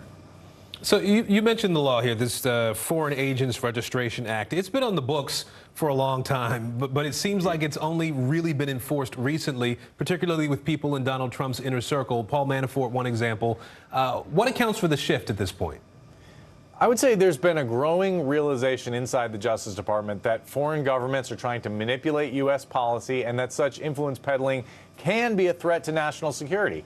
And we saw that play out in the Russia investigation, and we're also seeing that in another case against Trump advisor Tom Barrack, who pleaded not guilty to criminal charges. He failed to disclose his lobbying for the United Arab Emirates. It's not illegal, of course, to act as a foreign lobbyist, but you have to disclose it under this law. And the DOJ seems to be sending a message here that while this went unenforced, as you said, for a long time, those days appear to be over, Aaron. All right, Ken Delany for us in our Washington newsroom today. Ken, thank you. You bet. Pork industry insiders are taking their fight to the Supreme Court. The justices will hear a challenge to a California law that makes it illegal to sell pork in that state unless the pig it comes from was raised humanely. CNBC's Jane Wells has the story. Dwight Mogler raises 200,000 pigs a year in a $12 million state-of-the-art facility in Alvord, Iowa. So this will be the first time for her to give birth. Some of his pork is sold in the nation's largest market, California, but he may soon have to find another buyer. 4 years ago, California voters passed Prop 12 to mandate that all pork sold in the state come from mother pigs raised with 24 square feet of space each, and they can't be confined in small crates all the time. It says we have to have 24 square feet. Well, we provide 20 square feet, which is more than adequate. Mogler also says he only puts sows in crates for about a week when they're in heat. They can become aggressive and hurt each other. And Prop 12 compliance will not allow us to protect our animals when they're most vulnerable. The pork industry is suing all the way to the Supreme Court, saying California cannot put such a huge financial burden on farmers in other states. They have forgotten about the affordability of food, and they have taken an agenda and imposed it on the rest of the economy. I can understand their frustration and their anguish, but in all honesty, I think what California is doing is a step in the right direction. Ron Martison's pig farm in Elliott, Iowa is Prop 12 compliant. It's a lot smaller, only about 1,000 pigs a year raised for California-based Nyman Ranch. There is plenty of space and 0 crates. How do you keep them from being aggressive when they're in heat? Well, there's a number of different ways we do that. I tend to try to avoid the tight-wound sows, and by that I mean the irritable ones, the ones that are not happy, the ones that find an issue with just about anything and everything. Is an operation like this scalable? Yes, I think it is. I firmly believe it is. I have no doubt about that. And doggone it, we live in a time and we see an industry that can adapt and it can change. Most have not made the change and don't plan to. And if Prop 12 stands, California could face a bacon shortage. I don't know if there will be somewhat of a revolt amongst the electorate in California. I mean, it's a little bit be careful what you ask for because you might get it. And so that will become their reality. Life will go on without the California market. I mean, they are just a part of the market. Even as Prop 12 goes before the U.S. Supreme Court, it's still on hold in California as regulators try to figure out how to implement it. But if it does prevail at the high court, other states may follow, and most of the hog industry isn't ready. So stock up on your bacon while you can. Sorry. Back to you. Get that bacon while you can, Aaron. Woof. All right, a plane crash that killed more than 100 people may not have actually been an accident. Up next, what we're now learning about the final moments before that passenger plane went down. This is a very different kind of program. We're here to start conversation about the big things happening in our world. Professor, I'm not asking you to predict the future, but what do we think that the new normal is going to be? Is part of this that everyone's rethinking their jobs during this pandemic and their relationship to their employers? What is your biggest tip for any parent who's concerned about this? It's not my job to tell you what to think. My job is to think about what you tell me. Now Tonight with Joshua Johnson, streaming weeknights at 8 on NBC News Now.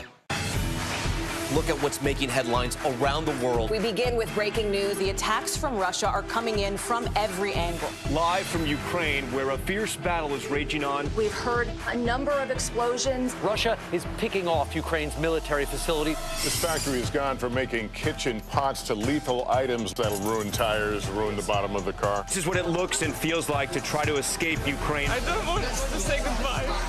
The battle for Congress and the fight for control of State House. In our special County to County series, we're checking out key battlegrounds. We are talking elections in a battleground state. What does President Biden need to do tonight? He needs to speak to heads and hearts. A lot to break down, Chuck, so let's dive right in. Official confirmation of Judge Ketanji Brown Jackson. Let's zoom out a bit to our changing climate. We have some stunning new findings about COVID-19. A lot to talk about as we continue our rolling coverage. We're coming on the air with the news NBC Scoop. Bringing the news to you is not only a job, it's an honor. Good morning, everybody. Welcome to Today. Future's looking bright. You got a whole restart. How does that land with you? Is climate change and the environment one of your top priorities? You know what? Our hearts are ready for something like this. Come on. It's a great workout. It's everything you need. Look who's back together. Oh, I'm so happy. And me. That's what it takes to set a record. So glad to see you. We'll meet Ukrainians who are defending their country one block at a time. When you were still in Kiev, could you hear the bombing? My name is Lester. Who's this?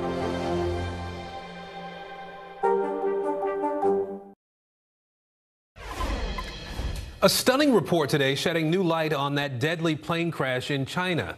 The Wall Street Journal report suggests that someone may have entered the cockpit and intentionally crashed that plane 2 months ago. 132 people died. NBC News foreign correspondent Janice Mackey-Frere has the new findings from Beijing. It's been nearly 2 months since China Eastern Flight 5735 crashed into a mountain in southern China, killing everyone on board. Now, new reporting is stirring discussion about a theory that's been circulating among American aviation experts for weeks, that someone inside the cockpit of the Boeing 737-800 may have intentionally pushed the plane into a nosedive. The Wall Street Journal reports that sources familiar with a U.S. preliminary assessment and the contents of the flight's black boxes say data are leading investigators to believe the crash may have been deliberate.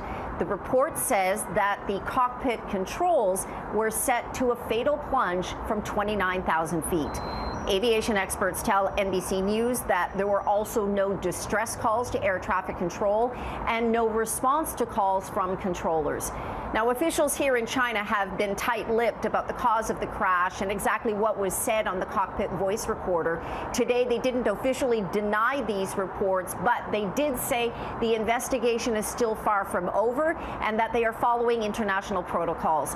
Now, neither China nor Boeing have flagged any potential issues with the 737-800, suggesting there was nothing mechanically wrong with the plane. So a lot of unanswered questions at this point, especially for the families of the 132 people who were on board. Scotland Yard is investigating alarming allegations against a Conservative member of British Parliament. Investigators are not releasing the male politician's name, but they do say he's linked to an ongoing sexual assault and rape investigation. Sky News correspondent Maddie Ratcliffe brings us the latest details. Well, this is the latest in a series of scandals and allegations of sexual misconduct that have engulfed the House of Commons in London in recent weeks, in fact months. It's been going on for a long time, reigniting the so-called Westminster debate about standards of conduct in Parliament. Although, of course, these are very serious allegations, far more serious than being a bit of a pest. We know that yesterday a man in his 50s, a Conservative MP, was arrested on suspicion of rape, sexual assault, indecent assault, abuse of public trust, abuse of position of trust and misconduct in public office. He was held in custody overnight, but he has now been released on bail. The Metropolitan Police haven't named him, and nor have the Conservative Party, who will face questions over their handling of this. They have also decided to postpone a decision of whether to expel him from the parliamentary party until an investigation is complete. Now, it's a special branch of the Metropolitan Police that is investigating. They said they received the first complaint in January of this year relating to sexual offences that are alleged to have taken place in London over a 7-year period between 2002 and 2009. In the meantime, while the investigation is ongoing, the Conservative Party's chief whip in charge of parliamentary discipline has asked the MP, urged the MP to stay away from Parliament. But of course, there is no automatic mechanism that prevents someone being investigated on allegations of rape or sexual assault from entering the parliamentary estate again while that is being carried out. The Prospect Union, which represents hundreds of parliamentary workers, has said that these voluntary stay-away agreements just don't work and that firmer action is needed. And certainly the debate has been growing, and calls for swifter action and more serious enforcement have been growing over recent weeks as more and more MPs have had to step down or had the whip withdrawn after serious allegations of misconduct and sexual mispractice. And this will only increase scrutiny of MPs' behaviour and how better to enforce standards of conduct and protect those workers in the parliamentary estate. 50,000 people in New York City do not have a place to live. After the break, we're going to take you to a stretch of street called Anarchy Row, where people experiencing homelessness say the mayor's new plans are putting them at risk. Women's basketball has been systematically held back. After 49 years of Title IX, we still have work to do. In Their Court, a podcast from NBC News and NBC Sports that goes inside the issues of inequality in women's sports. Listen now. To cover the news, you have to be in it. This is how so many towns and cities are protecting themselves. You can actually see they're pushing the gates open every night. It's your news playlist. Top Story with Tom Llamas, weeknights at 7 on NBC News Now. When was the last time you made space to listen to somebody? We are meeting people one after the next who have made profound changes. I think you're going to be blown away by the life lessons. Join Hoda Kotb for her podcast, Making Space. Listen now. We'll meet Ukrainians who are defending their country one block at a time. When you were still in Kiev, could you hear the bombing? My name is Lester. Hey, who's this? These days, it feels like the news never stops. So let's get into it. What's happening right now, what it all means for you for an hour every day. It can be hard to keep up, so let's get started together. Hallie Jackson Now, weekdays at 5 on NBC News Now. Now Tonight with Joshua Johnson, streaming weeknights at 8 on NBC News Now. Live from Ukraine, from Mayfield, Kentucky, from Waukesha, Wisconsin. To cover the news, you have to be in it. This is how so many towns and cities are protecting themselves. You can actually see they're pushing the gates open. I also want to get home. You'll get home. You'll get home. Do you remember any tornado as bad as this one? You look at this and you're thinking, we're not going to have power for weeks, if not months. Exactly. Every night, it's your news playlist. Top Story with Tom Llamas, weeknights at 7 on NBC News Now. NBC News, streaming free now.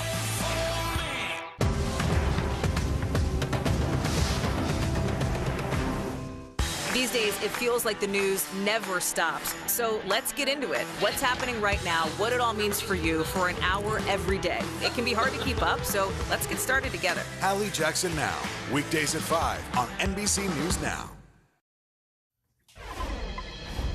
Today marks 3 months since New York City unveiled the Subway Safety Plan, which is a new initiative to combat both rising crime as well as homelessness. It's one of several new policies that is looking to help the 50,000 New Yorkers experiencing homelessness. But some of them say these plans do more harm than good. Here's NBC News Now correspondent Isa Gutierrez.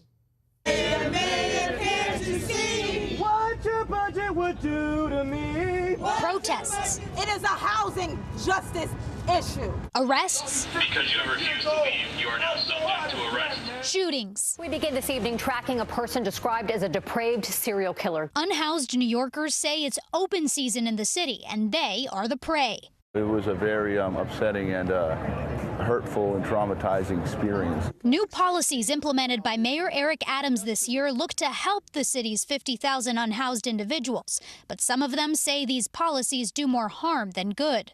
Mayor Adams' heavy-handed tactics are not the answer to homelessness. There are rules. In February, Mayor Adams introduced the Subway Safety Plan after a series of violent subway attacks linked to unhoused New Yorkers. The program removes unhoused people from the subway and aims to place them in temporary housing or connect them with mental health services. But from its inception, advocates have sounded the alarm. If the city wants to actually see a reduction in the number of people who have to resort to sleeping on the subways, then they should really be focusing on where people can go as a safer alternative. And until we have those resources, we're instead going to see police forcing people from the subways to the streets. Just weeks after the rollout, a gunman shot 5 unhoused men living in the streets of New York and Washington, D.C., killing 1 in each city. A tragedy some activists blame on the mayor and his rhetoric. There's power in word, and when someone takes those words the wrong way, what happened is the end result. I put the deaths of these men squarely on the doorstep of City Hall. The city's most recent count estimates that more than 1,200 people sleep in the subway on any given night. In the first month of the subway safety plan, the city says outreach teams engaged an average of 650 people in need per day. They say only 312 accepted services that entire month. We want homes for the homeless. Cynthia V. is an unhoused New Yorker who says she was pushed out of the subway and onto the streets. When I was in the 6th train, when we came around the loop at the bottom, the police came right in. And I realized something had changed, that they were not going to let me ride up and down on the train anymore. V says a rainy night brought her here, under this scaffolding near Tompkins Square Park. Here, she found not only shelter, but community. I think we're doing good. And a safe space she and the other unhoused residents call Anarchy Row. Right now. Soon after, in late March, Mayor Adams announced a crackdown on makeshift encampments. And in early April, NBC News was there as the city dismantled Anarchy Row. Want a voucher. Do not throw away my belongings. For hours, police faced off with 6 of the residents and a dozen activists. Let people live! Let people live! Ultimately, 7 were arrested, including Johnny Grima. The police brutalized me and destroyed my property and other people's property. 5 others were displaced for the night. Housing, affordable housing is the answer to this crisis. In the first 6 weeks of the new encampment initiative, the city says outreach teams engaged 264 people, but only 39 of them accepted placement. The city estimates that nearly 1,100 New Yorkers sleep on the street. The 6 Anarchy Row residents who refused shelter placement represent many unhoused New Yorkers who say shelters are dangerous. In 2021, there were more than 300 felony arrests in city shelters, up from 260 in 2020. Still, Mayor Adams and the city say shelters and safe havens, which are facilities with fewer rules and more privacy, are part of the solution. Since announcing the subway safety plan, Adams has unveiled a new 80-bed safe haven and promised hundreds more beds in the next 2 years. He's also proposed a budget that would allocate a record $171 million in funding for homeless services. In a statement to NBC News, Mayor Adams said, quote, "Our teams are working professionally and diligently every day to make sure that every New Yorker living on the street knows they have a better option while ensuring that everyone who lives in or visits our city can enjoy the clean public spaces we all deserve." Some unhoused New Yorkers we spoke with say they agree with the mayor's stance. I think it's a great idea, because nobody wants to be homeless. Nobody wants to live on the streets. It's a tragedy living out there in the subway. You don't know what's going to happen. It's a lot of people being assaulted every day. It's dangerous out there, you know? Welcome to my home, Tompkins Square Park. The residents of Anarchy Row continue to erect their encampment, moving to different locations in the neighborhood each time. They say their community gives them hope for the future. I was seeing homeless people today as in my travels and telling them just be strong, you know, like I could see an end. I could see some hope of a future where we don't have this problem. It's solvable. Right now on NBC News Now, ready for a recount. The Pennsylvania GOP Senate primary is too close to call. Fate of the fighters. Ukrainian forces who fought in the Mariupol steel plant surrender to Russian troops. Why Moscow is planning to put some of them on trial. Sex, money, and lies. Online scam artists targeting men and boys for blackmail using explicit material. We'll tell you about the tragic consequences that some of the victims are now suffering. And leveling the field, a key victory for the women of U.S. soccer, why the league has finally agreed to equal pay for both men and women, and why critics say it's long overdue.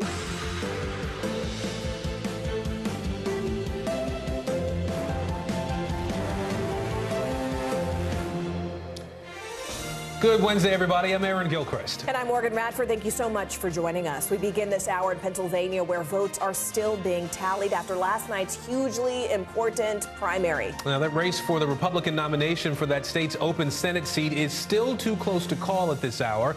Celebrity doctor Mehmet Oz is in the lead by fewer than 3,000 votes. Now, this race is a critical test of the power of former President Donald Trump, who endorsed Oz. It also will have major implications for who controls the Senate come November. So we are going to dig into all of this with our elections guru, Mr. Mark Murray. But let's go ahead and begin on the ground with NBC News correspondent Vaughn Hilliard, who's live for us in Philly. Vaughn, where does the race stand right now? I mean, and given how close it is, could we actually see a recount?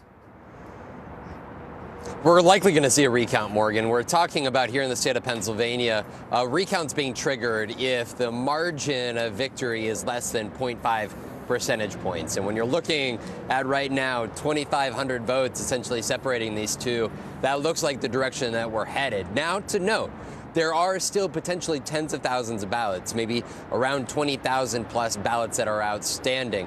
Our Steve Kornacki has been diligently trying to keep track of how many ballots are outstanding. But this is the hard part of trying to track down in all these counties around greater Pennsylvania, how many of those mail-in ballots were either received by these county officials through the Postal Service or dropped off at these locations there. And that is why it may potentially be days until we know who the declared winner in this race will be. And speaking of the next race, I do want to also talk about the governor's race there in Pennsylvania, Vaughn. We know that State Attorney General Josh Shapiro will go up against Republican nominee Doug Mastriano. And Mastriano was endorsed by former President Trump, and he's even spread those baseless conspiracy theories that the 2020 election was stolen. But can you talk to us about why his nomination is significant? Right. You know, I think the role that we generally see governors play in their states are the chief executives, right?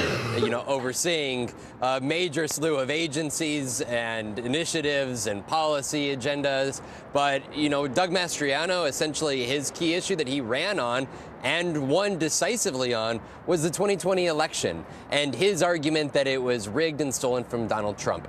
Of course, the facts don't line up with that, his version of reality here, and yet he has been declared the winner here by Republican voters. And this is where really the issue comes to play, and that is in 2024, in the potential situation in which, you know, let's say Donald Trump runs again, potentially loses here again in Pennsylvania, and Doug Mastriano, as the governor of the state, refuses to certify these election results.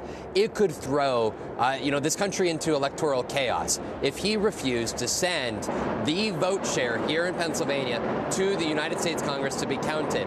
But he's sort of, you know, looked at potentially as the ringleader of other potential Republican governors from the likes of Arizona, Wisconsin, Michigan, those leading GOP contenders in those states for governor, who would also be the ones tasked with certifying their state's election results in 2024. They also echo much of what Doug Mastriano is arguing, and that is that the 2020 election was rigged, which really puts a complicating factor here, you know, as you look towards 2024 and ultimately in this general election. It's a lot more than, you know, conservative and liberal policies on the line. It's really a matter of whether this democracy in 2024 could potentially run smoothly or not. Wow. All right, Vaughn Hilliard for us. Vaughn, thank you. All right, let's bring in NBC News senior political editor Mark Murray to dig into this a little bit more. Mark, I know it was a long night for you. We appreciate you being here. I want to start with that GOP Senate race in Pennsylvania, a close race still. We were all talking about Kathy Barnett, right? We were talking about her surging in the last several days here. It's turning out really, though, to be a neck-and-neck race between David McCormick and Dr. Oz. Is there anything that we should take away from the fact that this race is so close? Yeah, Aaron, you know, Kathy Barnett, to me, still played a role, and the role that she ended up playing was kind of keeping Mehmet Oz's percentage down, particularly when those Trump counties and the day of mainly MAGA votes started coming in last night. What really stood out to me was when you ended up getting the first drop of ballots, and those were from the mail-in ballots, you end up having David McCormick doing very well. And traditionally, those mail-in ballots have been people who don't come from that MAGA universe. But what also ended up helping McCormick, and at least so far, is he did really well in the western part of the state, Pittsburgh, Allegheny County, Beaver County, all overperforming there in his own base. base. Oz, conversely, ended up doing really well in the areas right around Philadelphia, right around New Jersey. And, you know, at the end of the day, we had a perfect almost three-person race in this contest. And we are going to be counting every single vote today, tomorrow, and probably even beyond that, Aaron. Yeah, Mark, I want to ask you sort of big picture here, right? We know we have people watching out in the West Coast thinking, Pennsylvania, why do I care? Help us understand why the Pennsylvania primary matters so much. What implications does this have for November? Yeah, I'd argue, Aaron, that the entire control of the United States Senate probably hinges on this general election in Pennsylvania. If Democrats are able to win it and they end up getting their nominee in John Fetterman, lieutenant governor, that gives them a pretty good chance of holding on to control of the United States Senate. And of course, we're going to be watching other places in North Carolina, which also held their primaries last night. We're going to Wisconsin. You're going to end up having Florida. There are a bunch of states, but Pennsylvania is probably the chief among them. The other component is what you and what Vaughn and Morgan were just talking about is Pennsylvania is still battleground central in presidential elections. And I think that there is a big focus on not only the Senate contest in 2022, but what all these contests end up meaning for 2024 and maybe the most important battleground state of them all. We obviously paid a lot of attention to North Carolina, too. That's a race we were watching closely there. Congressman Madison Cawthorn lost his re-election bid, it seems, despite being endorsed by former President Trump. And we know that Cawthorn had a lot of bad press in recent months here. Is this any sort of an indication to you that a Trump endorsement can only take a candidate so far? A Trump endorsement does help. What did not help Madison Cawthorn were just all the controversies and scandals that the freshman congressman found himself in over the last several months. And what was clear was that the Republican establishment in North Carolina, kind of led by Republican Senator Tom Tillis, decided, hey, we actually need a different congressman in this district. And they went all in on Chuck Edwards, and that was who ended up prevailing. All right, NBC News senior political editor Mark Murray. Mark, we appreciate you today. Thank you. New information this hour on the war in Ukraine. The Russian soldier facing the first war crimes trial since the conflict began has pleaded guilty. The 21-year-old was accused by Ukraine's top prosecutor of shooting a 62-year-old civilian to death. Meanwhile, the fate of the fighters at the Mariupol steel plant remains uncertain. They were evacuated this week, but then taken to Russian-controlled territory. It is unclear whether Moscow is interested in trading them for prisoners of war. And at the same time, the Western alliance against Russia has taken a pretty big step towards expansion. Finland and Sweden have officially applied for NATO membership and could be admitted in just a few months.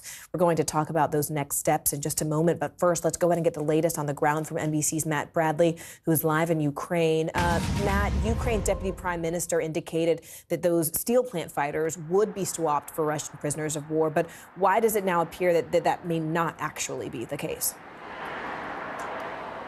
Yeah, you know, and that might have actually been the whole reason why they negotiated this surrender, was kind of a compromise to allow these fighters to get out, probably believing that they would eventually be swapped.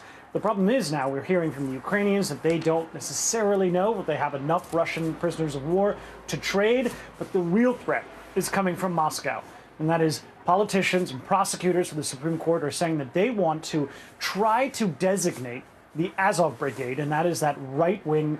It's a group with historical ties to neo-Nazis. They're the ones who are constituting the main fighting force from that Azovstal steel plant. They want to classify them as terrorists, essentially saying that they are criminals and that they should then be tried in Russian courts. Now, that's very threatening, of course. Dozens of these soldiers are very badly injured. There are nearly 1,000 of them. And if they are then treated as terrorists or criminals in Russian courts, that would be very threatening indeed. They would not have the same legal recourse that, for example, that 21-year-old Russian seems to be enjoying here in Ukraine. So this kind of changes the game and certainly would go against what, and we don't know the exact terms, but certainly would go against what it seems like the Ukrainians had imagined was the deal or that compromise for having those soldiers surrender and exit the underground area of that Azovstal steelworks. Well, Dan DeLuz is also with us. Dan, let's talk NATO. Turkey is still opposed to Finland and Sweden joining that alliance, and the head of NATO appeared to sort of reference that in his comments earlier. Let's first take a listen. Allies will now consider the next steps on their path to NATO. The security interests of all allies have to be taken into account, and we are determined to work through all issues and reach rapid conclusions. Now, Dan, set the scene for us, because all 30 NATO members do have to agree on admitting new countries. So is Turkey's opposition a negotiation tactic, or is the expansion really ultimately in doubt? Well, Morgan, the hope is that negotiations can resolve this and it's not a deal breaker, but it may require Sweden and Finland bowing to demands from Turkish President Erdogan to extradite Kurds that Turkey says are terrorists plotting to forge an independent Kurdish state. And Erdogan says the two countries are harboring members of the separatist militant Kurdistan Workers' Party, also known as PKK. And today Erdogan accused the Nordic countries of being, quote, guest houses for terrorist organizations. So Turkey has a lot of leverage now in this situation to squeeze concessions out of Sweden and Finland. The two governments are saying that this all can be resolved, and they're optimistic the whole matter can be worked out through diplomacy. And it's also possible Erdogan is going to push other NATO allies, even the United States, for concessions along the same lines, trying to get opposition figures extradited. So this is a moment where he's trying to get what he can out of the situation. And the hope is Sweden and Finland will, in the end, be admitted. All right, Matt Bradley for us and Dan DeLuz, thank you both so much. A new government report says there are a few reasons why the Afghan military and government collapsed right after the U.S. pulled out of that country. The Office of the Special Inspector General for Afghanistan Reconstruction released hundreds of reports on the 20-year war. This latest report says both Afghans and Americans share blame for what went wrong. I want to bring in NBC News Pentagon correspondent Courtney Kube now to help us understand this. So, Courtney, break this down for us, this report. What specifically does it say contributed to the collapse in Afghanistan?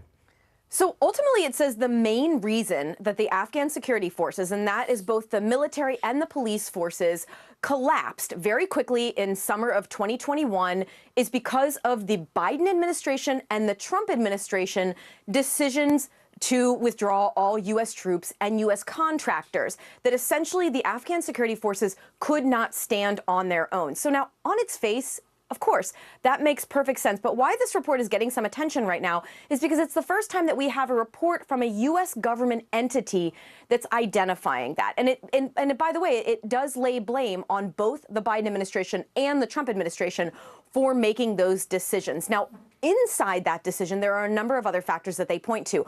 One of them is the Afghan government, President Ghani's government. There was this growing mistrust and distrust between them, that government, and the United States government and the U.S. military. And that was really fostered by the deal that the U.S. struck with the Taliban in February of 2020.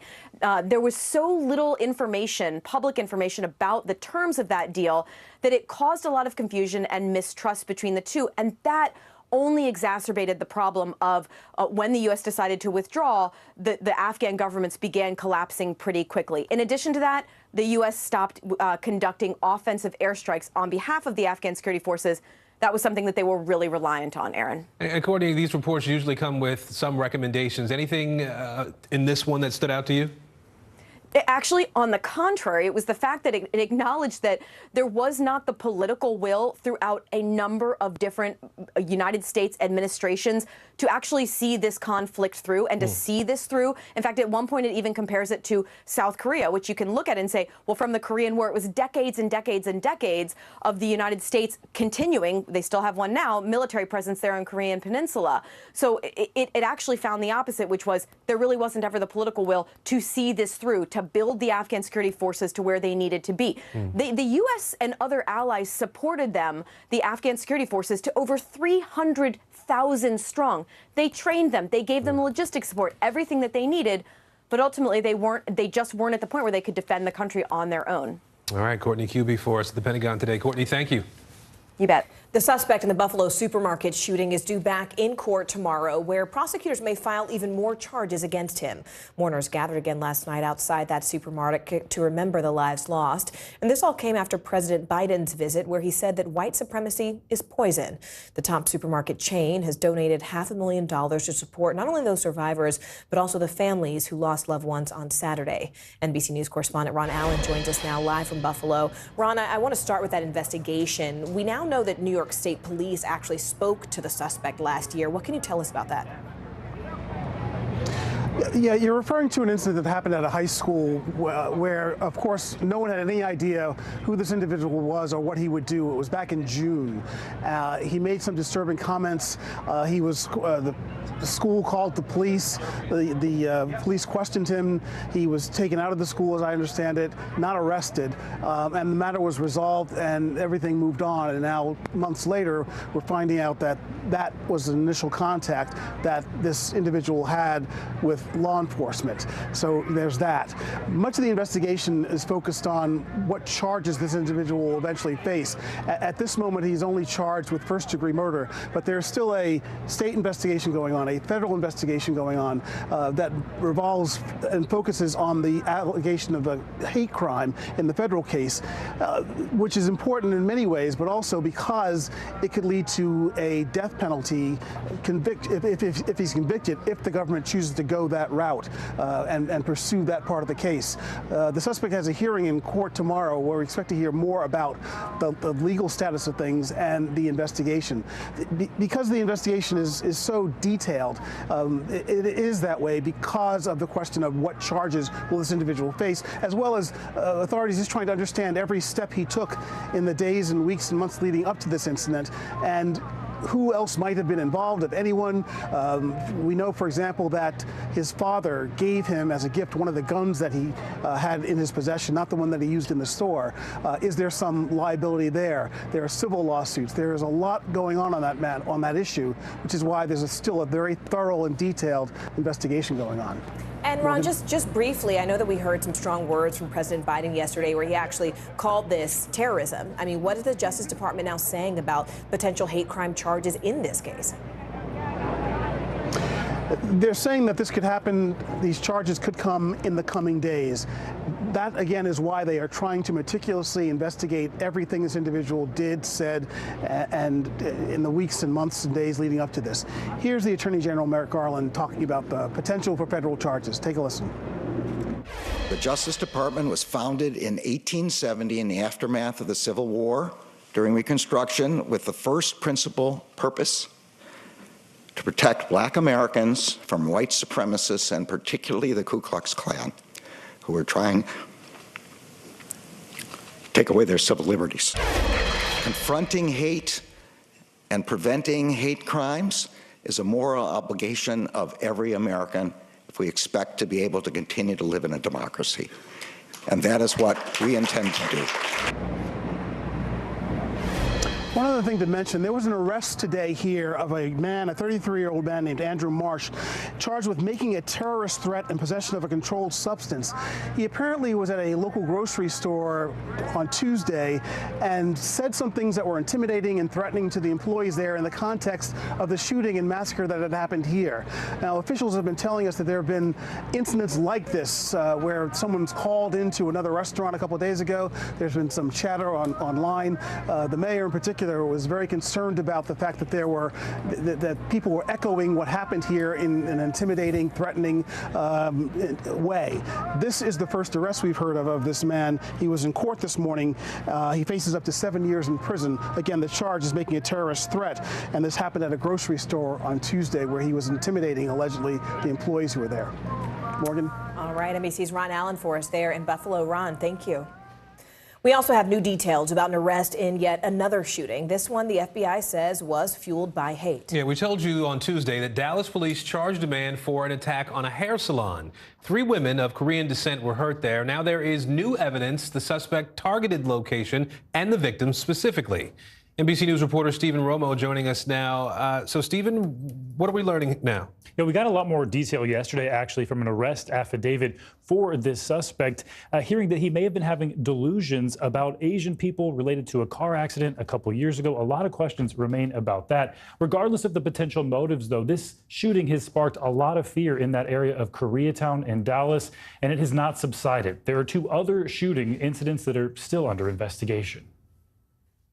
I'm relieved to say that we have made an arrest. The Koreatown community in Dallas exhaling. A suspect accused of a shooting at an Asian-owned hair salon is in custody. And charge him with 3 counts of aggravated assault with a deadly weapon. The shooting, now being investigated as a hate crime by the FBI, injured 3 women of Korean descent. Now the Dallas Police Department sharing more details on the suspect, Jeremy Smith. 2 years ago, Smith had a motor vehicle crash with an Asian male. Since then, his arrest affidavit stating he reportedly suffers from delusions that the Asian mob is after him or attempting to harm him, even getting fired from his last job for verbally assaulting an Asian boss. Dallas police saying there are 2 similar shootings linked to Asian businesses which are still under investigation. There was a connection between those shootings in that a maroon or red vehicle was driven by the unknown suspect. More work or investigation needs to be done before Smith can be charged in those cases. The community feeling the effects of that violence. Business owners telling our NBC station KXAS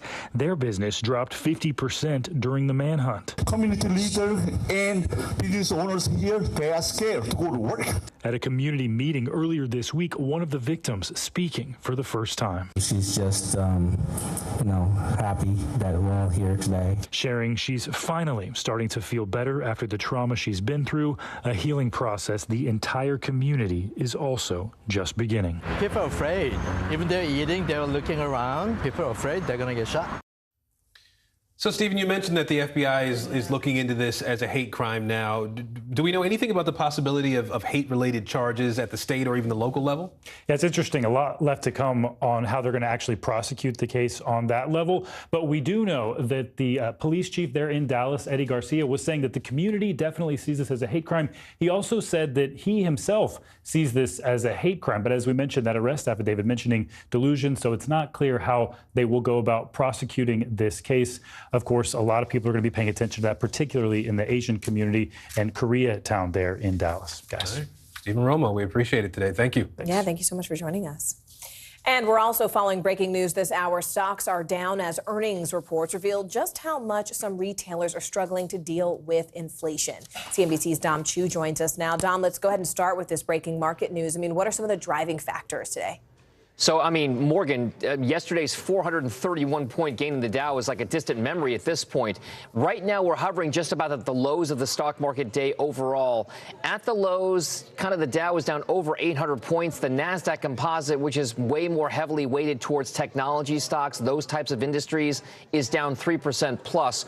The real underperformer on the day, if you will. Now, there's a real concern amongst investors that the economy could come under real pressure in the coming weeks and months, and that one of the results will be a decrease in corporate profits, which in turn could take the value of the stock market down even further. The big issue so far this week has been disappointing earnings reports and forecasts from some of America's biggest retailers. Now, today it was Target, which reported profits that were far below analyst expectations. The retailer got hit by things like rising fuel costs, transportation costs, supply chain issues, inventory as well.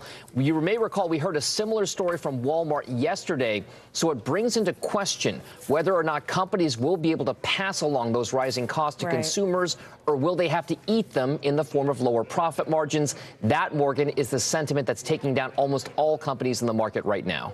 Dom, speaking of consumers, can we just talk about Twitter for a minute? I mean, this feels like pretty big news that Elon Musk seems to have gotten sort of cold feet about this deal that he initiated. Can you talk about how sort of Twitter shares are responding to that? Where does Musk's fit into all of this? Where does Musk's sort of reaction fit into all of this, and how is it affecting users? Well, it's directly affecting the users, right, Morgan? The idea that you've now said you want to take a pause on this, that you're reevaluating whether or not Twitter is that business that you thought you were going to have because of the number of bots or fake spam accounts that you claim or allege as pervasive on the platform. All of that has taken down the stock market valuation of Twitter well below, remember, that $54.20. That was the price that Elon Musk agreed to buy Twitter at, which equates to around $44 billion. At current market levels, many of the experts in the market say that the odds implied by Twitter's current market price, by the way, far below the $54.20, implies that there is a less than half 50-50 chance that this deal actually gets done at that price. Now, Elon Musk might be doing something with regard to jockeying for position, maybe looking for a lower price at the end. The question becomes whether or not Twitter, which has now what it considers to be a more binding merger agreement, will actually make or go to the courts to force Elon Musk to buy Twitter at the agreed upon price. So this is all drama, high drama at the corporate level with all of that, with all that's happening right now. And all of us users watching on the edge of our seats here. Dom, as always, thank you for rolling with the punches and helping us understand all of this. We appreciate it. You got it.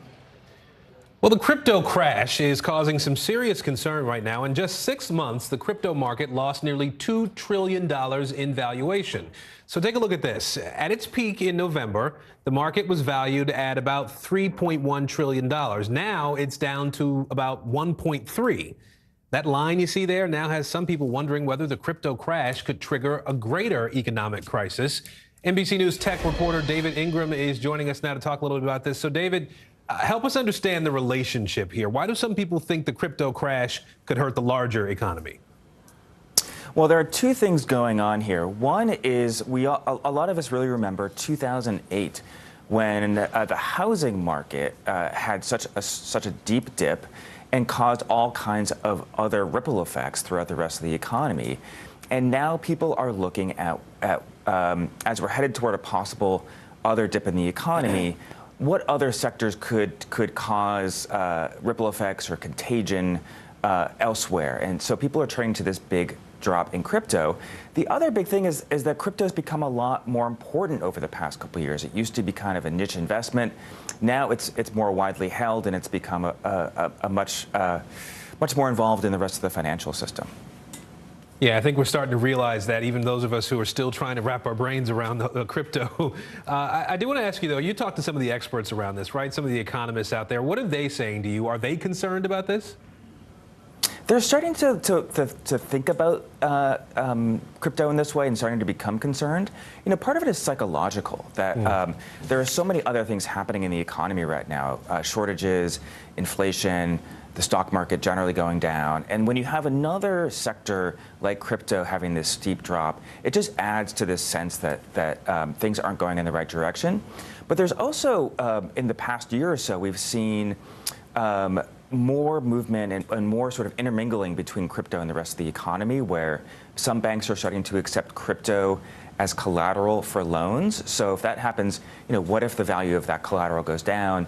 Do the loans start to have increased risk? Right. So, Aaron, I think there's a lot to watch here in terms of possible risks going forward. All right, and we know you will be watching it for us. We appreciate it. David Ingram in San Francisco today. Thank you, David. And stay with us. Actress Amber Heard is back on the stand in her defamation trial. Still ahead, what she's now saying about her ex-husband, Johnny Depp.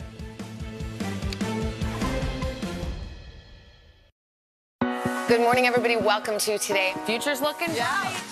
You got a whole restart. How does that land with you? Is climate change and the environment one of your top priorities? You know what? Our hearts are ready for something like this. Come on. It's a great workout. It's everything you need. Look who's back together. Oh, I'm so happy. And me. That's what it takes to set a record. So glad to see you. From Brooklyn, we're next to the subway station. The state's reservoirs are alarmingly low. War will pass them by.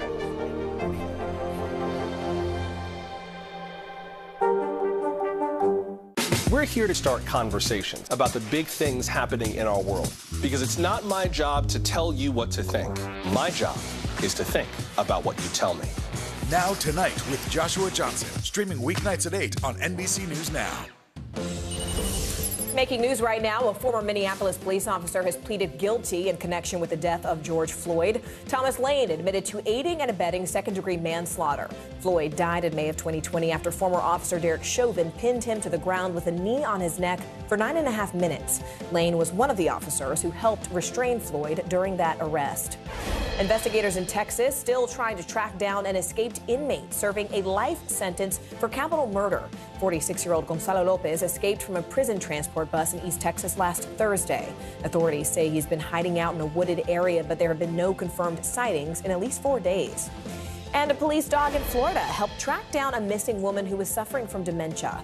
A deputy and his canine were canvassing a wooded area when they found her. Police were originally called to her home on Sunday after learning that she left Saturday afternoon. That woman is now being treated for severe dehydration at a hospital. Bottom of the hour now, and here are the latest headlines on the war in Ukraine. The head of NATO says he is honored to receive Finland and Sweden's applications to the military alliance today, calling it a historic step. Turkey, however, is raising objections to their potential membership. Russia's defense ministry says nearly 700 Ukrainian fighters have surrendered from the steel plant in Mariupol in the past day. It remains unclear what will happen to those fighters. Meanwhile, British intelligence suggests that Russia is experiencing, quote, significant resourcing problems on the ground. We begin our coverage this half hour with NBC News national security analyst Clint Watts.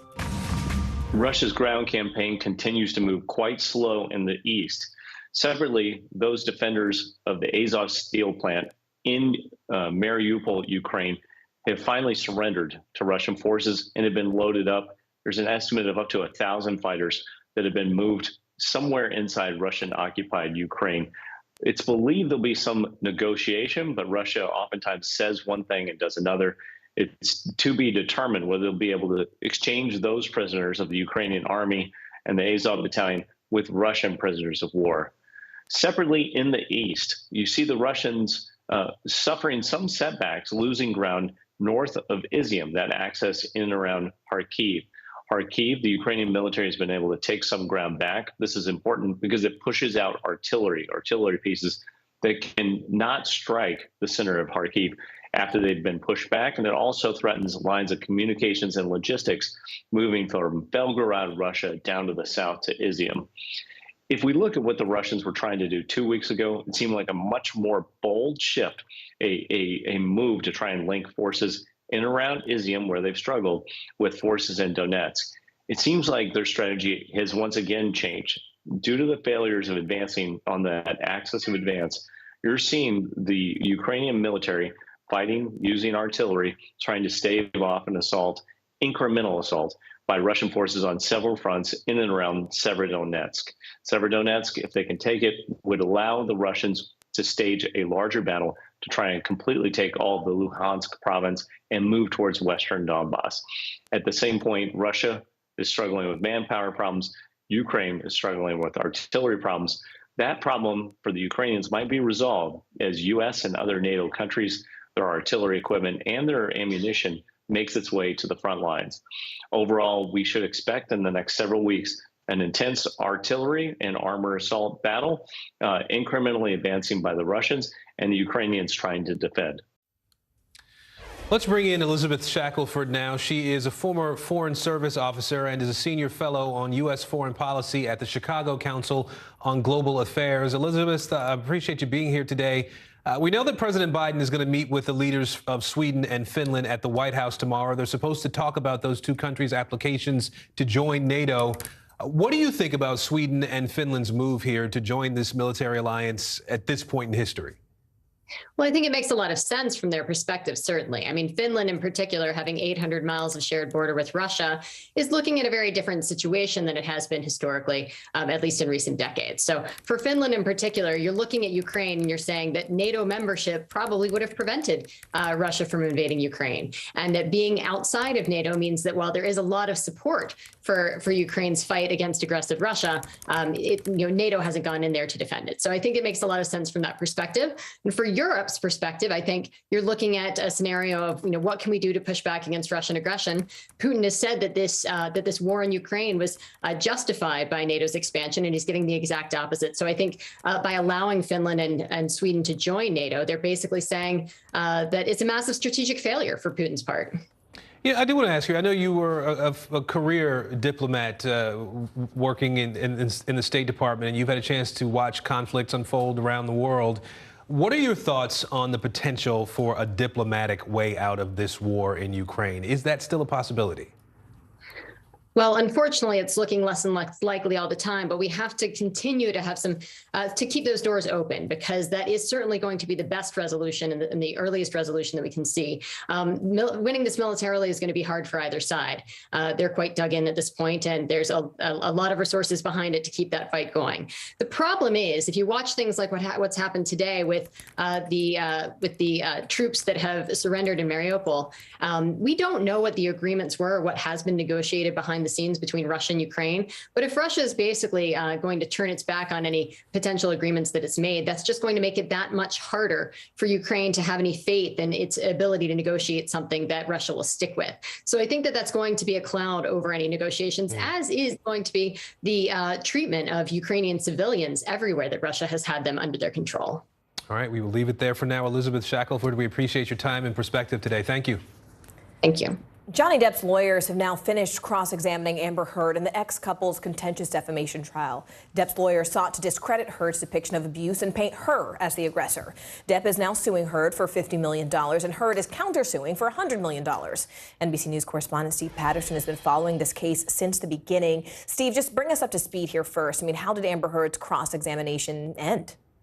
Yeah, part of the biggest part of this trial, Amber Heard on the stand for about 4 days or so, the cross-examination, a little less than half of that. And as you said, it was that attempt to try to paint Amber Heard as the aggressor. And not only that, but really pick apart every argument she's made, every allegation of either emotional or physical or sexual abuse by pointing to specific pieces of media, right? So they'll have a picture showing Amber Heard maybe a day after she alleged physical abuse and saying, there's no blemish there, there's no mark on your face there, there's no blemish on your lip there, or bringing up like a late night appearance and saying, how could you go on this show after the allegations that you've made about this day or that day or the next day? And they did this over and over and over again. And even at some points, Amber Heard's brought so many examples of her with blemishes on her face or blemishes on her lip or blemishes on the top of her head, pointing to those pictures that she's introduced into evidence and saying, was this doctored? Did you embellish? So casting doubt in that way as well. But the primary thing, again, was trying to make Amber Heard the bad guy. This has been sort of the tactic on both sides. In this example, you hear Amber Heard fighting again with Johnny Depp in several audio recordings, and you hear some of the horrible things that are exchanged. Here is one interaction that pertains to do just that. Listen to this. We spoke to each other in a really horrible way. You got physical with Mr. Depp often during your relationship, didn't you? I had to defend myself as best I could. You called him a sellout, right, Miss Heard? I called him a lot of ugly things. And a joke. I called him a lot of ugly things. You called him a joke on that recording. You called him a washed up piece of That was, it was back and forth. Amber Heard, for her part, remained calm. And then the redress. So when Heard's attorneys came back after the cross-examination, they tried to ask her several questions. Johnny Depp's attorneys wouldn't let their attorneys get in a word edgewise. It was objection after objection after objection, so much to the point that maybe they got in a handful of questions before their side rested and Amber Heard stepped down off the stand. Morgan. And Steve, who is on the stand today? I mean, who else are we even expecting to hear from as this trial continues? So another one of Amber Heard's friends is on the stand right now. He took the stand maybe a few minutes ago. But the majority of what we heard was from another former friend, Raquel Pennington. She is the one, if you've seen any of these pictures with Amber Heard's, face with blemishes on it, she's the one that was taking these pictures. A very close friend to Heard at the time. You hear her tearfully kind of dissecting some of these photos and exhibits. And talking about just how violent she assumed and thought Johnny Depp was. Never saw any physical violence in person, but often would say she saw the aftermath. All right, Steve Morgan. Patterson, thank you. Well, there are growing concerns about potential violence if the Supreme Court does indeed overturn Roe v. Wade. The Department of Homeland Security issued an internal memo warning about the growing number of threats that are circulating online. NBC News national security correspondent Ken Delaney joins us now. So, Ken, we've already seen those barricades go up around the Supreme Court building in D.C. This memo, though, seems to take the concern, to a new level. Walk us through what exactly is in it. Yeah, Aaron, and this memo was prepared by DHS's Office of Intelligence and Analysis. And it says that since that draft abortion opinion was published on May 2nd, the National Capital Region's Threat Intelligence Consortium has identified at least 25 violent threats on social media that were referred to law enforcement agencies for further investigation. And the memo says that some of these threats discussed burning down or storming the Supreme Court and murdering justices and their clerks or members of Congress or lawful demonstrators. The memo adds that social media accounts have encouraged violence at abortion rights rallies by sharing images and comments of vehicles ramming into lawful protesters. It says violence has been encouraged by adherents to a broad range of ideologies and that the threats may escalate after the official decision on the abortion case is issued this summer. Now, this is an unclassified report, it's worth noting, based on open source reporting, which includes information from social media posts and news outlets. And the memo acknowledges that it's really going to be difficult to figure out which, if any, of these threats will actually result in violence. That's a big challenge. Aaron. So, Ken, have we heard anything from Homeland Security since this memo has gotten out? Yes, a DHS spokesman issued a statement, and I'm just going to read it to you. It says, DHS is committed to protecting Americans' freedom of speech and other civil rights and civil liberties, including the right to peacefully protest.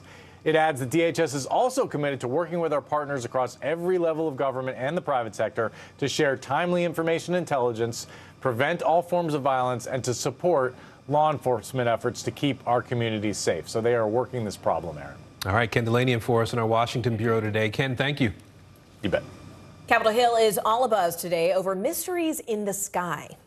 For the first time in more than 50 years, Congress held a hearing about unidentified flying objects just yesterday. The Pentagon is now tracking UFO sightings and the potential national security risks. NBC's Gotti Short shows us two never-before-seen videos. Well, we have two new videos to file under weird stuff released by Congress, but don't expect to see clear images of some sort of flying spaceship. New green night vision video showing triangles in the sky, but this time the Pentagon offering an explanation to lawmakers. We're now reasonably confident that these triangles correlate to unmanned aerial systems in the area. The triangular appearance is a result of light passing through the night vision goggles and then being recorded by an SLR camera. But at the first congressional hearing on UFOs in 50 years, Pentagon officials admitting that most of what they call unidentified aerial phenomena remain unexplained. They also showed lawmakers this video captured by a fighter pilot with a cell phone that shows a metallic object that you might miss if you blink. I do not have an explanation for what this specific object is. Deputy Director of Naval Intelligence Scott Bray raising more eyebrows when answering this question. There have been no collisions between any U.S. assets and one of these UAPs, correct? We have not had a collision. We've had at least 11 near misses. Defense officials testifying that there were at least 18 cases where they had data from multiple sensors showing objects that moved in ways that could not be explained, adding they would share more details during a closed-door classified setting. In the past, fighter pilots and former Pentagon officials have told us some of the objects were capable of instant acceleration and estimated speeds of well over 13,000 miles an hour. Now, the committee says this could be the first of several hearings, with some lawmakers saying next they would like to hear directly from some of the pilots who have encountered those objects firsthand. Guys?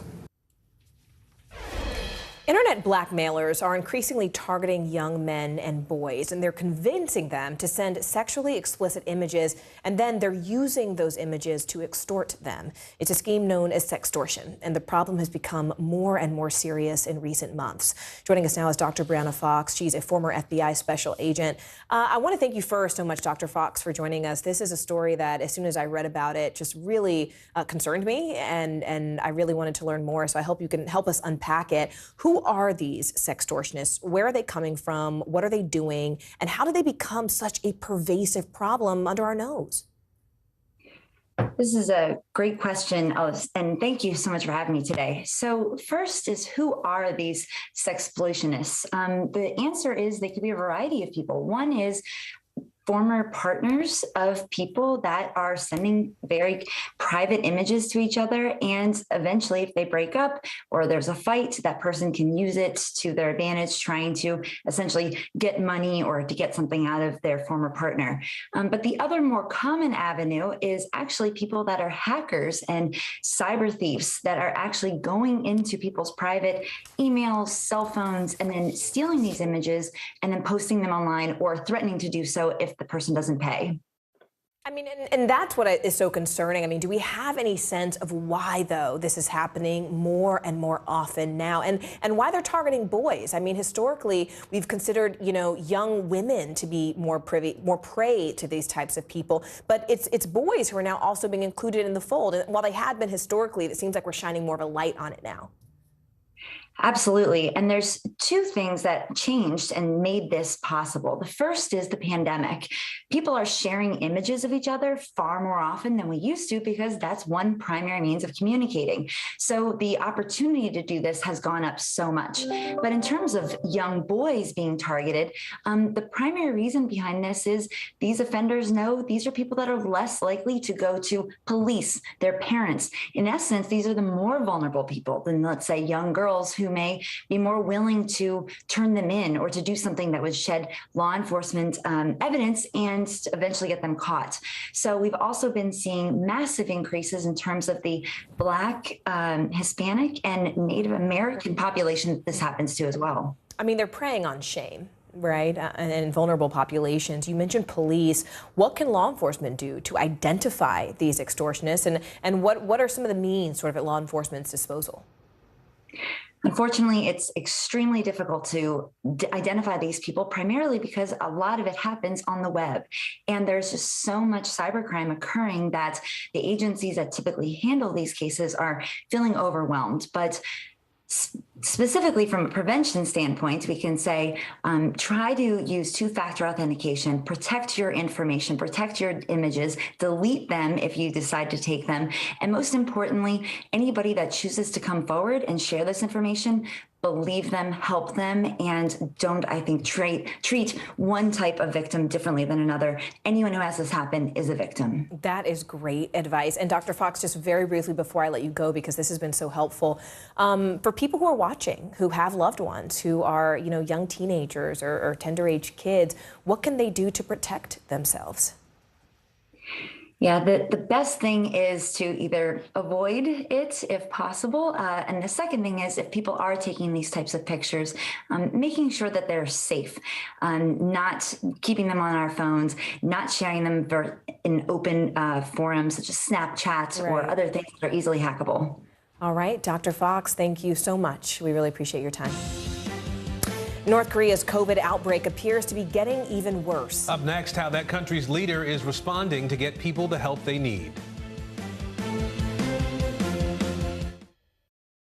News is happening now. Look at what's making headlines around the world. We're coming on the air with breaking news. This is a significant moment. Whenever it happens, wherever you are, NBC News, streaming free now.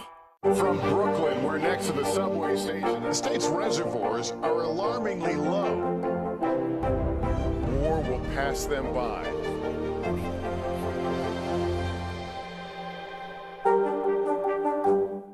Good morning, everybody. Welcome to Today. Future's looking bright. You got a whole restart. How does that land with you? Is climate change and the environment one of your top priorities? You know what? Our hearts are ready for something like this. It's a great workout. It's everything you need. Look who's back together. Oh, I'm so happy. And me. That's what it takes to set a record. So glad to see you. Live from Ukraine, from Mayfield, Kentucky, from Waukesha, Wisconsin. To cover the news, you have to be in it. This is how so many towns and cities are protecting themselves. You can actually see they're pushing the gates open. I also want to get home. You'll get home. You'll get home. Do you remember any tornado as bad as this one? You look at this and you're thinking, we're not going to have power for weeks, if not months. Exactly. Every night, it's your news playlist. Top Story with Tom Llamas, weeknights at 7 on NBC News Now. News is happening now. Look at what's making headlines around the world. Right now on Morning News Now. We're coming on the air with breaking news. And this is a significant moment. Whenever it happens, wherever you are, NBC News, streaming free now. Women's basketball has been systematically held back. After 49 years of Title IX, we still have work to do.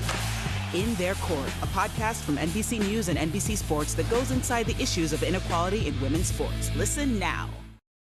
Allergies. Brazil gets hit by a tropical cyclone, and Zimbabwe is looking to sell its stockpile of elephant tusks. Joe Fryer takes us around the world in 60 seconds. North Korea, where state media announced another 6 deaths and 232,000 cases of what it calls fever amid a COVID outbreak. That brings the total number of reported cases in North Korea to 1.7 million and 62 deaths. The World Health Organization is concerned that North Korea has not provided more data about its outbreak. Leader Kim Jong-un deployed army medics to help fight the virus. Brazil, where a tropical cyclone hit the southern part of the country Tuesday night. While some people seemed to enjoy the weather at first, the storm left 182,000 people without electricity overnight. Emergency crews handed out blankets and sweaters to the most vulnerable. And Zimbabwe, where officials are hoping to sell $600 million worth of seized ivory. Zimbabwe's wildlife authorities seized 130 tons of ivory over the years from poachers. Now they want to sell the stockpile to fund elephant conservation. And that's the world now.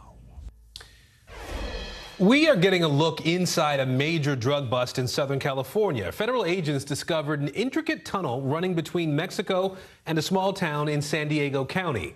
6 people are behind bars accused of trafficking millions of dollars in drugs. You're looking at the end of a massive drug smuggling operation in Southern California. This hole leading to a well-developed tunnel system running nearly the length of 6 football fields. The weekend bust in Otay Mesa netting more than 1,700 pounds of cocaine, along with meth and heroin. In the span of a few hours, agents watched 5 vehicles come and go from the stash house and this warehouse. The U.S. Attorney for Southern California says federal agents started watching suspects Friday morning, and by day's end were able to grab $25 million in drugs. We allege that our defendants were driving into the garage and loading or dropping off cardboard boxes full of drugs to further the movement and distribution of drugs throughout the United States. But federal agents were watching the whole time. When the time was right, cars were stopped and they were searched. They also found a sophisticated cross-border tunnel system. You stay on the rails, it's okay. The passageway complete with reinforced walls, a rail system, even electricity and ventilation. That tunnel stretching more than 1,700 feet into Tijuana, Mexico. On the Mexican side, soldiers posted outside a cluster of houses believed to be the starting point of the drug operation. I came back from a stroll, and now they aren't letting me back into my house. What happened? A homeowner there saying he had no clue anything illegal was going on. Nothing. That's why I find it very strange that in 12 years, I've never seen any suspicious activity. Nothing. The feds say this warehouse was the operation's endpoint, only 300 feet from the U.S.-Mexico border fence. 6 people now in jail to face drug conspiracy charges. The tunnel was discovered because of good old-fashioned police work, good old-fashioned detective work. Now, the U.S. Attorney says there have been 90 underground passages discovered in Southern California since 1993. The last time was in March of 2020. Each of the 6 defendants in this case is looking at 10 years to life in prison. A historic announcement about the future of sports. After the break, the agreement that hopes to close the gender pay gap and get pro men and women soccer players paid equally.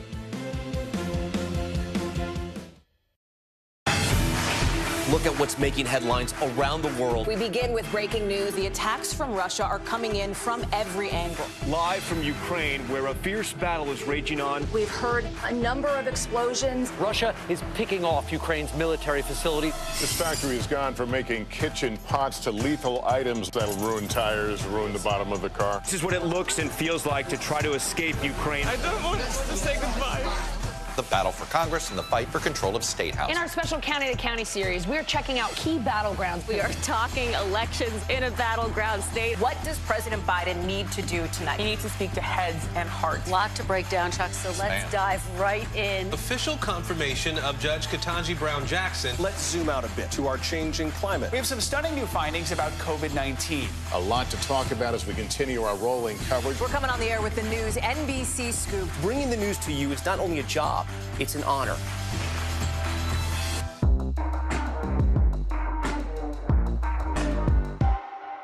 NBC News, streaming free now. Women's basketball has been systematically held back. After 49 years of Title IX, we still have work to do. In Their Court, a podcast from NBC News and NBC Sports that goes inside the issues of inequality in women's sports. Listen now. When was the last time you made space to listen to somebody? What I learned from a very young age is radical love, radical forgiveness.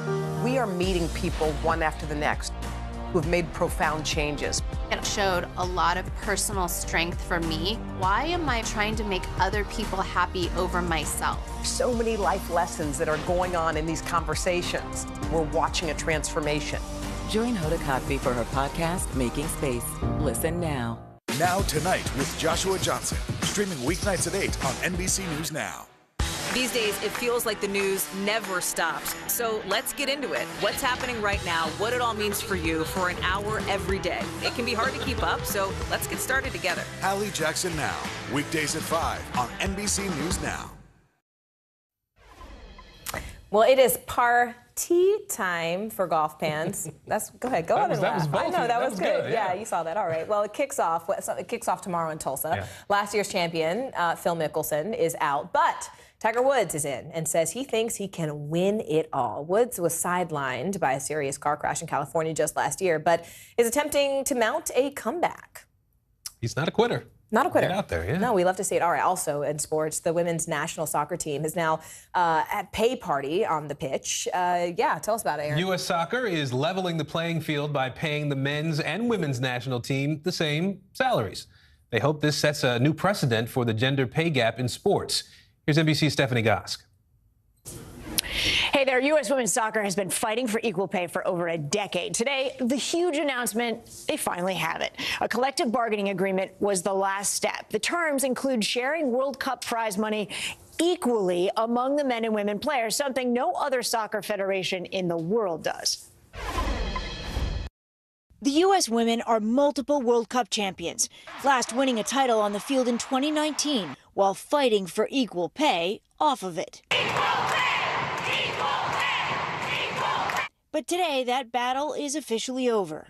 I am feeling extreme pride, and to be able to say finally equal pay for equal work feels very, very good. U.S. Soccer and the men's and women's national team unions announcing a historic new collective bargaining agreement. Every player, man or woman, will be paid equally. It's equalization of World Cup prize money, identical financial terms, including identical game payments, identical revenue sharing for both teams. So identical in every aspect on that front. They will also equally share any money U.S. Soccer makes commercially and at events. Defender Becky Sauerbrunn has been in the fight for equal pay from the beginning. There has been a lot of frustration. Is that over? I mean, it's tough to get so excited about something that we really should have had all along. She and 4 teammates filed a federal wage complaint in 2016, telling Today at the time, the pay disparity between the men and women is just too large. In 2019, more women joined the push. 28 players filed a lawsuit against U.S. Soccer. It was settled earlier this year, awarding the women with $22 million in back pay. Megan Rapinoe celebrating that victory on Today. I'm just so proud of the way we stuck together and really just kind of put our foot down. This is a huge win for us. With this new agreement, U.S. Soccer will now do something no other soccer federation in the world does. World Cup prize money will be pooled between the men and women's teams and split equally among all players. The men's World Cup winner in 2018, France, received $38 million. The U.S. women only took home $4 million for their win the next year. It does mean that the men are giving up a little bit of money, though, potentially, right? Not potentially, for sure. And I think we need to give the men a lot of credit. They came to the table and were very collaborative and worked together with the women's PA first, and then came together with U.S. Soccer. They hope this landmark agreement sends a strong message. But I think this is going to have international ramifications in sport in general, and hopefully into the business world as well. We should mention the U.S. men have qualified for this year's World Cup in Qatar. Qualifying for the 2023 Women's World Cup in Australia and New Zealand begins in July. Back to you. Thank you so much for joining us this hour. I'm Morgan Radford. And I'm Aaron Gilchrist. The news continues right now.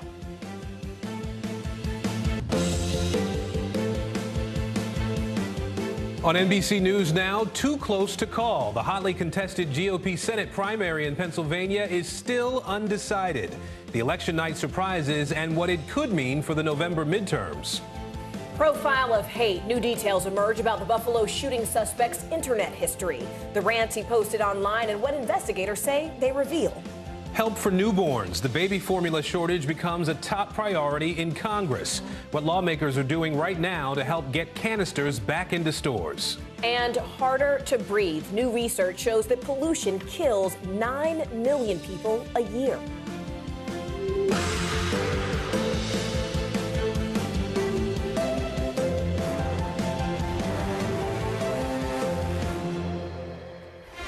Hi there, everyone. Thank you so much for joining us. I'm Morgan Radford. And good Wednesday, everybody. I'm Aaron Gilchrist. We begin with that critical Pennsylvania primary with one race still too close to call at this hour. Take a look. TV personality Mehmet Oz currently leading David McCormick by fewer than 3,000 votes. Now, this closely watched race could end up deciding the balance of power in the U.S. Senate in November. Meanwhile, Trump-backed candidate Doug Mastriano is the projected winner in that state's Republican primary for governor. Mastriano has been an avid supporter of former President Trump and has also spread conspiracies about the 2020 election. Meanwhile, Congressman Madison Cawthorn lost the Republican primary for his House seat in North Carolina. The 26-year-old lawmaker was the youngest member of Congress who also had the backing of the former president. Now, our correspondents are covering every angle of these primary results for you. Dasha Burns in Pennsylvania. Antonia Hilton is in North Carolina. Dasha, first to you here. Let's start with that GOP Senate race we've been talking about. Mehmet Oz, David McCormick, separated now by fewer than just a few thousand votes, I should say. What votes are still to be counted there, and what reaction are you hearing from voters? Yeah, Aaron, it was a wild ride of a night, and I have to tell you, I'm not surprised that it is this close. We always knew this was going to be a tight race, and with that last-minute surge of Kathy Barnett, it complicated things even more here. But look, there is a reason that Pennsylvania has been so closely watched, not just because it could decide the balance of power in Congress, but because it is perhaps the biggest Trump test yet. And here's why. You could look at what's happening right now in two different ways, right? About 2/3 of Republican voters did wind up casting their ballot for a candidate that Trump did not endorse, McCormick or Barnett. But as I've been on the ground here talking to voters for months, most of the voters I've been talking to have been undecided. Most of them expressed skepticism of Oz. But as I've talked to voters just this morning and late last night, last minute, many of them decided to go for the candidate that Trump supported. They said there's a reason he threw his support behind him, and some of them weren't even expecting that that was who they were going to vote for. I talked to a gentleman named Bruce Fine who was going to go for Jeff Bartos, but then he called me today and said, I did something I wasn't expecting to do. I voted for Oz because I think he can win, and I think there's a reason that he got the Trump endorsement. So we have to remember these voters are, their opinions, their moves that they make are very idiosyncratic.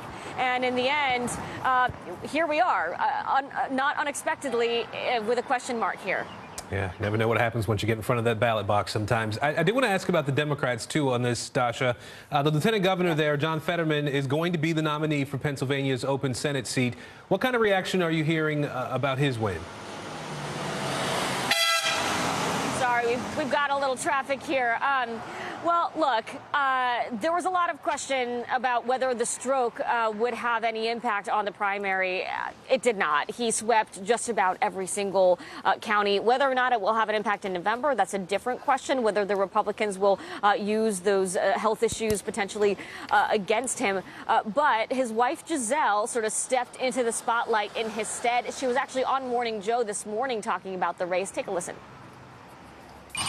Politically, what's the biggest difference between your husband and the Republicans, whoever it is, the Republicans that he's going to face in the general election? I mean, I think it's night and day. It's going to be the difference between being able to codify Roe v. Wade or work to raise the minimum wage or address climate issues. It really is two different sides of a coin. John Fetterman and his wife Giselle have very much been running this campaign as a package deal, so it was kind of natural for her to step into that spotlight, and voters seem to really respond to the two of them as a pair, kind of a opposites attract situation there, Aaron. All right, Dasha Burns for us in Pennsylvania today. Dasha, thank you. Now let's go down to my home state of North Carolina, where incumbent Republican Congressman Madison Cawthorn has conceded to State Senator Chuck Edwards. Cawthorn, who was endorsed by former President Trump, has been plagued with a series of scandals, which ultimately proved too much for voters. NBC News correspondent Antonia Hilton is in Hendersonville, roughly 2 hours west of Charlotte. Antonia, first off, welcome to Carolina. Madison Cawthorn has sort of been dredging up a lot of controversy in the state, and he did have the endorsement of former President Trump. What are voters there on the ground, though, telling you about why he did not ultimately pull off a win? Well, Morgan, in talking with voters over the last several days, the warning signs were all there for Congressman Cawthorn. Look, I spent the day in a Republican county right in front of a precinct as voters were coming in and out. And many of the Republicans that I talked to were actively debating their support for him. Some of the words that we heard: immature, not sure he's ready to lead.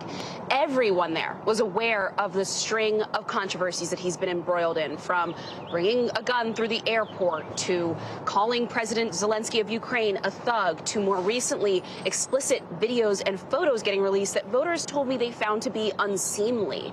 And so, you know, I had a long conversation with one voter, for example, who was out there on the sidewalk and still day of hadn't made up his mind. He ultimately did end up voting for Cawthorn, but he told me that about 50% of the Republicans that he knew locally were still on the fence on primary day. And so we really got the sense there that this string of scandals and the Republicans who had soured on him in Washington and here in his home state had changed the calculus here, and that Trump's endorsement just might not be enough. And that's how it turned out, Morgan. Antonia, I do also want to talk about North Carolina's Senate race. Congressman Ted Budd came out on top. He was also endorsed by Trump. Let's talk about who he's going up against in November. Ms. Beasley on the Democratic side. Tell us a little bit more about her. That's right. And look, that race was a lot less of a mystery. Ted Budd had been in the lead for a while after he got Trump's endorsement. He kind of pulled away from the rest of the pack. And he's up against Democrat Sherry Beasley, who, if elected, would be North Carolina's first ever black senator. She is going to be distinguishing herself by talking about women's reproductive rights, about the importance of abortion, which continues to be supported by the majority of Americans, a majority of North Carolinians. And that's part of how she's been starting to differentiate herself. She's had her eye on November because she cleared the Democratic field early. So while Ted Budd was still battling it out with other Republicans, Sherry Beasley was able to look ahead to the real election. And so now Ted Budd is going up against her. And this is going to be historic because of what Sherry Beasley could represent for Democrats, could represent for the state of North Carolina, but also because of Ted Budd's popularity and his support from President Trump and also the Club for Growth here in North Carolina, Morgan. And speaking of that sort of historic symbolism, she was also the first black woman to serve as Chief Justice of North Carolina's state Supreme Court. All right, Antonia Hilton there from North Carolina. Thank you, Antonia.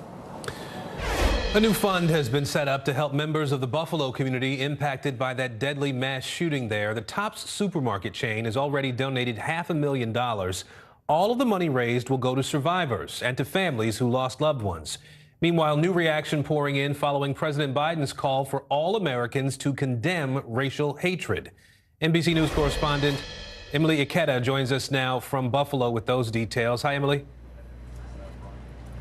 Hey there. Well, President Biden first stopped here outside of the Top supermarket alongside the First Lady. They paid their respects at a memorial just outside of where that horrific tragedy unfolded. They then went on to share remarks. President Biden really giving an emotional response, calling white supremacy a poison as investigators continue to dig deeper into the background of the 18-year-old accused killer. President Biden condemning hate in Buffalo. White supremacy is a poison, and it's been allowed to fester and grow right in front of our eyes. With the First Lady by his side, the president visited a memorial near the grocery store where 10 people were killed in what he called a racist rampage. President Biden emotional while reading the names of each victim. Andre McNeil, 53, worked at a restaurant, went to buy his 3-year-old son a birthday cake.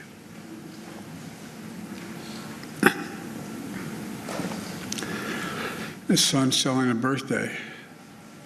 Ask him, where's daddy? This morning, investigators combing through the 18-year-old suspect's extensive internet history, including a 180-page manifesto referencing other mass shooters and a series of online rants reviewed by NBC News on the chat forum Discord, which appeared to be written by the gunman. In those rants, he describes mapping out the store's aisles ahead of the attack and also indicates that he considered a school and churches as additional targets because he thought they would have large numbers of Black people. A year ago, the Buffalo shooting suspect underwent a mental health evaluation after he allegedly made disturbing comments regarding murder and suicide at his high school.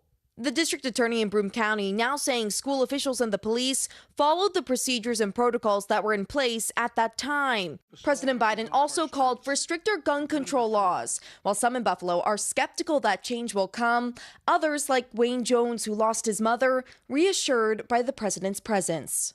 Was there anything that the president said that really resonated with you? I see you got a lot of family, Wayne. It's just gonna make you make it through this. Your family. So just hold on tight to your family. As investigators page through the suspect's online or digital footprint, we're learning he referenced several Jewish communities in New Jersey, which have now ramped up police patrols as a precaution. Aaron, so many communities impacted by this horrific attack. Emily Ikeda for us in Buffalo today. Emily, thank you. Meanwhile, Democrats in Washington fighting to protect women's rights with the fate of Roe v. Wade hanging in the balance. The House is holding a hearing today on what they call a crisis in abortion care access. Meanwhile, Senate Democrats are asking location data companies to provide information about the collection or even the sales of cell phone data that's tied to abortion clinic visits. NBC News Capitol Hill correspondent Ali Vitale joins us now. Ali, let's first just dive straight into this data that lawmakers are asking for. What exactly are they hoping they'll get by doing this? Yeah, this is a letter to 2 data location companies led by Senator Elizabeth Warren of Massachusetts, but co-signed by over a dozen of her Democratic colleagues here in the Senate. And what they're asking for is information from these 2 companies, SafeGraph and Placer, about anything that they're doing regarding data collection and then selling that data collection so that potentially users would be able to track people who go to abortion clinics and then where they go next, potentially allowing people to target them with anti-abortion ads. Also, though, potentially allowing them to track where they're going so that as states get more specific in trying to restrict abortion access, whether that means not being able to travel over state lines to get it, trying to criminalize or punish providers, all of this data could be used in a negative way to hurt abortion access in states, even as it's restricted nationwide in those states. It's a small scale example, Morgan, of what Democrats are trying to do here now, even though they weren't able to pass broader abortion codifications. Now they're at least trying to push into the big tech space, trying to litigate that. And Ali, I mean, how are those location data companies, the 2 you just named, now responding to all of this?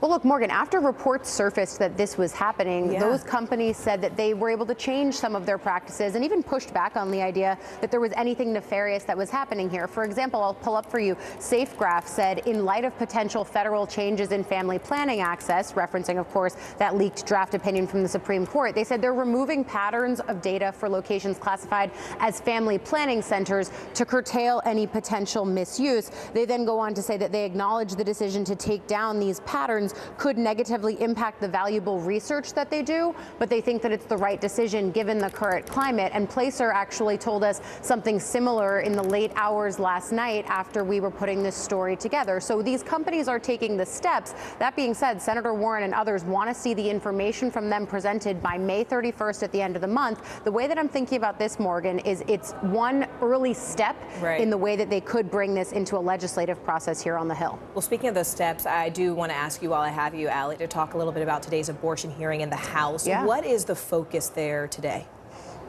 That's another piece of this, Morgan. We've seen the House in various committees do hearings around reproductive access and abortion rights. Of course, the landscape has changed since last fall when they actually had sitting congresswomen share their abortion stories. Those congresswomen were Democrats. I spoke with them beforehand. That was a really moving hearing at the time. But now this hearing being held in the Judiciary Committee comes amid a national landscape that has almost completely changed. And of course, we're waiting for that draft opinion and if it becomes official out of the Supreme Court several weeks from now. But I can tell you in my conversations with lawmakers here in this building, both from the story that we scooped this morning of what Senator Warren and others are trying to do, but also talking with House Democrats about what more they can do, they are hamstrung, but they are very determined to make this a midterm issue and to continue bringing attention to it.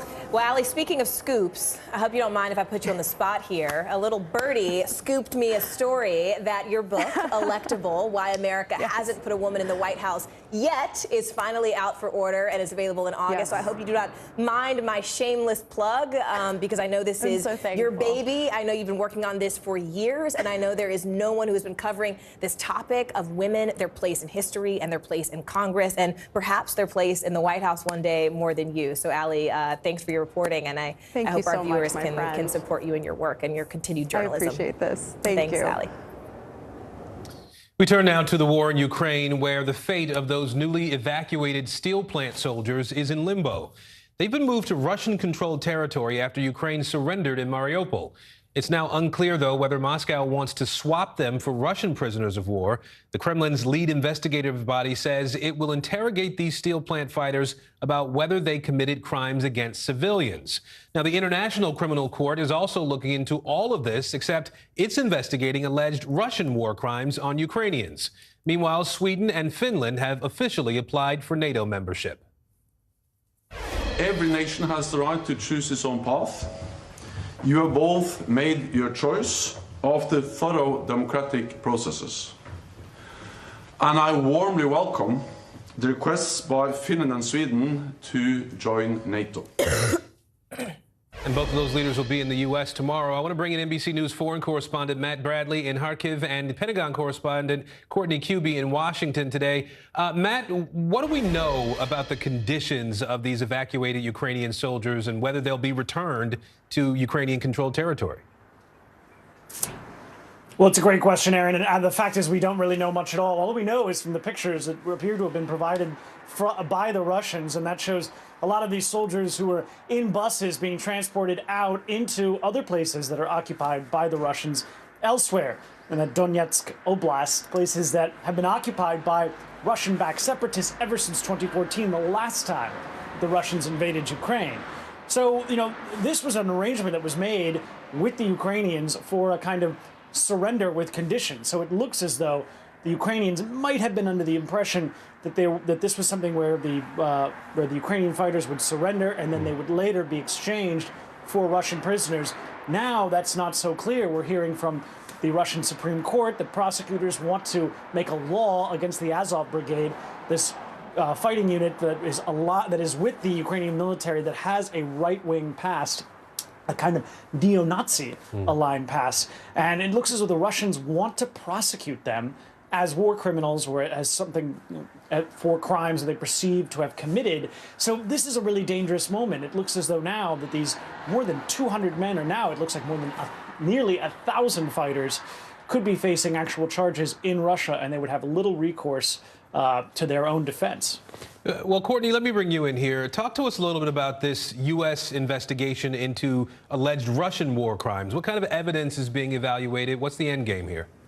So they're looking primarily in open source material. So that means everything from social media posts to commercial satellite images, which is something that we have seen a lot of since the invasion of Ukraine by the Russian military. This is something called the Conflict Observatory. The State Department announced it earlier this week, and it's supposed to look at this open source material. And what's critical here is it's going to maintain a very specific chain of custody. So they will look at the information and then they will preserve it and potentially present it for future potential war crimes mitigation, for even potentially Russians to be held accountable for some of these things. Now, this comes, Aaron, at the same time that the International Criminal Court, the ICC, announced that they had deployed the largest ever team of investigators to Ukraine. This includes both forensics experts and support personnel. Forensics people who will be there collecting evidence, and support personnel who will be doing things like taking testimonials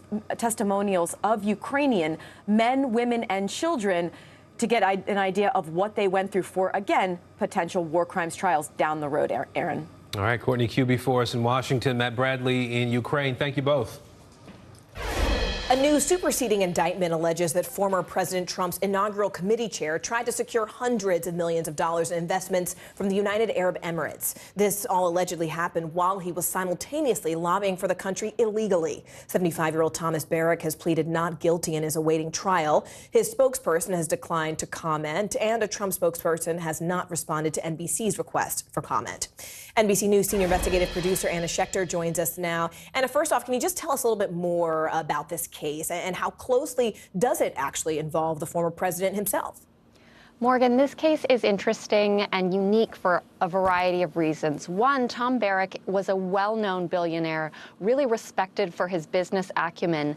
And yet, when the FBI asked for his cell phone and he turned it over to them, they found dozens of text messages showing that he was lobbying and working on behalf of the United Arab Emirates. And when they asked him about his work on behalf of the United Arab Emirates, he lied about it. He said they never asked him for anything, when in fact, he had gotten President Trump to insert some of their talking points into a speech Donald Trump gave. He also arranged for phone calls between top UAE officials and President-elect Donald Trump in 2016, then during that interim period after the election and before the inauguration, and again once he was elected president. So it is, Donald Trump shows up in the indictment throughout. Well, Anna, the reality of it is this is not the only investigation looking into alleged wrongdoing involving Americans and foreign business dealings. So how does this all compare to the Hunter Biden case that the Justice Department is looking into? So Hunter Biden is also being investigated for lobbying on behalf of foreign countries like China and the Ukraine. And this all centers around not registering with the United States government.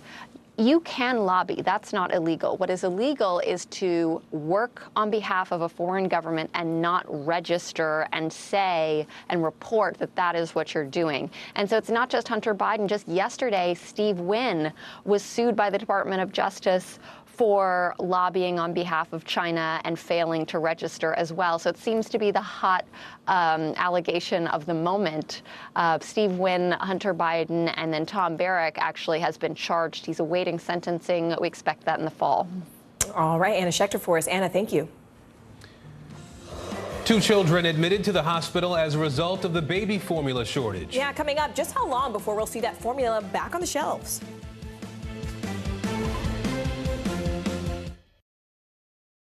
The fire has grown leaps and bounds. What you see behind me is typical. How you doing? Pretty bad. Women's basketball has been systematically held back. Our players and coaches have been harmed. After 49 years of Title IX, we still have work to do. In Their Court, a podcast from NBC News and NBC Sports that goes inside the issues of inequality in women's sports. Listen now. Women's basketball has been systematically held back. Our players and coaches have been harmed. After 49 years of Title IX, and we still have work to do. In Their Court, a podcast from NBC News and NBC Sports that goes inside the issues of inequality in women's sports. Listen now. These days, it feels like the news never stops. So let's get into it. What's happening right now, what it all means for you for an hour every day. It can be hard to keep up, so let's get started together. Hallie Jackson Now, weekdays at 5 on NBC News Now.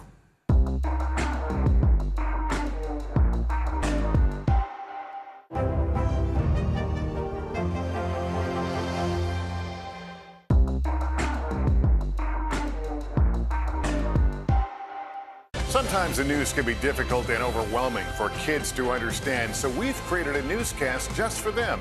We hope your family will watch Nightly News Kids Edition. News is happening now. Look at what's making headlines around the world. Whenever it happens, wherever you are, it's here now. The fire has grown leaps and bounds. You see behind me is typical. How you doing? Pretty bad.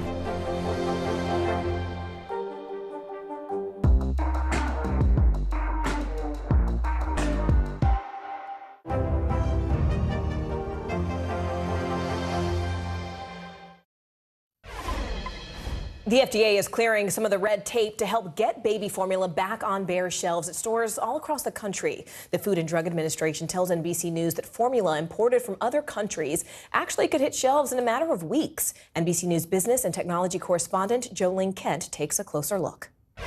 The ongoing formula shortage has House Democrats proposing a new $28 million emergency funding bill for the FDA that would address staffing issues and the supplies that babies need so badly right now. This comes as children are getting sick because their parents can't get the formula they need. Outrage and anxiety ballooning for parents nationwide amid signs that babies are suffering as this formula shortage drags on. This is a crisis for us in healthcare. At this Memphis, Tennessee hospital, 2 children were hospitalized for intestinal illnesses after their parents could not find the formula they needed. This is not every child, not normal children, but literally the formula recall has led to these children requiring hospitalization. This comes as the hunt for formula intensifies for millions of parents. This dad says he went to 9 stores, desperately trying to find formula for his 2-month-old son. It's pretty scary because he can't eat real food yet. So it's like, if we don't have no milk, then we don't know what we're going to do. Now the FDA telling NBC News that thanks to loosened restrictions for formula imported from abroad, more supply could hit shelves in a matter of weeks. The shortage stemming from soaring demand and supply chain issues and the closure of a key plant. But newly imported formula stresses out some parents like Candace Hendricks, whose 3-month-old son has a dairy allergy. I actually attempted to get him a different type of formula. I wasn't aware of the extent of his allergen, and he had a terrible allergic reaction. Right now, Hendricks is relying on formula samples from her pediatrician. My worst fear is that when I call to schedule a pickup for samples that they will say, sorry, that they don't have any more. Tomorrow, the first congressional hearings on the formula shortage will begin in Washington. The House Appropriations Committee has called FDA Commissioner Robert Califf to testify about how the Abbott recall was handled, as well as the shortage. Expect major fireworks on Capitol Hill tomorrow. A new study painting a very sobering picture on pollution. The Lancet Commission on Pollution and Health finds pollution caused nearly 9 million deaths across the world in 2019. That's about 1 in every 6 deaths and more than war, terrorism, malaria, HIV, and drugs. NBC News breaking health reporter Arya Bendix joining us now with the latest on this. Arya, 9 million people, obviously it's a big number. How is pollution killing so many people and going almost unnoticed? Yeah, well, scientists have been shouting about this from the rooftops for years, but unfortunately we've had a lot of crises on our hands lately, climate change and the pandemic, to name a few. But at this point, we can't afford to ignore this issue any longer. We know that air pollution in particular is linked to a number of adverse health outcomes: kidney disease, heart disease, chronic respiratory infections, lung cancer, and all of those can lead to premature death. So, Arya, what can be done then to curb this level of death? I mean, is there anything that people can do to protect themselves? Yeah, unfortunately, we don't have a ton of tools at our disposal, particularly for people living in developing countries who are the most adversely impacted by air pollution. You can wear a face mask. So if you're in an area, particularly where there's been a wildfire, it would be wise to wear an N95 outside.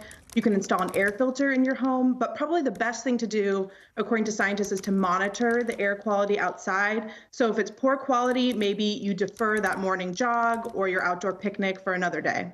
All right, Arya Bendix, we appreciate the heads up on this. Thank you. A plane crash that killed more than 100 people may not have been an accident. Up next, what we're now learning about the final moments before that passenger plane went down.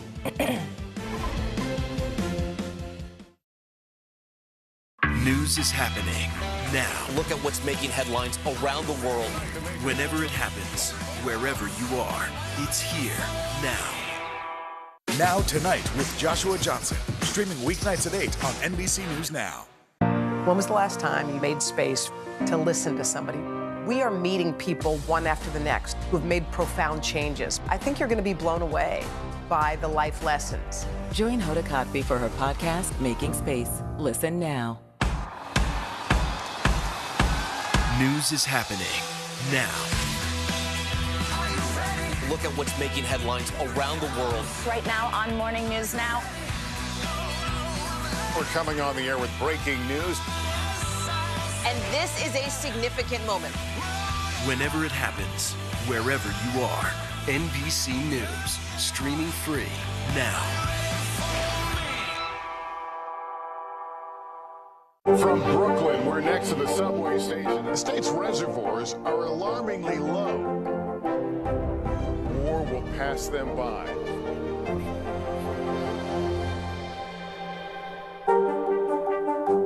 News is happening now. Look at what's making headlines around the world. Whenever it happens, wherever you are, it's here now. Top Story with Tom Llamas is your news playlist on NBC News Now. And now, you can listen to it as a podcast. Available anytime and anywhere. These days, it feels like the news never stops. So let's get into it. What's happening right now, what it all means for you for an hour every day. It can be hard to keep up, so let's get started together. Hallie Jackson Now, weekdays at 5 on NBC News Now. The fire has grown leaps and bounds. What you see behind me is typical. How you doing? Pretty bad.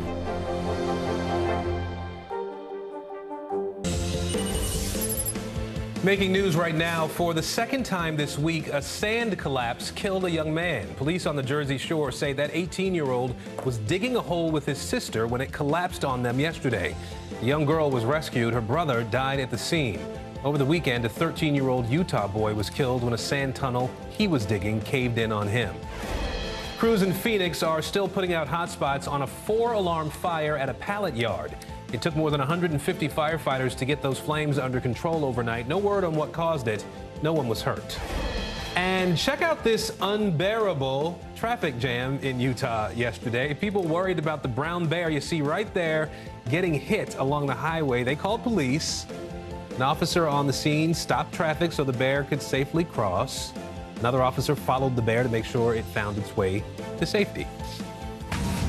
Bottom of the hour now, and here are the latest headlines on the war in Ukraine. Finland and Sweden officially submitted their applications to join NATO today. NATO Secretary General calls it a historic moment. A Russian soldier on trial for war crimes appeared in a Kyiv court today. He pleaded guilty to charges that he killed a Ukrainian civilian. This is the first such trial to get underway since the war began. And a dramatic revelation from Ukrainian prosecutors. They say more than 650 children have been killed or hurt as a result of the war. We begin our coverage this half hour with that part of the story. Here's NBC's Jay Gray. We were allowed unique access inside the main hospital here in Lviv, where doctors are treating a growing number of those injured on the front lines, including some of the youngest and most vulnerable caught in the crossfire. On her 10th birthday, Veronica is learning to use her hand again. After Russian tanks firing on her apartment in Donetsk left her with a brain injury and damage to her right side. But there are deeper wounds. All her family died, and she only one who survive. With an uncle and cousins from Kyiv now by her side, they celebrate not only her birthday, but survival. Veronica, just one of a growing number of civilians and soldiers showing up at this Lviv hospital. Doctors say their wounds are more severe than early in the war and fear Russian troops may now be using different, more powerful weapons. We never had so deep wounds, so difficult fractures or amputated legs or arms. 15-year-old Igor rushed from his home in Donbass as the shelling started. I ran, the shockwave hit me, and I fainted. When I woke up, I couldn't move. Shrapnel from a missile lodged in his back and neck. After 2 surgeries, as he begins to heal, Igor doesn't share the carefree hopes and dreams of most his age. At this point, I dream that the war ends. No personal dream. There are none. Igor spent 4 days in a battlefield bunker before making the 29-hour trip by train here to Lviv. Doctors telling us that that long journey from the front lines is causing increasingly problems, including severe infections in some of the most severely wounded. I'm Jay Gray in Lviv. Back to you. I want to bring in Daria Kaleniuk now. She is the co-founder and executive director of the Anti-Corruption Action Center in Ukraine. Daria, we appreciate you joining us again. I first want to get your perspective on the humanitarian toll that this conflict is taking. The U.S. State Department announced a new program to gather and analyze evidence of Russian war crimes in Ukraine. How important do you think that is right now? Well, it's very important. It's part of the recipe for Ukrainian victory in this war, because every Russian soldier and every Russian officer who is committing war crimes, torturing our people, killing them, raping them, has to be held accountable and has to see fair justice in Ukraine and in the International Criminal Court. So it is important to collect evidence. However, it will take time. We have to understand that. Now, you have said that Ukraine won the first phase of the war here, the battle for Kyiv, and now has to win the second phase of the war. Can you talk a little bit about that and what you think that would mean for Ukraine? For Ukraine, we need to get Russians out of the territories they occupied after February 24. It's in a short-term perspective. What is happening now in these occupied territories is a huge terror. We have about 1 million people deported to Russia, somewhere to Siberia. Here today, I want to thank 2 individuals who've been true leaders in our Assembly and our Senate, championing smart gun safety laws, public safety. And I want to thank Senator Brad Hoylman, Senator Brian Kavanaugh for their leadership. Let's give them a round of applause. We have 2 other leaders, and we'll be talking about bills theirs today. 2 other leaders who couldn't join us because they're up in the legislature. That's Amy Paulin from the Assembly, as well as Linda Rosenthal, 2 other champions who've been with us on this fight for a long time. But we're talking about some of their bills as well. Reverend Al Sharpton, I want to thank you for your leadership with the National Action Network, but also the call you gave to me on Saturday that said, tell the people of Buffalo that the National Action Network will cover the cost of their funerals.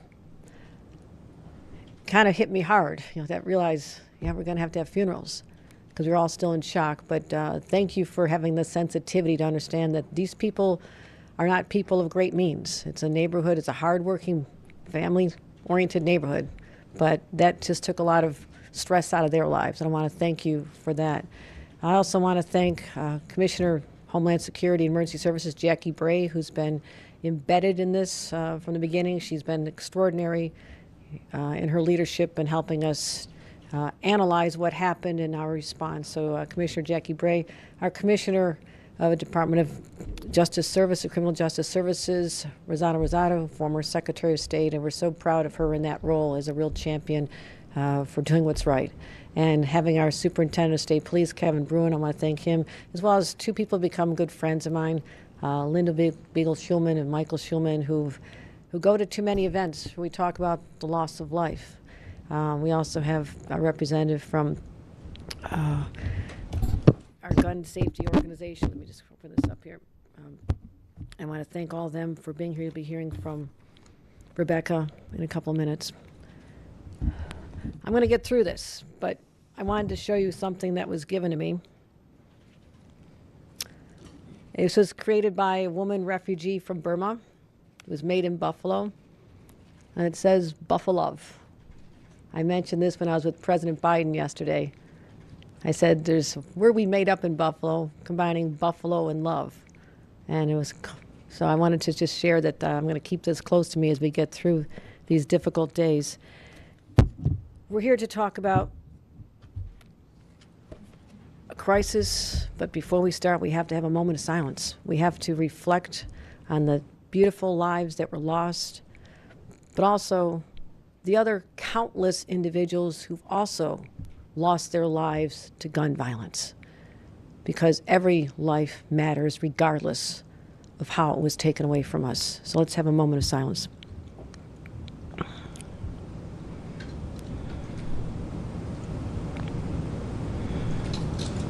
Thank you. The past few days have been among the most difficult in my life. The hearts of every single New Yorker are literally broken in two, especially Buffalonians. One half grieving for these families that are still bewildered. With President Biden, I had a chance to hold the 3-year-old whose father was in the store buying a cake for his birthday that day. He asked me, "Where's my daddy?" I didn't have an answer. I also met the wife of the security guard, former police officer, who was there because her husband, by his bravery, saved the life of a mother and a 14-year-old by putting himself on top of them. I saw the reunion of that widow and the 2 lives that were spared because of her husband. And those are just 2 examples of all the pain and the sorrow. I spoke about that half of the broken heart that is grieving. But the other half of that heart is filled with anger right now. Because you can't witness what happens to a community like this, or what happens to an 11-year-old in the Bronx, and not feel angry. Otherwise, you're not really human. And in the case of Buffalo, I want to be very clear about what happened. It was a case of an 18-year-old male who was radicalized, and I'm not going to sugarcoat this because there's no way to do that, who was radicalized by white supremacists and white nationalist beliefs. And he was so taken by these toxic messages, these racist philosophies that are so easily accessible on social media platforms, or the genesis of which are really being talked about on cable news networks. He was so taken with this that he got in his car after surveillance and visiting the site in the past and drove 3 hours with one goal, and that was to execute black New Yorkers. That's his stated intent. It was his state. He wrote that. That was his intention. So this is white supremacy in this nation at its worst. It's infecting our society. It's infecting our nation. And now it's taken members of our family away. And we have to continue to ask the question, how many more lives need to be needlessly taken from us before we face the truth? And the truth is, the most serious threat we face as a nation is from within. It's not from the Russians. It's not from people elsewhere. It's white supremacism. It's white nationalism. And it's time we confronted it head on. In the last decades, domestic terror attacks and plots have more than tripled in a decade, from about 20 in 2011 to over 73 last year alone. But the hate has not just affected our society and how people think. It's literally been weaponized. Because you can't act on the evil thoughts that have possessed your mind and the hatred that fills your heart if you don't have access to a weapon. That's the intersection of two crises right now that are unfolding in our country. The mainstreaming of hate speech, of racism, nationalism, white supremacy, and the easy access to military-style weapons and magazines. We can no longer look away, and we're not just going to call it out. We need to directly address the deadly threat that it is. And we are. Today, I'm signing an executive order to establish a unit within the Office of Counterterrorism at the Department of Homeland Security and Emergency Services, focusing exclusively on domestic terrorism, first time ever. They'll develop the best practices for law enforcement, for mental health professionals, for school officials to address the rise in homegrown extremism. And we'll make sure that they're trained to know how it occurs, where it occurs, and how to stop it. And to most directly affect this at the local level, we're going to launch a threat assessment management program. And this is going to have multidisciplinary teams in our counties across the state, and they'll identify, assess, and be prepared to deal with the threats. This coordination is critical. It does not exist now. It does not exist. That these stakeholders need to be communicating and sharing information, so guess what? They can start to connect the dots. And that's what we did after 9/11, and that's what we're going to do now. Start connecting the dots. Who heard what? Who saw something? And when you get the law enforcement and the mental health professionals, and in some cases school professionals, actually communicating about what they're seeing, we have a much better opportunity to be in the prevention business instead of just the cleanup business. That's how we need to evolve to. That's how we prevent these crimes from occurring in the first place. I'm now requiring every county in the state of New York and the city of New York to perform a comprehensive review of current strategies and policies and procedures for identifying domestic terror threats. And upon completion, they will develop a plan for confronting the racially and ethnically motivated threats and extremism. And they'll be submitted to our Office of Counterterrorism by the end of the year. We'll work with them. We'll work closely with them.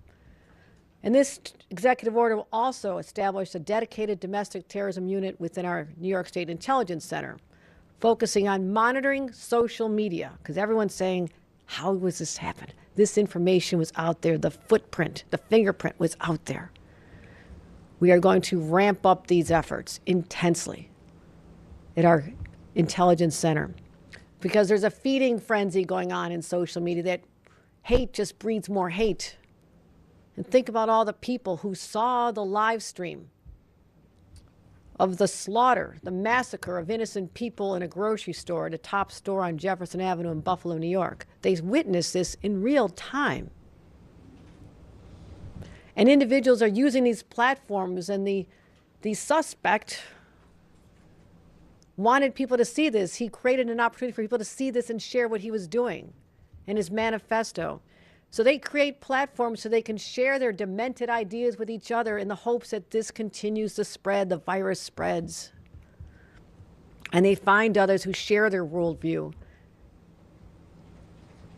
radicalizing more. And that is a direct threat to New Yorkers. Call it what is, but then have a plan to deal with it. So we're going to ensure that we have the best in the nation cybersecurity teams to monitor the places where radicalization occurs. We're watching you now. We know what you're up to, and we'll be coming after you. But that's only part of the problem. They often find each other because there's algorithms that are out there that elevate hateful, incendiary speech. Can you believe that? There's algorithms in place that ramp up and share this even more with higher frequency than other messages. So this incendiary content is pushed out to more people. In 2022, that's how radicalization is occurring, through the social media echo chamber. And that's why there are 10 fewer people in Buffalo, New York today. These social media platforms have to take responsibility. They must be more vigilant in monitoring the content, and they must be held accountable for favoring engagement over public safety. So today, I'm announcing a referral to the Attorney General's office to investigate the social media platforms that broadcast this horrific attack, that promote and elevate hate speech, and legitimize the replacement theory in the mind of an 18-year-old, a radicalized 18-year-old. I've already spoken to the Attorney General. In fact, she was there with me, with President Biden in Buffalo yesterday, and I thank her for her deep concern and willingness to step up and to take this on. She'll report her findings back to me, and I'll respond as necessary based on those conclusions. Because as I said, domestic terrorism is the most significant threat we face as a state and as a nation. So we're fighting back with a statewide approach, but that's not all. Because, as I mentioned, this intersection where the hateful, evil thoughts in the mind of an 18-year-old can be acted on because of access to guns and massacre people because of the color of their skin, that means something's fundamentally broken. People are wondering how you had the right to acquire a weapon in the first place when you are this individual. We have red flag laws in place to prevent exactly this situation. Red flag, what does that mean? You're waving a red flag. It means, look here, warning, warning, danger. And I traveled the state of New York with many of our partners, the advocates, who are out there every single day, every town, Moms Demand Action. We traveled everywhere. We've been all over the state talking about the red flag bill. We were so proud when that was passed and enacted, and I thank the leadership for working on that. But guess what? They need to be strengthened now. We found a way that they need to be made better. So today, I'll be signing an executive order requiring the state police to file an extreme risk order of protection under New York's red flag law when they believe that an individual is a threat to himself, herself, or others. Previously, current law, it's an option to do so. And now it'll be a requirement. And we'll provide law enforcement with the guidance they need, the criteria to follow, and we believe that together these steps are necessary to confront the stem of rising hatred, white supremacism in our state. And we have other ideas. You may have known this. We had actually planned this press conference prior to the Buffalo massacre because we knew that there are areas where our laws need to be bolstered. We're proud of having tough gun laws, no doubt about it. But as time goes on, you start to see the loopholes because the criminals are very, very clever. That's why we had to ban ghost guns. Who would have thought there could be such a thing as a ghost gun, that you could order the parts online and manufacture a lethal weapon in your home? We banned them from the state of New York. So I'm going to continue working over the next few days because we're coming down to the wire here with the end of session. I want to work closely with the legislature because they have a thoughtful approach to this as well. They are my partners, and I'm going to do that. But I know that there's more we can do. We need to further the red flag law. The executive order will deal with the state police. Working with the legislature, I believe that we can strengthen it at the local level as well, and I offer my hand in partnership to do just that. We're also going to be looking at the role social media platforms play in the incitement of violence and how that speech, hate speech, is amplified via the algorithms I just mentioned. But in the meantime, the gun violence epidemic, it's overtaken, it's overwhelming our nation. And that came to Buffalo, but it happens everywhere. And we're almost becoming desensitized to the stories because, oh, it's another day and another 9-year-old shot, an 11-year-old killed. I mean, we can't let that happen. We can't let that happen. The reality is there's just more guns in this country than there are people. It's too easy for radicalized individuals to go out and acquire these weapons of war. We're not at war. This is not Afghanistan. I've been to Afghanistan. I've seen military-style weapons. I've been on the battlefield. I've seen the use in a military setting. But this is the United States of America. It's not a battlefield. It shouldn't be a battlefield. And in this great country, weapons designed for battlefields should not be used to execute people shopping for groceries or a birthday cake. Yes, we've called upon Washington for a nationwide response. Our advocates know this. Reverend Al knows this. Everybody knows this. It's been a long, long time. But yes, we have the toughest gun laws in our nation, but guess what? The gun the individual purchased in our state was legal. But what happened is that you can go literally across the border to Pennsylvania and buy a magazine with 30 bullets in it. And that's what happened. You can get the base gun here legally in the state of New York, go buy a high-capacity magazine, and just attach it. That's what happened.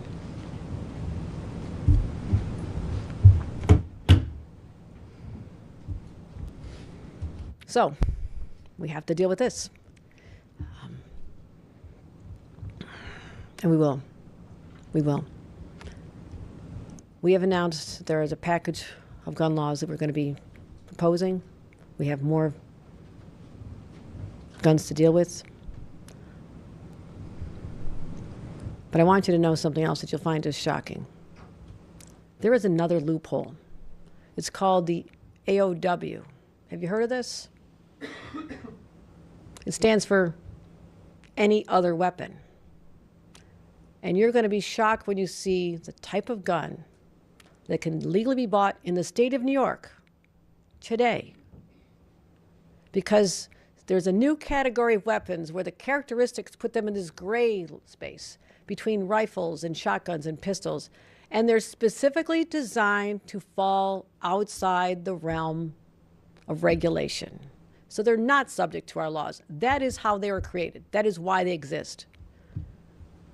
Superintendent, would you please show us what an any other weapon looks like?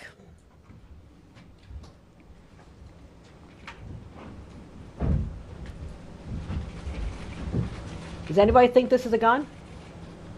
Our laws don't. A gun to be regulated. Our laws don't regulate this. They will now. Thank you, Superintendent. It's concealable, they're high-powered, and they can be modified to have a high-capacity magazine. And currently that's legal. You can go online right now and see manufacturers and sellers describing it as something called a completely legal sawed-off. We banned sawed-off gun weapons, but this says it's completely legal. Not anymore. We are introducing legislation that revises the definition of a firearm to include those weapons, which means we'll be able to charge and prosecute people accordingly. This is just one of those enormous loopholes that you can drive a truck through, similar to what we have with ghost guns. There's another bill, and I want to thank Senator Hoylman and Linda Rosenthal, that requires all semi-automatic pistols sold in New York to be micro-stamped. What does that mean? Where am I? Okay.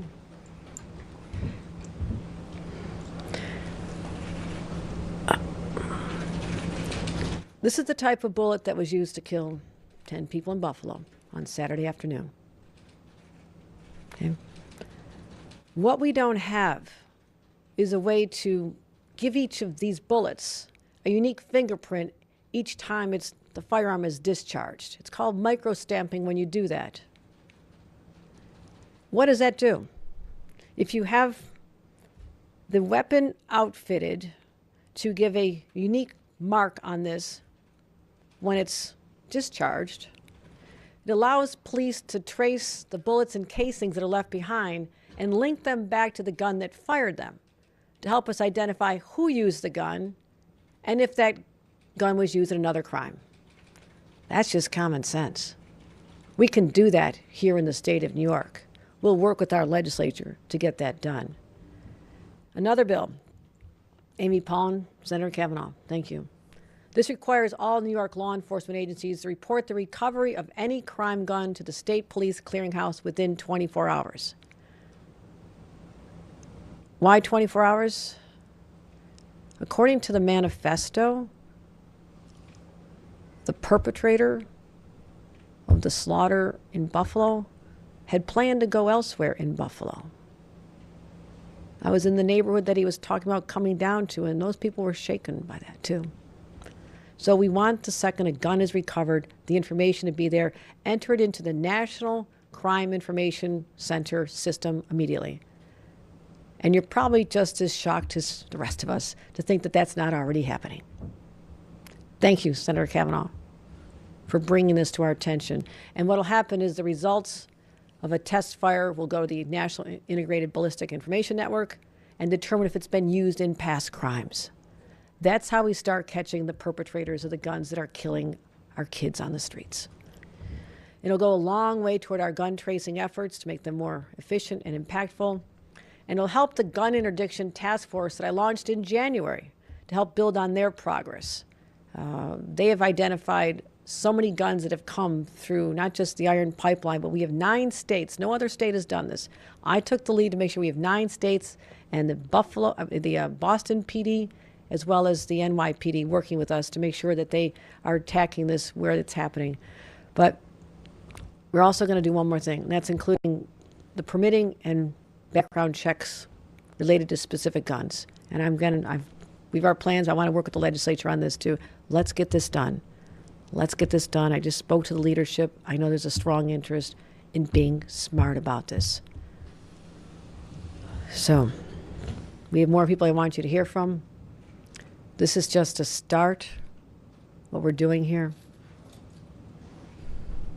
But right now, communities are in mourning. And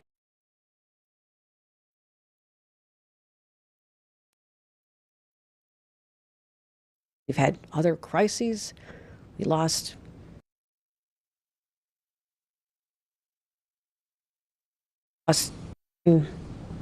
Sandy Hook. We lost people in white supremacist targeted attacks in Charleston, Pittsburgh, El Paso. And I sure didn't want my hometown of Buffalo to ever be on that list. But let that be the city that's known as a place where people said, okay, enough is enough. And they did something. We're doing something. We're doing something right now. That is my promise to New Yorkers. And with that, I want to bring up someone who has held the hands and wept with more victims of shootings and violence across this nation than probably anyone, because he always shows up. He's there where he's needed. And I want to thank Reverend Al Sharpton for being the voice we need at this time. Reverend Al.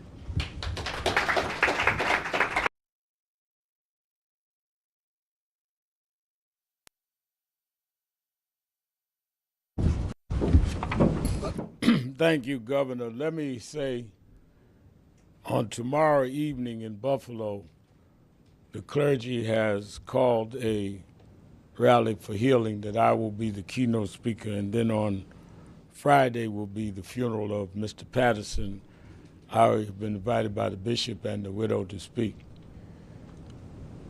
When I talked to Governor Hochul last Saturday and told her National Action Network would help to pay for the funerals, it's because of this kind of bigotry, racism, and violence should not be something the victims has to bear alone.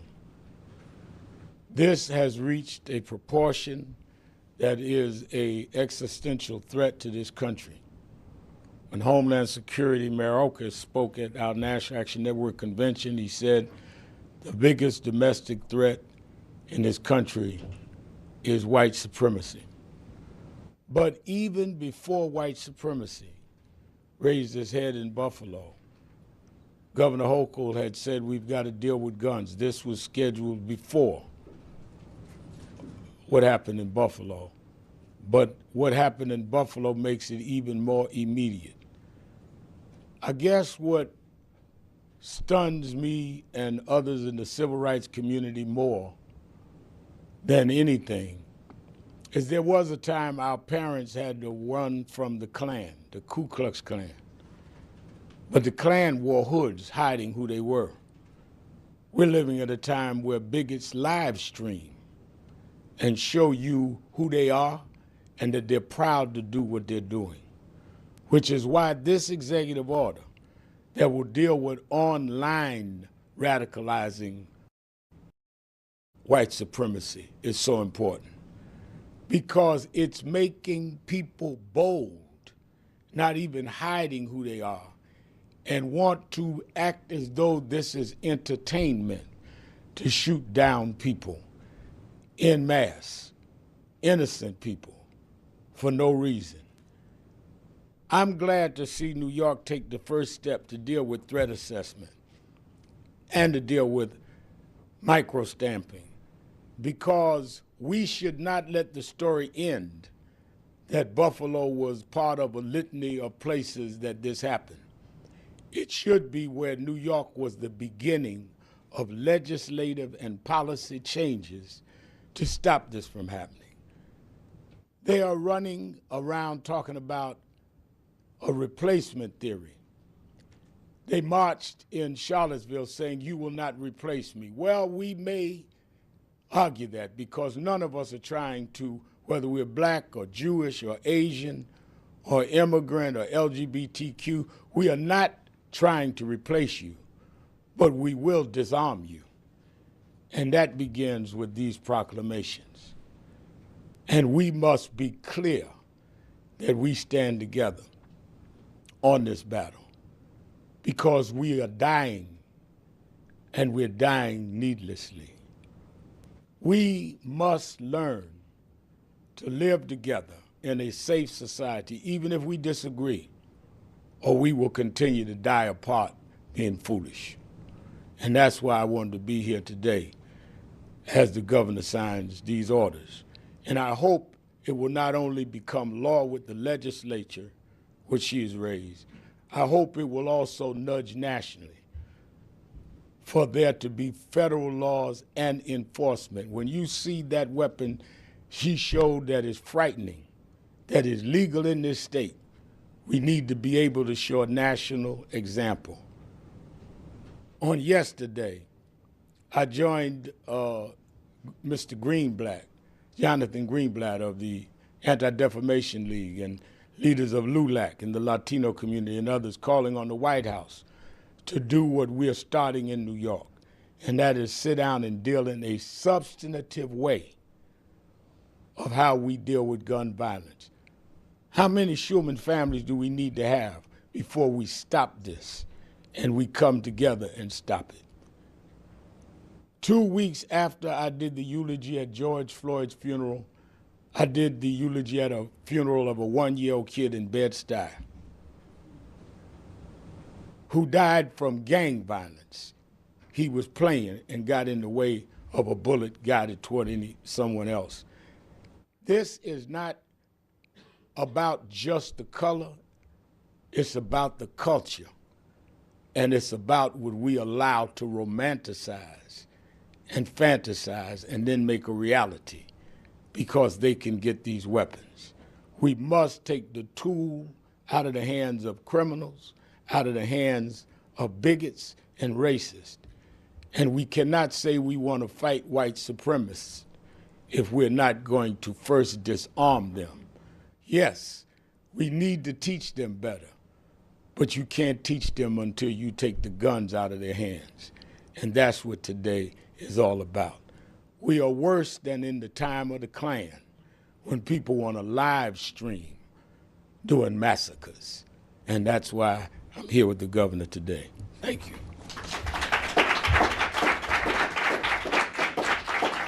Thorne had a lot of bad press in recent months here. Is this any sort of an indication to you that a Trump endorsement can only take a candidate so far?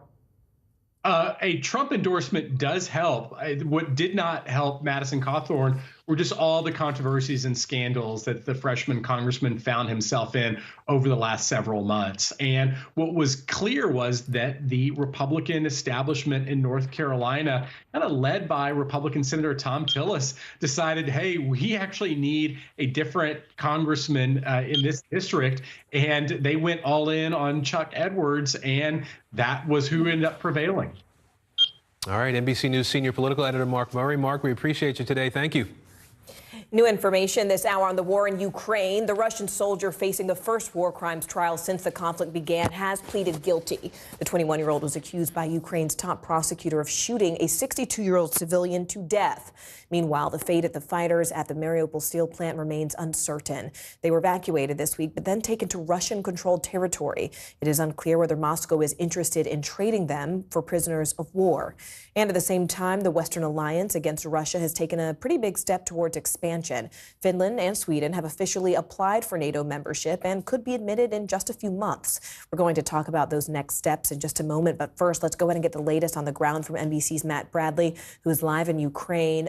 Matt, Ukraine's deputy prime minister indicated that those steel plant fighters would be swapped for Russian prisoners of war, but why does it now appear that may not actually be the case?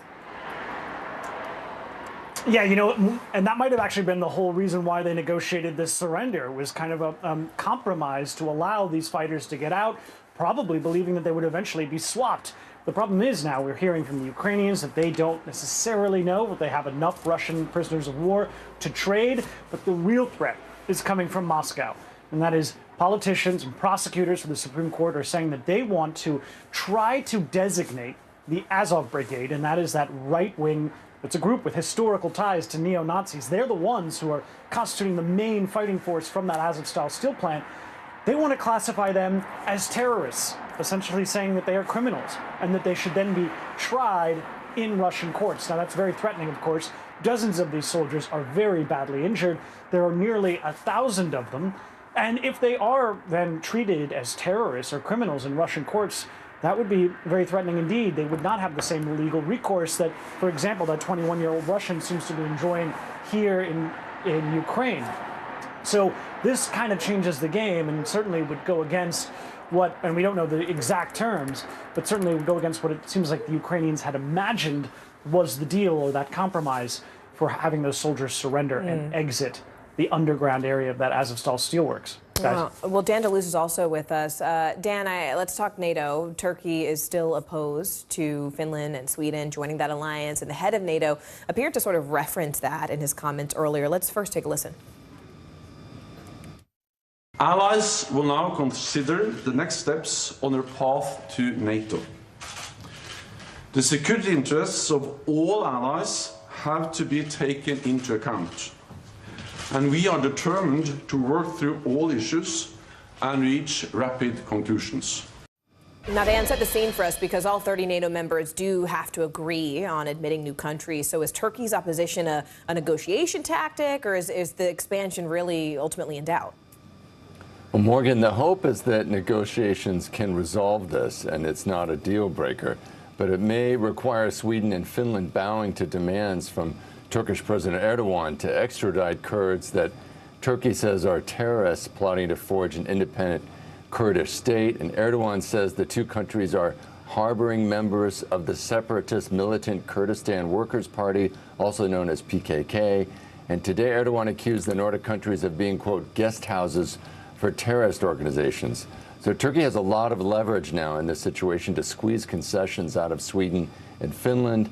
The two governments are saying that this all can be resolved, and they're optimistic the whole matter can be worked out through diplomacy. And it's also possible Erdogan is going to push other NATO allies, even the United States, for concessions along the same lines, trying to get opposition figures extradited. So this is a moment where he's trying to get what he can out of the situation. And the hope is Sweden and Finland will, in the end, be admitted. All right, Matt Bradley for us and Dan DeLuz, thank you both so much. A new government report says there are a few reasons why the Afghan military and government collapsed right after the U.S. pulled out of that country. The Office of the Special Inspector General for Afghanistan Reconstruction released hundreds of reports on the 20-year war. This latest report says both Afghans and Americans share blame for what went wrong. I want to bring in NBC News Pentagon correspondent Courtney Kuby now to help us understand this. So, Courtney, break this down for us, this report. What specifically does it say contributed to the collapse in Afghanistan? So ultimately, it says the main reason that the Afghan security forces, and that is both the military and the police forces, collapsed very quickly in summer of 2021 is because of the Biden administration and the Trump administration decisions to withdraw all U.S. troops and U.S. contractors, that essentially the Afghan security forces could not stand on their own. So now, on its face, of course, that makes perfect sense. But why this report is getting some attention right now is because it's the first time that we have a report from a U.S. government entity that's identifying that. And by the way, it does lay blame on both the Biden administration and the Trump administration for making those decisions. Now, inside that decision, there are a number of other factors that they point to. One of them is the Afghan government, President Ghani's government. There was this growing mistrust and distrust between them, that government, and the United States government and the U.S. military. And that was really fostered by the deal that the U.S. struck with the Taliban in February of 2020. There was so little information, public information, about the terms of that deal that it caused a lot of confusion and mistrust between the two. And that only exacerbated the problem of when the U.S. decided to withdraw, the Afghan governments began collapsing pretty quickly. In addition to that, the U.S. stopped conducting offensive airstrikes on behalf of the Afghan security forces. That was something that they were really reliant on, Aaron. And Courtney, these reports usually come with some recommendations. Anything in this one that stood out to you? Actually, on the contrary, it was the fact that it acknowledged that there was not the political will throughout a number of different United States administrations to actually see this conflict through and to see this through. In fact, at one point, it even compares it to South Korea, which you can look at and say, well, from the Korean War, it was decades and decades and decades of the United States continuing, they still have one now, military presence there on Korean Peninsula. So it actually found the opposite, which was there really wasn't ever the political will to see this through, to build the Afghan security forces to where they needed to be. The U.S. and other allies supported them, the Afghan security forces, to over 300,000 strong. They trained them. They gave them logistics support, everything that they needed. But ultimately, they just weren't at the point where they could defend the country on their own. All right, Courtney Kuby for us at the Pentagon today. Courtney, thank you. You bet. The suspect in the Buffalo supermarket shooting is due back in court tomorrow, where prosecutors may file even more charges against him. Mourners gathered again last night outside that supermarket to remember the lives lost. And this all came after President Biden's visit, where he said that white supremacy is poison. The top supermarket chain has donated $500,000 to support not only those survivors, but also the families who lost loved ones on Saturday. NBC News correspondent Ron Allen joins us now live from Buffalo. Ron, I want to start with that investigation. We now know that New York State Police actually spoke to the suspect last year. What can you tell us about that? Yeah, you're referring to an incident that happened at a high school where, of course, no one had any idea who this individual was or what he would do. It was back in June. He made some disturbing comments. The school called the police. The police questioned him. He was taken out of the school, as I understand it, not arrested. And the matter was resolved and everything moved on. And now, months later, we're finding out that that was an initial contact that this individual had with law enforcement. So there's that. Much of the investigation is focused on what charges this individual will eventually face. At this moment, he's only charged with first-degree murder, but there's still a state investigation going on, a federal investigation going on that revolves and focuses on the allegation of a hate crime in the federal case, which is important in many ways, but also because it could lead to a death penalty if he's convicted, if the government chooses to go that route and pursue that part of the case. The suspect has a hearing in court tomorrow where we expect to hear more about the legal status of things and the investigation. Because the investigation is so detailed, it is that way because of the question of what charges will this individual face, as well as authorities just trying to understand every step he took in the days and weeks and months leading up to this incident, and who else might have been involved, if anyone.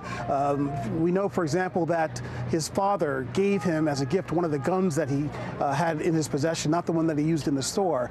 Is there some liability there? There are civil lawsuits. There is a lot going on that issue, which is why there's still a very thorough and detailed investigation going on. And Ron, just briefly, I know that we heard some strong words from President Biden yesterday where he actually called this terrorism. I mean, what is the Justice Department now saying about potential hate crime charges in this case? They're saying that this could happen, these charges could come in the coming days.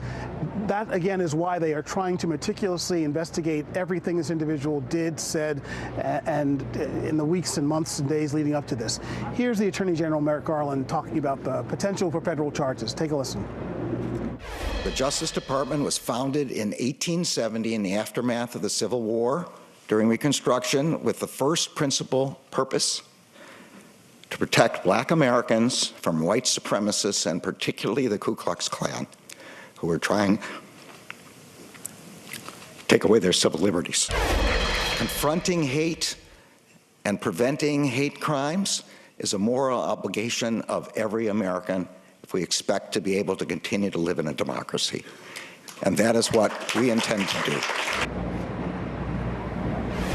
One other thing to mention, there was an arrest today here of a man, a 33-year-old man named Andrew Marsh, charged with making a terrorist threat and possession of a controlled substance.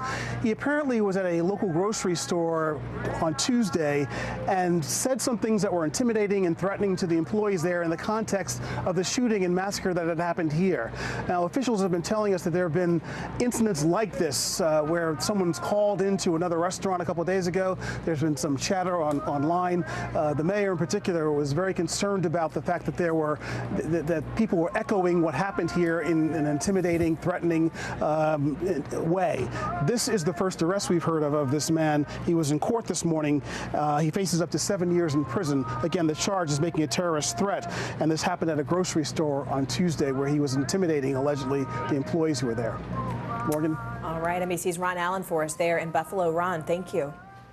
We also have new details about an arrest in yet another shooting. This one, the FBI says, was fueled by hate. Yeah, we told you on Tuesday that Dallas police charged a man for an attack on a hair salon. 3 women of Korean descent were hurt there. Now there is new evidence the suspect targeted location and the victim specifically. NBC News reporter Stephen Romo joining us now. So, Stephen, what are we learning now? Yeah, we got a lot more detail yesterday, actually, from an arrest affidavit for this suspect, hearing that he may have been having delusions about Asian people related to a car accident a couple years ago. A lot of questions remain about that. Regardless of the potential motives, though, this shooting has sparked a lot of fear in that area of Koreatown and Dallas, and it has not subsided. There are 2 other shooting incidents that are still under investigation. I'm relieved to say that we have made an arrest. The Koreatown community in Dallas exhaling. A suspect accused of a shooting at an Asian-owned hair salon is in custody. And charge him with 3 counts of aggravated assault with a deadly weapon. The shooting, now being investigated as a hate crime by the FBI, injured 3 women of Korean descent. Now the Dallas Police Department sharing more details on the suspect, Jeremy Smith. 2 years ago, Smith had a motor vehicle crash with an Asian male. Since then, his arrest affidavit stating he reportedly suffers from delusions that the Asian mob is after him or attempting to harm him, even getting fired from his last job for verbally assaulting an Asian boss. Dallas police saying there are 2 similar shootings linked to Asian businesses which are still under investigation. There was a connection between those shootings in that a maroon or red vehicle was driven by the unknown suspect. More work or investigation needs to be done before Smith can be charged in those cases. The community feeling the effects of that violence. Business owners telling our NBC station KXAS their business dropped 50% during the manhunt. Community leaders and business owners here, they are scared to go to work. At a community meeting earlier this week, one of the victims speaking for the first time. She's just, happy that we're all here today. Sharing she's finally starting to feel better after the trauma she's been through, a healing process the entire community is also just beginning. People are afraid. Even they're eating, they're looking around. People are afraid they're going to get shot. So, Stephen, you mentioned that the FBI is looking into this as a hate crime now. Do we know anything about the possibility of hate-related charges at the state or even the local level? Yeah, it's interesting. A lot left to come on how they're going to actually prosecute the case on that level. But we do know that the police chief there in Dallas, Eddie Garcia, was saying that the community definitely sees this as a hate crime. He also said that he himself sees this as a hate crime. But as we mentioned, that arrest affidavit mentioning delusion, so it's not clear how they will go about prosecuting this case. Of course, a lot of people are going to be paying attention to that, particularly in the Asian community and Koreatown there in Dallas, guys. Right. Stephen Romo, we appreciate it today. Thank you. Yeah, thank you so much for joining us. And we're also following breaking news this hour. Stocks are down as earnings reports revealed just how much some retailers are struggling to deal with inflation. CNBC's Dom Chu joins us now. Dom, let's go ahead and start with this breaking market news. I mean, what are some of the driving factors today? So, I mean, Morgan, yesterday's 431-point gain in the Dow is like a distant memory at this point. Right now, we're hovering just about at the lows of the stock market day overall. At the lows, kind of the Dow is down over 800 points. The NASDAQ composite, which is way more heavily weighted towards technology stocks, those types of industries, is down 3% plus.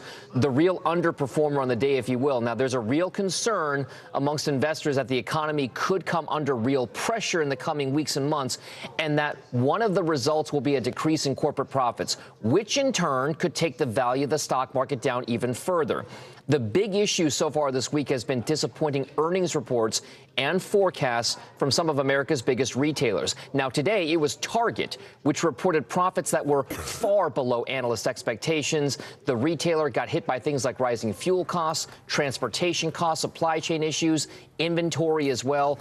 You may recall we heard a similar story from Walmart yesterday. So it brings into question whether or not companies will be able to pass along those rising costs to consumers, or will they have to eat them in the form of lower profit margins? That, Morgan, is the sentiment that's taking down almost all companies in the market right now.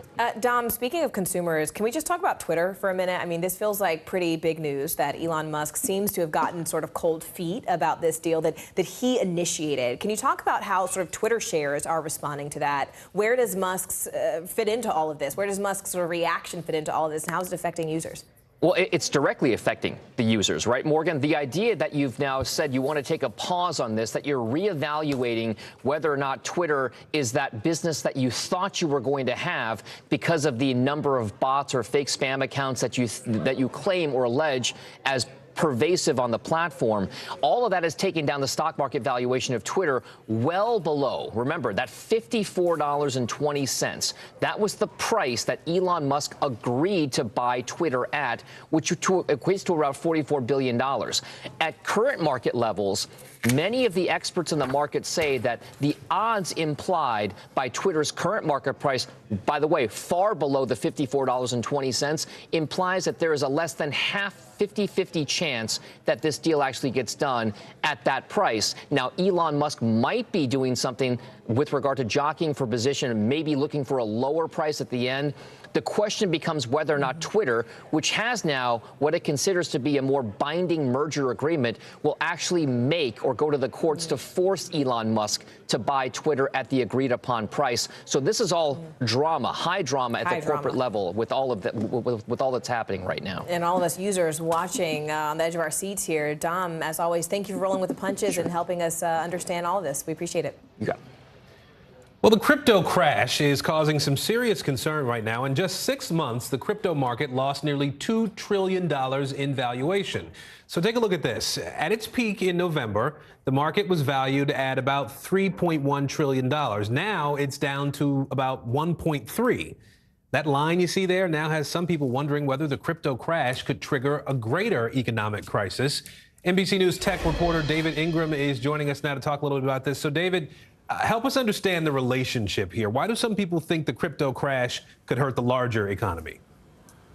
Well, there are two things going on here. One is a lot of us really remember 2008 when the housing market had such a deep dip and caused all kinds of other ripple effects throughout the rest of the economy.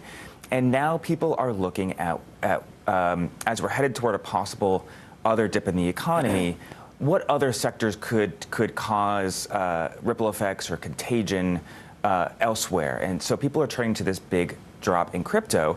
The other big thing is that crypto's become a lot more important over the past couple of years. It used to be kind of a niche investment. Now it's more widely held, and it's become a much more involved in the rest of the financial system. Yeah, I think we're starting to realize that, even those of us who are still trying to wrap our brains around the crypto.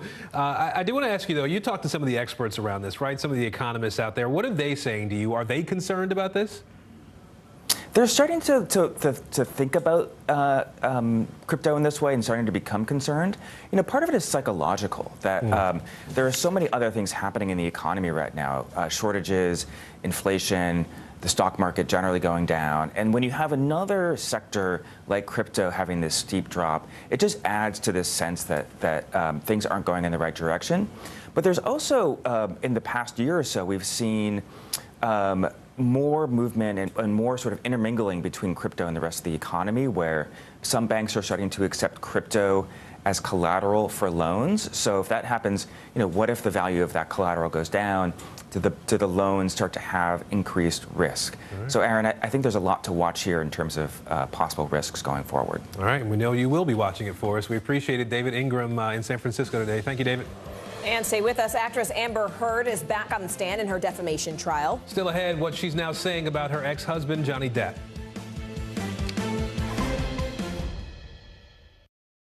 Live from Ukraine, from Mayfield, Kentucky, from Waukesha, Wisconsin. To cover the news, you have to be in it.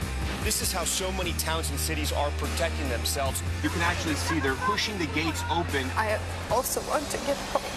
You'll get home. You'll get home. Do you remember any tornado as bad as this one? You look at this and you're thinking, we're not going to have power for weeks, if not months. Exactly. Every night, it's your news playlist. Top Story with Tom Llamas, weeknights at 7 on NBC News Now. This is a very different kind of program. We're here to start conversation about the big things happening in our world. Professor, I'm not asking you to predict the future, but what do we think that the new normal is going to be? Is part of this that everyone's rethinking their jobs during this pandemic and their relationship to their employers? What is your biggest tip for any parent who's concerned about this? It's not my job to tell you what to think. My job is to think about what you tell me. Now Tonight with Joshua Johnson, streaming weeknights at 8 on NBC News Now. Women's basketball has been systematically held back. Our players and coaches have been harmed. After 49 years of Title IX, we still have work to do. In Their Court, a podcast from NBC News and NBC Sports that goes inside the issues of inequality in women's sports. Listen now. Sometimes the news can be difficult and overwhelming for kids to understand, so we've created a newscast just for them. We hope your family will watch Nightly News Kids Edition. Making Space, the inspirational podcast from Hoda Kotb. Listen now. We'll meet Ukrainians who are defending their country one block at a time.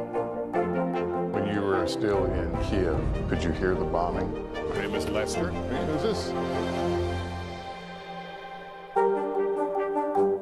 News is happening now. Look at what's making headlines around the world.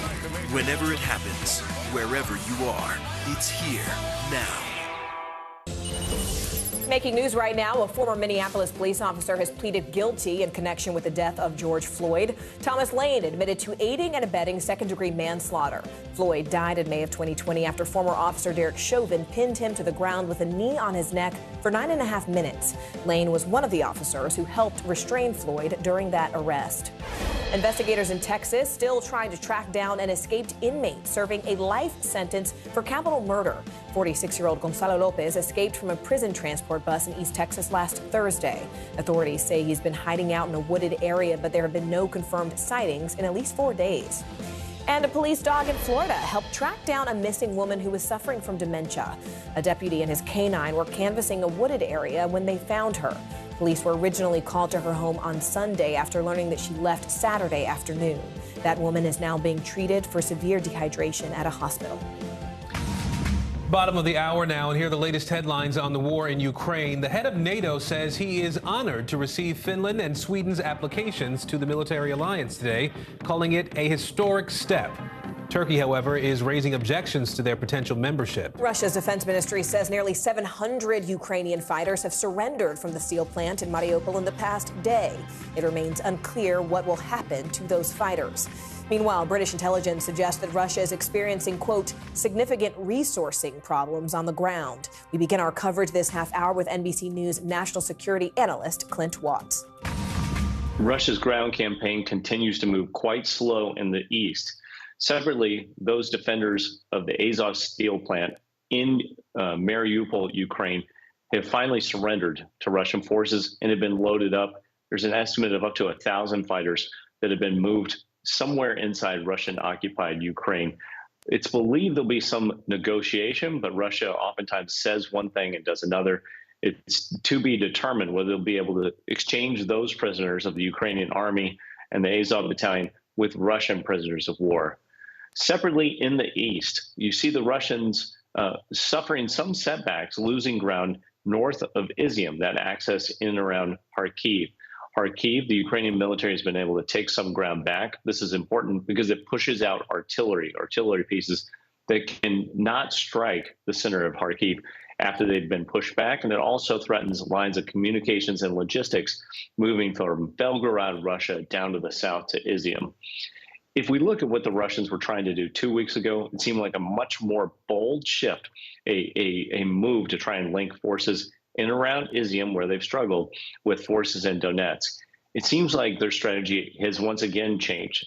Due to the failures of advancing on that axis of advance, you're seeing the Ukrainian military fighting using artillery, trying to stave off an assault, incremental assault, by Russian forces on several fronts in and around Severodonetsk. Severodonetsk, if they can take it, would allow the Russians to stage a larger battle to try and completely take all of the Luhansk province and move towards western Donbass. At the same point, Russia is struggling with manpower problems. Ukraine is struggling with artillery problems.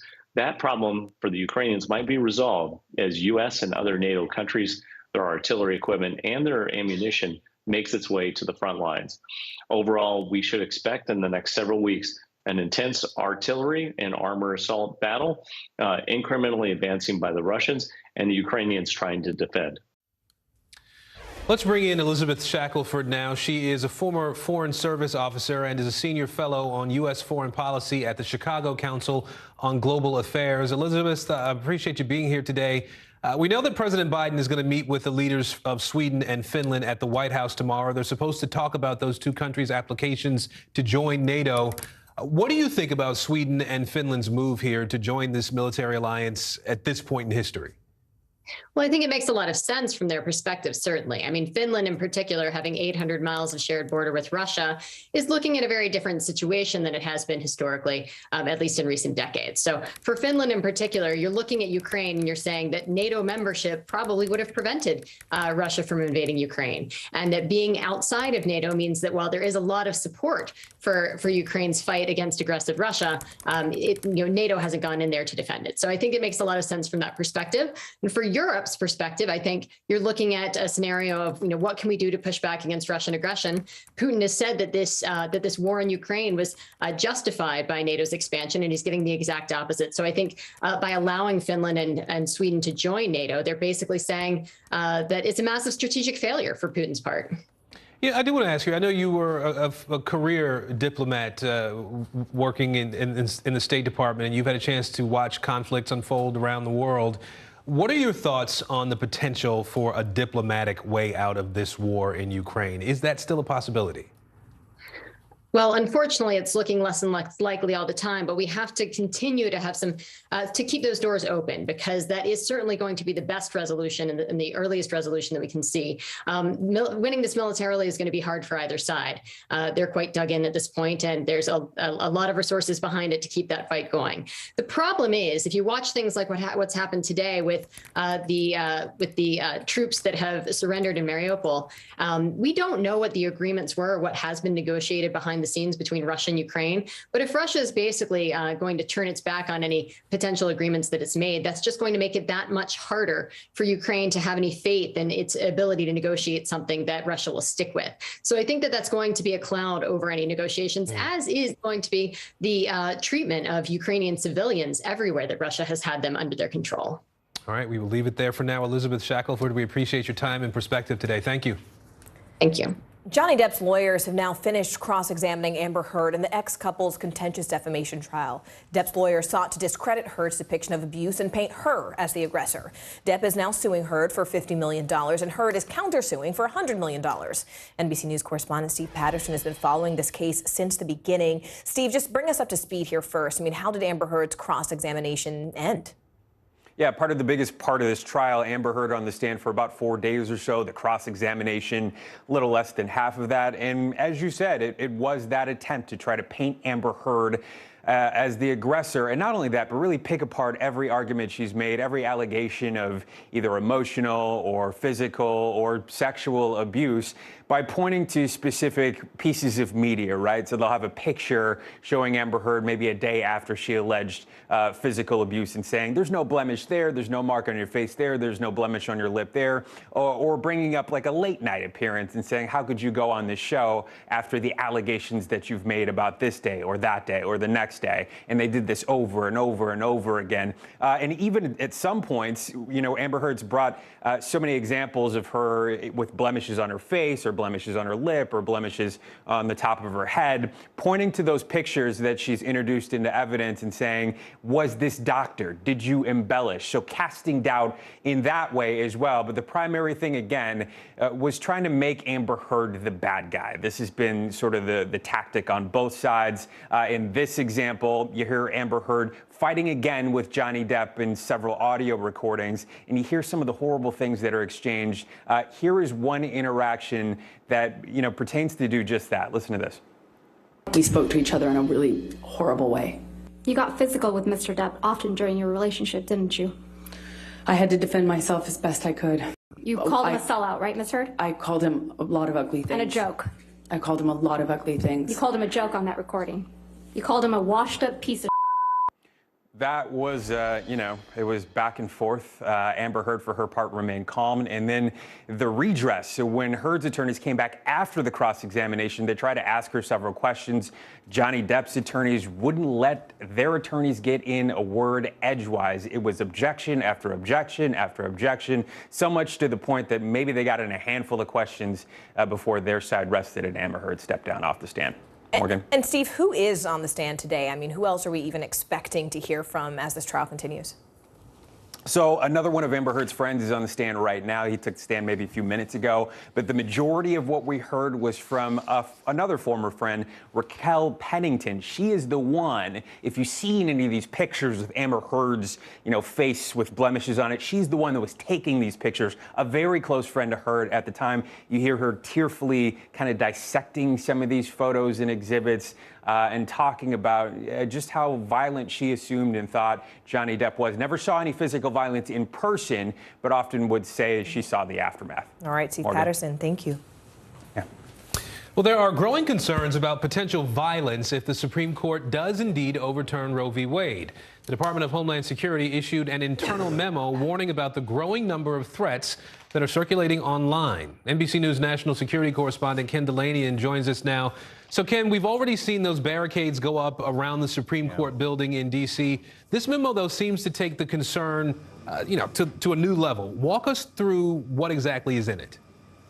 Yeah, Aaron, and this memo was prepared by DHS's Office of Intelligence and Analysis.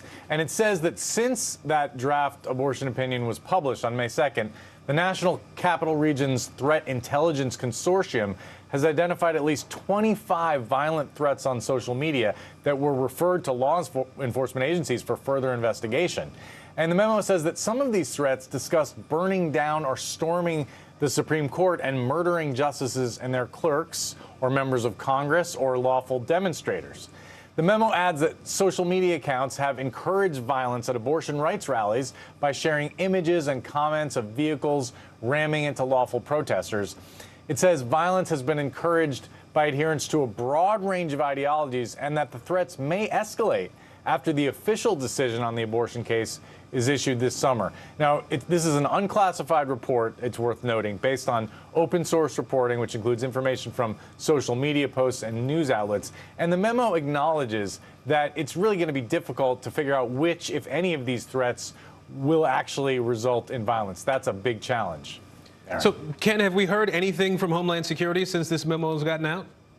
Yes, a DHS spokesman issued a statement, and I'm just going to read it to you. It says, DHS is committed to protecting Americans' freedom of speech and other civil rights and civil liberties, including the right to peacefully protest. It adds that DHS is also committed to working with our partners across every level of government and the private sector to share timely information and intelligence, prevent all forms of violence, and to support law enforcement efforts to keep our communities safe. So they are working this problem, Aaron. All right, Ken Delaney for us in our Washington bureau today. Ken, thank you. You bet. Capitol Hill is all abuzz today over mysteries in the sky. For the first time in more than 50 years, Congress held a hearing about unidentified flying objects just yesterday. The Pentagon is now tracking UFO sightings and the potential national security risks. NBC's Gotti Short shows us two never-before-seen videos. Well, we have two new videos to file under weird stuff released by Congress, but don't expect to see clear images of some sort of flying spaceship. New green night vision video showing triangles in the sky, but this time the Pentagon offering an explanation to lawmakers. We're now reasonably confident that these triangles correlate to unmanned aerial systems in the area. The triangular appearance is a result of light passing through the night vision goggles and then being recorded by an SLR camera. But at the first congressional hearing on UFOs in 50 years, Pentagon officials admitting that most of what they call unidentified aerial phenomena remain unexplained. They also showed lawmakers this video captured by a fighter pilot with a cell phone that shows a metallic object that you might miss if you blink. I do not have an explanation for what this specific object is. Deputy Director of Naval Intelligence Scott Bray raising more eyebrows when answering this question. There have been no collisions between any U.S. assets in one of these UAPs, correct? We have not had a collision. We've had at least 11 near misses. Defense officials testifying that there were at least 18 cases where they had data from multiple sensors showing objects that moved in ways that could not be explained, adding they would share more details during a closed-door classified setting. In the past, fighter pilots and former Pentagon officials have told us some of the objects were capable of instant acceleration and estimated speeds of well over 13,000 miles an hour. Now, the committee says this could be the first of several hearings, with some lawmakers saying next they would like to hear directly from some of the pilots who have encountered those objects firsthand. Guys? Internet blackmailers are increasingly targeting young men and boys, and they're convincing them to send sexually explicit images, and then they're using those images to extort them. It's a scheme known as sextortion, and the problem has become more and more serious in recent months. Joining us now is Dr. Brianna Fox. She's a former FBI special agent. I want to thank you first so much, Dr. Fox, for joining us. This is a story that, as soon as I read about it, just really concerned me, and I really wanted to learn more, so I hope you can help us unpack it. Who are these sextortionists? Where are they coming from? What are they doing? And how do they become such a pervasive problem under our nose? This is a great question, and thank you so much for having me today. So first is, who are these sexplorationists? The answer is they could be a variety of people. One is former partners of people that are sending very private images to each other, and eventually if they break up or there's a fight, that person can use it to their advantage, trying to essentially get money or to get something out of their former partner.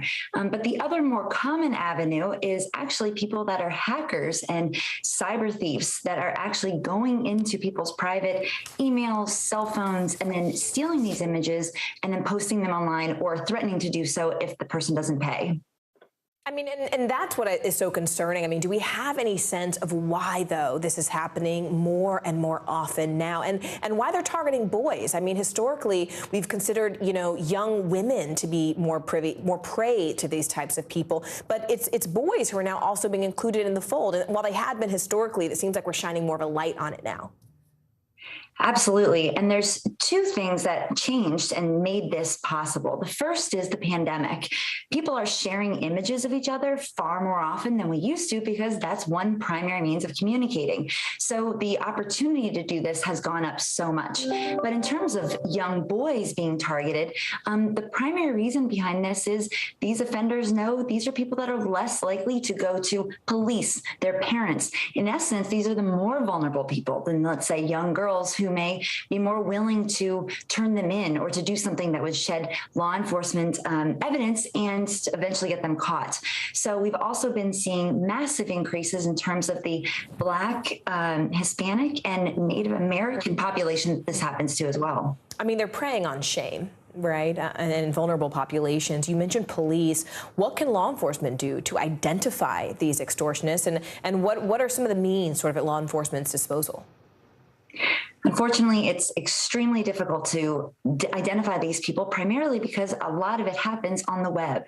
And there's just so much cybercrime occurring that the agencies that typically handle these cases are feeling overwhelmed. But specifically from a prevention standpoint, we can say try to use two-factor authentication, protect your information, protect your images, delete them if you decide to take them. And most importantly, anybody that chooses to come forward and share this information, believe them, help them, and don't, I think, treat one type of victim differently than another. Anyone who has this happen is a victim. That is great advice. And Dr. Fox, just very briefly before I let you go, because this has been so helpful, for people who are watching, who have loved ones, who are, young teenagers or tender age kids, what can they do to protect themselves? Yeah, the best thing is to either avoid it if possible. And the second thing is, if people are taking these types of pictures, making sure that they're safe, not keeping them on our phones, not sharing them in open forums such as Snapchat or other things that are easily hackable. All right, Dr. Fox, thank you so much. We really appreciate your time. North Korea's COVID outbreak appears to be getting even worse. Up next, how that country's leader is responding to get people the help they need.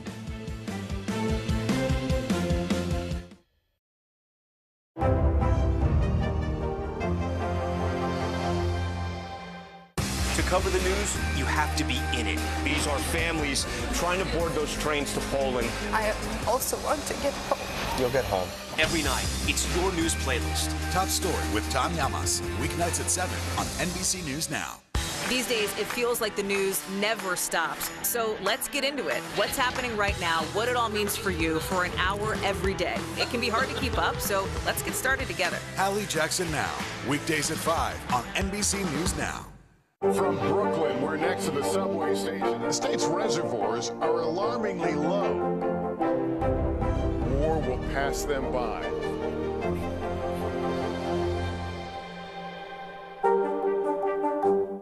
Would it be easier for the airlines to manage a vaccine mandate than a mask mandate? Is there a case to be made that it's time to give Ukraine offensive weapons so they can win this war? What should be focused on that could reduce inflation and avoid a recession? If it's Sunday, it's Meet the Press. When was the last time you made space to listen to somebody? What I learned from a very young age is radical love, radical forgiveness. We are meeting people one after the next who've made profound changes. It showed a lot of personal strength for me. Why am I trying to make other people happy over myself? So many life lessons that are going on in these conversations. We're watching a transformation. Join Hoda Kotb for her podcast, Making Space. Listen now. Hallie Jackson Now, weekdays at 5 on NBC News Now.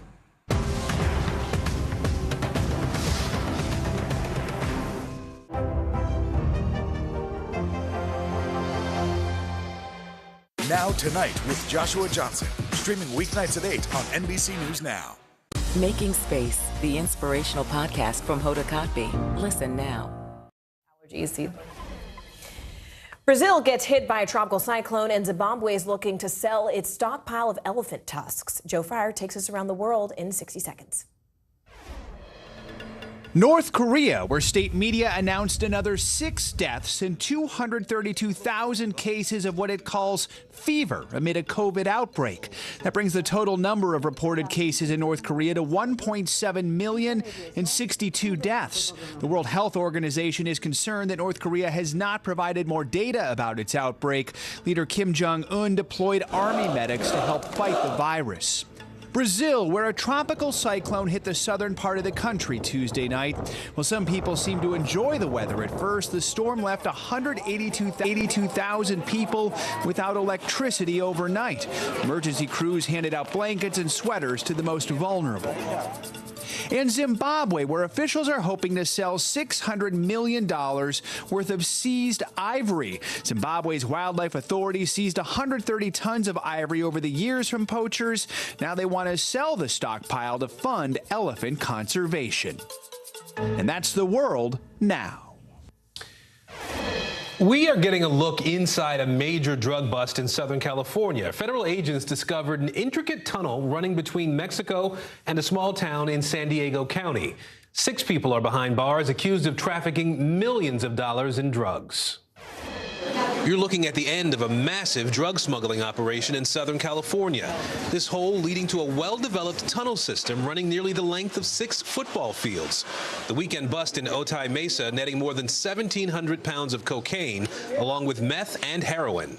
In the span of a few hours, agents watched 5 vehicles come and go from the stash house and this warehouse. The U.S. Attorney for Southern California says federal agents started watching suspects Friday morning, and by day's end were able to grab $25 million in drugs. We allege that our defendants were driving into the garage and loading or dropping off cardboard boxes full of drugs to further the movement and distribution of drugs throughout the United States. But federal agents were watching the whole time. When the time was right, cars were stopped and they were searched. They also found a sophisticated cross-border tunnel system. You stay on the rails, it's okay. The passageway complete with reinforced walls, a rail system, even electricity and ventilation. That tunnel stretching more than 1,700 feet into Tijuana, Mexico. On the Mexican side, soldiers posted outside a cluster of houses believed to be the starting point of the drug operation. I came back from a stroll, and now they aren't letting me back into my house. What happened? A homeowner there saying he had no clue anything illegal was going on. Nothing.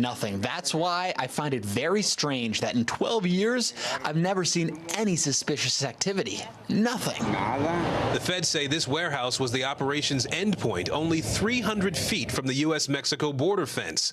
6 people now in jail to face drug conspiracy charges. The tunnel was discovered because of good old-fashioned police work, good old-fashioned detective work. Now, the U.S. Attorney says there have been 90 underground passages discovered in Southern California since 1993. The last time was in March of 2020.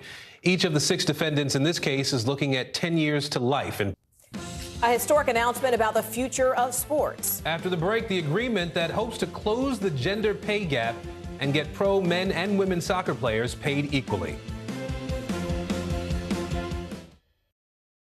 NBC News, streaming free now. Top Story with Tom Llamas, weeknights at 7 on NBC News Now. Hallie Jackson Now, weekdays at 5 on NBC News Now. Making Space, the inspirational podcast from Hoda Kotb. Listen now. The fire has grown leaps and bounds. You see behind me is typical. How you doing? Pretty bad. We'll meet Ukrainians who are defending their country one block at a time. When you were still in Kiev, could you hear the bombing? My name is Lester. Who's this? Top Story with Tom Llamas is your news playlist on NBC News Now. And now, you can listen to it as a podcast. Available anytime and anywhere. We'll meet Ukrainians who are defending their country one block at a time. When you were still in Kiev, could you hear the bombing? My name is Lester. Who's this?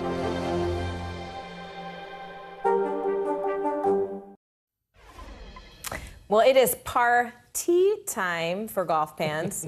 Go ahead, go on and laugh. I know that was good. Yeah, you saw that. All right. Well, it kicks off tomorrow. It's off tomorrow in Tulsa. Yeah. Last year's champion, Phil Mickelson, is out, but Tiger Woods is in and says he thinks he can win it all. Woods was sidelined by a serious car crash in California just last year, but is attempting to mount a comeback. He's not a quitter. Not a quitter. Get out there, yeah. No, we love to see it. All right, also in sports, the women's national soccer team is now at pay party on the pitch. Yeah, tell us about it, Aaron. U.S. Soccer is leveling the playing field by paying the men's and women's national team the same salaries. They hope this sets a new precedent for the gender pay gap in sports. Here's NBC's Stephanie Gosk. Hey, there. U.S. women's soccer has been fighting for equal pay for over a decade. Today, the huge announcement, they finally have it. A collective bargaining agreement was the last step. The terms include sharing World Cup prize money equally among the men and women players, something no other soccer federation in the world does.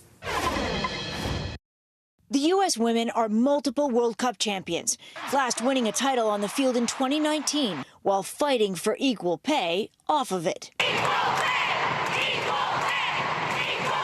But today, that battle is officially over. I am feeling extreme pride, and to be able to say finally equal pay for equal work feels very, very good. U.S. Soccer and the men's and women's national team unions announcing a historic new collective bargaining agreement. Every player, man or woman, will be paid equally. It's equalization of World Cup prize money, identical financial terms, including identical game payments, identical revenue sharing for both teams. So identical in every aspect on that front. They will also equally share any money U.S. Soccer makes commercially and at events. Defender Becky Sauerbrunn has been in the fight for equal pay from the beginning. There has been a lot of frustration. Is that over?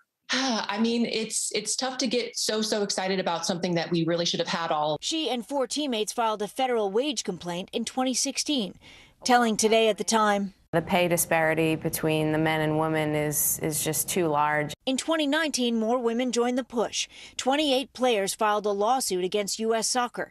It was settled earlier this year, awarding the women with $22 million in back pay. Megan Rapinoe celebrating that victory on Today. I'm just so proud of the way we stuck together and really just kind of put our foot down. This is a huge win for us. With this new agreement, U.S. Soccer will now do something no other soccer federation in the world does. World Cup prize money will be pooled between the men and women's teams and split equally among all players. The men's World Cup winner in 2018, France, received $38 million. The U.S. women only took home $4 million for their win the next year. It does mean that the men are giving up a little bit of money, though. Potentially, right? Not potentially, for sure. And I think we need to give the men a lot of credit. They came to the table and were very collaborative and worked together with the women's PA first and then came together with U.S. Soccer. They hope this landmark agreement sends a strong message. But I think this is going to have international ramifications in sport in general and hopefully into the business world as well. We should mention the U.S. men have qualified for this year's World Cup in Qatar. Qualifying for the 2023 Women's World Cup in Australia and New Zealand begins in July. Back to you. Thank you so much for joining us this hour. I'm Morgan Radford. And I'm Aaron Gilchrist. The news continues right now. Hey everyone, I'm Allison Mars. You're watching NBC News Now. Here's what's happening. Too close to call. The GOP Senate race in Pennsylvania neck and neck, but it is one and done for controversial Congressman Madison Cawthorn in North Carolina. Steve Kornacki will be here to wrap up all the primaries. A dangerous shortage. 2 kids hospitalized because they couldn't get the formula they need. So when will baby formula be back on store shelves?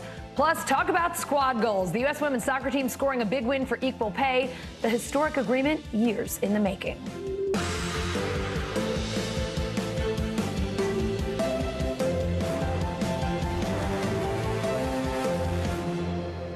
We start with breaking news on Wall Street, and yeah, it's pretty bad. The market's tanking today. The Dow on pace for its biggest loss in 2 years. CNBC's Seema Modi here now to wade through this mess. So, Seema, it's a sea of red on the big board. Let's give everybody a live look at the Dow right now. If we could bring that one up, it's pretty ugly. The net, there it is, 1129. That's not where you want to be at 3 o'clock in the afternoon. The Nasdaq was looking even worse. The S&P, no pretty picture either. I mean, Seema, this is inflation showing up on the markets again, but today it's all about how high prices are hitting some big retailers. Could you tell us what's going on there? Sure, Allison, there's 2 back-to-back quarterly reports that we have received in the last 48 hours, or the market has received. First, it was Walmart yesterday, and today, Target, and those two reports really elevating investor concerns around rising inflation. The story with Target, well, it's currently on pace for nearly a 22% decline in today's trade. The company missed earnings estimates. The CEO of Target, Brian Cornell, he joined us this morning on CNBC discussing that the consumer is strong, but that their transportation costs related to inflation is larger than anticipated. Now the question is, which retailer is next? If you look across the retail landscape, e-commerce names like Amazon, big box retailers like Best Buy, all trading down. And of course, Allison, this coinciding with higher gas prices across the nation again, which doesn't bode well for that consumer story. So bad. My mom texted me this morning to say she paid $4.89 a gallon. And Seema, I was thinking, weren't you paying that already? I'm like losing track. They just keep getting worse and worse. Let's talk specifically about what we've been seeing on the markets. I mean, the Dow down 7 straight weeks now, the NASDAQ 6. Is this only the beginning? So many experts are saying we could be in for a really long summer.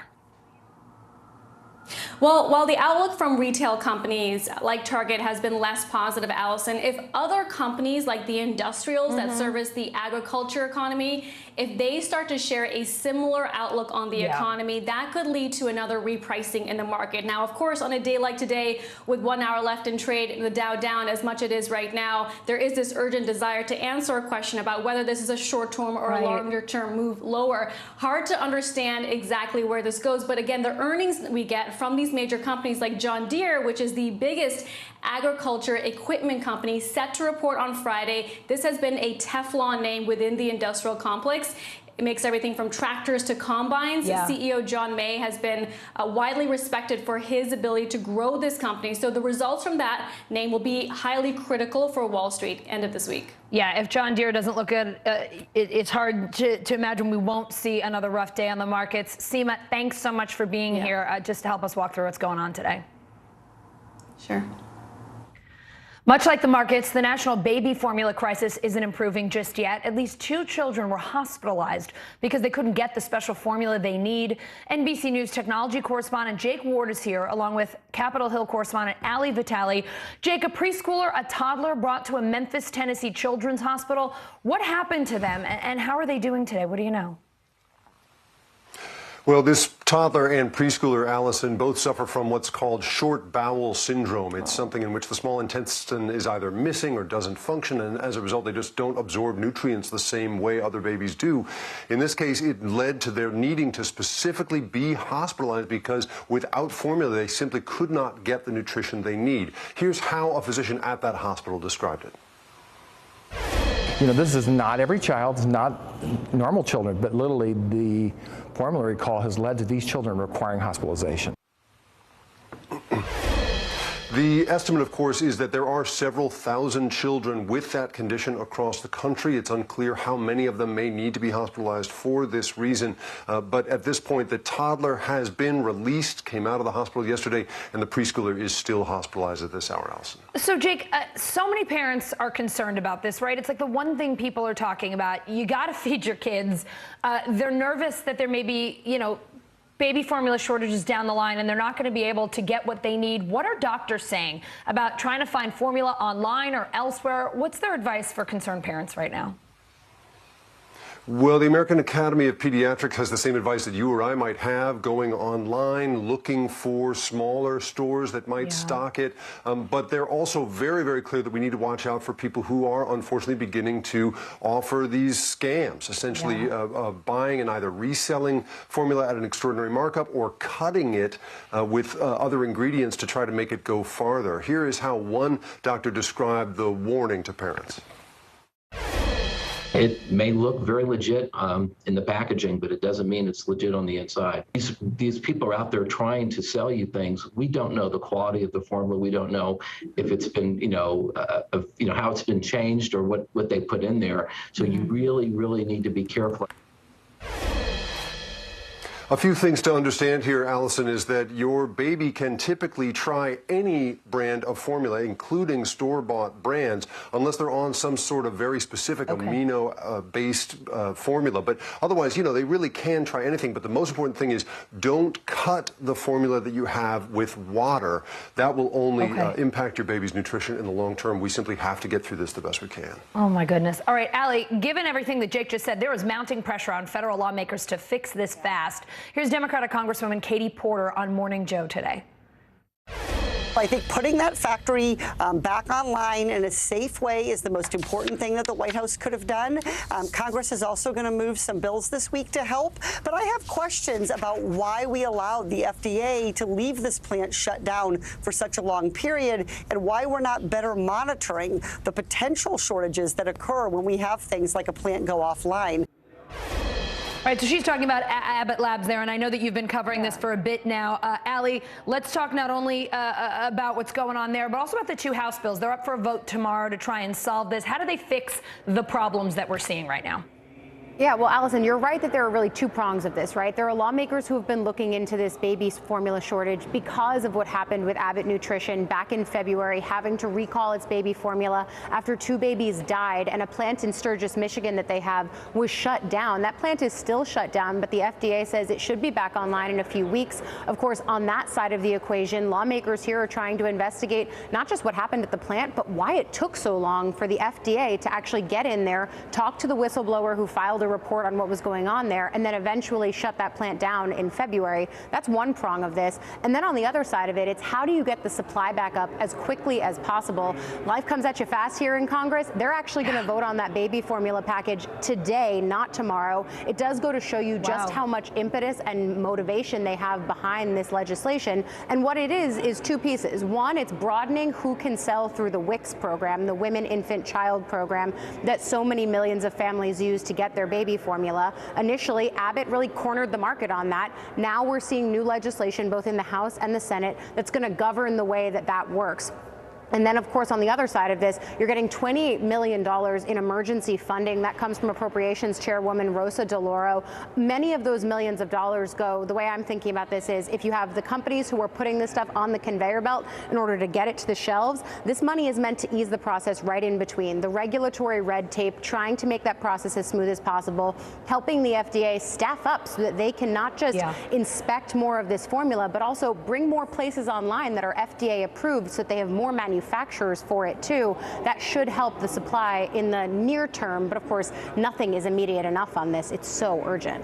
Allie, nothing says urgency like Congress bumping up a vote. I can't remember the last time we had you on air saying that something was happening sooner rather than it was being delayed. Is there anything else that we should be watching for that Congress is doing to try to get families the formula they need? It sounds like they're trying to hit this from all angles already.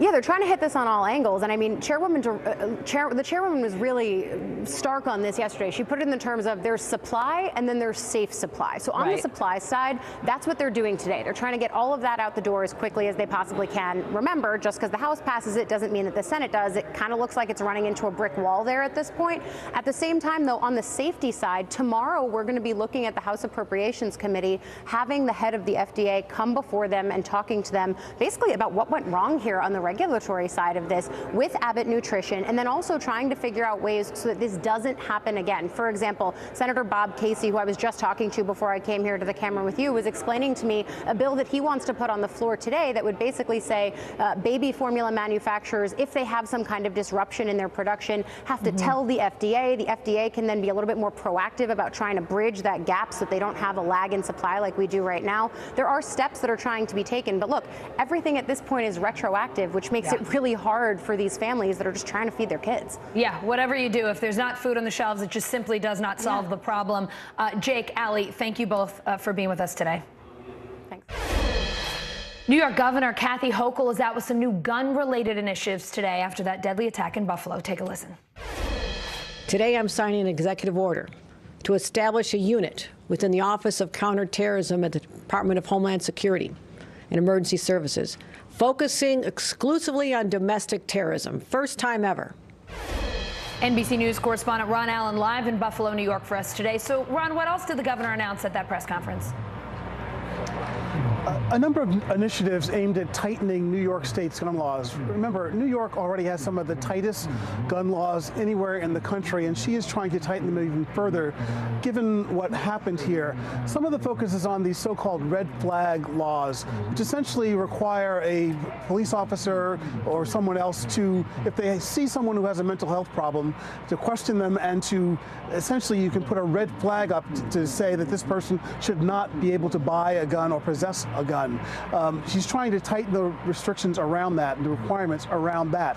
She's also trying to tighten background checks on certain kinds of weapons, and also to require police to report and guns that are found and are confiscated at the scene of certain crimes. Again, trying to keep track of what's going on with weapons.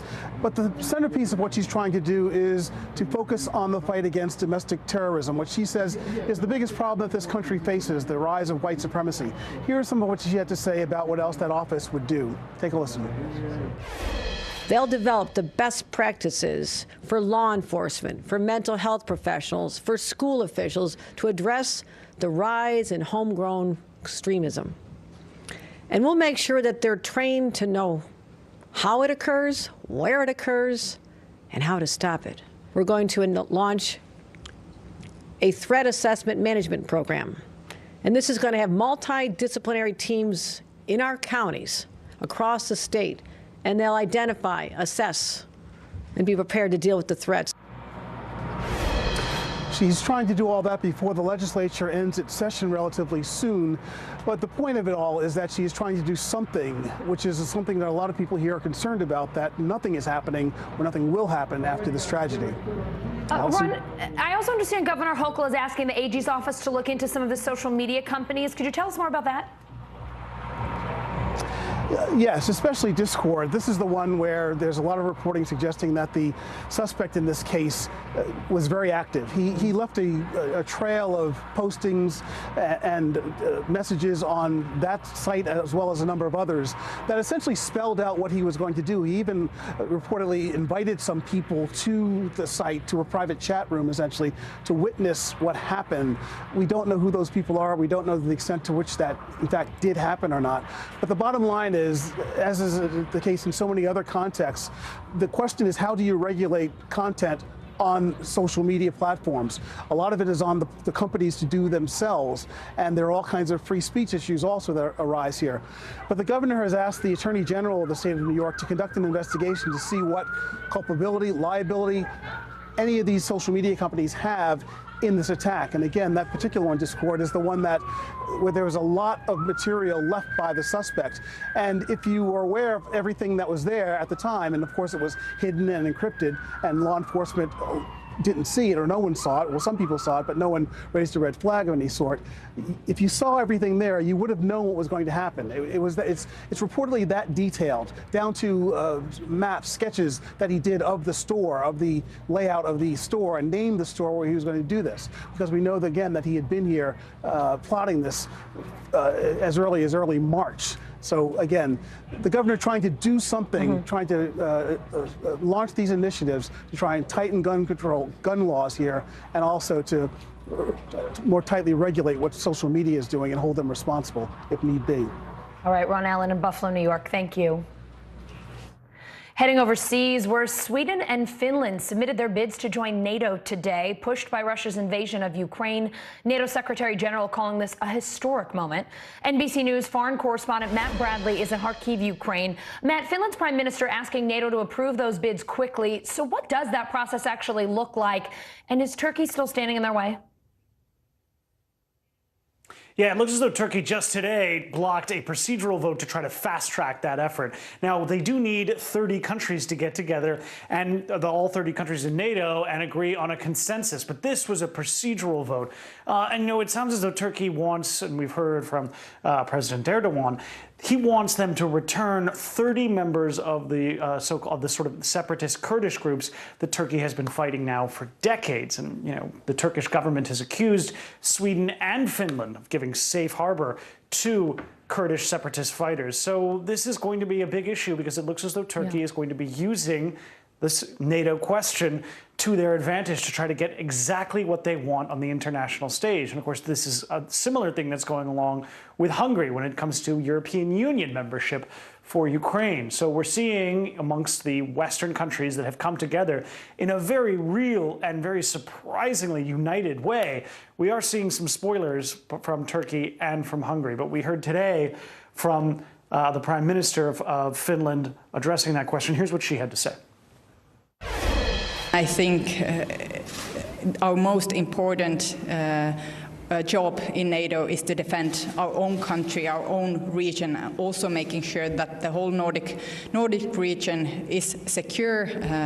And I think it's also very important that Sweden is making the decisions with us, so we can both countries give very much to the security of the whole Nordic Baltic Sea region. But our most important job is, of course, to make sure that Finland is secure, that we are defending our own country.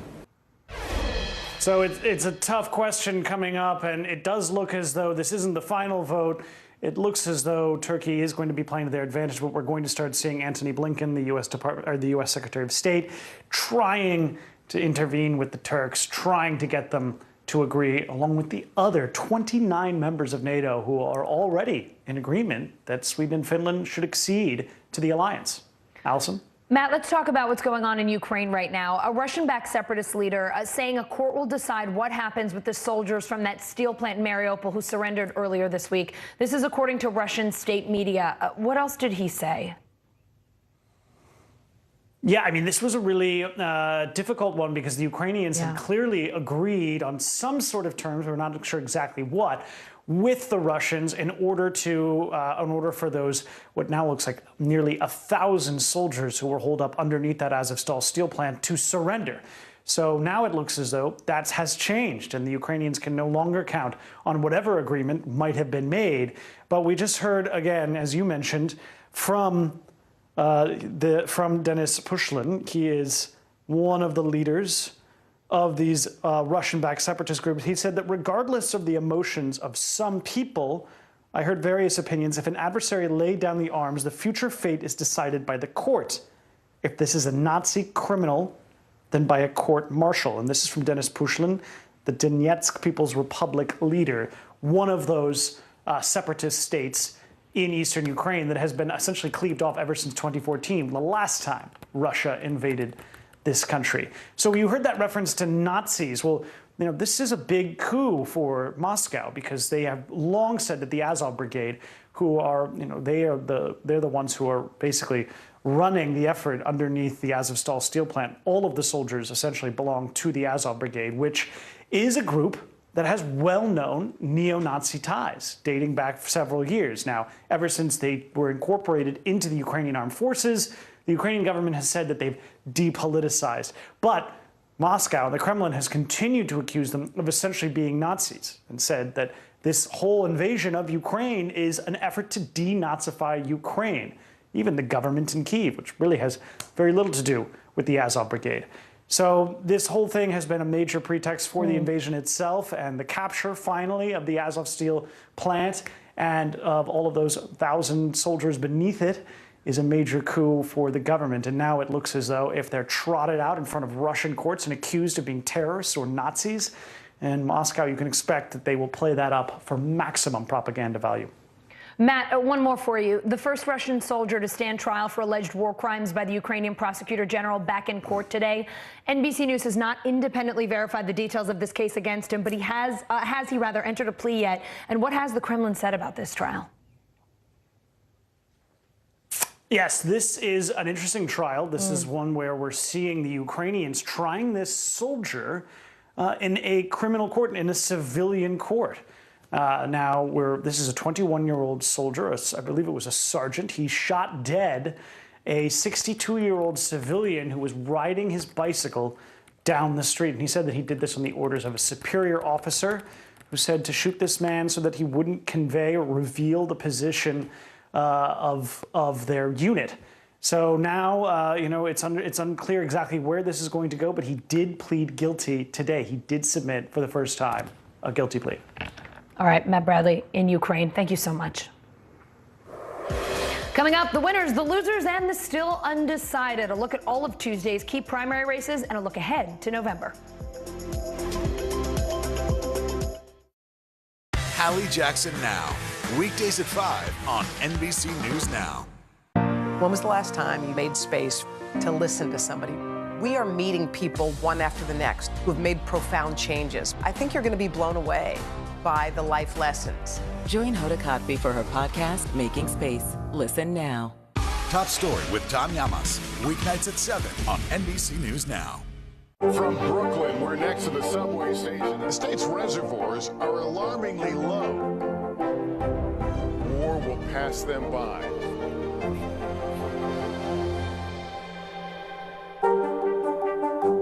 Now Tonight with Joshua Johnson, streaming weeknights at 8 on NBC News Now. When was the last time you made space to listen to somebody?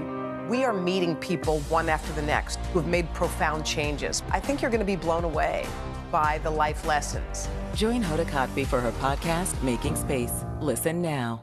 Still to come on the Channel 2 News. Well, the waters are certainly receding now. Still too close to call. Lester Holt reporting from Ground Zero, as it's being referred to. It is, in fact, a taste of freedom. The Haitian people know a little something about resiliency. What's the biggest risk right now? Some of the troops who have been proud. I want to welcome you to the first presidential debate. In fact, we've been told we can't go any farther. You are some resilient folks. Let me get a hand.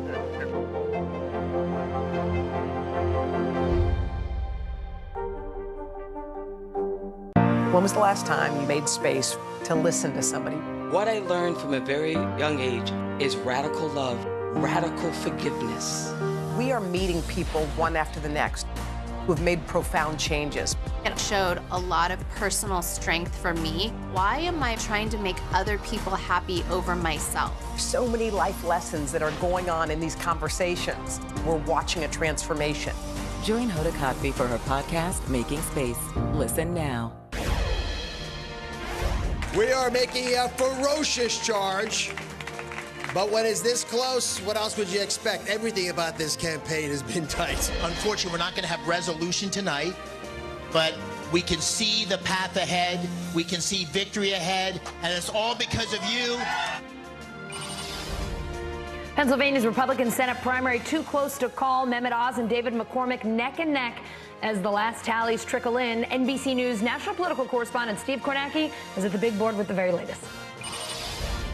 All right, Allison. Well, it's too close to call, obviously. Oz's lead over McCormick here in this Senate race on the Republican side, just under 2,300 votes. Not many votes left. It is probably going to take a while. Take you through it quickly. We have votes still to be counted in Allegheny County, right around Pittsburgh. McCormick, that's his home county. He's been doing well there. There aren't a ton of votes, but it could be enough to have him to help him erode that Oz lead a little bit. Also, we've got votes still to come out of this county right here. This is Delaware County, the Philadelphia suburbs. Again, McCormick, you can see the color there. He's been winning in Delaware, but Oz isn't doing that bad. But there are two opportunities on the map for McCormick perhaps to eat into that Oz lead a little bit. And then the big variable here left in this race are the mail-in ballots. You know, in Pennsylvania, they've been having mail-in voting for weeks. Some counties have been collecting these ballots and saying, hey, we're going to get to them after the election. The day after the election, we're going to start dealing with those. Some of these counties just have mail-in ballots they couldn't get to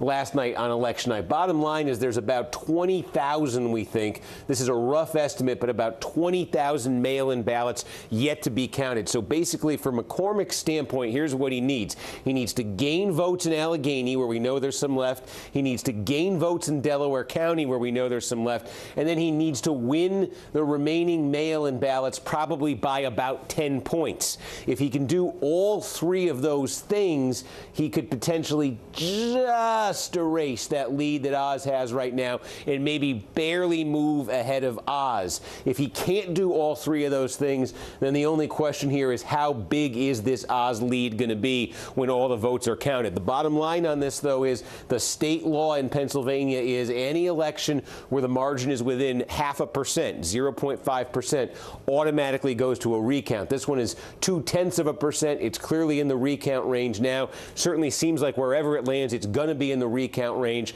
So basically, what we're looking for as these votes slowly come in, these mail ballots, is does everything break McCormick's way and he moves just ahead of Oz going into a runoff?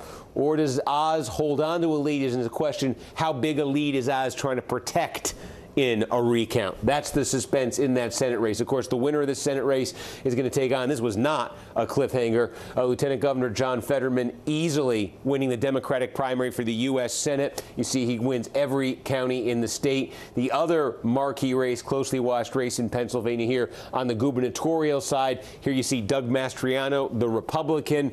He practically sweeps the state, just the northeast part of Pennsylvania where his chief opponent Lou Barletta's from, the only part that Mastriano Mastriano wasn't cleaning up him, but Mastriano more than 2-1 wins this primary. Who is he going to run against? He is going to run against, so let's get it up here, Josh Shapiro, the Democrat who ran unopposed. The Attorney General ran unopposed for the Democratic nomination. Shapiro wants to face Mastriano. His campaign spent money on ads that essentially tried to boost Mastriano with Republican voters. They think Mastriano is too extreme to win a statewide election. They wanted to run against him. Josh Shapiro will get to run against him. Other big race we are keeping an eye on this big primary Tuesday was a Senate primary in North Carolina. Richard Burr, Republican incumbent, he's retiring. It's an open seat. Ted Budd wins the Republican nomination. He's a congressman who had the endorsement of Donald Trump. He also had the endorsement of the Club for Growth, which has been spending a fortune on conservative candidates across the country, often at odds with Donald Trump. In this race, Trump and the Club for Growth were on the same side, and you can see their candidate, Ted Budd, easily winning the nomination here. Ted Budd's opponent in the general election is going to be Sherry Beasley, a Democrat here. This will be an uphill fight for the Democrats. North Carolina, obviously a state that went for Trump twice. The midterm climate is going to be very difficult for Democrats, but the stage is now set for the North Carolina Senate race as well.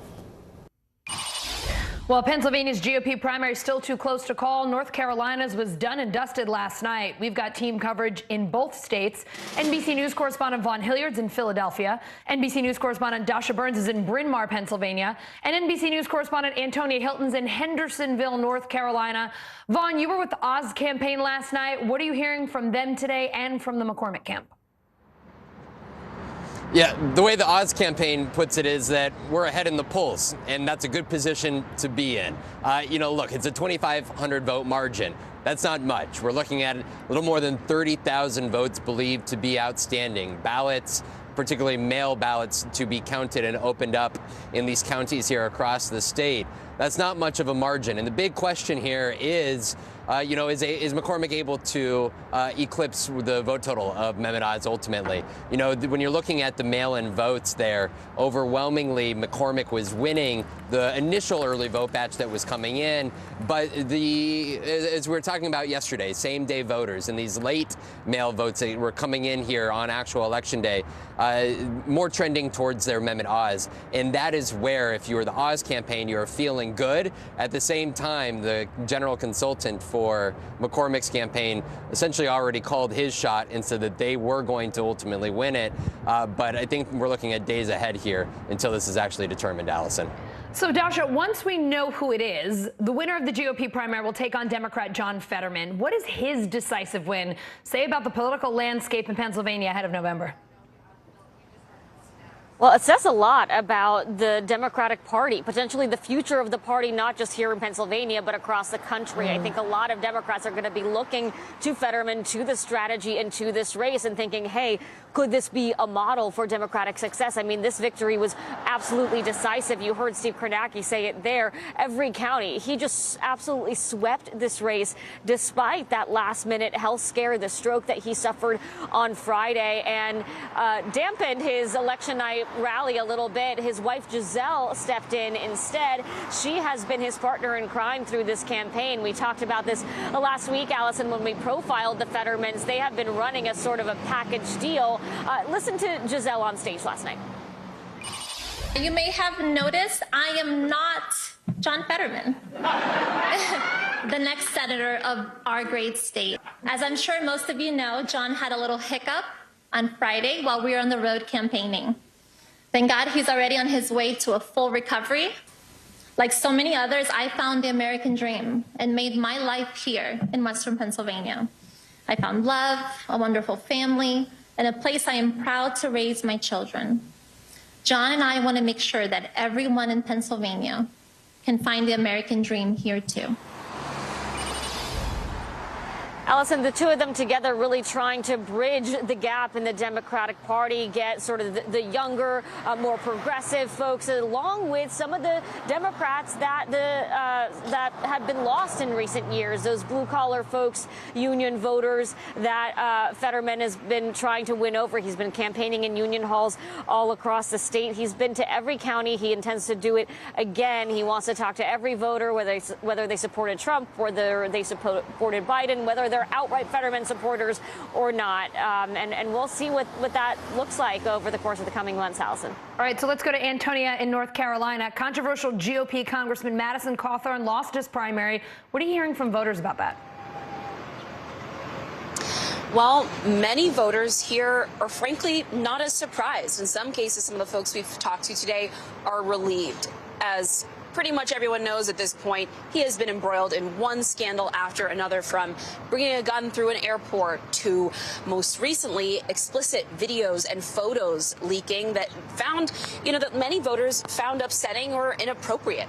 I talked to people all day yesterday who were actively debating whether or not they could support the congressman. They were using words like immature or wondering if he was really ready to lead. Last night at his victory party, the congressman's victory party, it was a bit of a somber scene as it became clear.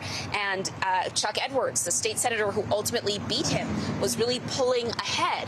It became clear that his team, while still trying to project some strength, was really starting to get ready to pack it up.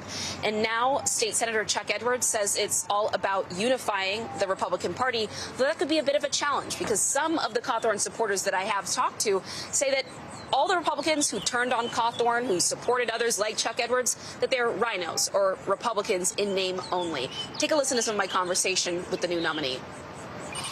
Yesterday, I talked to some Cawthorn supporters, and they told me that all the Republicans who were running against him were rhinos and that they wouldn't trust candidates like you. Are you worried they're now going to be icy? First of all, in any campaign, you see a lot of name calling. I don't know that anyone could point at anything that I've ever done that was the least bit not conservative.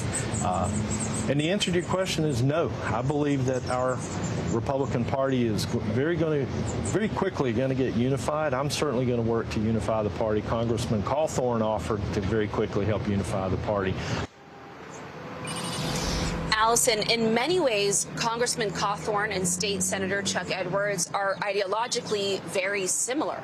So for some voters, this was less about a candidate who's expected to approach being a Republican very differently and more about replacing a very young congressman, 26 years old, who's made all these missteps, with someone who's a bit more stable and also has a bit more experience. He's now going to be facing Democrat Jasmine Beach Ferrara, but this is a district that leans Republican. And so Chuck Edwards' team is projecting a lot of confidence right now, Allison. All right, Antonia in North Carolina, Vaughn and Dasha in Pennsylvania. Thank you three. The January 6th committee won't share interview transcripts with the Justice Department for now. Chairman Benny Thompson saying it's premature. The committee's work just isn't over. NBC News senior congressional correspondent Garrett Haake live on the Hill. So, Garrett, a source telling NBC News the DOJ sent a letter asking for these transcripts last month. What else is the committee saying about that request? Well, not much, and they've been sitting on it, as you pointed out, for a month, which suggests to me that what we heard from Benny Thompson yesterday is probably going to hold. The committee feels like these transcripts are their work product, and they still have work to do with the hearings that are going to start next month. Their investigation's far from over, and they are not keen to hand over that work product to the Department of Justice while they're still using it. Now, Thompson also floated the idea that perhaps DOJ officials could come in, could look through the transcript with them.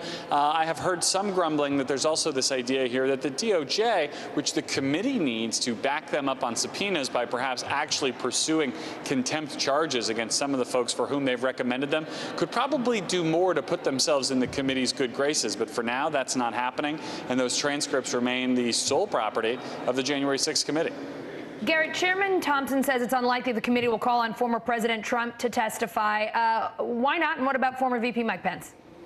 Some of this is the committee feels like they don't need him, that there's perhaps not that more that Trump or Pence would or could actually shed light on, that they would be more likely to obfuscate than they would be to answer questions directly. And some of it is it may not be worth the fight. The challenge of getting either of those two men to respond to a subpoena could be the kind of thing that could delay the hearings, delay their efforts longer than they want it to be. With Pence in particular, they've already had two of his top aides, including Mark Short, who was with Pence on the 6th, come in and testify. Short, doesn't show up to do something like that without Pence's approval. I think it's reasonable to think of Short as kind of like the Rosetta Stone for what Pence himself might have said. So that's the thinking from the committee here. We'll see how these hearings go. Perhaps that thinking could change if, after it's all said and done in the month of June, they feel like they still need more. All right, Garrett on the Hill, thank you so much. Coming up, a battle for dignity and identity. The Tennessee transgender bathroom law, a federal judge just struck down. That's next.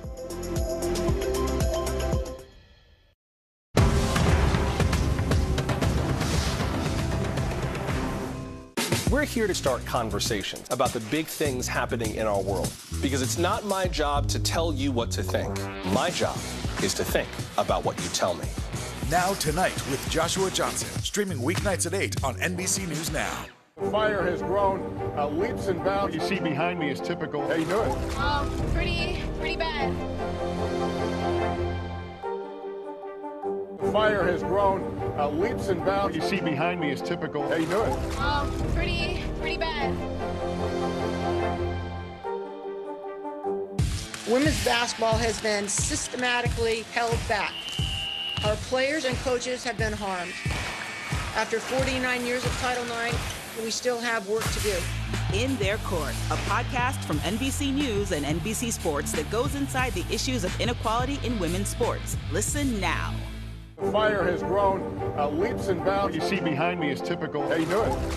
Pretty bad. Now Tonight with Joshua Johnson, streaming weeknights at 8 on NBC News Now. These days, it feels like the news never stops. So let's get into it. What's happening right now, what it all means for you for an hour every day. It can be hard to keep up, so let's get started together. Hallie Jackson Now, weekdays at 5 on NBC News Now. Fire has grown leaps and bounds. You see behind me is typical. How you doing? Pretty bad. Women's basketball has been systematically held back. Our players and coaches have been harmed. After 49 years of Title IX, we still have work to do. In Their Court, a podcast from NBC News and NBC Sports that goes inside the issues of inequality in women's sports. Listen now. Fire has grown leaps and bounds. You see behind me is typical. How you doing? Pretty bad. Making Space, the inspirational podcast from Hoda Kotb. Listen now. Fire has grown leaps and bounds. You see behind me is typical. How you doing? Pretty bad.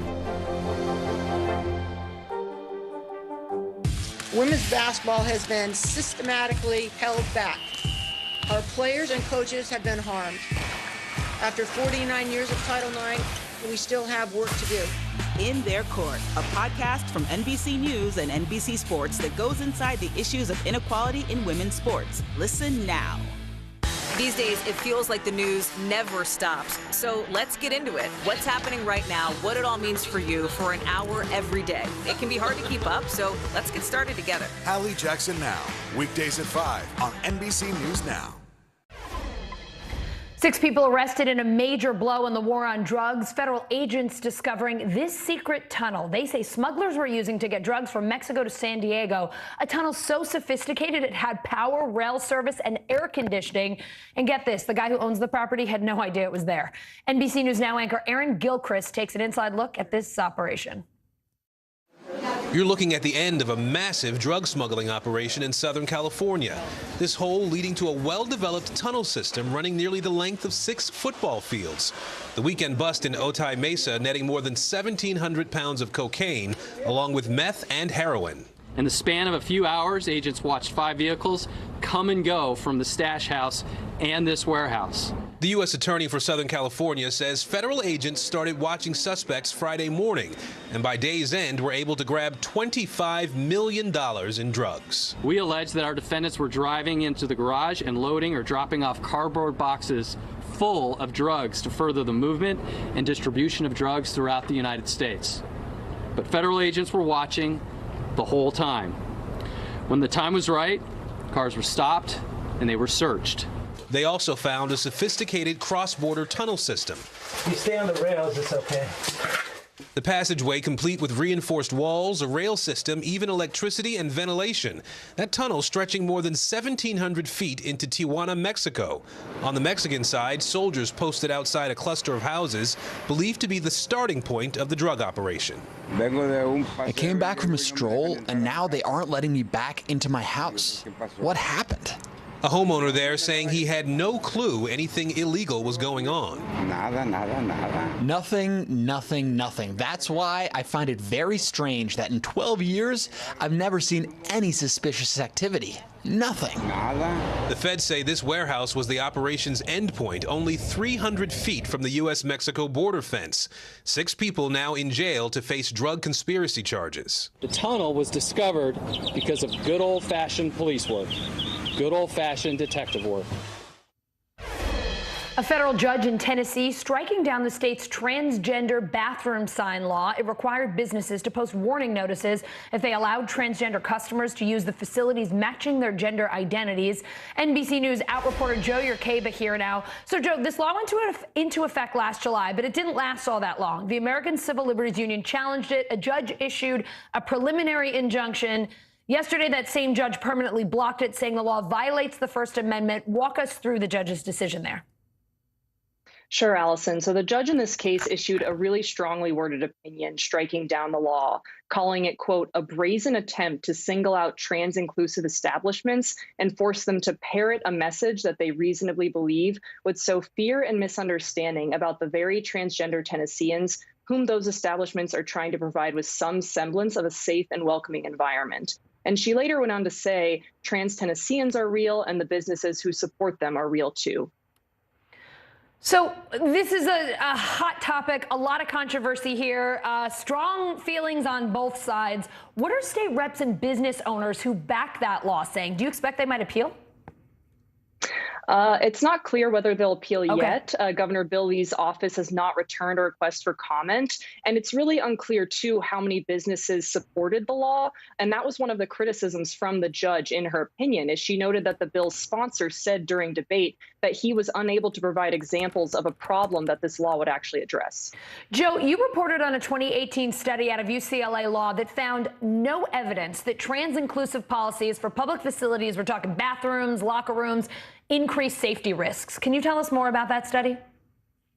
Sure. So researchers looked at localities in Massachusetts that had passed trans-inclusive restroom policies, and they examined police reports of assault and privacy violations in those localities before and after trans-inclusive policies came into effect. And they found that there were no more incidents in bathrooms after the laws passed, and the incidents that were reported were unrelated to the laws. So it really disproved this common talking point that trans-inclusive bathroom policies lead to safety issues for women and girls.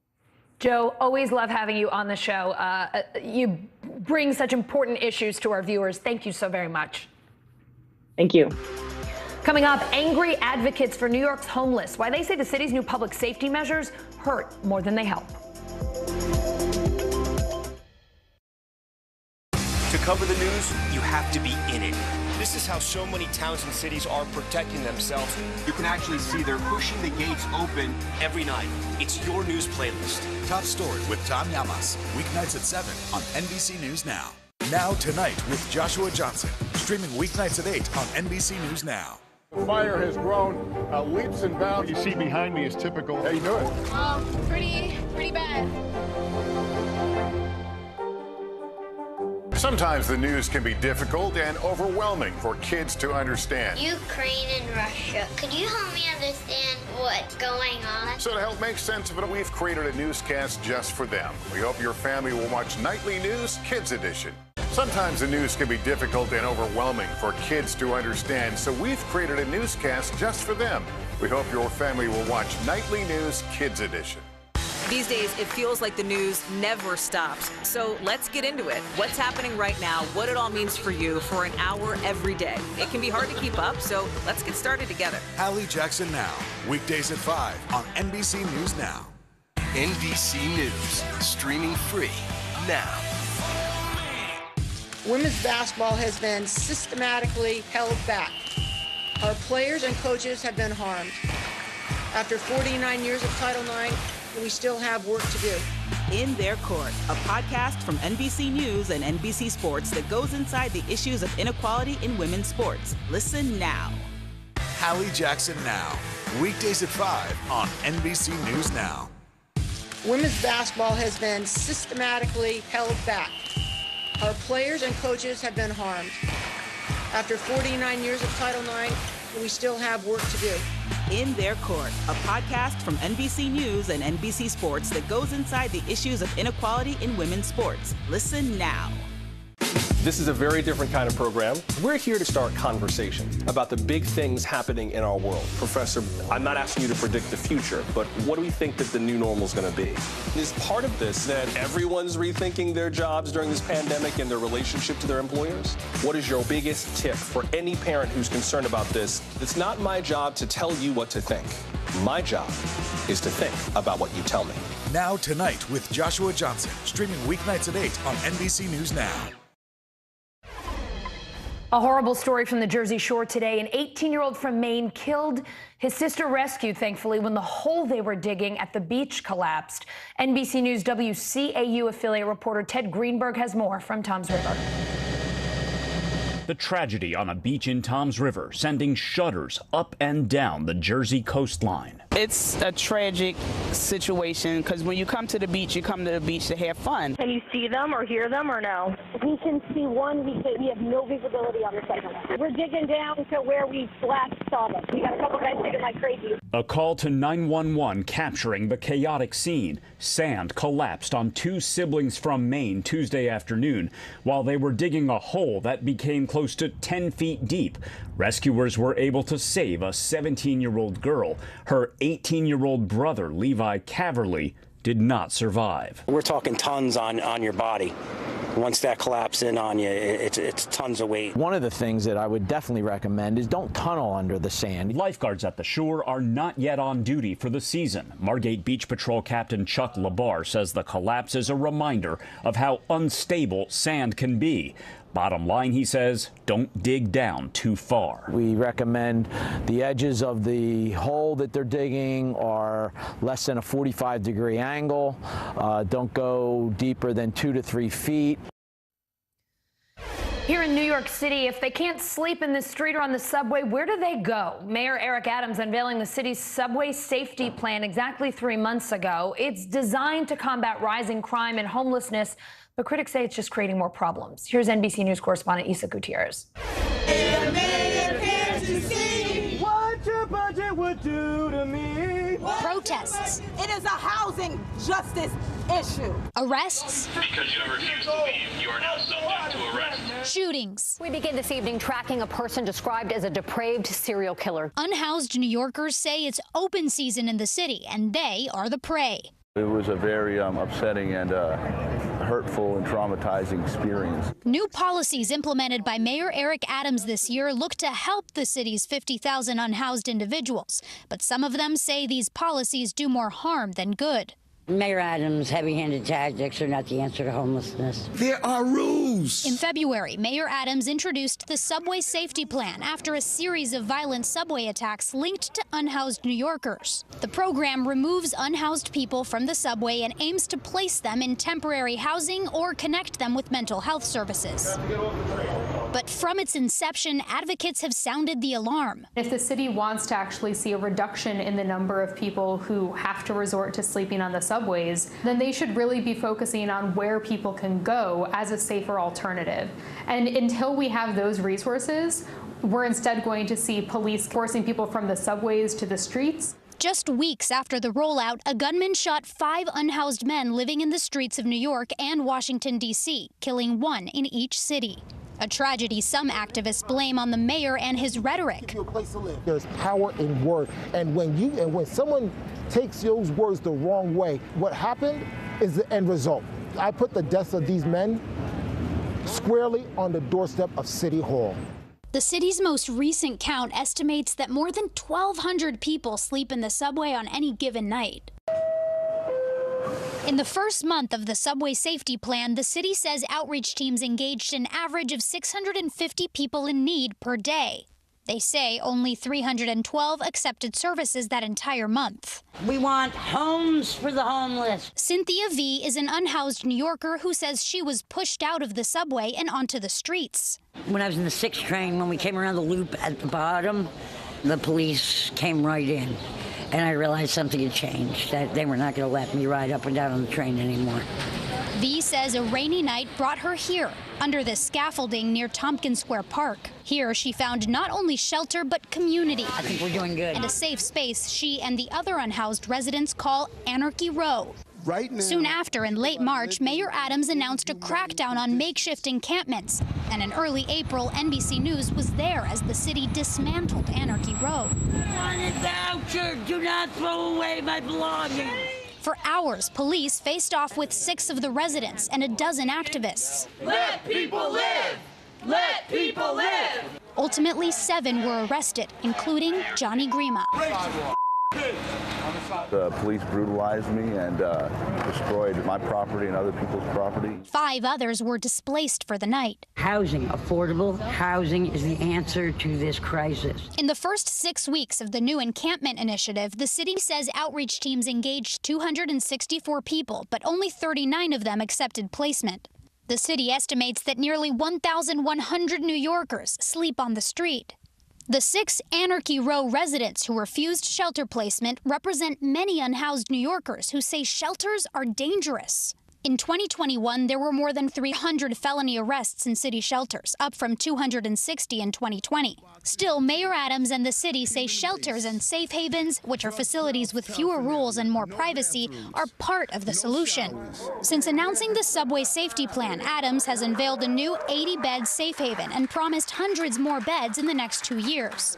He's also proposed a budget that would allocate a record $171 million in funding for homeless services. In a statement to NBC News, Mayor Adams said, quote, "Our teams are working professionally and diligently every day to make sure that every New Yorker living on the street knows they have a better option while ensuring that everyone who lives in or visits our city can enjoy the clean public spaces we all deserve." Some unhoused New Yorkers we spoke with say they agree with the mayor's stance. I think it's a great idea, because nobody wants to be homeless. Nobody wants to live on the streets. It's a tragedy living out there in the subway. You don't know what's going to happen. It's a lot of people being assaulted every day. It's dangerous out there, you know? Welcome to my home, Tompkins Square Park. The residents of Anarchy Row continue to erect their encampment, moving to different locations in the neighborhood each time. They say their community gives them hope for the future. I was seeing homeless people today as in my travels and telling them just be strong, you know, like I could see an end. I could see some hope of a future where we don't have this problem. It's solvable. Coming up, closing the pay gap. U.S. women's soccer forward Midge Purce here to talk about their landmark equal pay deal next.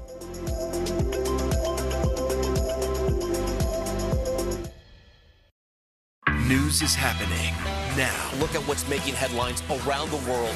Whenever it happens, wherever you are, it's here now. We'll meet Ukrainians who are defending their country one block at a time. When you were still in Kiev, could you hear the bombing? My name is Lester. Hey, who's this?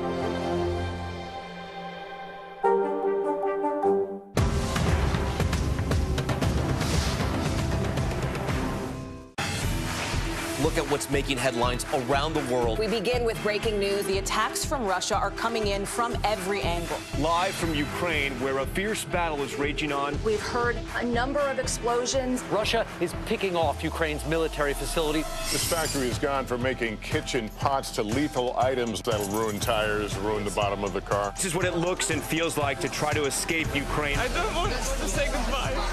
The battle for Congress and the fight for control of State House. In our special County to County series, we're checking out key battlegrounds. We are talking elections in a battleground state. What does President Biden need to do tonight? He needs to speak to heads and hearts. A lot to break down, Chuck, so let's dive right in. Official confirmation of Judge Ketanji Brown Jackson. Let's zoom out a bit to our changing climate. We have some stunning new findings about COVID-19. A lot to talk about as we continue our rolling coverage. We're coming on the air with the news NBC Scoop. Bringing the news to you is not only a job, it's an honor.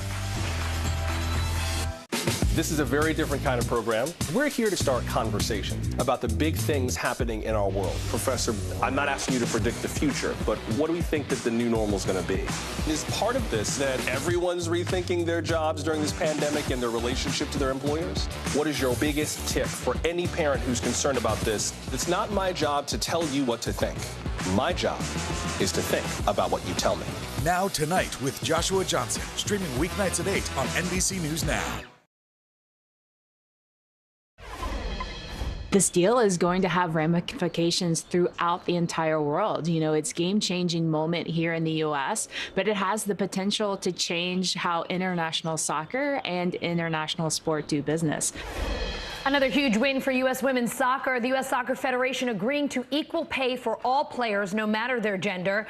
Midge Purse, forward for the U.S. women's national team and USWNT Players Association CBA committee member. That is a whole lot of letters. Here now. Midge, thanks for being with us on such a big day. This has been a years-long fight. How geeked are you today? And what does this mean for women who play soccer on all levels? You know, I'm really excited. This has been a long time coming. This fight has started before I even was a professional soccer player. So to grow up watching it and now to see it, you know, everything come to fruition, everything they've been fighting for, it's a really rewarding feeling. And I'm really proud of everyone who's been a part of the movement. So as I mentioned in the intro, you're a member of the collective bargaining committee for the Women's Players Association. That's what all those letters stand for. What else can you tell us about this deal? I can tell you that it's fair. I can tell you that it's equal. I'm sorry, could you repeat that? Because we haven't heard that in a long time. I can tell you it's fair and that it's equal. That's awesome. And that beyond the money, you know, we've finally secured safe working conditions. You know, we've gotten a lot of childcare for the men. You know, there are things that both sides are benefiting from that they haven't had before. And I think it's really important to understand that, you know, the money is really, really important. You know, it's my favorite thing about the deal. But what we've accomplished in this deal is something that I think FIFA needs to look at. Globally, we need to look at just making everything, all things equal. Can we talk about some of those other, I don't want to call them side issues, but some of those other things, because every time we talk about women's and men's soccer, it's always about the pay being equal, right? But like you even just brought up childcare on the men's side. I mean, there are things that haven't gotten as much news attention that are really important sources of support for our country's soccer players. Yeah, I mean, working conditions, you know, we talk about the turf field versus the grass field all the time. You know, FIFA, we talk about prize money, but we'd also talk about the participation money and how much that they delegate to the men's teams versus the women's teams. So there's a lot of things that go into being a professional athlete that go beyond just your compensation, and they need to be considered as well. You said that your dad always told you you don't get a reward for doing what you're supposed to. On a day like this, one that you have waited for a long time, what's your message for female athletes? Yeah, he didn't say it as nicely as you did. I got to keep it clean for the news. You know what I mean? Yeah, keep it clean. My message is that your value is the same. I think that it's really important that we recognize our own value and we don't stop fighting for what's right and how things should be. I think that this is a vision of what is to come globally. I don't know when, I don't know how, but I think it's coming. Midge, so awesome to have you on with us today. Thanks for sort of fleshing out what happened. We got the big headline, but you gave us all the inside scoop. We really appreciate it. Thank you. And congratulations. Thank you. And we've got a lot more on equality in women's sport. Just check out In Their Court. It's a new original podcast. It's from NBC News and NBC Sports. 50 years after Title IX became law, this series looks at its impact on women's basketball and beyond. Scan that QR code to listen right now. Ooh. All right, you might want to cover your eyes. That's the closing bell on the New York Stock Exchange. Wall Street just about done for the day. Almost 1,200 points lower on the Dow. This is our big headliner today. We're going to get into all of the news on Wall Street, the economy, the inflation, everything that's hitting your wallet coming up in this next hour. Hey everyone, I'm Allison Mars. You're watching NBC News Now. Here's what's happening. We're going to start with that breaking news, that mess on the markets today. Let's bring up the Dow, wrapping up as we speak. Take a look. About 1161. That should go down as its worst day since 2020 once the market close finalizes. We have a team here to help make sense of the sell-off. CNBC senior markets correspondent Bob Pisani and CNBC senior analyst and commentator Ron Insana. Ron, we're going to go to you first because I understand Bob is dealing with the closing market, so we're going to have him join us in a second. What a mess today. And we've been talking, I mean, God, how many times have we had you on to talk about inflation? That was part of the problem today and how it's affecting retailers. So you got to step back and just think, okay, we lost 1,100 today. Is this just the beginning of the bleeding we're going to see this summer? Oh, beginning? No. I mean, we started this bear market, Allison, in January. We have not had an up month yet this year. And so the Dow, as you say, down almost 1,200 points. We have the S&P and the NASDAQ trading down 4% and 5% each. Today it was Target. Yesterday it was Walmart. Both of these big retailers coming out and saying that inflation is eating into their profit margins and it's having an impact on their bottom lines. Add to that, Jay Powell, the chairman of the Fed yesterday, saying that the Fed will raise interest rates until inflation's gone, and that might be a rough patch ahead, meaning in English that we could go through a recession for the Fed to wring inflation out of the economy. So let's talk about that, right? I mean, we've got the soaring inflation. The Fed is trying to fix that. But as Jay Powell said, really the only way for them to do that is to keep hiking interest rates. And that's going to take a while, right? I mean, it could take all year and beyond to get inflation down from around 8% to their more comfortable target 2%. So what does that tell us about the summer ahead? I mean, not just in terms of the prices we pay, but what it could do to people's portfolios, their 401ks. Well, yeah, so we're in the middle of this as far as their portfolios are concerned. And Allison, we haven't had a real bear market in stocks, meaning a decline, across the board decline of 20% or more that could last a number of months. Already has, actually. Again, we January. Historically, you could go in other periods, you've gone 12 to 18 months where even if you don't continue to make new lows, you go sideways for a period till the market really repairs itself. Now, the Fed says it's going to raise rates or indicated it's going to raise rates a half point at the next meeting, possibly at the meeting after that. And Chair Powell yesterday said, look, they're going to do it till inflation's gone. And whether that costs us a recession, and they're not really taking a look at the stock market right now, whether it costs us a bear market, that seems to be a secondary concern. They don't want another replay of the 70s and 80s. And again, we're also waiting for supplies of goods to come back online when China releases its lockdown and the war in Ukraine takes pressure off food and energy prices as well. So there are multiple moving parts here. It's not as simple as just the Fed raising rates. We have a lot of problems happening at likes of which we've not seen come together really in modern economic history. Yeah, it's a complex situation to say the very least. And we got Bob Pisani here. Bob, one day, I've said this before, one day we're going to have you on when there's really good news. We may have done that once or twice with Ron, but we haven't done that with you. We were just talking about the issue with retailers, Target, Walmart, really the problem today. Could you walk us through what was going on today on Wall Street? And we still have 2 days left in this week. What are you watching for in the coming days that might tell us if the sell-off's going to continue or if we might get a rebound? Here's the problem. The market's been dealing with one particular issue, and that is worries about inflation and the fact that, as Ron said, the Fed's going to aggressively raise rates, and the market's been worried it could throw the economy into a recession by doing that, because it's happened in the past. Now there's a new concern, and this is what the Walmart and Target thing is. Walmart and Target have essentially come out and said, you know, we're really dealing with a lot of problems with higher costs here, higher commodity costs, transportation costs, labor costs, and it's impacting our ability to keep our profit margins up. That's another leg of the problem, because now everybody's saying, uh-oh, the estimates for earnings for Wall Street are too high. Right now, nobody's taken down their earnings estimates for this year because everyone's assumed, hey, the consumer's in great shape. Now we might find these numbers are too high and they have to come down, and there could be another leg down in the market. And I think that's the big fear that rippled through today when you saw these consumer names like Procter & Gamble down 6%. That never moves 6%. That's a boring, defensive consumer staple name. That's a sign that people are a little worried. Yeah, it is boring. When you see movement there, that's not a good thing. Bob, I'm going to ask you, for our non-CNBC crowd here, Could you just explain a little bit and talk to them about what happens when companies, before they even release their earnings, when they start lowering guidance, they start lowering estimates, because that's a whole nother round of potential terrible days on the market? Well, the part of the problem with the earnings season right now is the guidance has been very, very murky.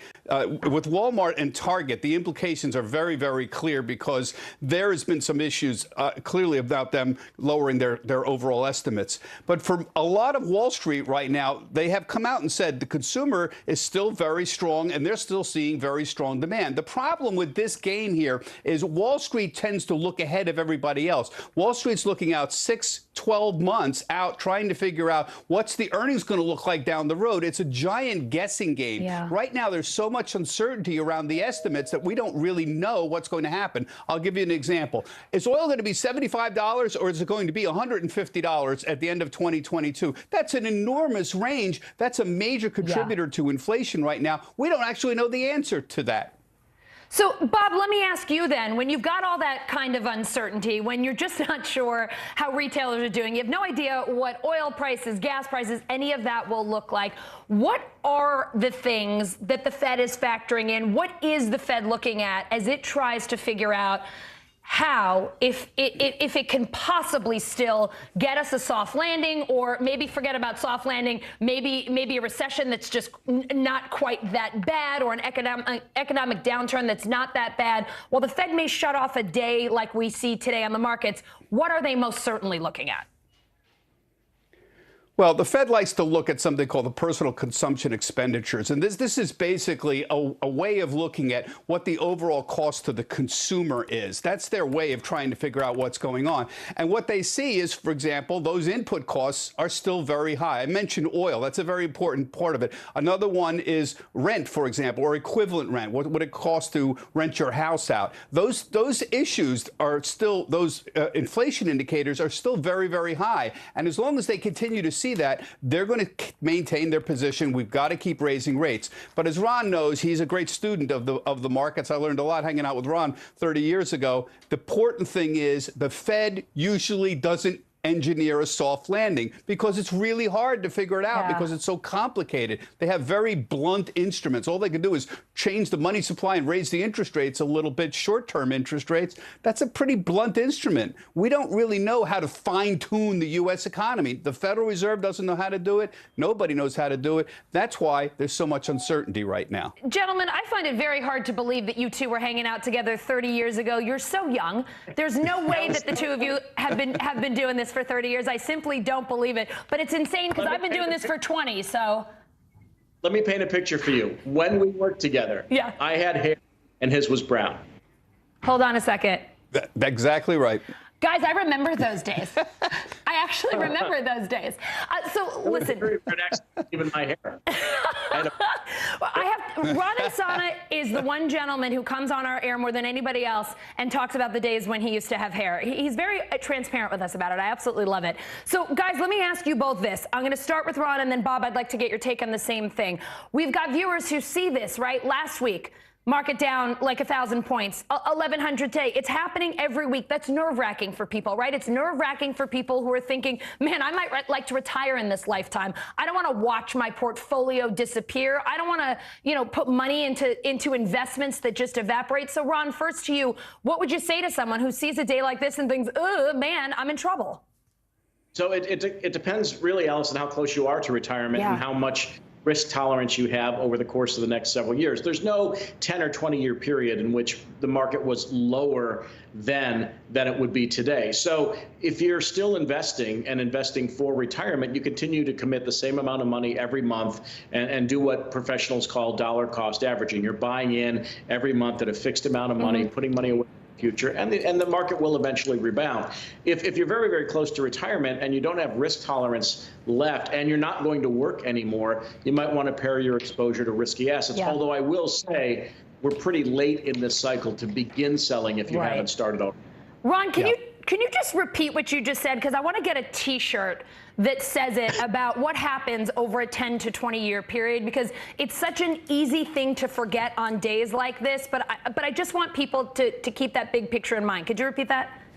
Sure. There are very few, if any, periods over 10 years where the stock market was not higher 10 years from now than it would be today.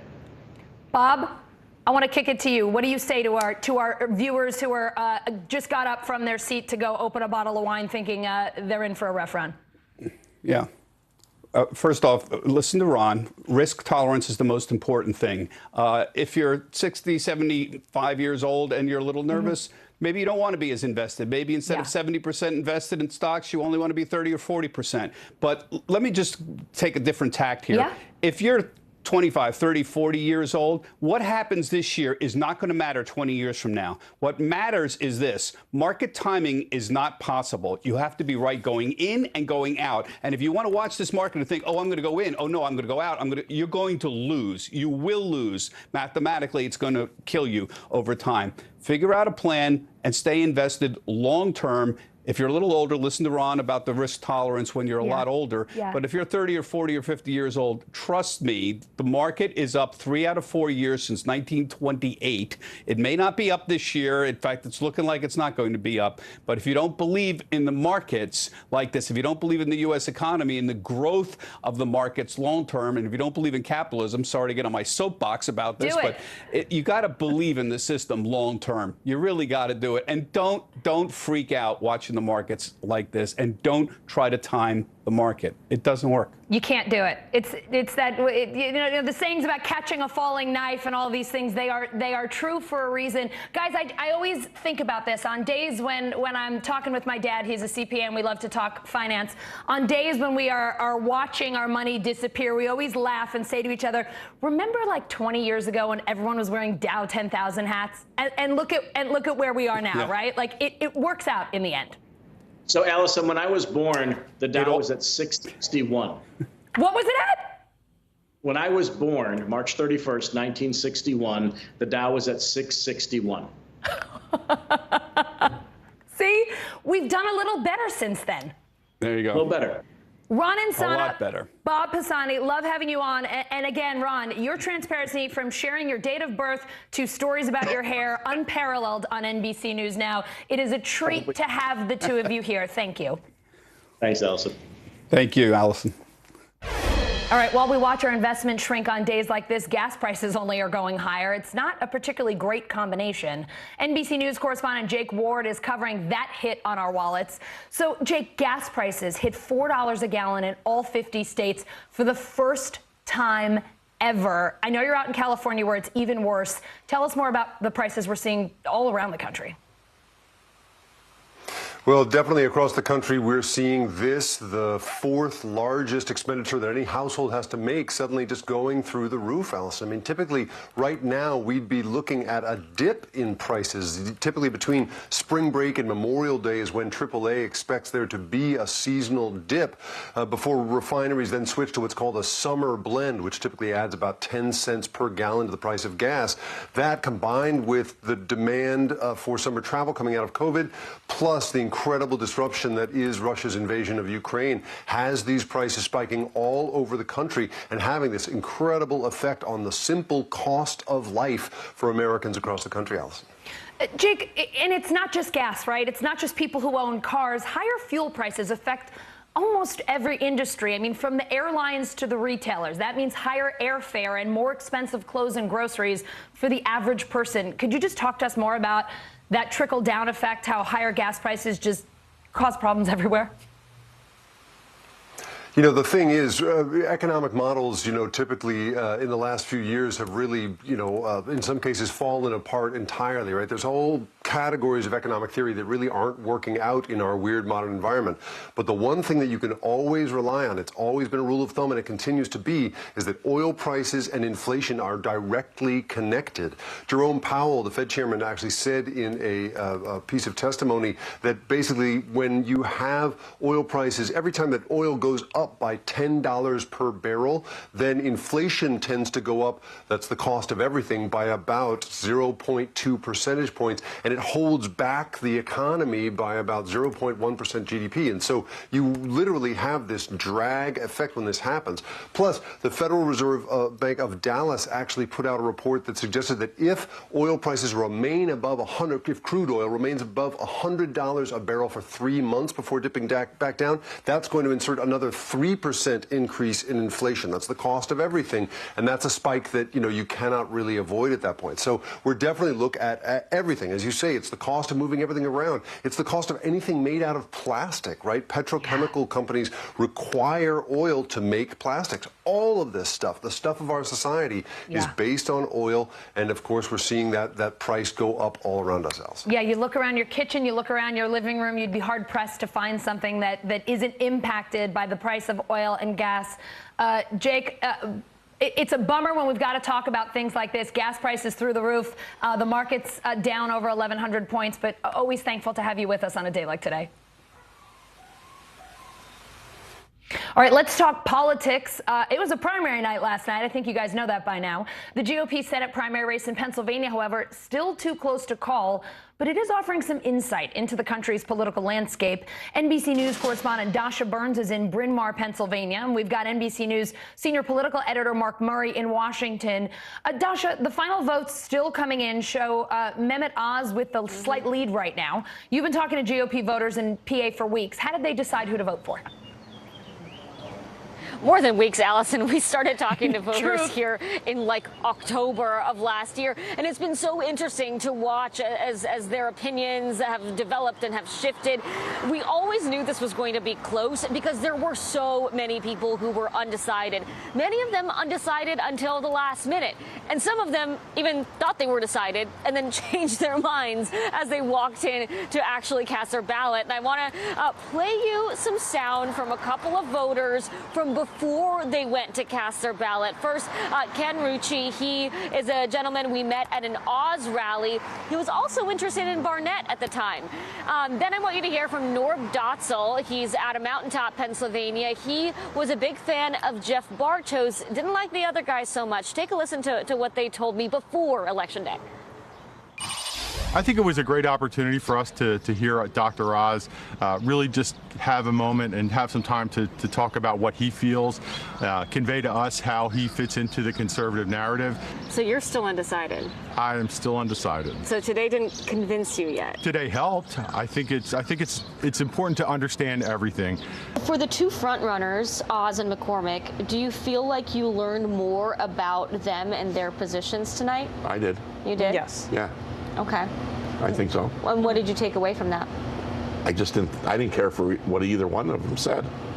They're just both wealthy guys, and they were just, they were just like talking about all the global stuff.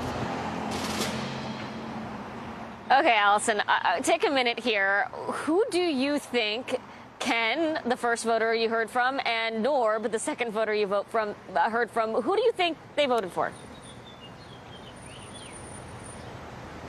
Dasha, I feel like I'm about to really step in it right now, so I'm just going to toss that one back to you and see what you say, because I feel like I'm going to be very wrong.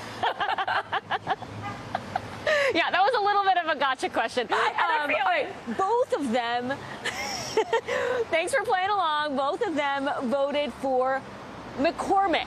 I also just heard from a gentleman named Bruce Fine, who was very, very skeptical of Oz. He was going to go for Jeff Bartos.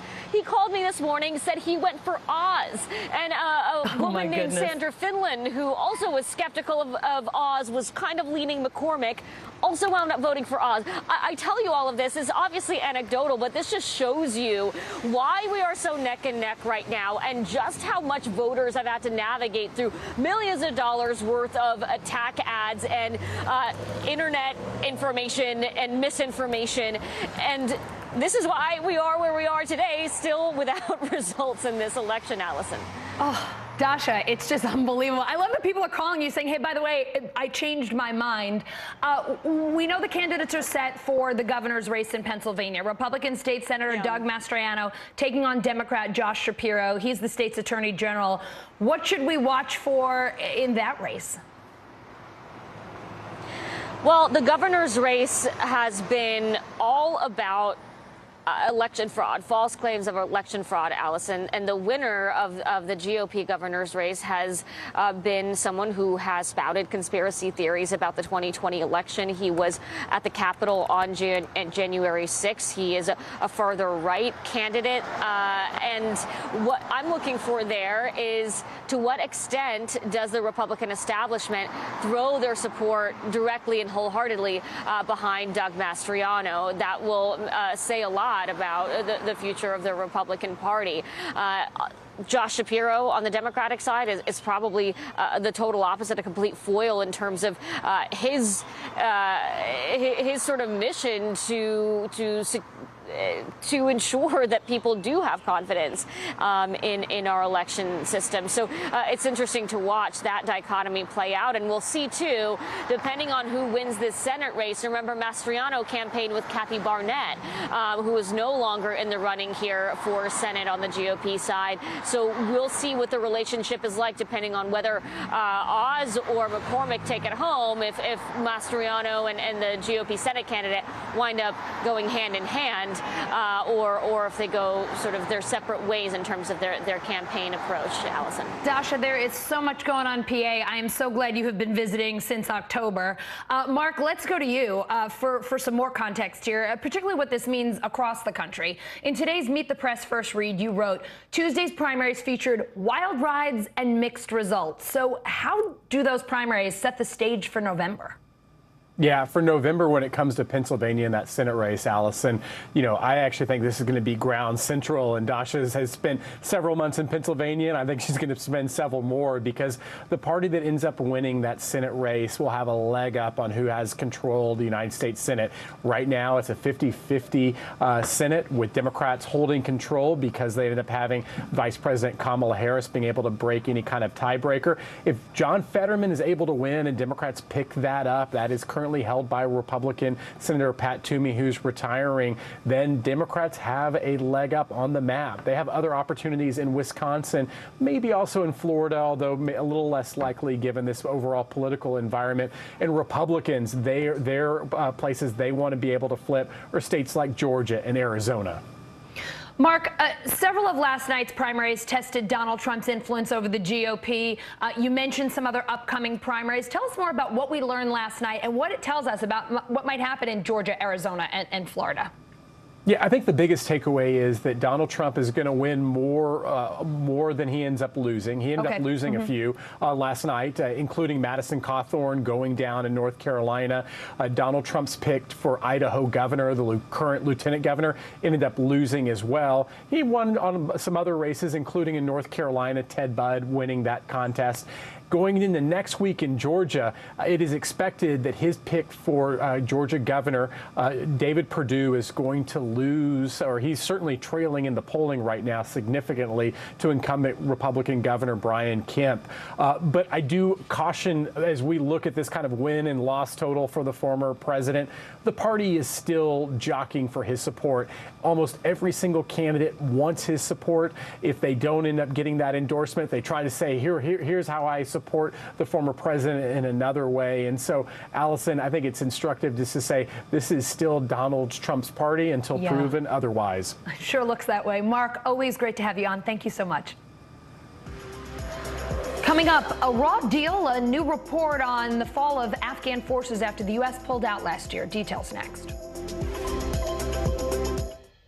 Still to come on the Channel 2 News. Well, the waters are certainly receding now. Still too close to call. Lester Holt reporting from Ground Zero, as it's being referred to. It is, in fact, a taste of freedom. The Haitian people know a little something about resiliency. What's the biggest risk right now? Some of the troops who have been proud. I want to welcome you to the first presidential debate. In fact, we've been told we can't go any farther. You with some resilient folks, let me get in.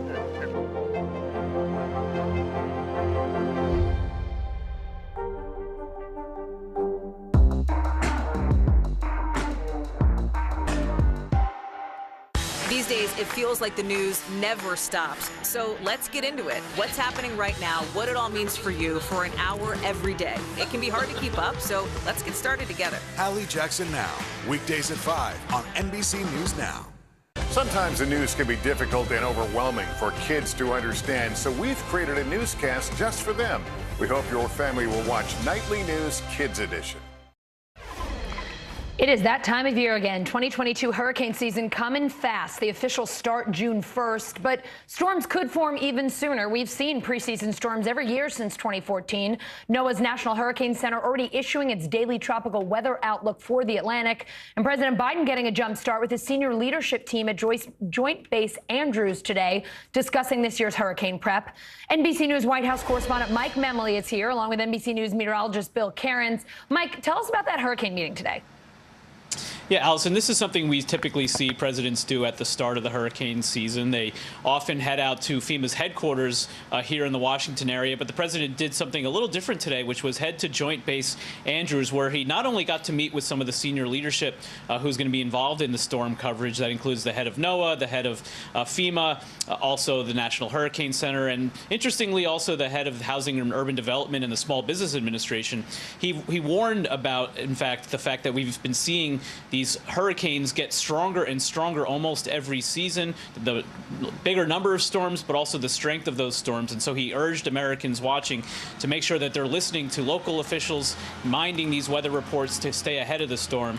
But you also see the pictures there of the president taking a look at some of these aircraft. It was something I thought was pretty cool, including the fact that he actually wanted to go inside the plane, but there wasn't enough time. They called them the Hurricane Hunters. These are these massive Air Force planes that fly directly into the eye of a hurricane to try to gauge the strength. That's where we get our readings from. That was pretty cool as well. I think the president probably wished he had a chance to check that out. And then, Allison, there was one last thing that I just thought was kind of cool.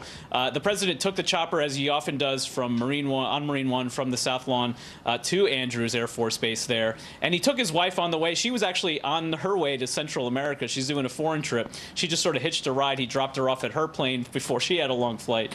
And then they had a chance to say goodbye before his briefing there. That sounds like an epic day, even for the president and first lady who get to do very cool things. Mike Memley, thank you. All right, let's bring in Bill Cairns. I mentioned it before, you didn't get to see him, but he is here, and you've got the proof now. Bill, we saw, what, 21 named storms last year? 7 of them became hurricanes. Give us a preview. What are you gearing up for this year? And I know you're just starting to get a picture of what I wanted to boo you at the beginning of the, when you were like, hurricane season's coming. Every weather guy's like, Bill crumbles. Yes, it's coming. It's 6 months long. It's like half the year.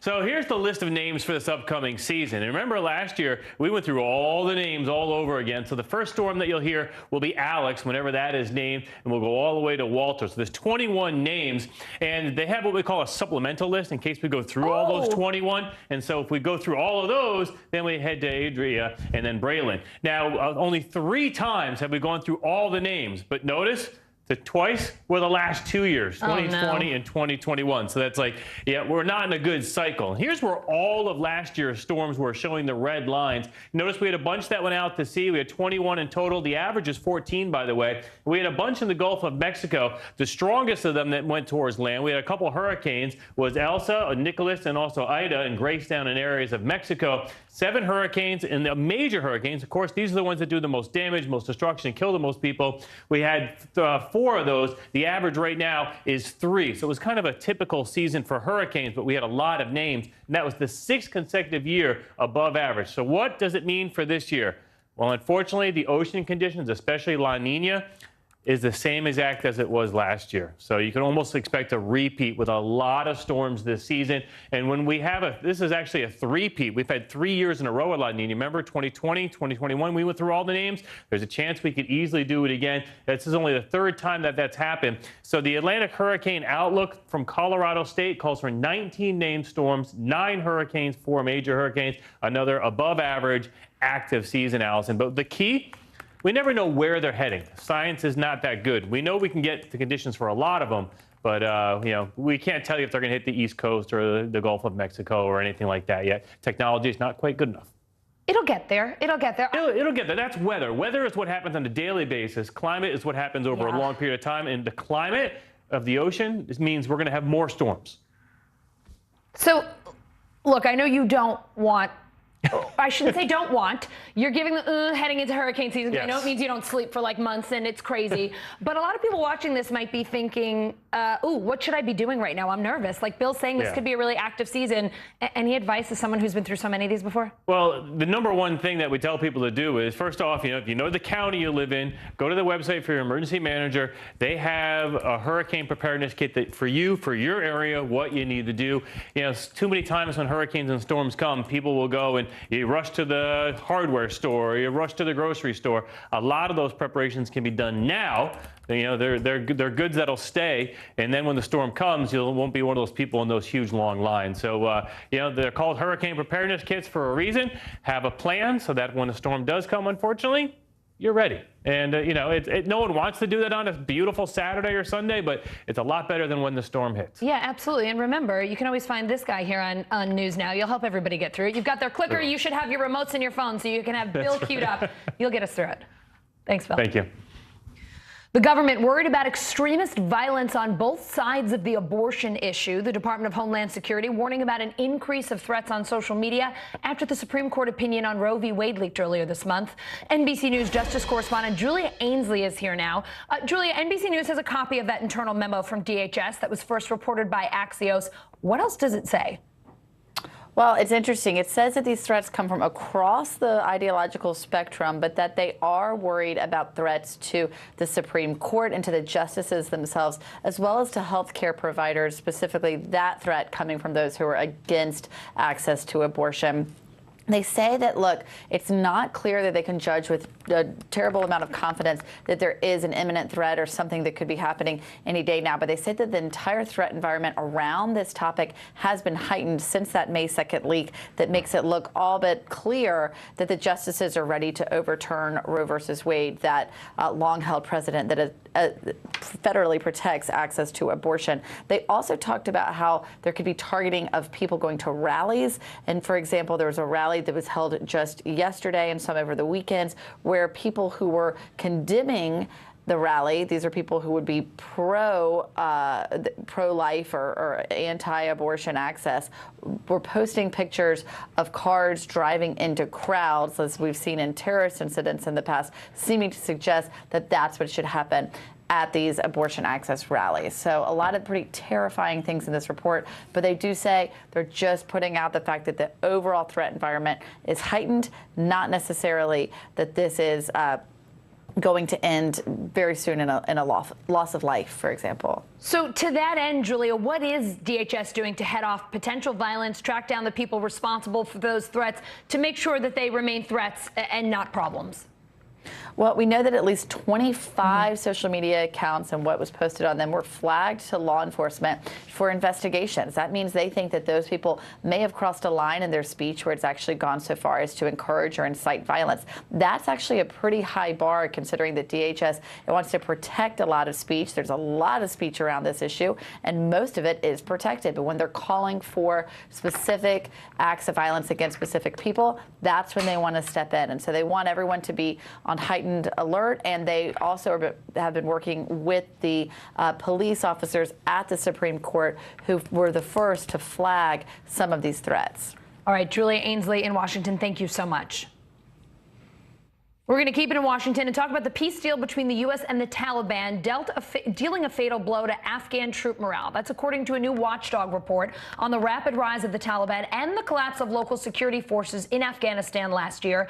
NBC News Pentagon correspondent Courtney Cuby's here now. Courtney, that report says this agreement hit the Afghan military hard. Remind us again what was in that deal and how it hurt those forces.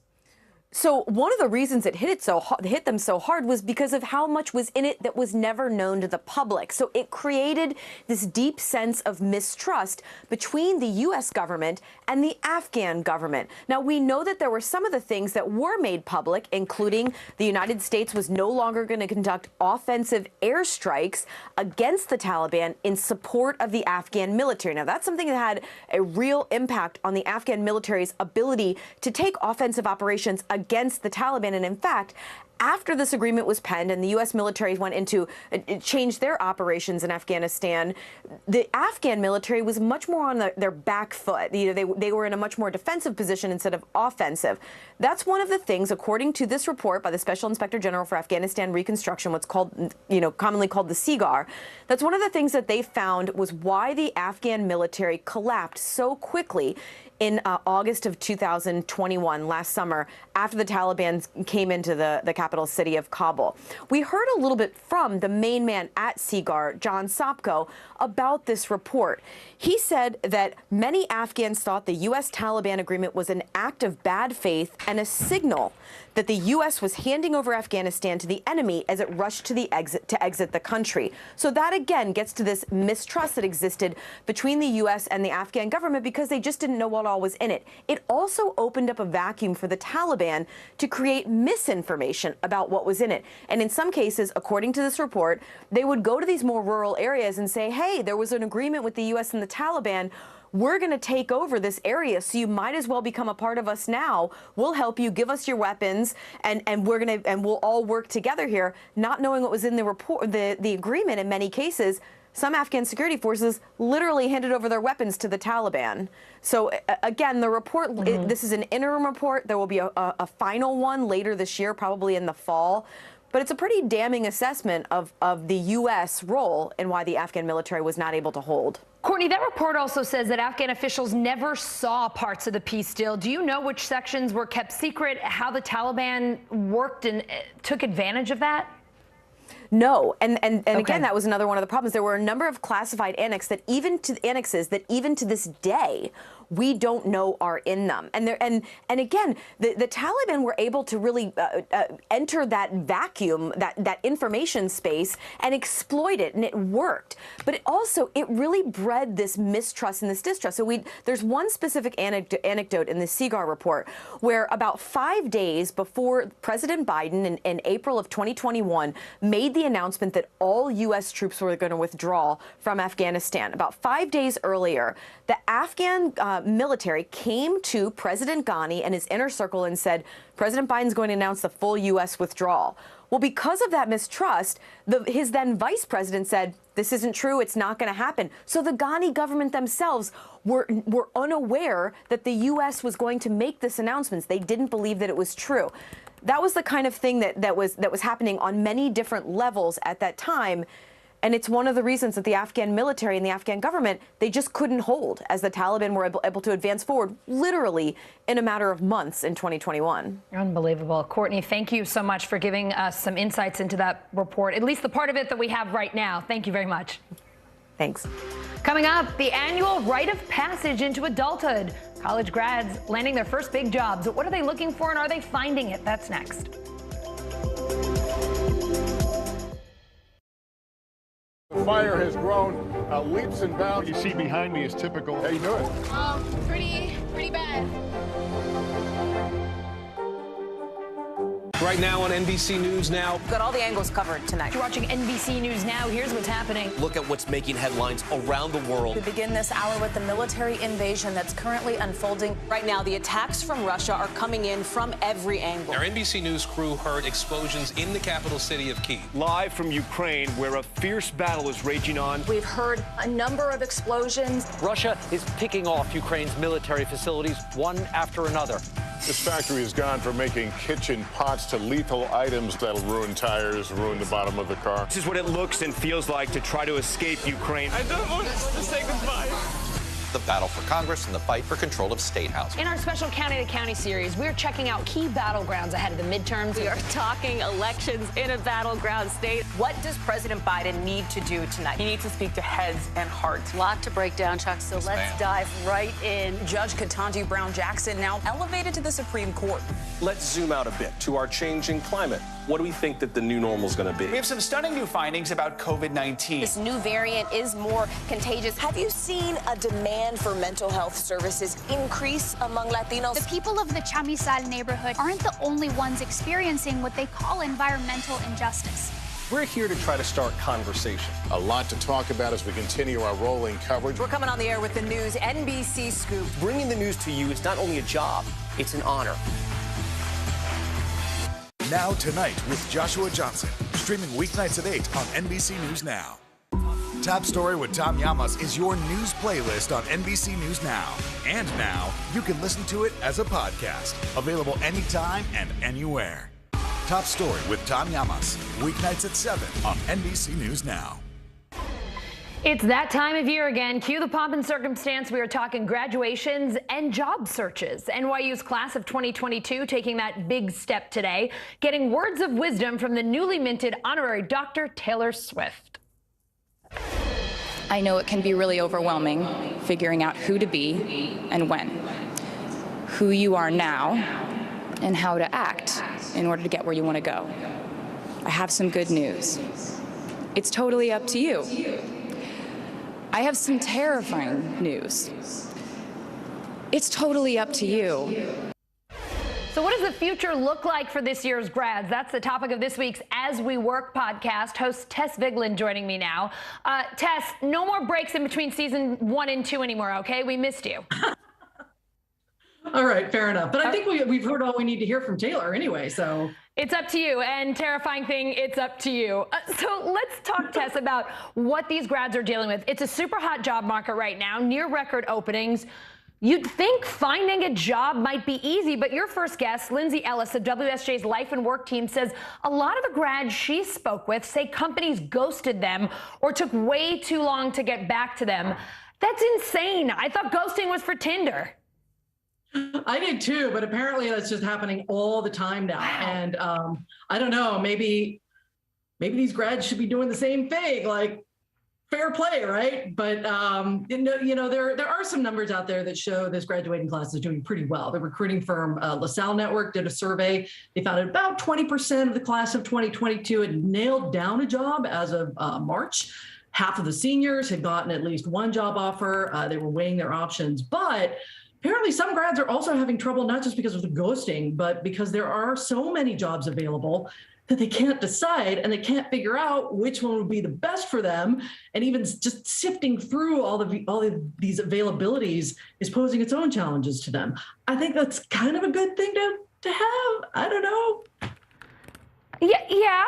I'm with you there, for sure. All right, there is a common theme among the grads Lindsay spoke to. Let's take a listen. I think a lot of people realize that work-life balance is really important. We know things that we would not like to work at. We know places that we would. I don't want to work somewhere that's like you take your work home with you. So Tess, work-life balance came up a lot, but salary is really important too. So how do new grads strike a balance there? How do they find a good work life without going broke? Right. Well, isn't that what we all want? Yes. But, this is something I found really interesting in hearing from these grads is how many expectations they're placing on potential employers. As you said, it's not just money anymore. They want flexible remote work options. They want companies that hew to their personal beliefs and companies that commit to those beliefs, whether it's diversity and inclusion or family leave or what have you. So a lot of these graduates are looking for sort of a corporate unicorn, and they're probably going to get disappointed. And the advice from Jeff Beavers, who heads up the Career Services Center at Michigan State, we talked to him, and he says, try to think beyond the convenience for you and figure out really what your mission is and how you want to leverage your degree to follow that mission. Now, that's a little kind of woo-woo, right? But it's also really good advice because the chances of you finding that corporation that fits everything that you want, at least right off the bat, is pretty slim. Yeah, I want to play some more of what he said because he had some great advice. I mean, a lot of students start college and have no idea what they want to do for a career. I mean, honestly, I started college, I didn't even know what I wanted to major in. As you said, Jeff heads up. Look at you now. Oh, God, don't scare the children, Tess. As you said, Jeff Beavers heads up Career Services at Michigan State. I want to play a little more of what he told you. 72% of our students change majors while they are a student at Michigan State. I think it's true of most institutions. But what that means is that students really have to think about parallel planning, and that major does not equal career. So we spend a lot of time thinking about how a skill set may transfer. So Tess, Any other advice for graduates having trouble finding a job, figuring out their future, even just trying to come up with a major? Yeah, I found that figure astonishing. Yeah. 70%. It's amazing. 70% don't go into something that they majored in. And I think that actually should provide some hope. Like, there's a lot of opportunity out there. Yeah. And some of the advice that Jeff in particular had is, first of all, check with your university career center. It is literally their job to help you find a job. So use that service. It is free, probably the last time you'll get anything free for the rest of your life. And second, use all of the technology at your disposal. Like, all the generations before you did not have LinkedIn, they did not have Indeed.com and all those other sites that can really help narrow down your focus. So take advantage of those, and don't be afraid to ask for help from your professional circles, from social circles. People are here. They want you to succeed, especially at this time in your life. Like, it's so exciting. So take advantages of those connections that you do have. All right, I have to ask before you go, Tess, your major, does it apply? It does. I majored in journalism. Get out! Yep, and I've been pretty much doing that for years. We don't have to get into that. That's amazing. It is the #1 question I get from young people. Did you major in journalism? And I was like, no, sociology and women's and gender studies. And that was only after I gave up on English and philosophy. So, like, just go with what you love. Go with what you love. And I was really lucky. Like, I found that thing that I wanted to do, and I was able to do it right out of the gate. Awesome. If that doesn't happen to you, that's absolutely fine. You will find that thing that is perfect for you. And you might change it a couple times over the course of your life, and that is okay too. Tess, you probably will. It is a huge focus of your podcast. That's why we love having you on every week, because it's what so many Americans are going through right now. Looking forward to seeing you next week. Thank you. Thanks so much, Allison. A major milestone today for equal pay. U.S. Soccer's women and men's national teams reaching a historic deal to even the playing field. It's an agreement they hope will squash the gender pay gap in sports, or at least start to. NBC News correspondent Megan Fitzgerald here now. Megan, all players from the men's and women's national teams will split World Cup prize money equally in this landmark deal. What else is in it?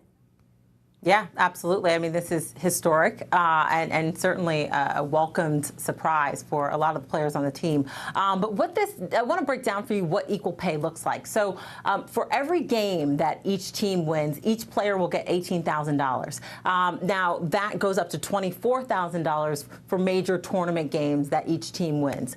And then you look at equal benefits, because we're talking about equal benefits as well. So they're going to get paid maternity and paternity leave. They're going to get child care, things like health care, vision, as well as 401k.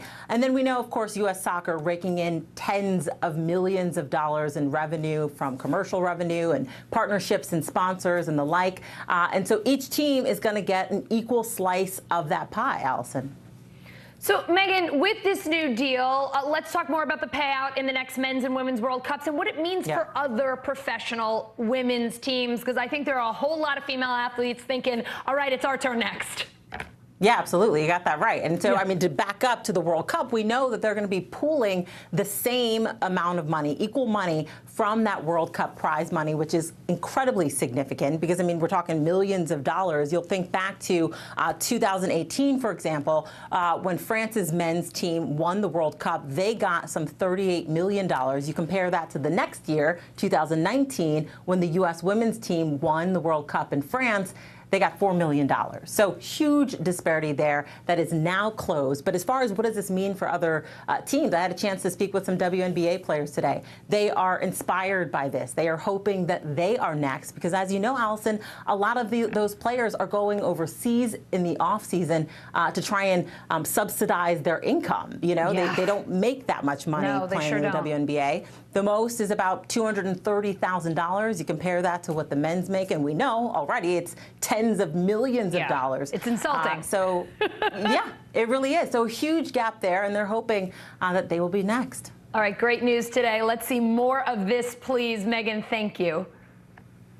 And for more on equality in women's sports, check out the new original podcast from NBC News and NBC Sports, In Their Court. 50 years after Title IX became law, this series looks at its impact on women's basketball and beyond. You can scan that QR code and listen right now.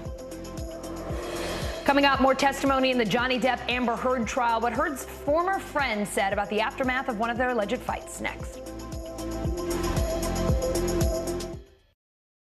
When was the last time you made space to listen to somebody?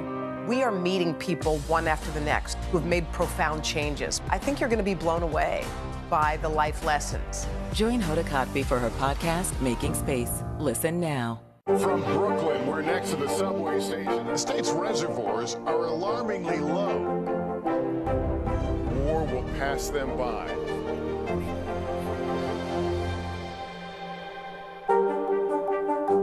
Sometimes the news can be difficult and overwhelming for kids to understand, so we've created a newscast just for them. We hope your family will watch Nightly News Kids Edition. Good morning, everybody. Welcome to Today. Future's looking bright. You got a whole restart. How does that land with you? Is climate change and the environment one of your top priorities? You know what? Our hearts are ready for something like this. It's a great workout. It's everything you need. What comes back together? Oh, I'm so happy. And me. That's what it takes to set a record. So glad to see you. To cover the news, you have to be in it. This is how so many towns and cities are protecting themselves. You can actually see they're pushing the gates open every night. It's your news playlist. Top Story with Tom Llamas, weeknights at 7 on NBC News Now. Making Space, the inspirational podcast from Hoda Kotb. Listen now.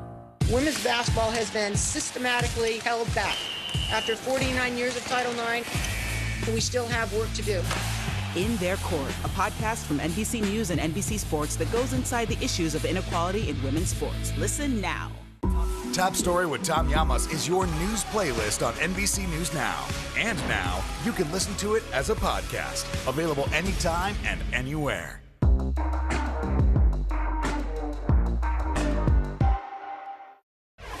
The jury in the Johnny Depp defamation trial hearing witnesses for Amber Heard today. Depp is suing his ex-wife for $50 million over an essay she wrote in the Washington Post back in 2018. Heard countersuing for $100 million. NBC News correspondent Steve Patterson covering this trial for us. Steve, who did the jury hear from in court today? Yeah, there were a cavalcade of witnesses, and it's still ongoing even as we speak, Allison. Most of them by video deposition, but we heard from Amber Heard's younger sister, Whitney. We heard from a former friend named Rocky. We heard from a friend of a friend and a friend of a friend of a friend. All of them called by Heard's side, testifying essentially the same things that we've been hearing from Heard's side, that Johnny Depp would often abuse drugs. Johnny Depp would often abuse alcohol, and those instances would lead to allegations of physical abuse or emotional abuse or sexual abuse. None of the witnesses that we heard from today ever alleged actually seeing any of that violence, but they saw oftentimes, as they put it, the aftermath of those conflicts, and they heard plenty of arguments between the two sides. That's something that we can assuredly say is these two fought a whole lot. One of them, as I mentioned earlier, Raquel Pennington, one of Heard's really close former friends. She was the one who, if you saw pictures of Amber Heard with blemishes or black eyes, she was the one taking the pictures. And so Heard's side called her to the stand to testify just about that. And she got a bit emotional. Listen to this. What is this document, Ms. Pennington? It's a photo of Amber's face with two black eyes and swollen bottom lip. Did you take this photo? I don't remember. What is this picture? This is Amber's face turned a profile. Showing more of her bottom bloody lip and her right bruised eye. So one of the cornerstones in the Depp side approach to the case, especially in the cross-examination of Heard, is, all of these allegations that Depp hit her and bruised her and punched her. There were, blemishes that Heard says that always occurred. But in some instances, they would show photos, or they would show an appearance on James Corden or a video shoot or something like that, and you wouldn't see any of those blemishes. Well, one of the witnesses that was called today was the makeup artist who actually touched Heard up before that James Corden appearance, and she testified to, yes, seeing some of those marks left by these alleged fights. Steve, Johnny Depp took the stand weeks ago. He's denied ever laying a hand on Amber Heard. When can we expect to hear from his side again? What are you watching for there? So 3 ways to answer that. Okay. One is that, of course, we will hear Depp's side at the closing arguments expected in a little over a week from now or so. 2 is that we may hear from Johnny Depp himself again. Amber Heard's side may call Depp to the stand. We haven't confirmed that. We don't know if that will happen, but it is a possibility and a distinct possibility if they have some more things that they want to clear up. And 3 is that, you could argue that we've been hearing from Depp's side the entire time in all these cross-examinations.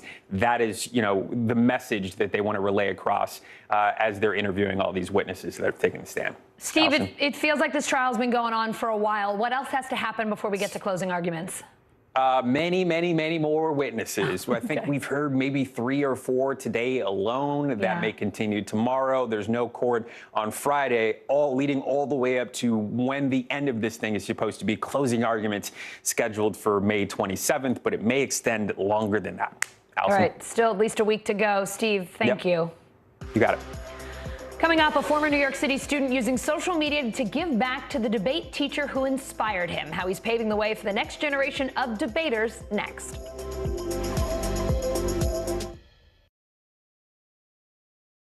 These days, it feels like the news never stops. So let's get into it. What's happening right now, what it all means for you for an hour every day. It can be hard to keep up, so let's get started together. Hallie Jackson Now, weekdays at 5 on NBC News Now.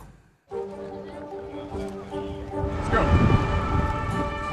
This is a critical choke point for this fire.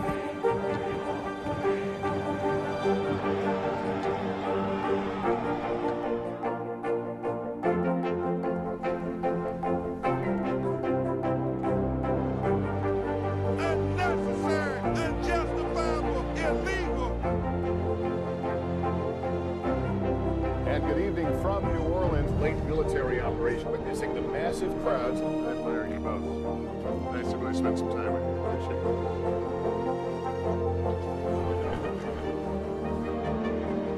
At any moment now.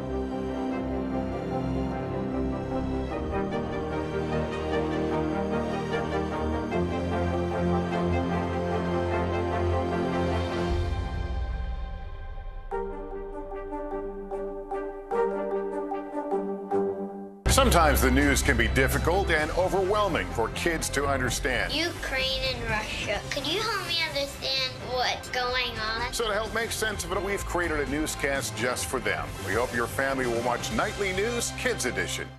Good morning, everybody. Welcome to Today. Future's looking bright.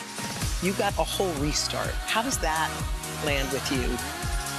Is climate change and the environment one of your top priorities? You know what? Our hearts are ready for something like this. Come on. It's a great workout. It's everything you need. What comes back together? Oh, I'm so happy. And me. That's what it takes to set a record. So glad to see you.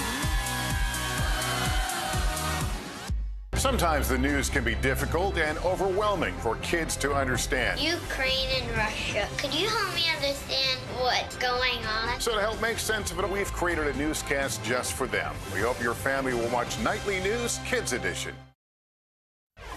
The popular Instagram handle Humans of New York helping a former New York City high school student share his story of perseverance, changing his old debate teacher's life and inspiring other underprivileged debaters. Here's NBC News Now anchor Tom Yamas.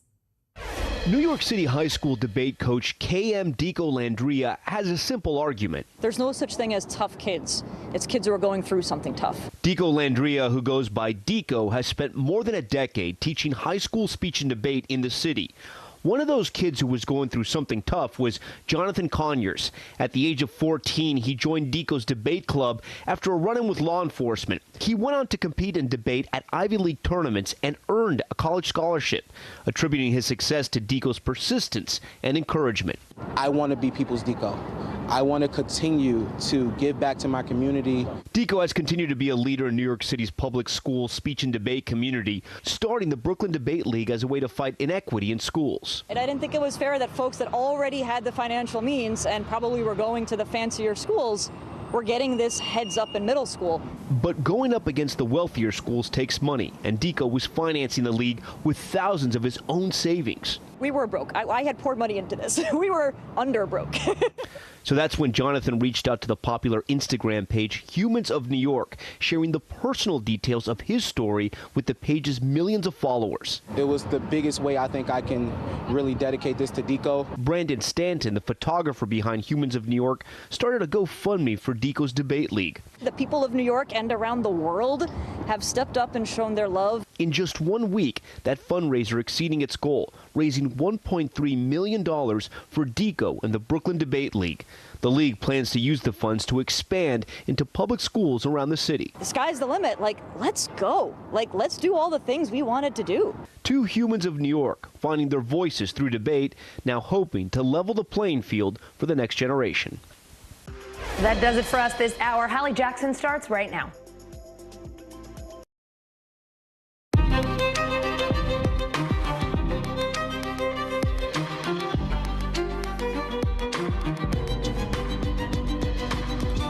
We're coming on the air with a big race still up in the air in a key Senate primary, the one in Pennsylvania. Because you know what? We don't know which Republican is going to face Democrat John Fetterman in a race that might determine control of the Senate.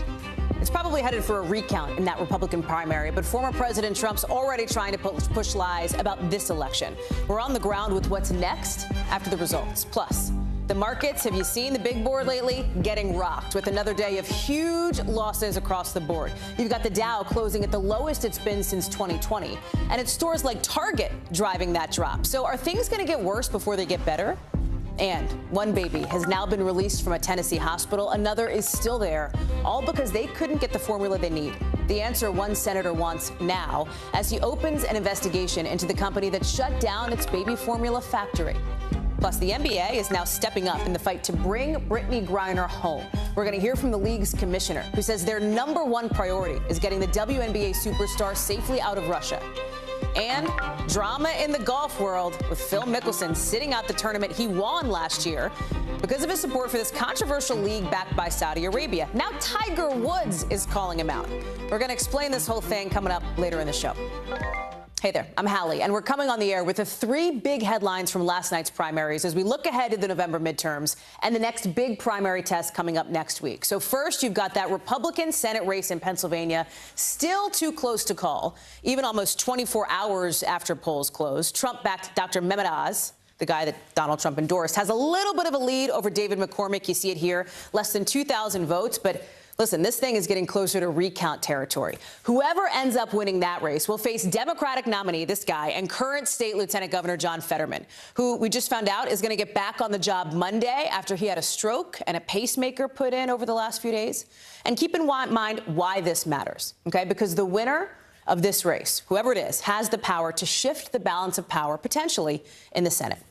Here's the second thing to watch. You've got former President Trump already pushing parts of his big lie in that race on Truth Social, calling on Dr. Oz to declare a win, even though Oz hasn't even won yet.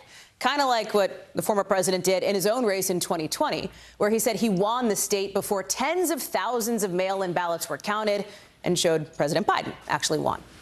And then #3, you've got the test of the Donald Trump endorsement here. On the one hand, kind of a blow, right? Look at that red X. A loss for controversial Congressman Madison Cawthorn, who was backed by former President Trump. But then you've got this, a win, a landslide win with Doug Mastriano, this far-right candidate, state senator, who's in the governor's race in PA, who promotes Mr. Trump's lies about a stolen 2020 election. It was not stolen. There's another Trump test next week, by the way, when voters head to the polls in a hot Georgia primary. We've got it all covered with our road warriors on the ground. Dasha Burns and Antonia Hilton covering races up and down the coast. Let me start with Dasha and PA, because Dasha, latest news, they're still counting, nobody has conceded, and we're probably heading toward a recount. Do I have it right? Yeah, you got it exactly right. Every elections expert I've spoken to on the ground here and says this is very, very likely to head into recount territory. And one expert I spoke to says this is the most high-profile recount that Pennsylvania has ever had. And this is absolutely significant because, as you mentioned there, this could determine the balance of power in the Senate. And, Hallie, this could turn ugly because both of these campaigns, they have spent millions and millions of dollars spoilers on this race, and you better bet they are not going to go down without a fight. They will be sending lawyers probably to just about every county across Pennsylvania to monitor this recount process if it does go there. And some of the folks I've been talking to say in this kind of environment, in this kind of situation, when it is so close, sometimes these things can get really, really contentious, and we could be looking at a pretty protracted battle here, Hallie. When you talk to voters, Dasha, and we've been watching your reporting, you joined us here, I know, live. I've been talking with you live the past several days here. There had seemed to have been an indication that there was a split, you know, on who these folks might vote for the Senate candidate in the primary. Yeah, look, I've been talking to voters here for months. We've been having these conversations. And this morning, I had some really fascinating phone calls and text exchanges with the voters I've been in touch with. This is anecdotal, but it sort of shows you why we are where we are right now. Example number one, a gentleman named Bruce Fine out of Luzerne County. Last time I talked to him a few weeks ago, he was undecided. He really liked Jeff Bartos, but wasn't sure if he was going to win. He was very skeptical of Oz, was wondering why a guy that was not from Pennsylvania who hosted a talk show might be a liberal, all in his words, of course, why he's running here. This morning, I texted Bruce. He texted me back saying, I did something I wasn't expecting to do last night, and I called him right away. He told me at 7:30 p.m., he waited till the last minute, he walked in to vote, and he cast his ballot for Dr. Oz. I asked him why. He said, well, there has got to be some reason Trump supported him. I met another voter named Ken Rucci at an Oz event. He was interested in Oz, but leaning Barnett. I talked to him today. He voted for McCormick. So this just shows voters have been all over the map. There's just been so much information on the airwaves, so much information and misinformation on the internet that a lot of people just don't know what to believe. The question for me here was, are some of those undecided voters ultimately going to throw up their hands and say, I'm just going to do, you know, what Trump says and trust that Trump has supported the right guy? And so far, several of the voters I've talked to in the end decided to go that route, despite their initial hesitation around Oz. And while, you know, you could look at it two ways. First, you know, 2/3 of voters did vote for McCormick or Barnett, who were not Trump endorsed. But a lot of voters did go for Oz, despite some of that hesitation. So, you know, what does that say about Trump's power here in Pennsylvania? I don't know, Hallie. Tell me. It's a data point, right? I mean, that's what it is. It's a data point, and the gathering of data points continues. Dasha Burns, thank you. Another data point is what we talked about right at the top of the show, also in PA, and that is Doug Mastriano, that far-right candidate who is in the gubernatorial race now, another person who Donald Trump likes. But look what happened in North Carolina, right? Because there, it was more of a split decision on this whole Trump test thing. You had State Senator Chuck Edwards beating out controversial Congressman Madison Cawthorn, who did have the support of the former president. With Edwards today telling NBC News he thinks voters are going to come together to support him. Watch. I'm certainly going to work to unify the party. Congressman Cawthorn offered to very quickly help unify the party because we're about issues. We're about conservative principles. Cawthorn has rubbed a lot of state party leaders and some here in Washington in the Republican Party the wrong way after some controversies. He's kind of a lightning rod. He was driving with a revoked license, brought a loaded gun to an airport, appeared in sexually suggestive videos and photos. Then you've got the Senate race in North Carolina where Ted Budd, who was backed by former President Trump, beat out former Governor Pat McCrory, with Budd edging ahead in those final weeks thanks to big ad spending in his favor by a conservative super PAC called Club for Growth. He'll face off against Democratic candidate Sherry Beasley, the first black woman to serve as Chief Justice of the state Supreme Court. Joining me now is Antonia Hilton. Antonia, 24 hours ago, you were joining us right here on this show from North Carolina, talking about the chances that Congressman Cawthorn had. And I think that what you had heard from experts and political observers in the state was it's his race to lose. And here we are now 24 hours later, he lost it. That he did, Hallie, and when you talk to people here on the ground, they say that the writing has been on the wall for a while. And that's because the knives have been out for him with colleagues in Washington and Republicans here at home. I mean, he had 7 challengers. Chuck Edwards was far and away the most competitive challenger. And then while I was here on the ground all day yesterday, I was hearing from voters who were using words like immature, not necessarily ready to lead, to describe Cawthorn. I mean, even people who ended up voting for him were describing him that way. One guy that I talked to who did end up voting for Cawthorn but was on the fence for a while outside of the precinct told me that about 50% of the Republicans that he knows were on primary day still making up their minds and just not sure that he was really, at 26 years old, fit to be their congressman. And so, you know, to the voters here, I don't know that this was necessarily a big surprise.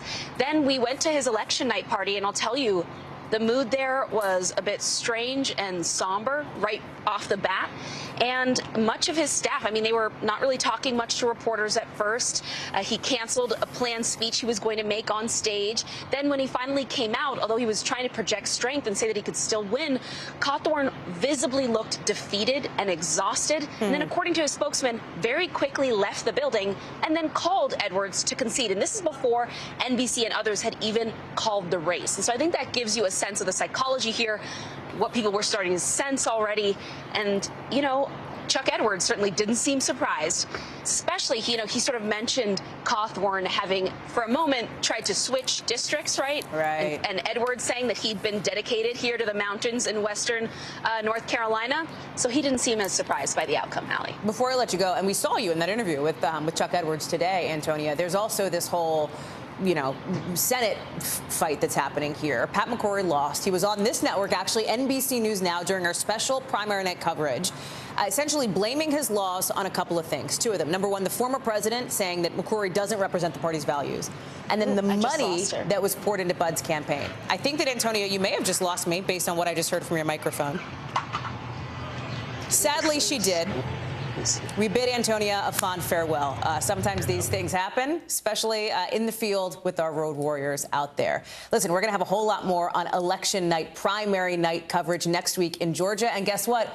We're taking this show on the road, our first road show next week. We'll see you Tuesday from Atlanta. We're going to have more on that later in the week. But we also want to get to some breaking news right now on this show over on Wall Street, with the Dow taking its biggest loss today since 2020.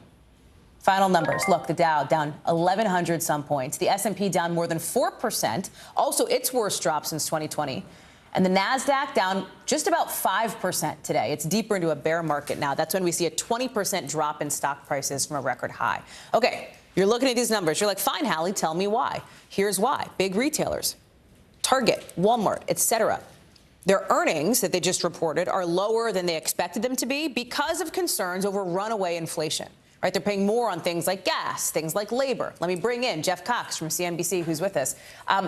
It feels like several times, even just this past couple months here, we've come on the air and said the Dow is having its worst day in years, right? I mean, this is not a great situation if you're somebody who likes to see the markets going up.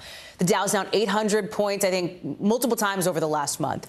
People want to know when it's going to end, like, right, when the turnaround is going to happen. I know you can't tell me specifically when, but what are the experts saying who are watching the markets and watching some of these reports? Well, Hallie, I wish I had better news to bring today. I wish I could tell you that we're nearing that point of capitulation where the market, everybody throws in the towel and valuation gets good and we can jump back in again. But a lot of the technical indicators that market people look at, those tripwires are not being activated yet. There's still that sense that this is kind of an orderly sell-off, that people haven't panicked, that sort of thing that you look for, that's just kind of throw in the towel mentality where the market just goes nuts. Hard to imagine with this big of a loss today that's not the case, but the feeling that I'm getting out there is we're just not there yet. Jeff Cox, thank you so much. Appreciate your time for us this afternoon. We got some breaking news out of New York, too. The state's governor, Kathy Hochul, she's laying out a bunch of things she's trying to do now as it relates to gun reform after that racist attack, the shooting of 10 black people at a supermarket in her hometown of Buffalo. So here's what she's going to do. She wants to boost and strengthen the state's red flag laws by ordering state police to seek emergency orders to stop people from buying a gun when they're deemed a potential threat. She's also creating a new police unit to fight domestic terrorism. In just the last couple hours, she's echoing President Biden. The governor is by pinning the blame squarely on white supremacy. The most serious threat we face as a nation is from within. It's not from the Russians. It's not from people elsewhere. It's white supremacism. It's white nationalism. And it's time we confronted it head on.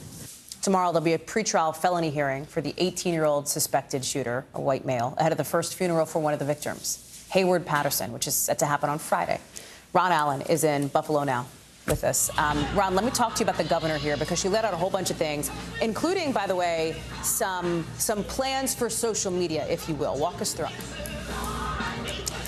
Well, she's trying to be proactive, and when the gun laws in the state, which are some of the toughest in the country, she's trying to close loopholes that were exposed by what this gunman was able to do. He was able to purchase a weapon legally, and she is trying to have the legislature change the definition of what a firearm is to include some weapons that are not currently subject to the law, she says.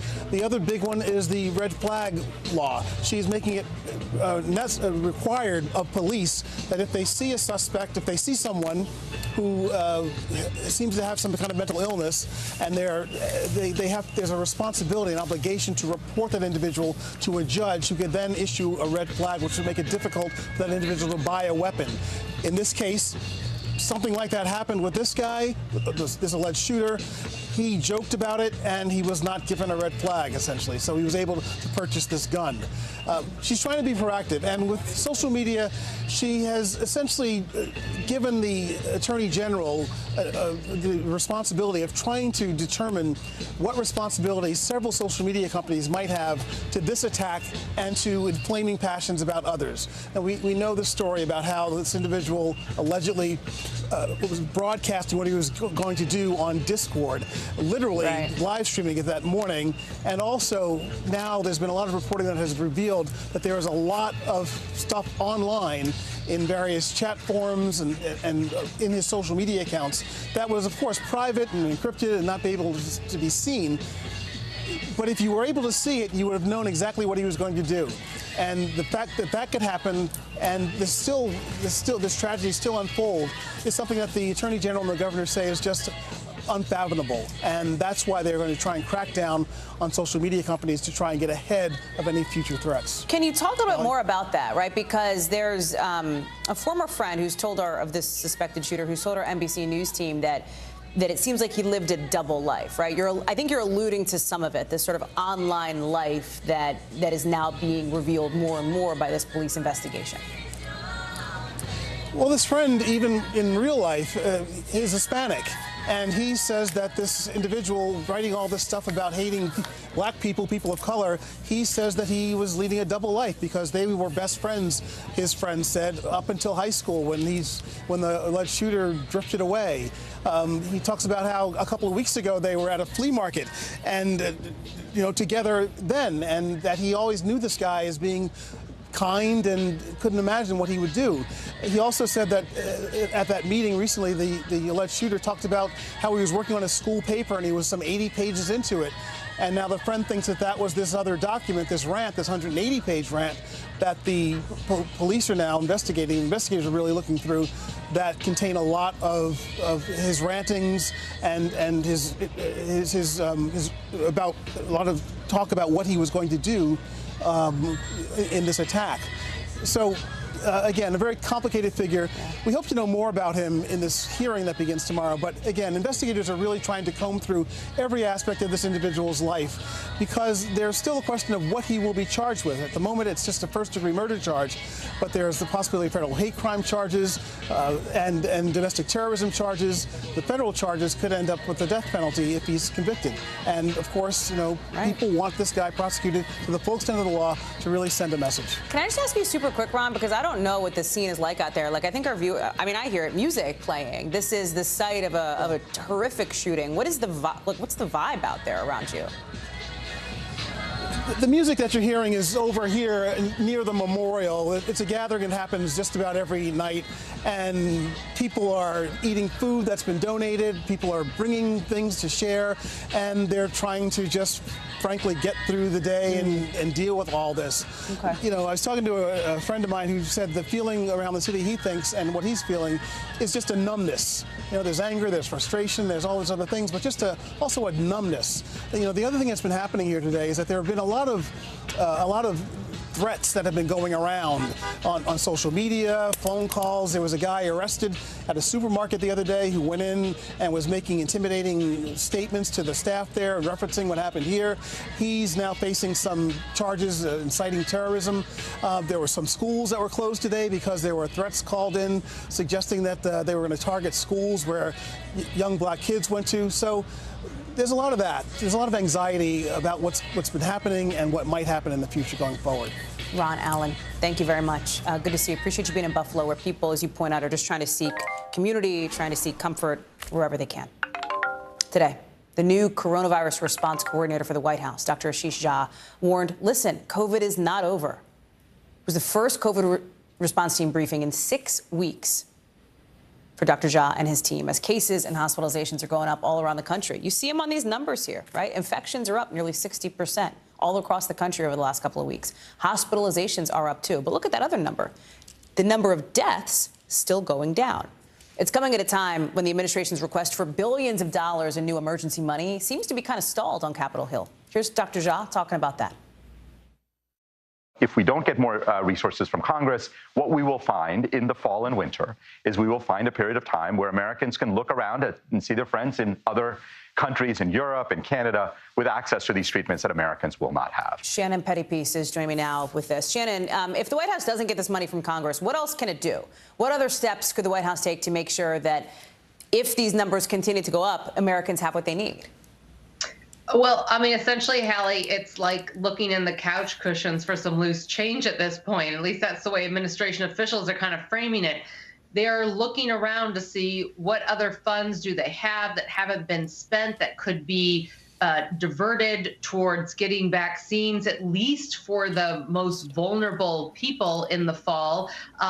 You know, the administration officials say they're looking at everything, but, you know, it's a painful process because they feel they sort of need everything at this point because they are concerned about what is going to happen come fall. You pointed out those numbers showing cases going up, but hospitalizations not going up as much. And of course, deaths not going up. Well, people have a lot of background immunity right now.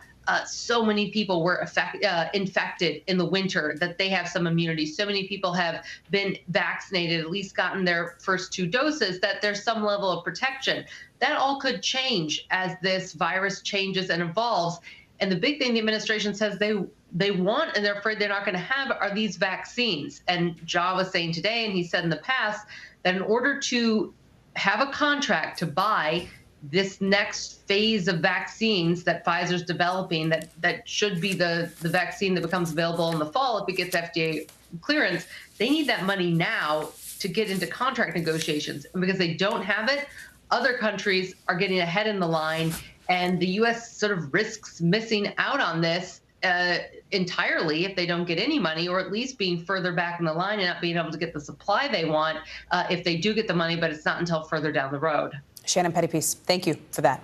Let's talk about what's happening here in Washington, in the building just down the street from where I am, the Capitol, in just a few hours, because the House is expected to take up this $28 million bill, money that would be intended to help the FDA get formula on the shelves faster for families who are absolutely struggling in this baby formula crisis. And listen, these families needed this formula yesterday, right? We have now learned that 2 children in Tennessee had to be hospitalized because of this formula crisis. A Memphis hospital says they couldn't get the nutrients they needed. They couldn't absorb those nutrients properly because of a medical condition.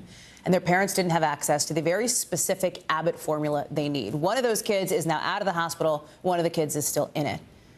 Abbott had to shut down its plant in February, remember, because of a recall.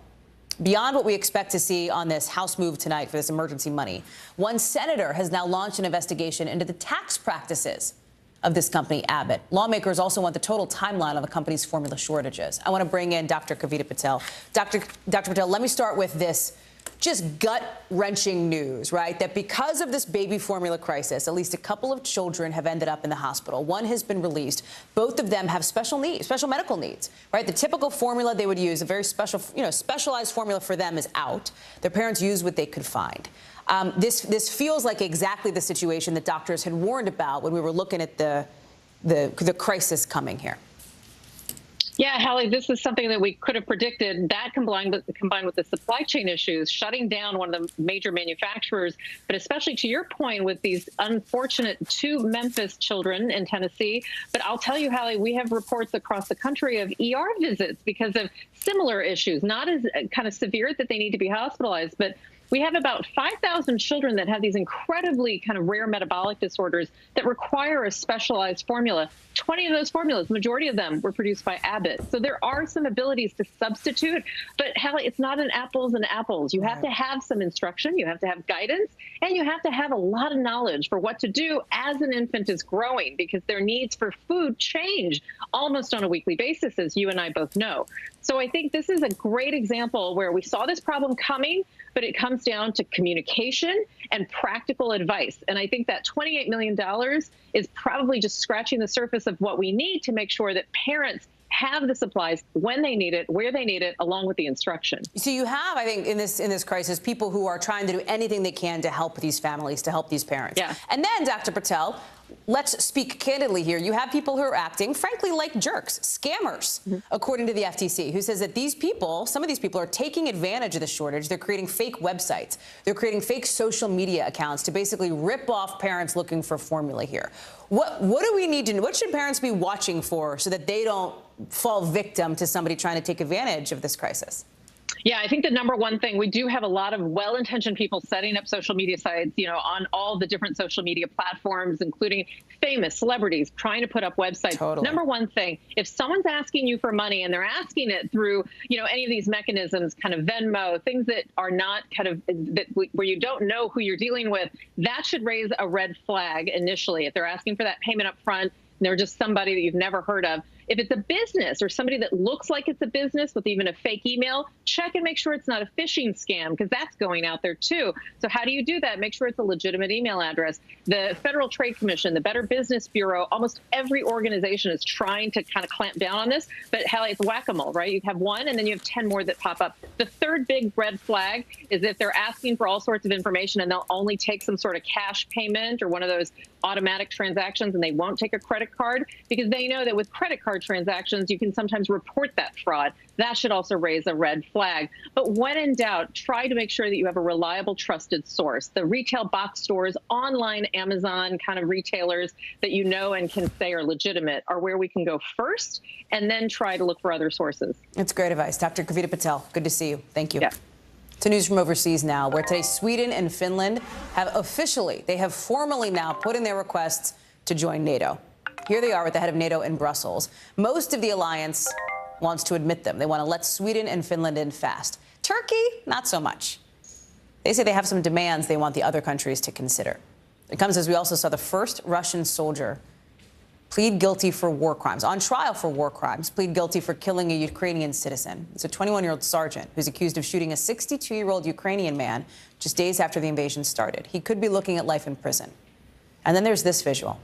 Check it out. The U.S. flag, for the first time, going up in Kyiv in something like 3 months, basically. That's because the embassy there in Kyiv is open again. Diplomatic operations picking back up at a place that closed down right when this war started. Cal Perry joins us now. So, Cal, let me sort of take this in a couple of different buckets. Sweden and Finland. You had the president saying today, actually just this afternoon, that he seemed optimistic. He says, I think it's going to go okay, that Turkey's objections will be overcome, that NATO will get to a place to admit Sweden and Finland. Is that the general consensus from your perspective? Yeah, look, I think, and we've heard from NATO leadership other than just the United States saying that there's a context here that Turkey probably understands this is their moment to raise this issue. Keep in mind, Sweden has a number of Kurdish refugees that live in Sweden, so that is a point of contention for the Turks who view the PKK, and that's what this is about. I'm not going to get too granular with this, but Turkey views the PKK as a terrorist organization, as does the United States, as does Great Britain. And so there is an internal issue here that Turkey is bringing up, and they're bringing up NATO's support for the PKK, specifically Sweden's. All of that said, it seems like countries agree that they will be able to flush this out, that Turkey may be able to hold this up temporarily, but that there's just so much leverage amongst the other nations that eventually Turkey is going to concede and is not going to veto this. We will see, because they do have the ability to veto. They say they will. Again, people believe it's bluster. We'll find out, Hallie. The war crimes trial. Let me take that bucket here, because this is really the first of its kind so far. Obviously, this Russian soldier pleaded guilty, but should there be a bigger takeaway from this?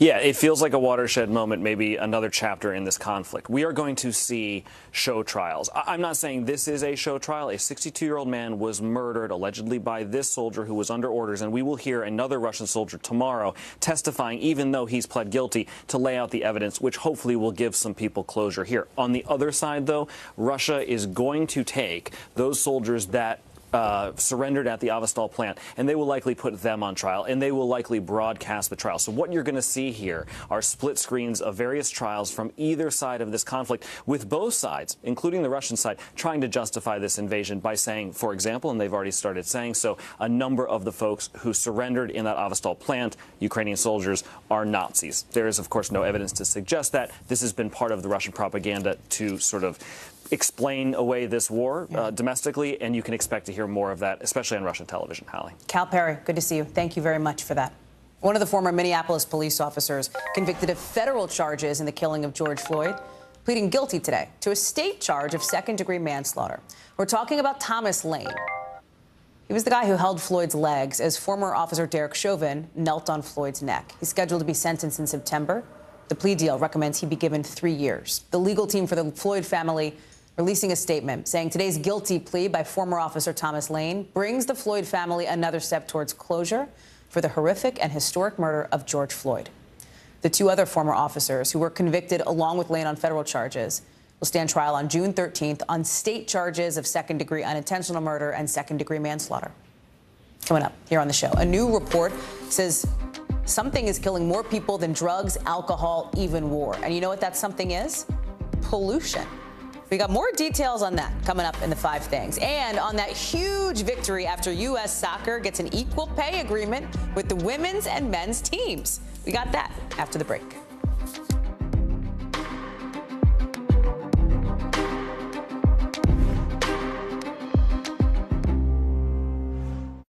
To cover the news, you have to be in it. This is how so many towns and cities are protecting themselves. You can actually see they're pushing the gates open every night. It's your news playlist. Top Story with Tom Llamas, weeknights at 7 on NBC News Now. Sometimes the news can be difficult and overwhelming for kids to understand, so we've created a newscast just for them. We hope your family will watch Nightly News Kids Edition.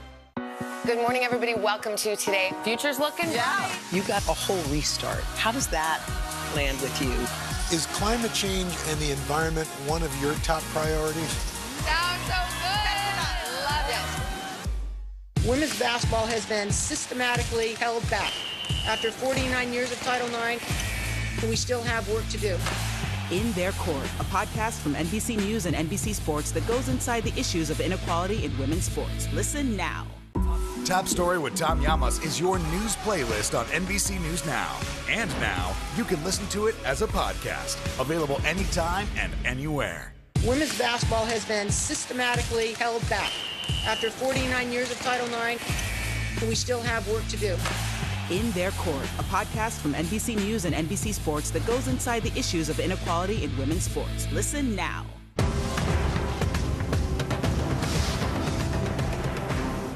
NBC News, streaming free now. A landmark agreement for U.S. soccer, its women players, and potentially sports everywhere. A deal that not too long ago both parties called historic. Listen. It's just such a proud moment to actually be a leader in this, to be the first to do it. I do think it will inspire a lot and push a lot of individuals and groups to push further on this. The Today Show breaking the story exclusively this morning that women players on the national team will be paid the same as the men, including at World Cups. Gang, that's a big deal. That is a big deal for women's soccer. Look at this, right? Put this in perspective. When France's men's team won the World Cup in 2018, they took home $38 million. Not bad, right? Go put that graphic back up if we can, because I want you to compare that to when the U.S. women's team won the World Cup in 2019. They only took home $4 million. This deal is the result of this long fight between the U.S. women's national, there's that graphic, between the U.S. women's national soccer team and the Federation. Megan Fitzgerald now joins us now with more. So, Megan, big deal agreement, right? You can see the disparity very clearly between the men and the women. So what is this agreement like? What else does it do besides say, hey, which is a big enough deal, we're gonna pay you equally? Yeah, well, exactly. And to break down, to give you an idea of what paid equally looks like, for every win that each team gets, each player gets $18,000. And then that number goes up to $24,000 for each win in a major tournament game. But then you're also talking about equal benefits as well. So things like childcare, as well as paid paternity and maternity leave, health care, vision, 401k for retirement.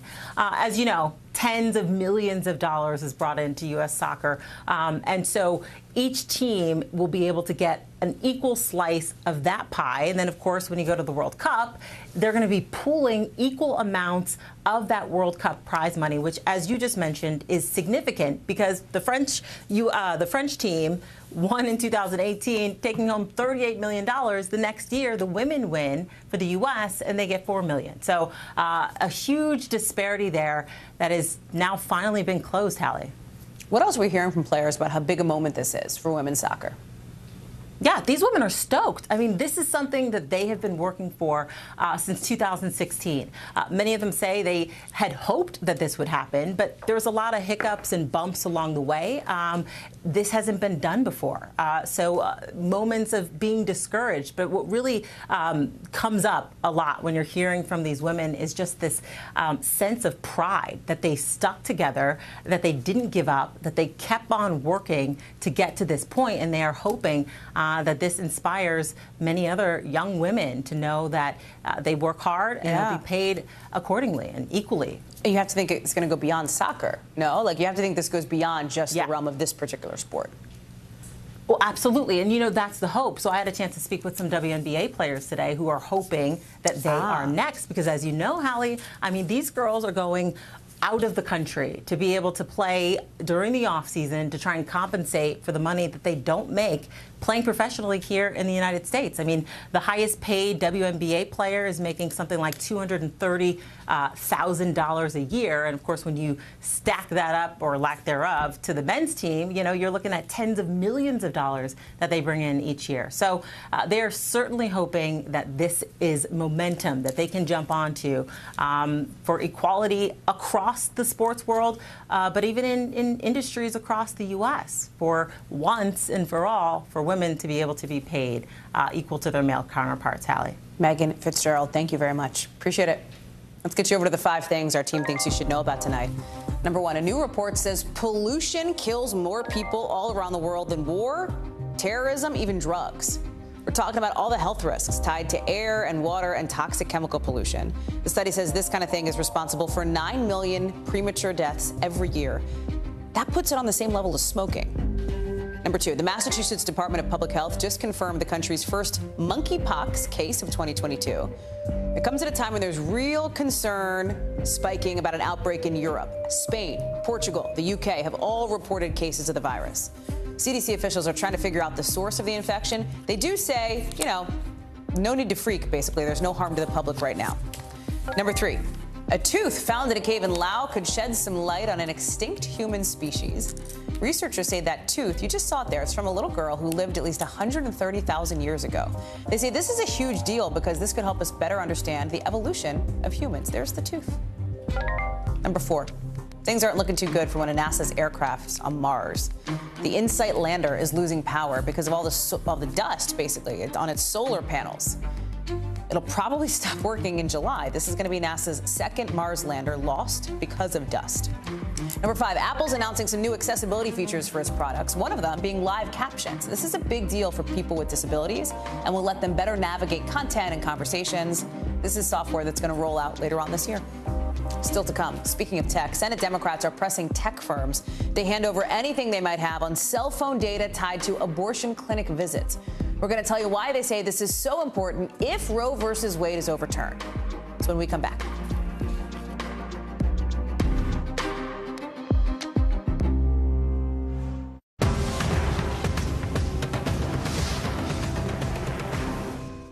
Good morning, everybody. Welcome to Today. Futures looking bright. You got a whole restart. How does that land with you? Is climate change and the environment one of your top priorities? You know what? Our hearts are ready for something like this. Come on. It's a great workout. It's everything you need. Look who's back together. Oh, I'm so happy. And me. That's what it takes to set a record. So glad to see you. We're here to start conversations about the big things happening in our world, because it's not my job to tell you what to think. My job is to think about what you tell me. Now Tonight with Joshua Johnson, streaming weeknights at 8 on NBC News Now. To cover the news, you have to be in it. This is how so many towns and cities are protecting themselves. You can actually see they're pushing the gates open every night. It's your news playlist. Top Story with Tom Llamas, weeknights at 7 on NBC News Now. We're here to start conversations about the big things happening in our world, because it's not my job to tell you what to think. My job is to think about what you tell me. Now Tonight with Joshua Johnson, streaming weeknights at 8 on NBC News Now. To cover the news, you have to be in it. This is how so many towns and cities are protecting themselves. You can actually see they're pushing the gates open every night. It's your news playlist. Top Story with Tom Llamas, weeknights at 7 on NBC News Now. News is happening now. Look at what's making headlines around the world. We're coming on the air with breaking news. This is a significant moment. Whenever it happens, wherever you are, NBC News, streaming free now. Making Space, the inspirational podcast from Hoda Kotb. Listen now. NBC News, streaming free now. Have you seen this? Taylor Swift getting an honorary degree from NYU today and talking to the graduating class, what she had to say, coming up a little bit later. But just into us as we were coming on the air, actually as we were already on the air, some new information from the Attorney General Merrick Garland. He was meeting with Supreme Court officials today to talk about the kind of security needs the justices have. The Attorney General said that violence directed at people who serve the public is, in his words, unacceptable and dangerous to our democracy. That meeting comes after this internal memo from the Department of Homeland Security, obtained by NBC News, warns about more threats from those who support abortion rights and those who are anti-abortion after the leak of the Supreme Court's draft opinion on Roe versus Wade, suggesting a majority of justices are prepared to overturn that landmark ruling protecting abortion access in this country. Since that leak, this DHS memo says there have been at least 25 violent threats on social media that ended up being referred to law enforcement to investigate. It comes as some Senate Democrats are asking tech firms to basically hand over information about the collection or the sale of any cell phone data related to visits to abortion clinics. Senators in this letter to companies wrote that the sale of this kind of thing would pose serious dangers for women seeking access to abortion services. They want a response from the companies by the end of the month. Ali Vitale joins us now. So, Ali, what are the companies doing about these concerns, and explain more about them, right? Because I think it's Senator Warren who's in part leading the charge on this. It seems to be a way that politicians and lawmakers are trying to do something in a piecemeal way on the Democratic side to try to protect access to abortion where they can, even if the Supreme Court does overturn Roe.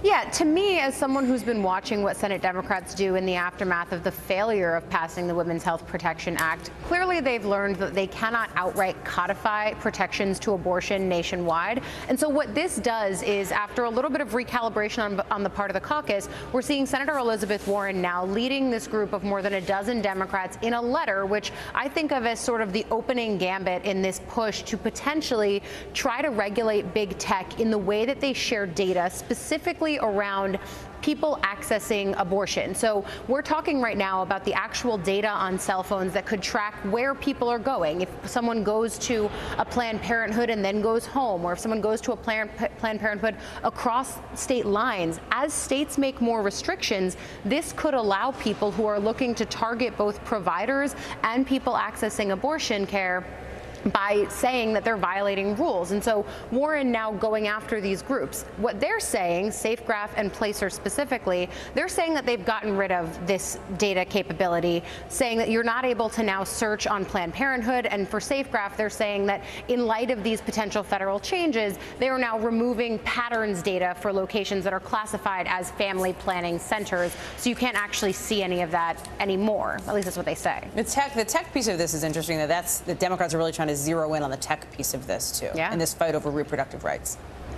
I think it's fascinating, especially because for someone like Senator Warren, but also others on this list, Senator Amy Klobuchar is a co-signer. She's tried to go after big tech from an antitrust perspective. Of course, Ron Wyden is one of the signers. He's someone who's been big in the tech privacy space. And of course, Warren now leading this one letter, but she's also someone who's long been in the big tech regulation game. So it's one part that's repro-focused now as part of the larger conversation around big tech and privacy. Real quick, Ali, this hearing today on abortion rights that one of the committees in the House held, what came of it? Yeah, the Judiciary Committee holding this hearing about abortion protections and the threats that they are under nationwide here. They heard from both advocates at the state level, but also from lawmakers like Cori Bush, who I've talked to before about her own experience accessing abortion care. But just to give you an idea of what happened in the hearing today, it was all very personal about the experiences that women and advocates have seen on the ground. You can listen to that. The crisis we're confronting is abortion. Not abortion care, not abortion access, not abortion choice. If at 25 I had been forced to carry a pregnancy to term, I would not have survived. So look, you're hearing these very candid assessments from the people who are testifying before this committee. To me, it's an example of while people like Warren and others might be trying to make some inroads in the regulation space to try to protect the places where abortion is actually legal and will stay legal, what you're also seeing is Democrats trying to put a lot of publicity behind this, hearings like what you saw at Judiciary, trying to make this a midterm issue to energize voters and get them out to vote. Ali Vitale on Capitol Hill for us. Ali, thank you. Still ahead, the NBA commissioner says he's working with the WNBA to get Brittany Griner out of Russia. We'll talk about what this could mean for the basketball star who's been detained now for weeks. And Oakland, California, now officially calling itself a sanctuary city for women seeking abortion access. We've got details on that coming up in the local.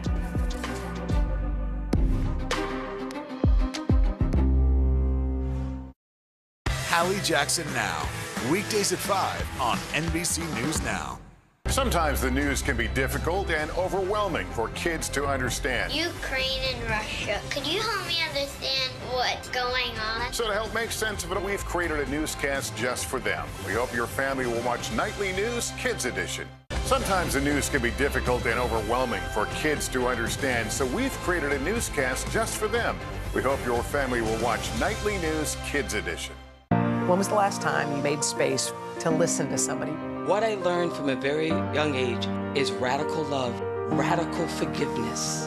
We are meeting people one after the next who have made profound changes.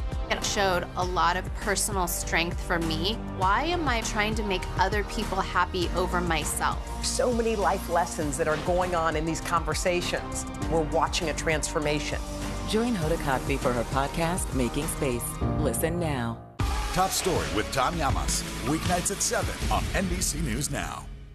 These days, it feels like the news never stops. So let's get into it. What's happening right now, what it all means for you for an hour every day. It can be hard to keep up, so let's get started together. Hallie Jackson Now, weekdays at 5 on NBC News Now.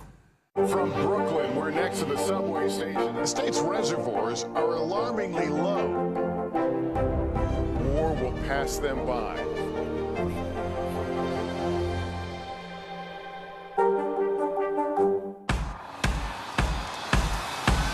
News is happening now. Look at what's making headlines around the world. Right now on Morning News Now. We're coming on the air with breaking news. And this is a significant moment. Whenever it happens, wherever you are, NBC News, streaming free now. We'll meet Ukrainians who are defending their country one block at a time. When you were still in Kiev, could you hear the bombing? My name is Lester. Who's this? Making Space, the inspirational podcast from Hoda Kotb. Listen now.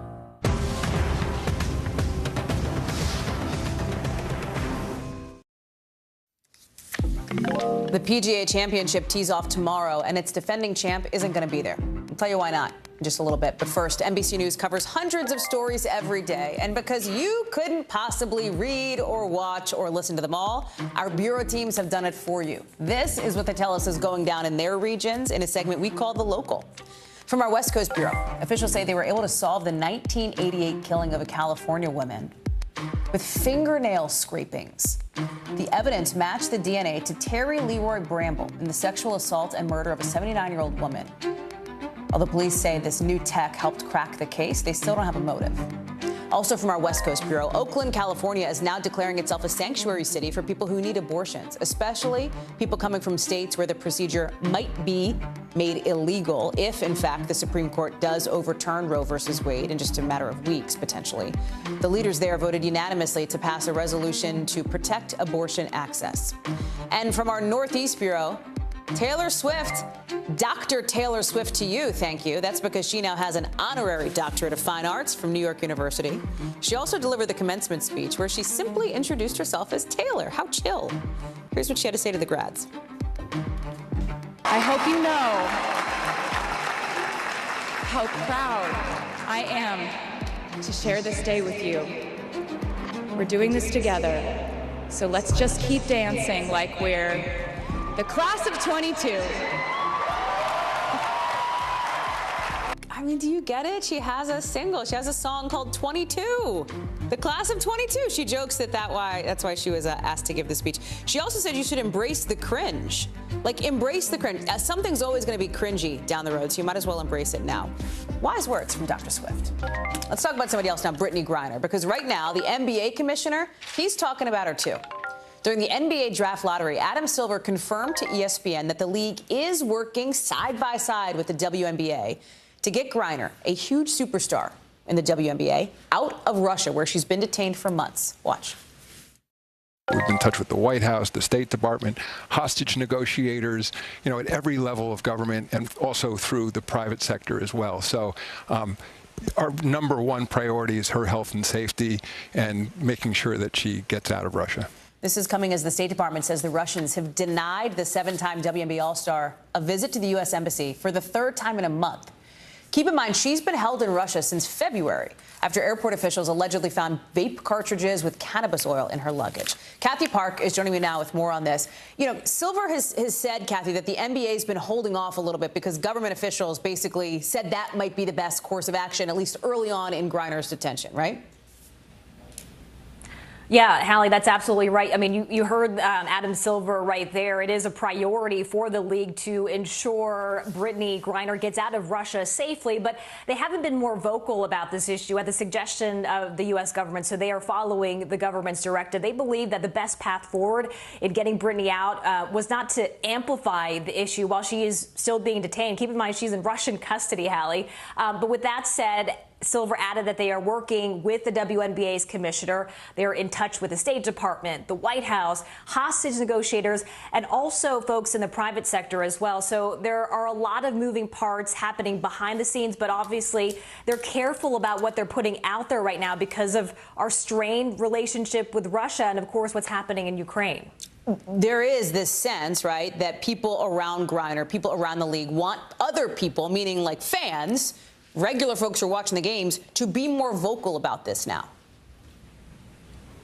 Yeah, and Silver, in that interview, he touched upon this. He's saying that, look, amplified voices could potentially help bring her back. So he's asking the public to play a role in this by protesting peacefully, reaching out to lawmakers as well to show how passionate they are, and perhaps they can also help in her safe return. The NBA, Kathy, as you know, has never been, super shy about speaking up on social issues, political issues. They have faced criticism on their business in China, given the country's human rights abuses. But overall, can you talk a little bit about the way that the league has tried to throw their weight around to make change? Yeah, so just kind of on the first part of your question, when it comes to China specifically, the NBA's footprint in that country is a bit complicated because its players are caught navigating their business interests in that country where basketball is really, really popular. So the criticism stems from players who have business dealings with Chinese brands, and we're talking about multi-million-dollar deals, and they have been accused of human rights abuse of some of these Chinese brands. So the NBA commissioner, Adam Silver, did tell ESPN that the league has no authority over player endorsements. So that remains a hot button issue where the NBA has been criticized for not doing enough. However, domestically, you just have to go back to 2020 when we saw the NBA taking a pretty powerful stance when it comes to social justice in the aftermath of George Floyd's killing. So we saw the NBA put out a PSA. They created a coalition and advanced police reform as well. And Hallie, you might remember when they played in the so-called bubble when they kicked off the season, they also had the words Black Lives Matter etched on the court as well. So a lot of things that they are doing domestically, but obviously getting criticism, getting a lot of heat, what's happening over in China. Kathy Park, thank you. Good to see you. After the break, golf star Phil Mickelson not going to be playing at this year's PGA Championship. Why? It has something to do with the Saudis. We'll explain next.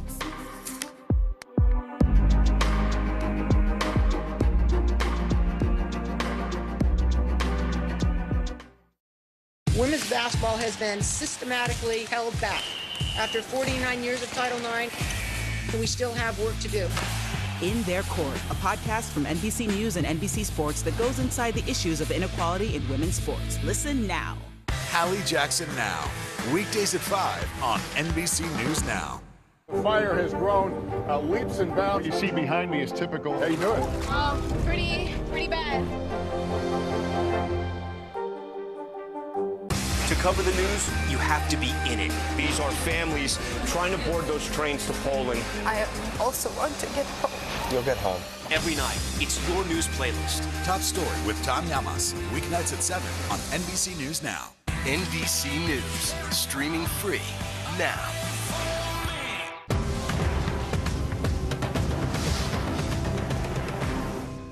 We're here to start conversations about the big things happening in our world, because it's not my job to tell you what to think. My job is to think about what you tell me. Now Tonight with Joshua Johnson, streaming weeknights at 8 on NBC News Now. NBC News, streaming free now. The fire has grown leaps and bounds. You see behind me is typical. How you doing? Pretty bad. To cover the news, you have to be in it. These are families trying to board those trains to Poland. I also want to get home. You'll get home. Every night, it's your news playlist. Top Story with Tom Llamas, weeknights at 7 on NBC News Now. When was the last time you made space to listen to somebody? We are meeting people one after the next who have made profound changes. I think you're going to be blown away by the life lessons. Join Hoda Kotb for her podcast, Making Space. Listen now. Top Story with Tom Llamas, weeknights at 7 on NBC News Now.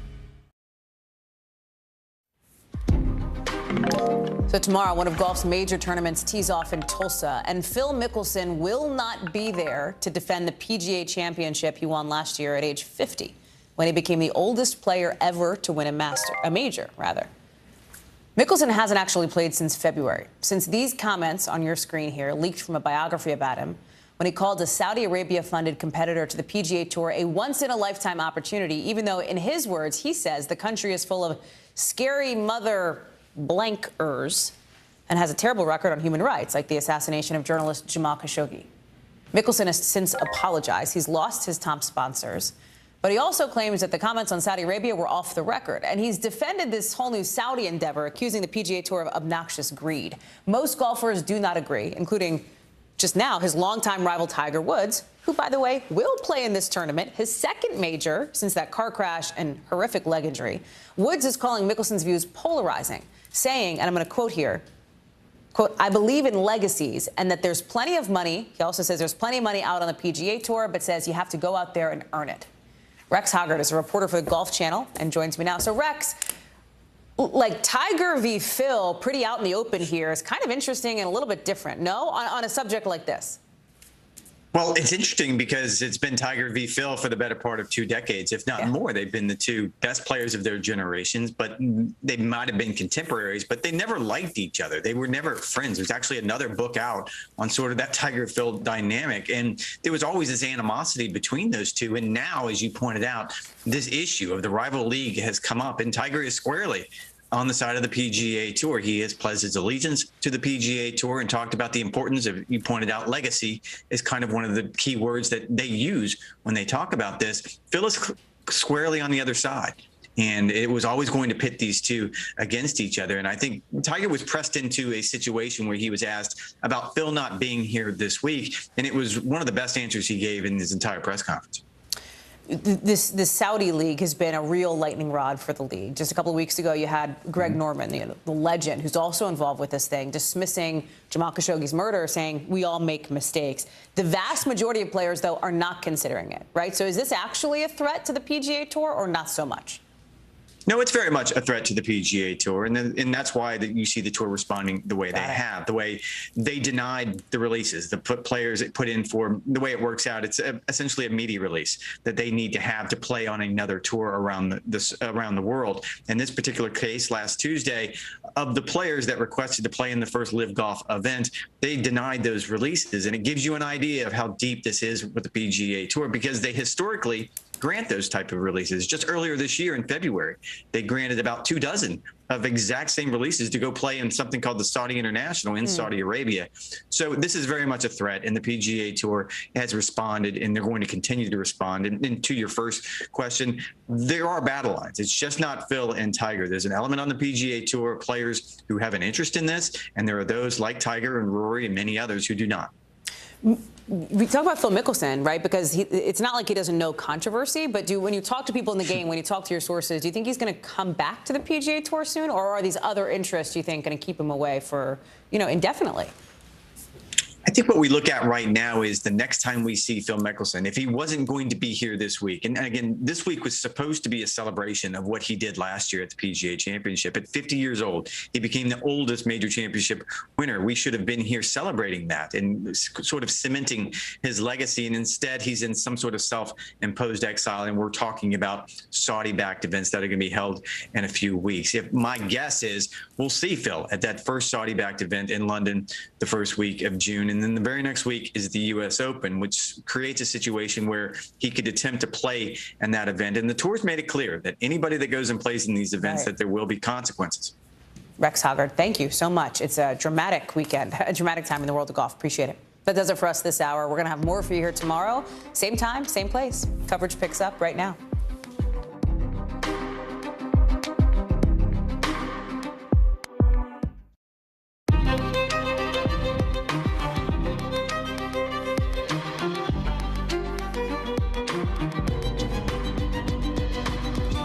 We're coming on the air with a big race still up in the air in a key Senate primary, the one in Pennsylvania. Because you know what? We don't know which Republican is going to face Democrat John Fetterman in a race that might determine control of the Senate.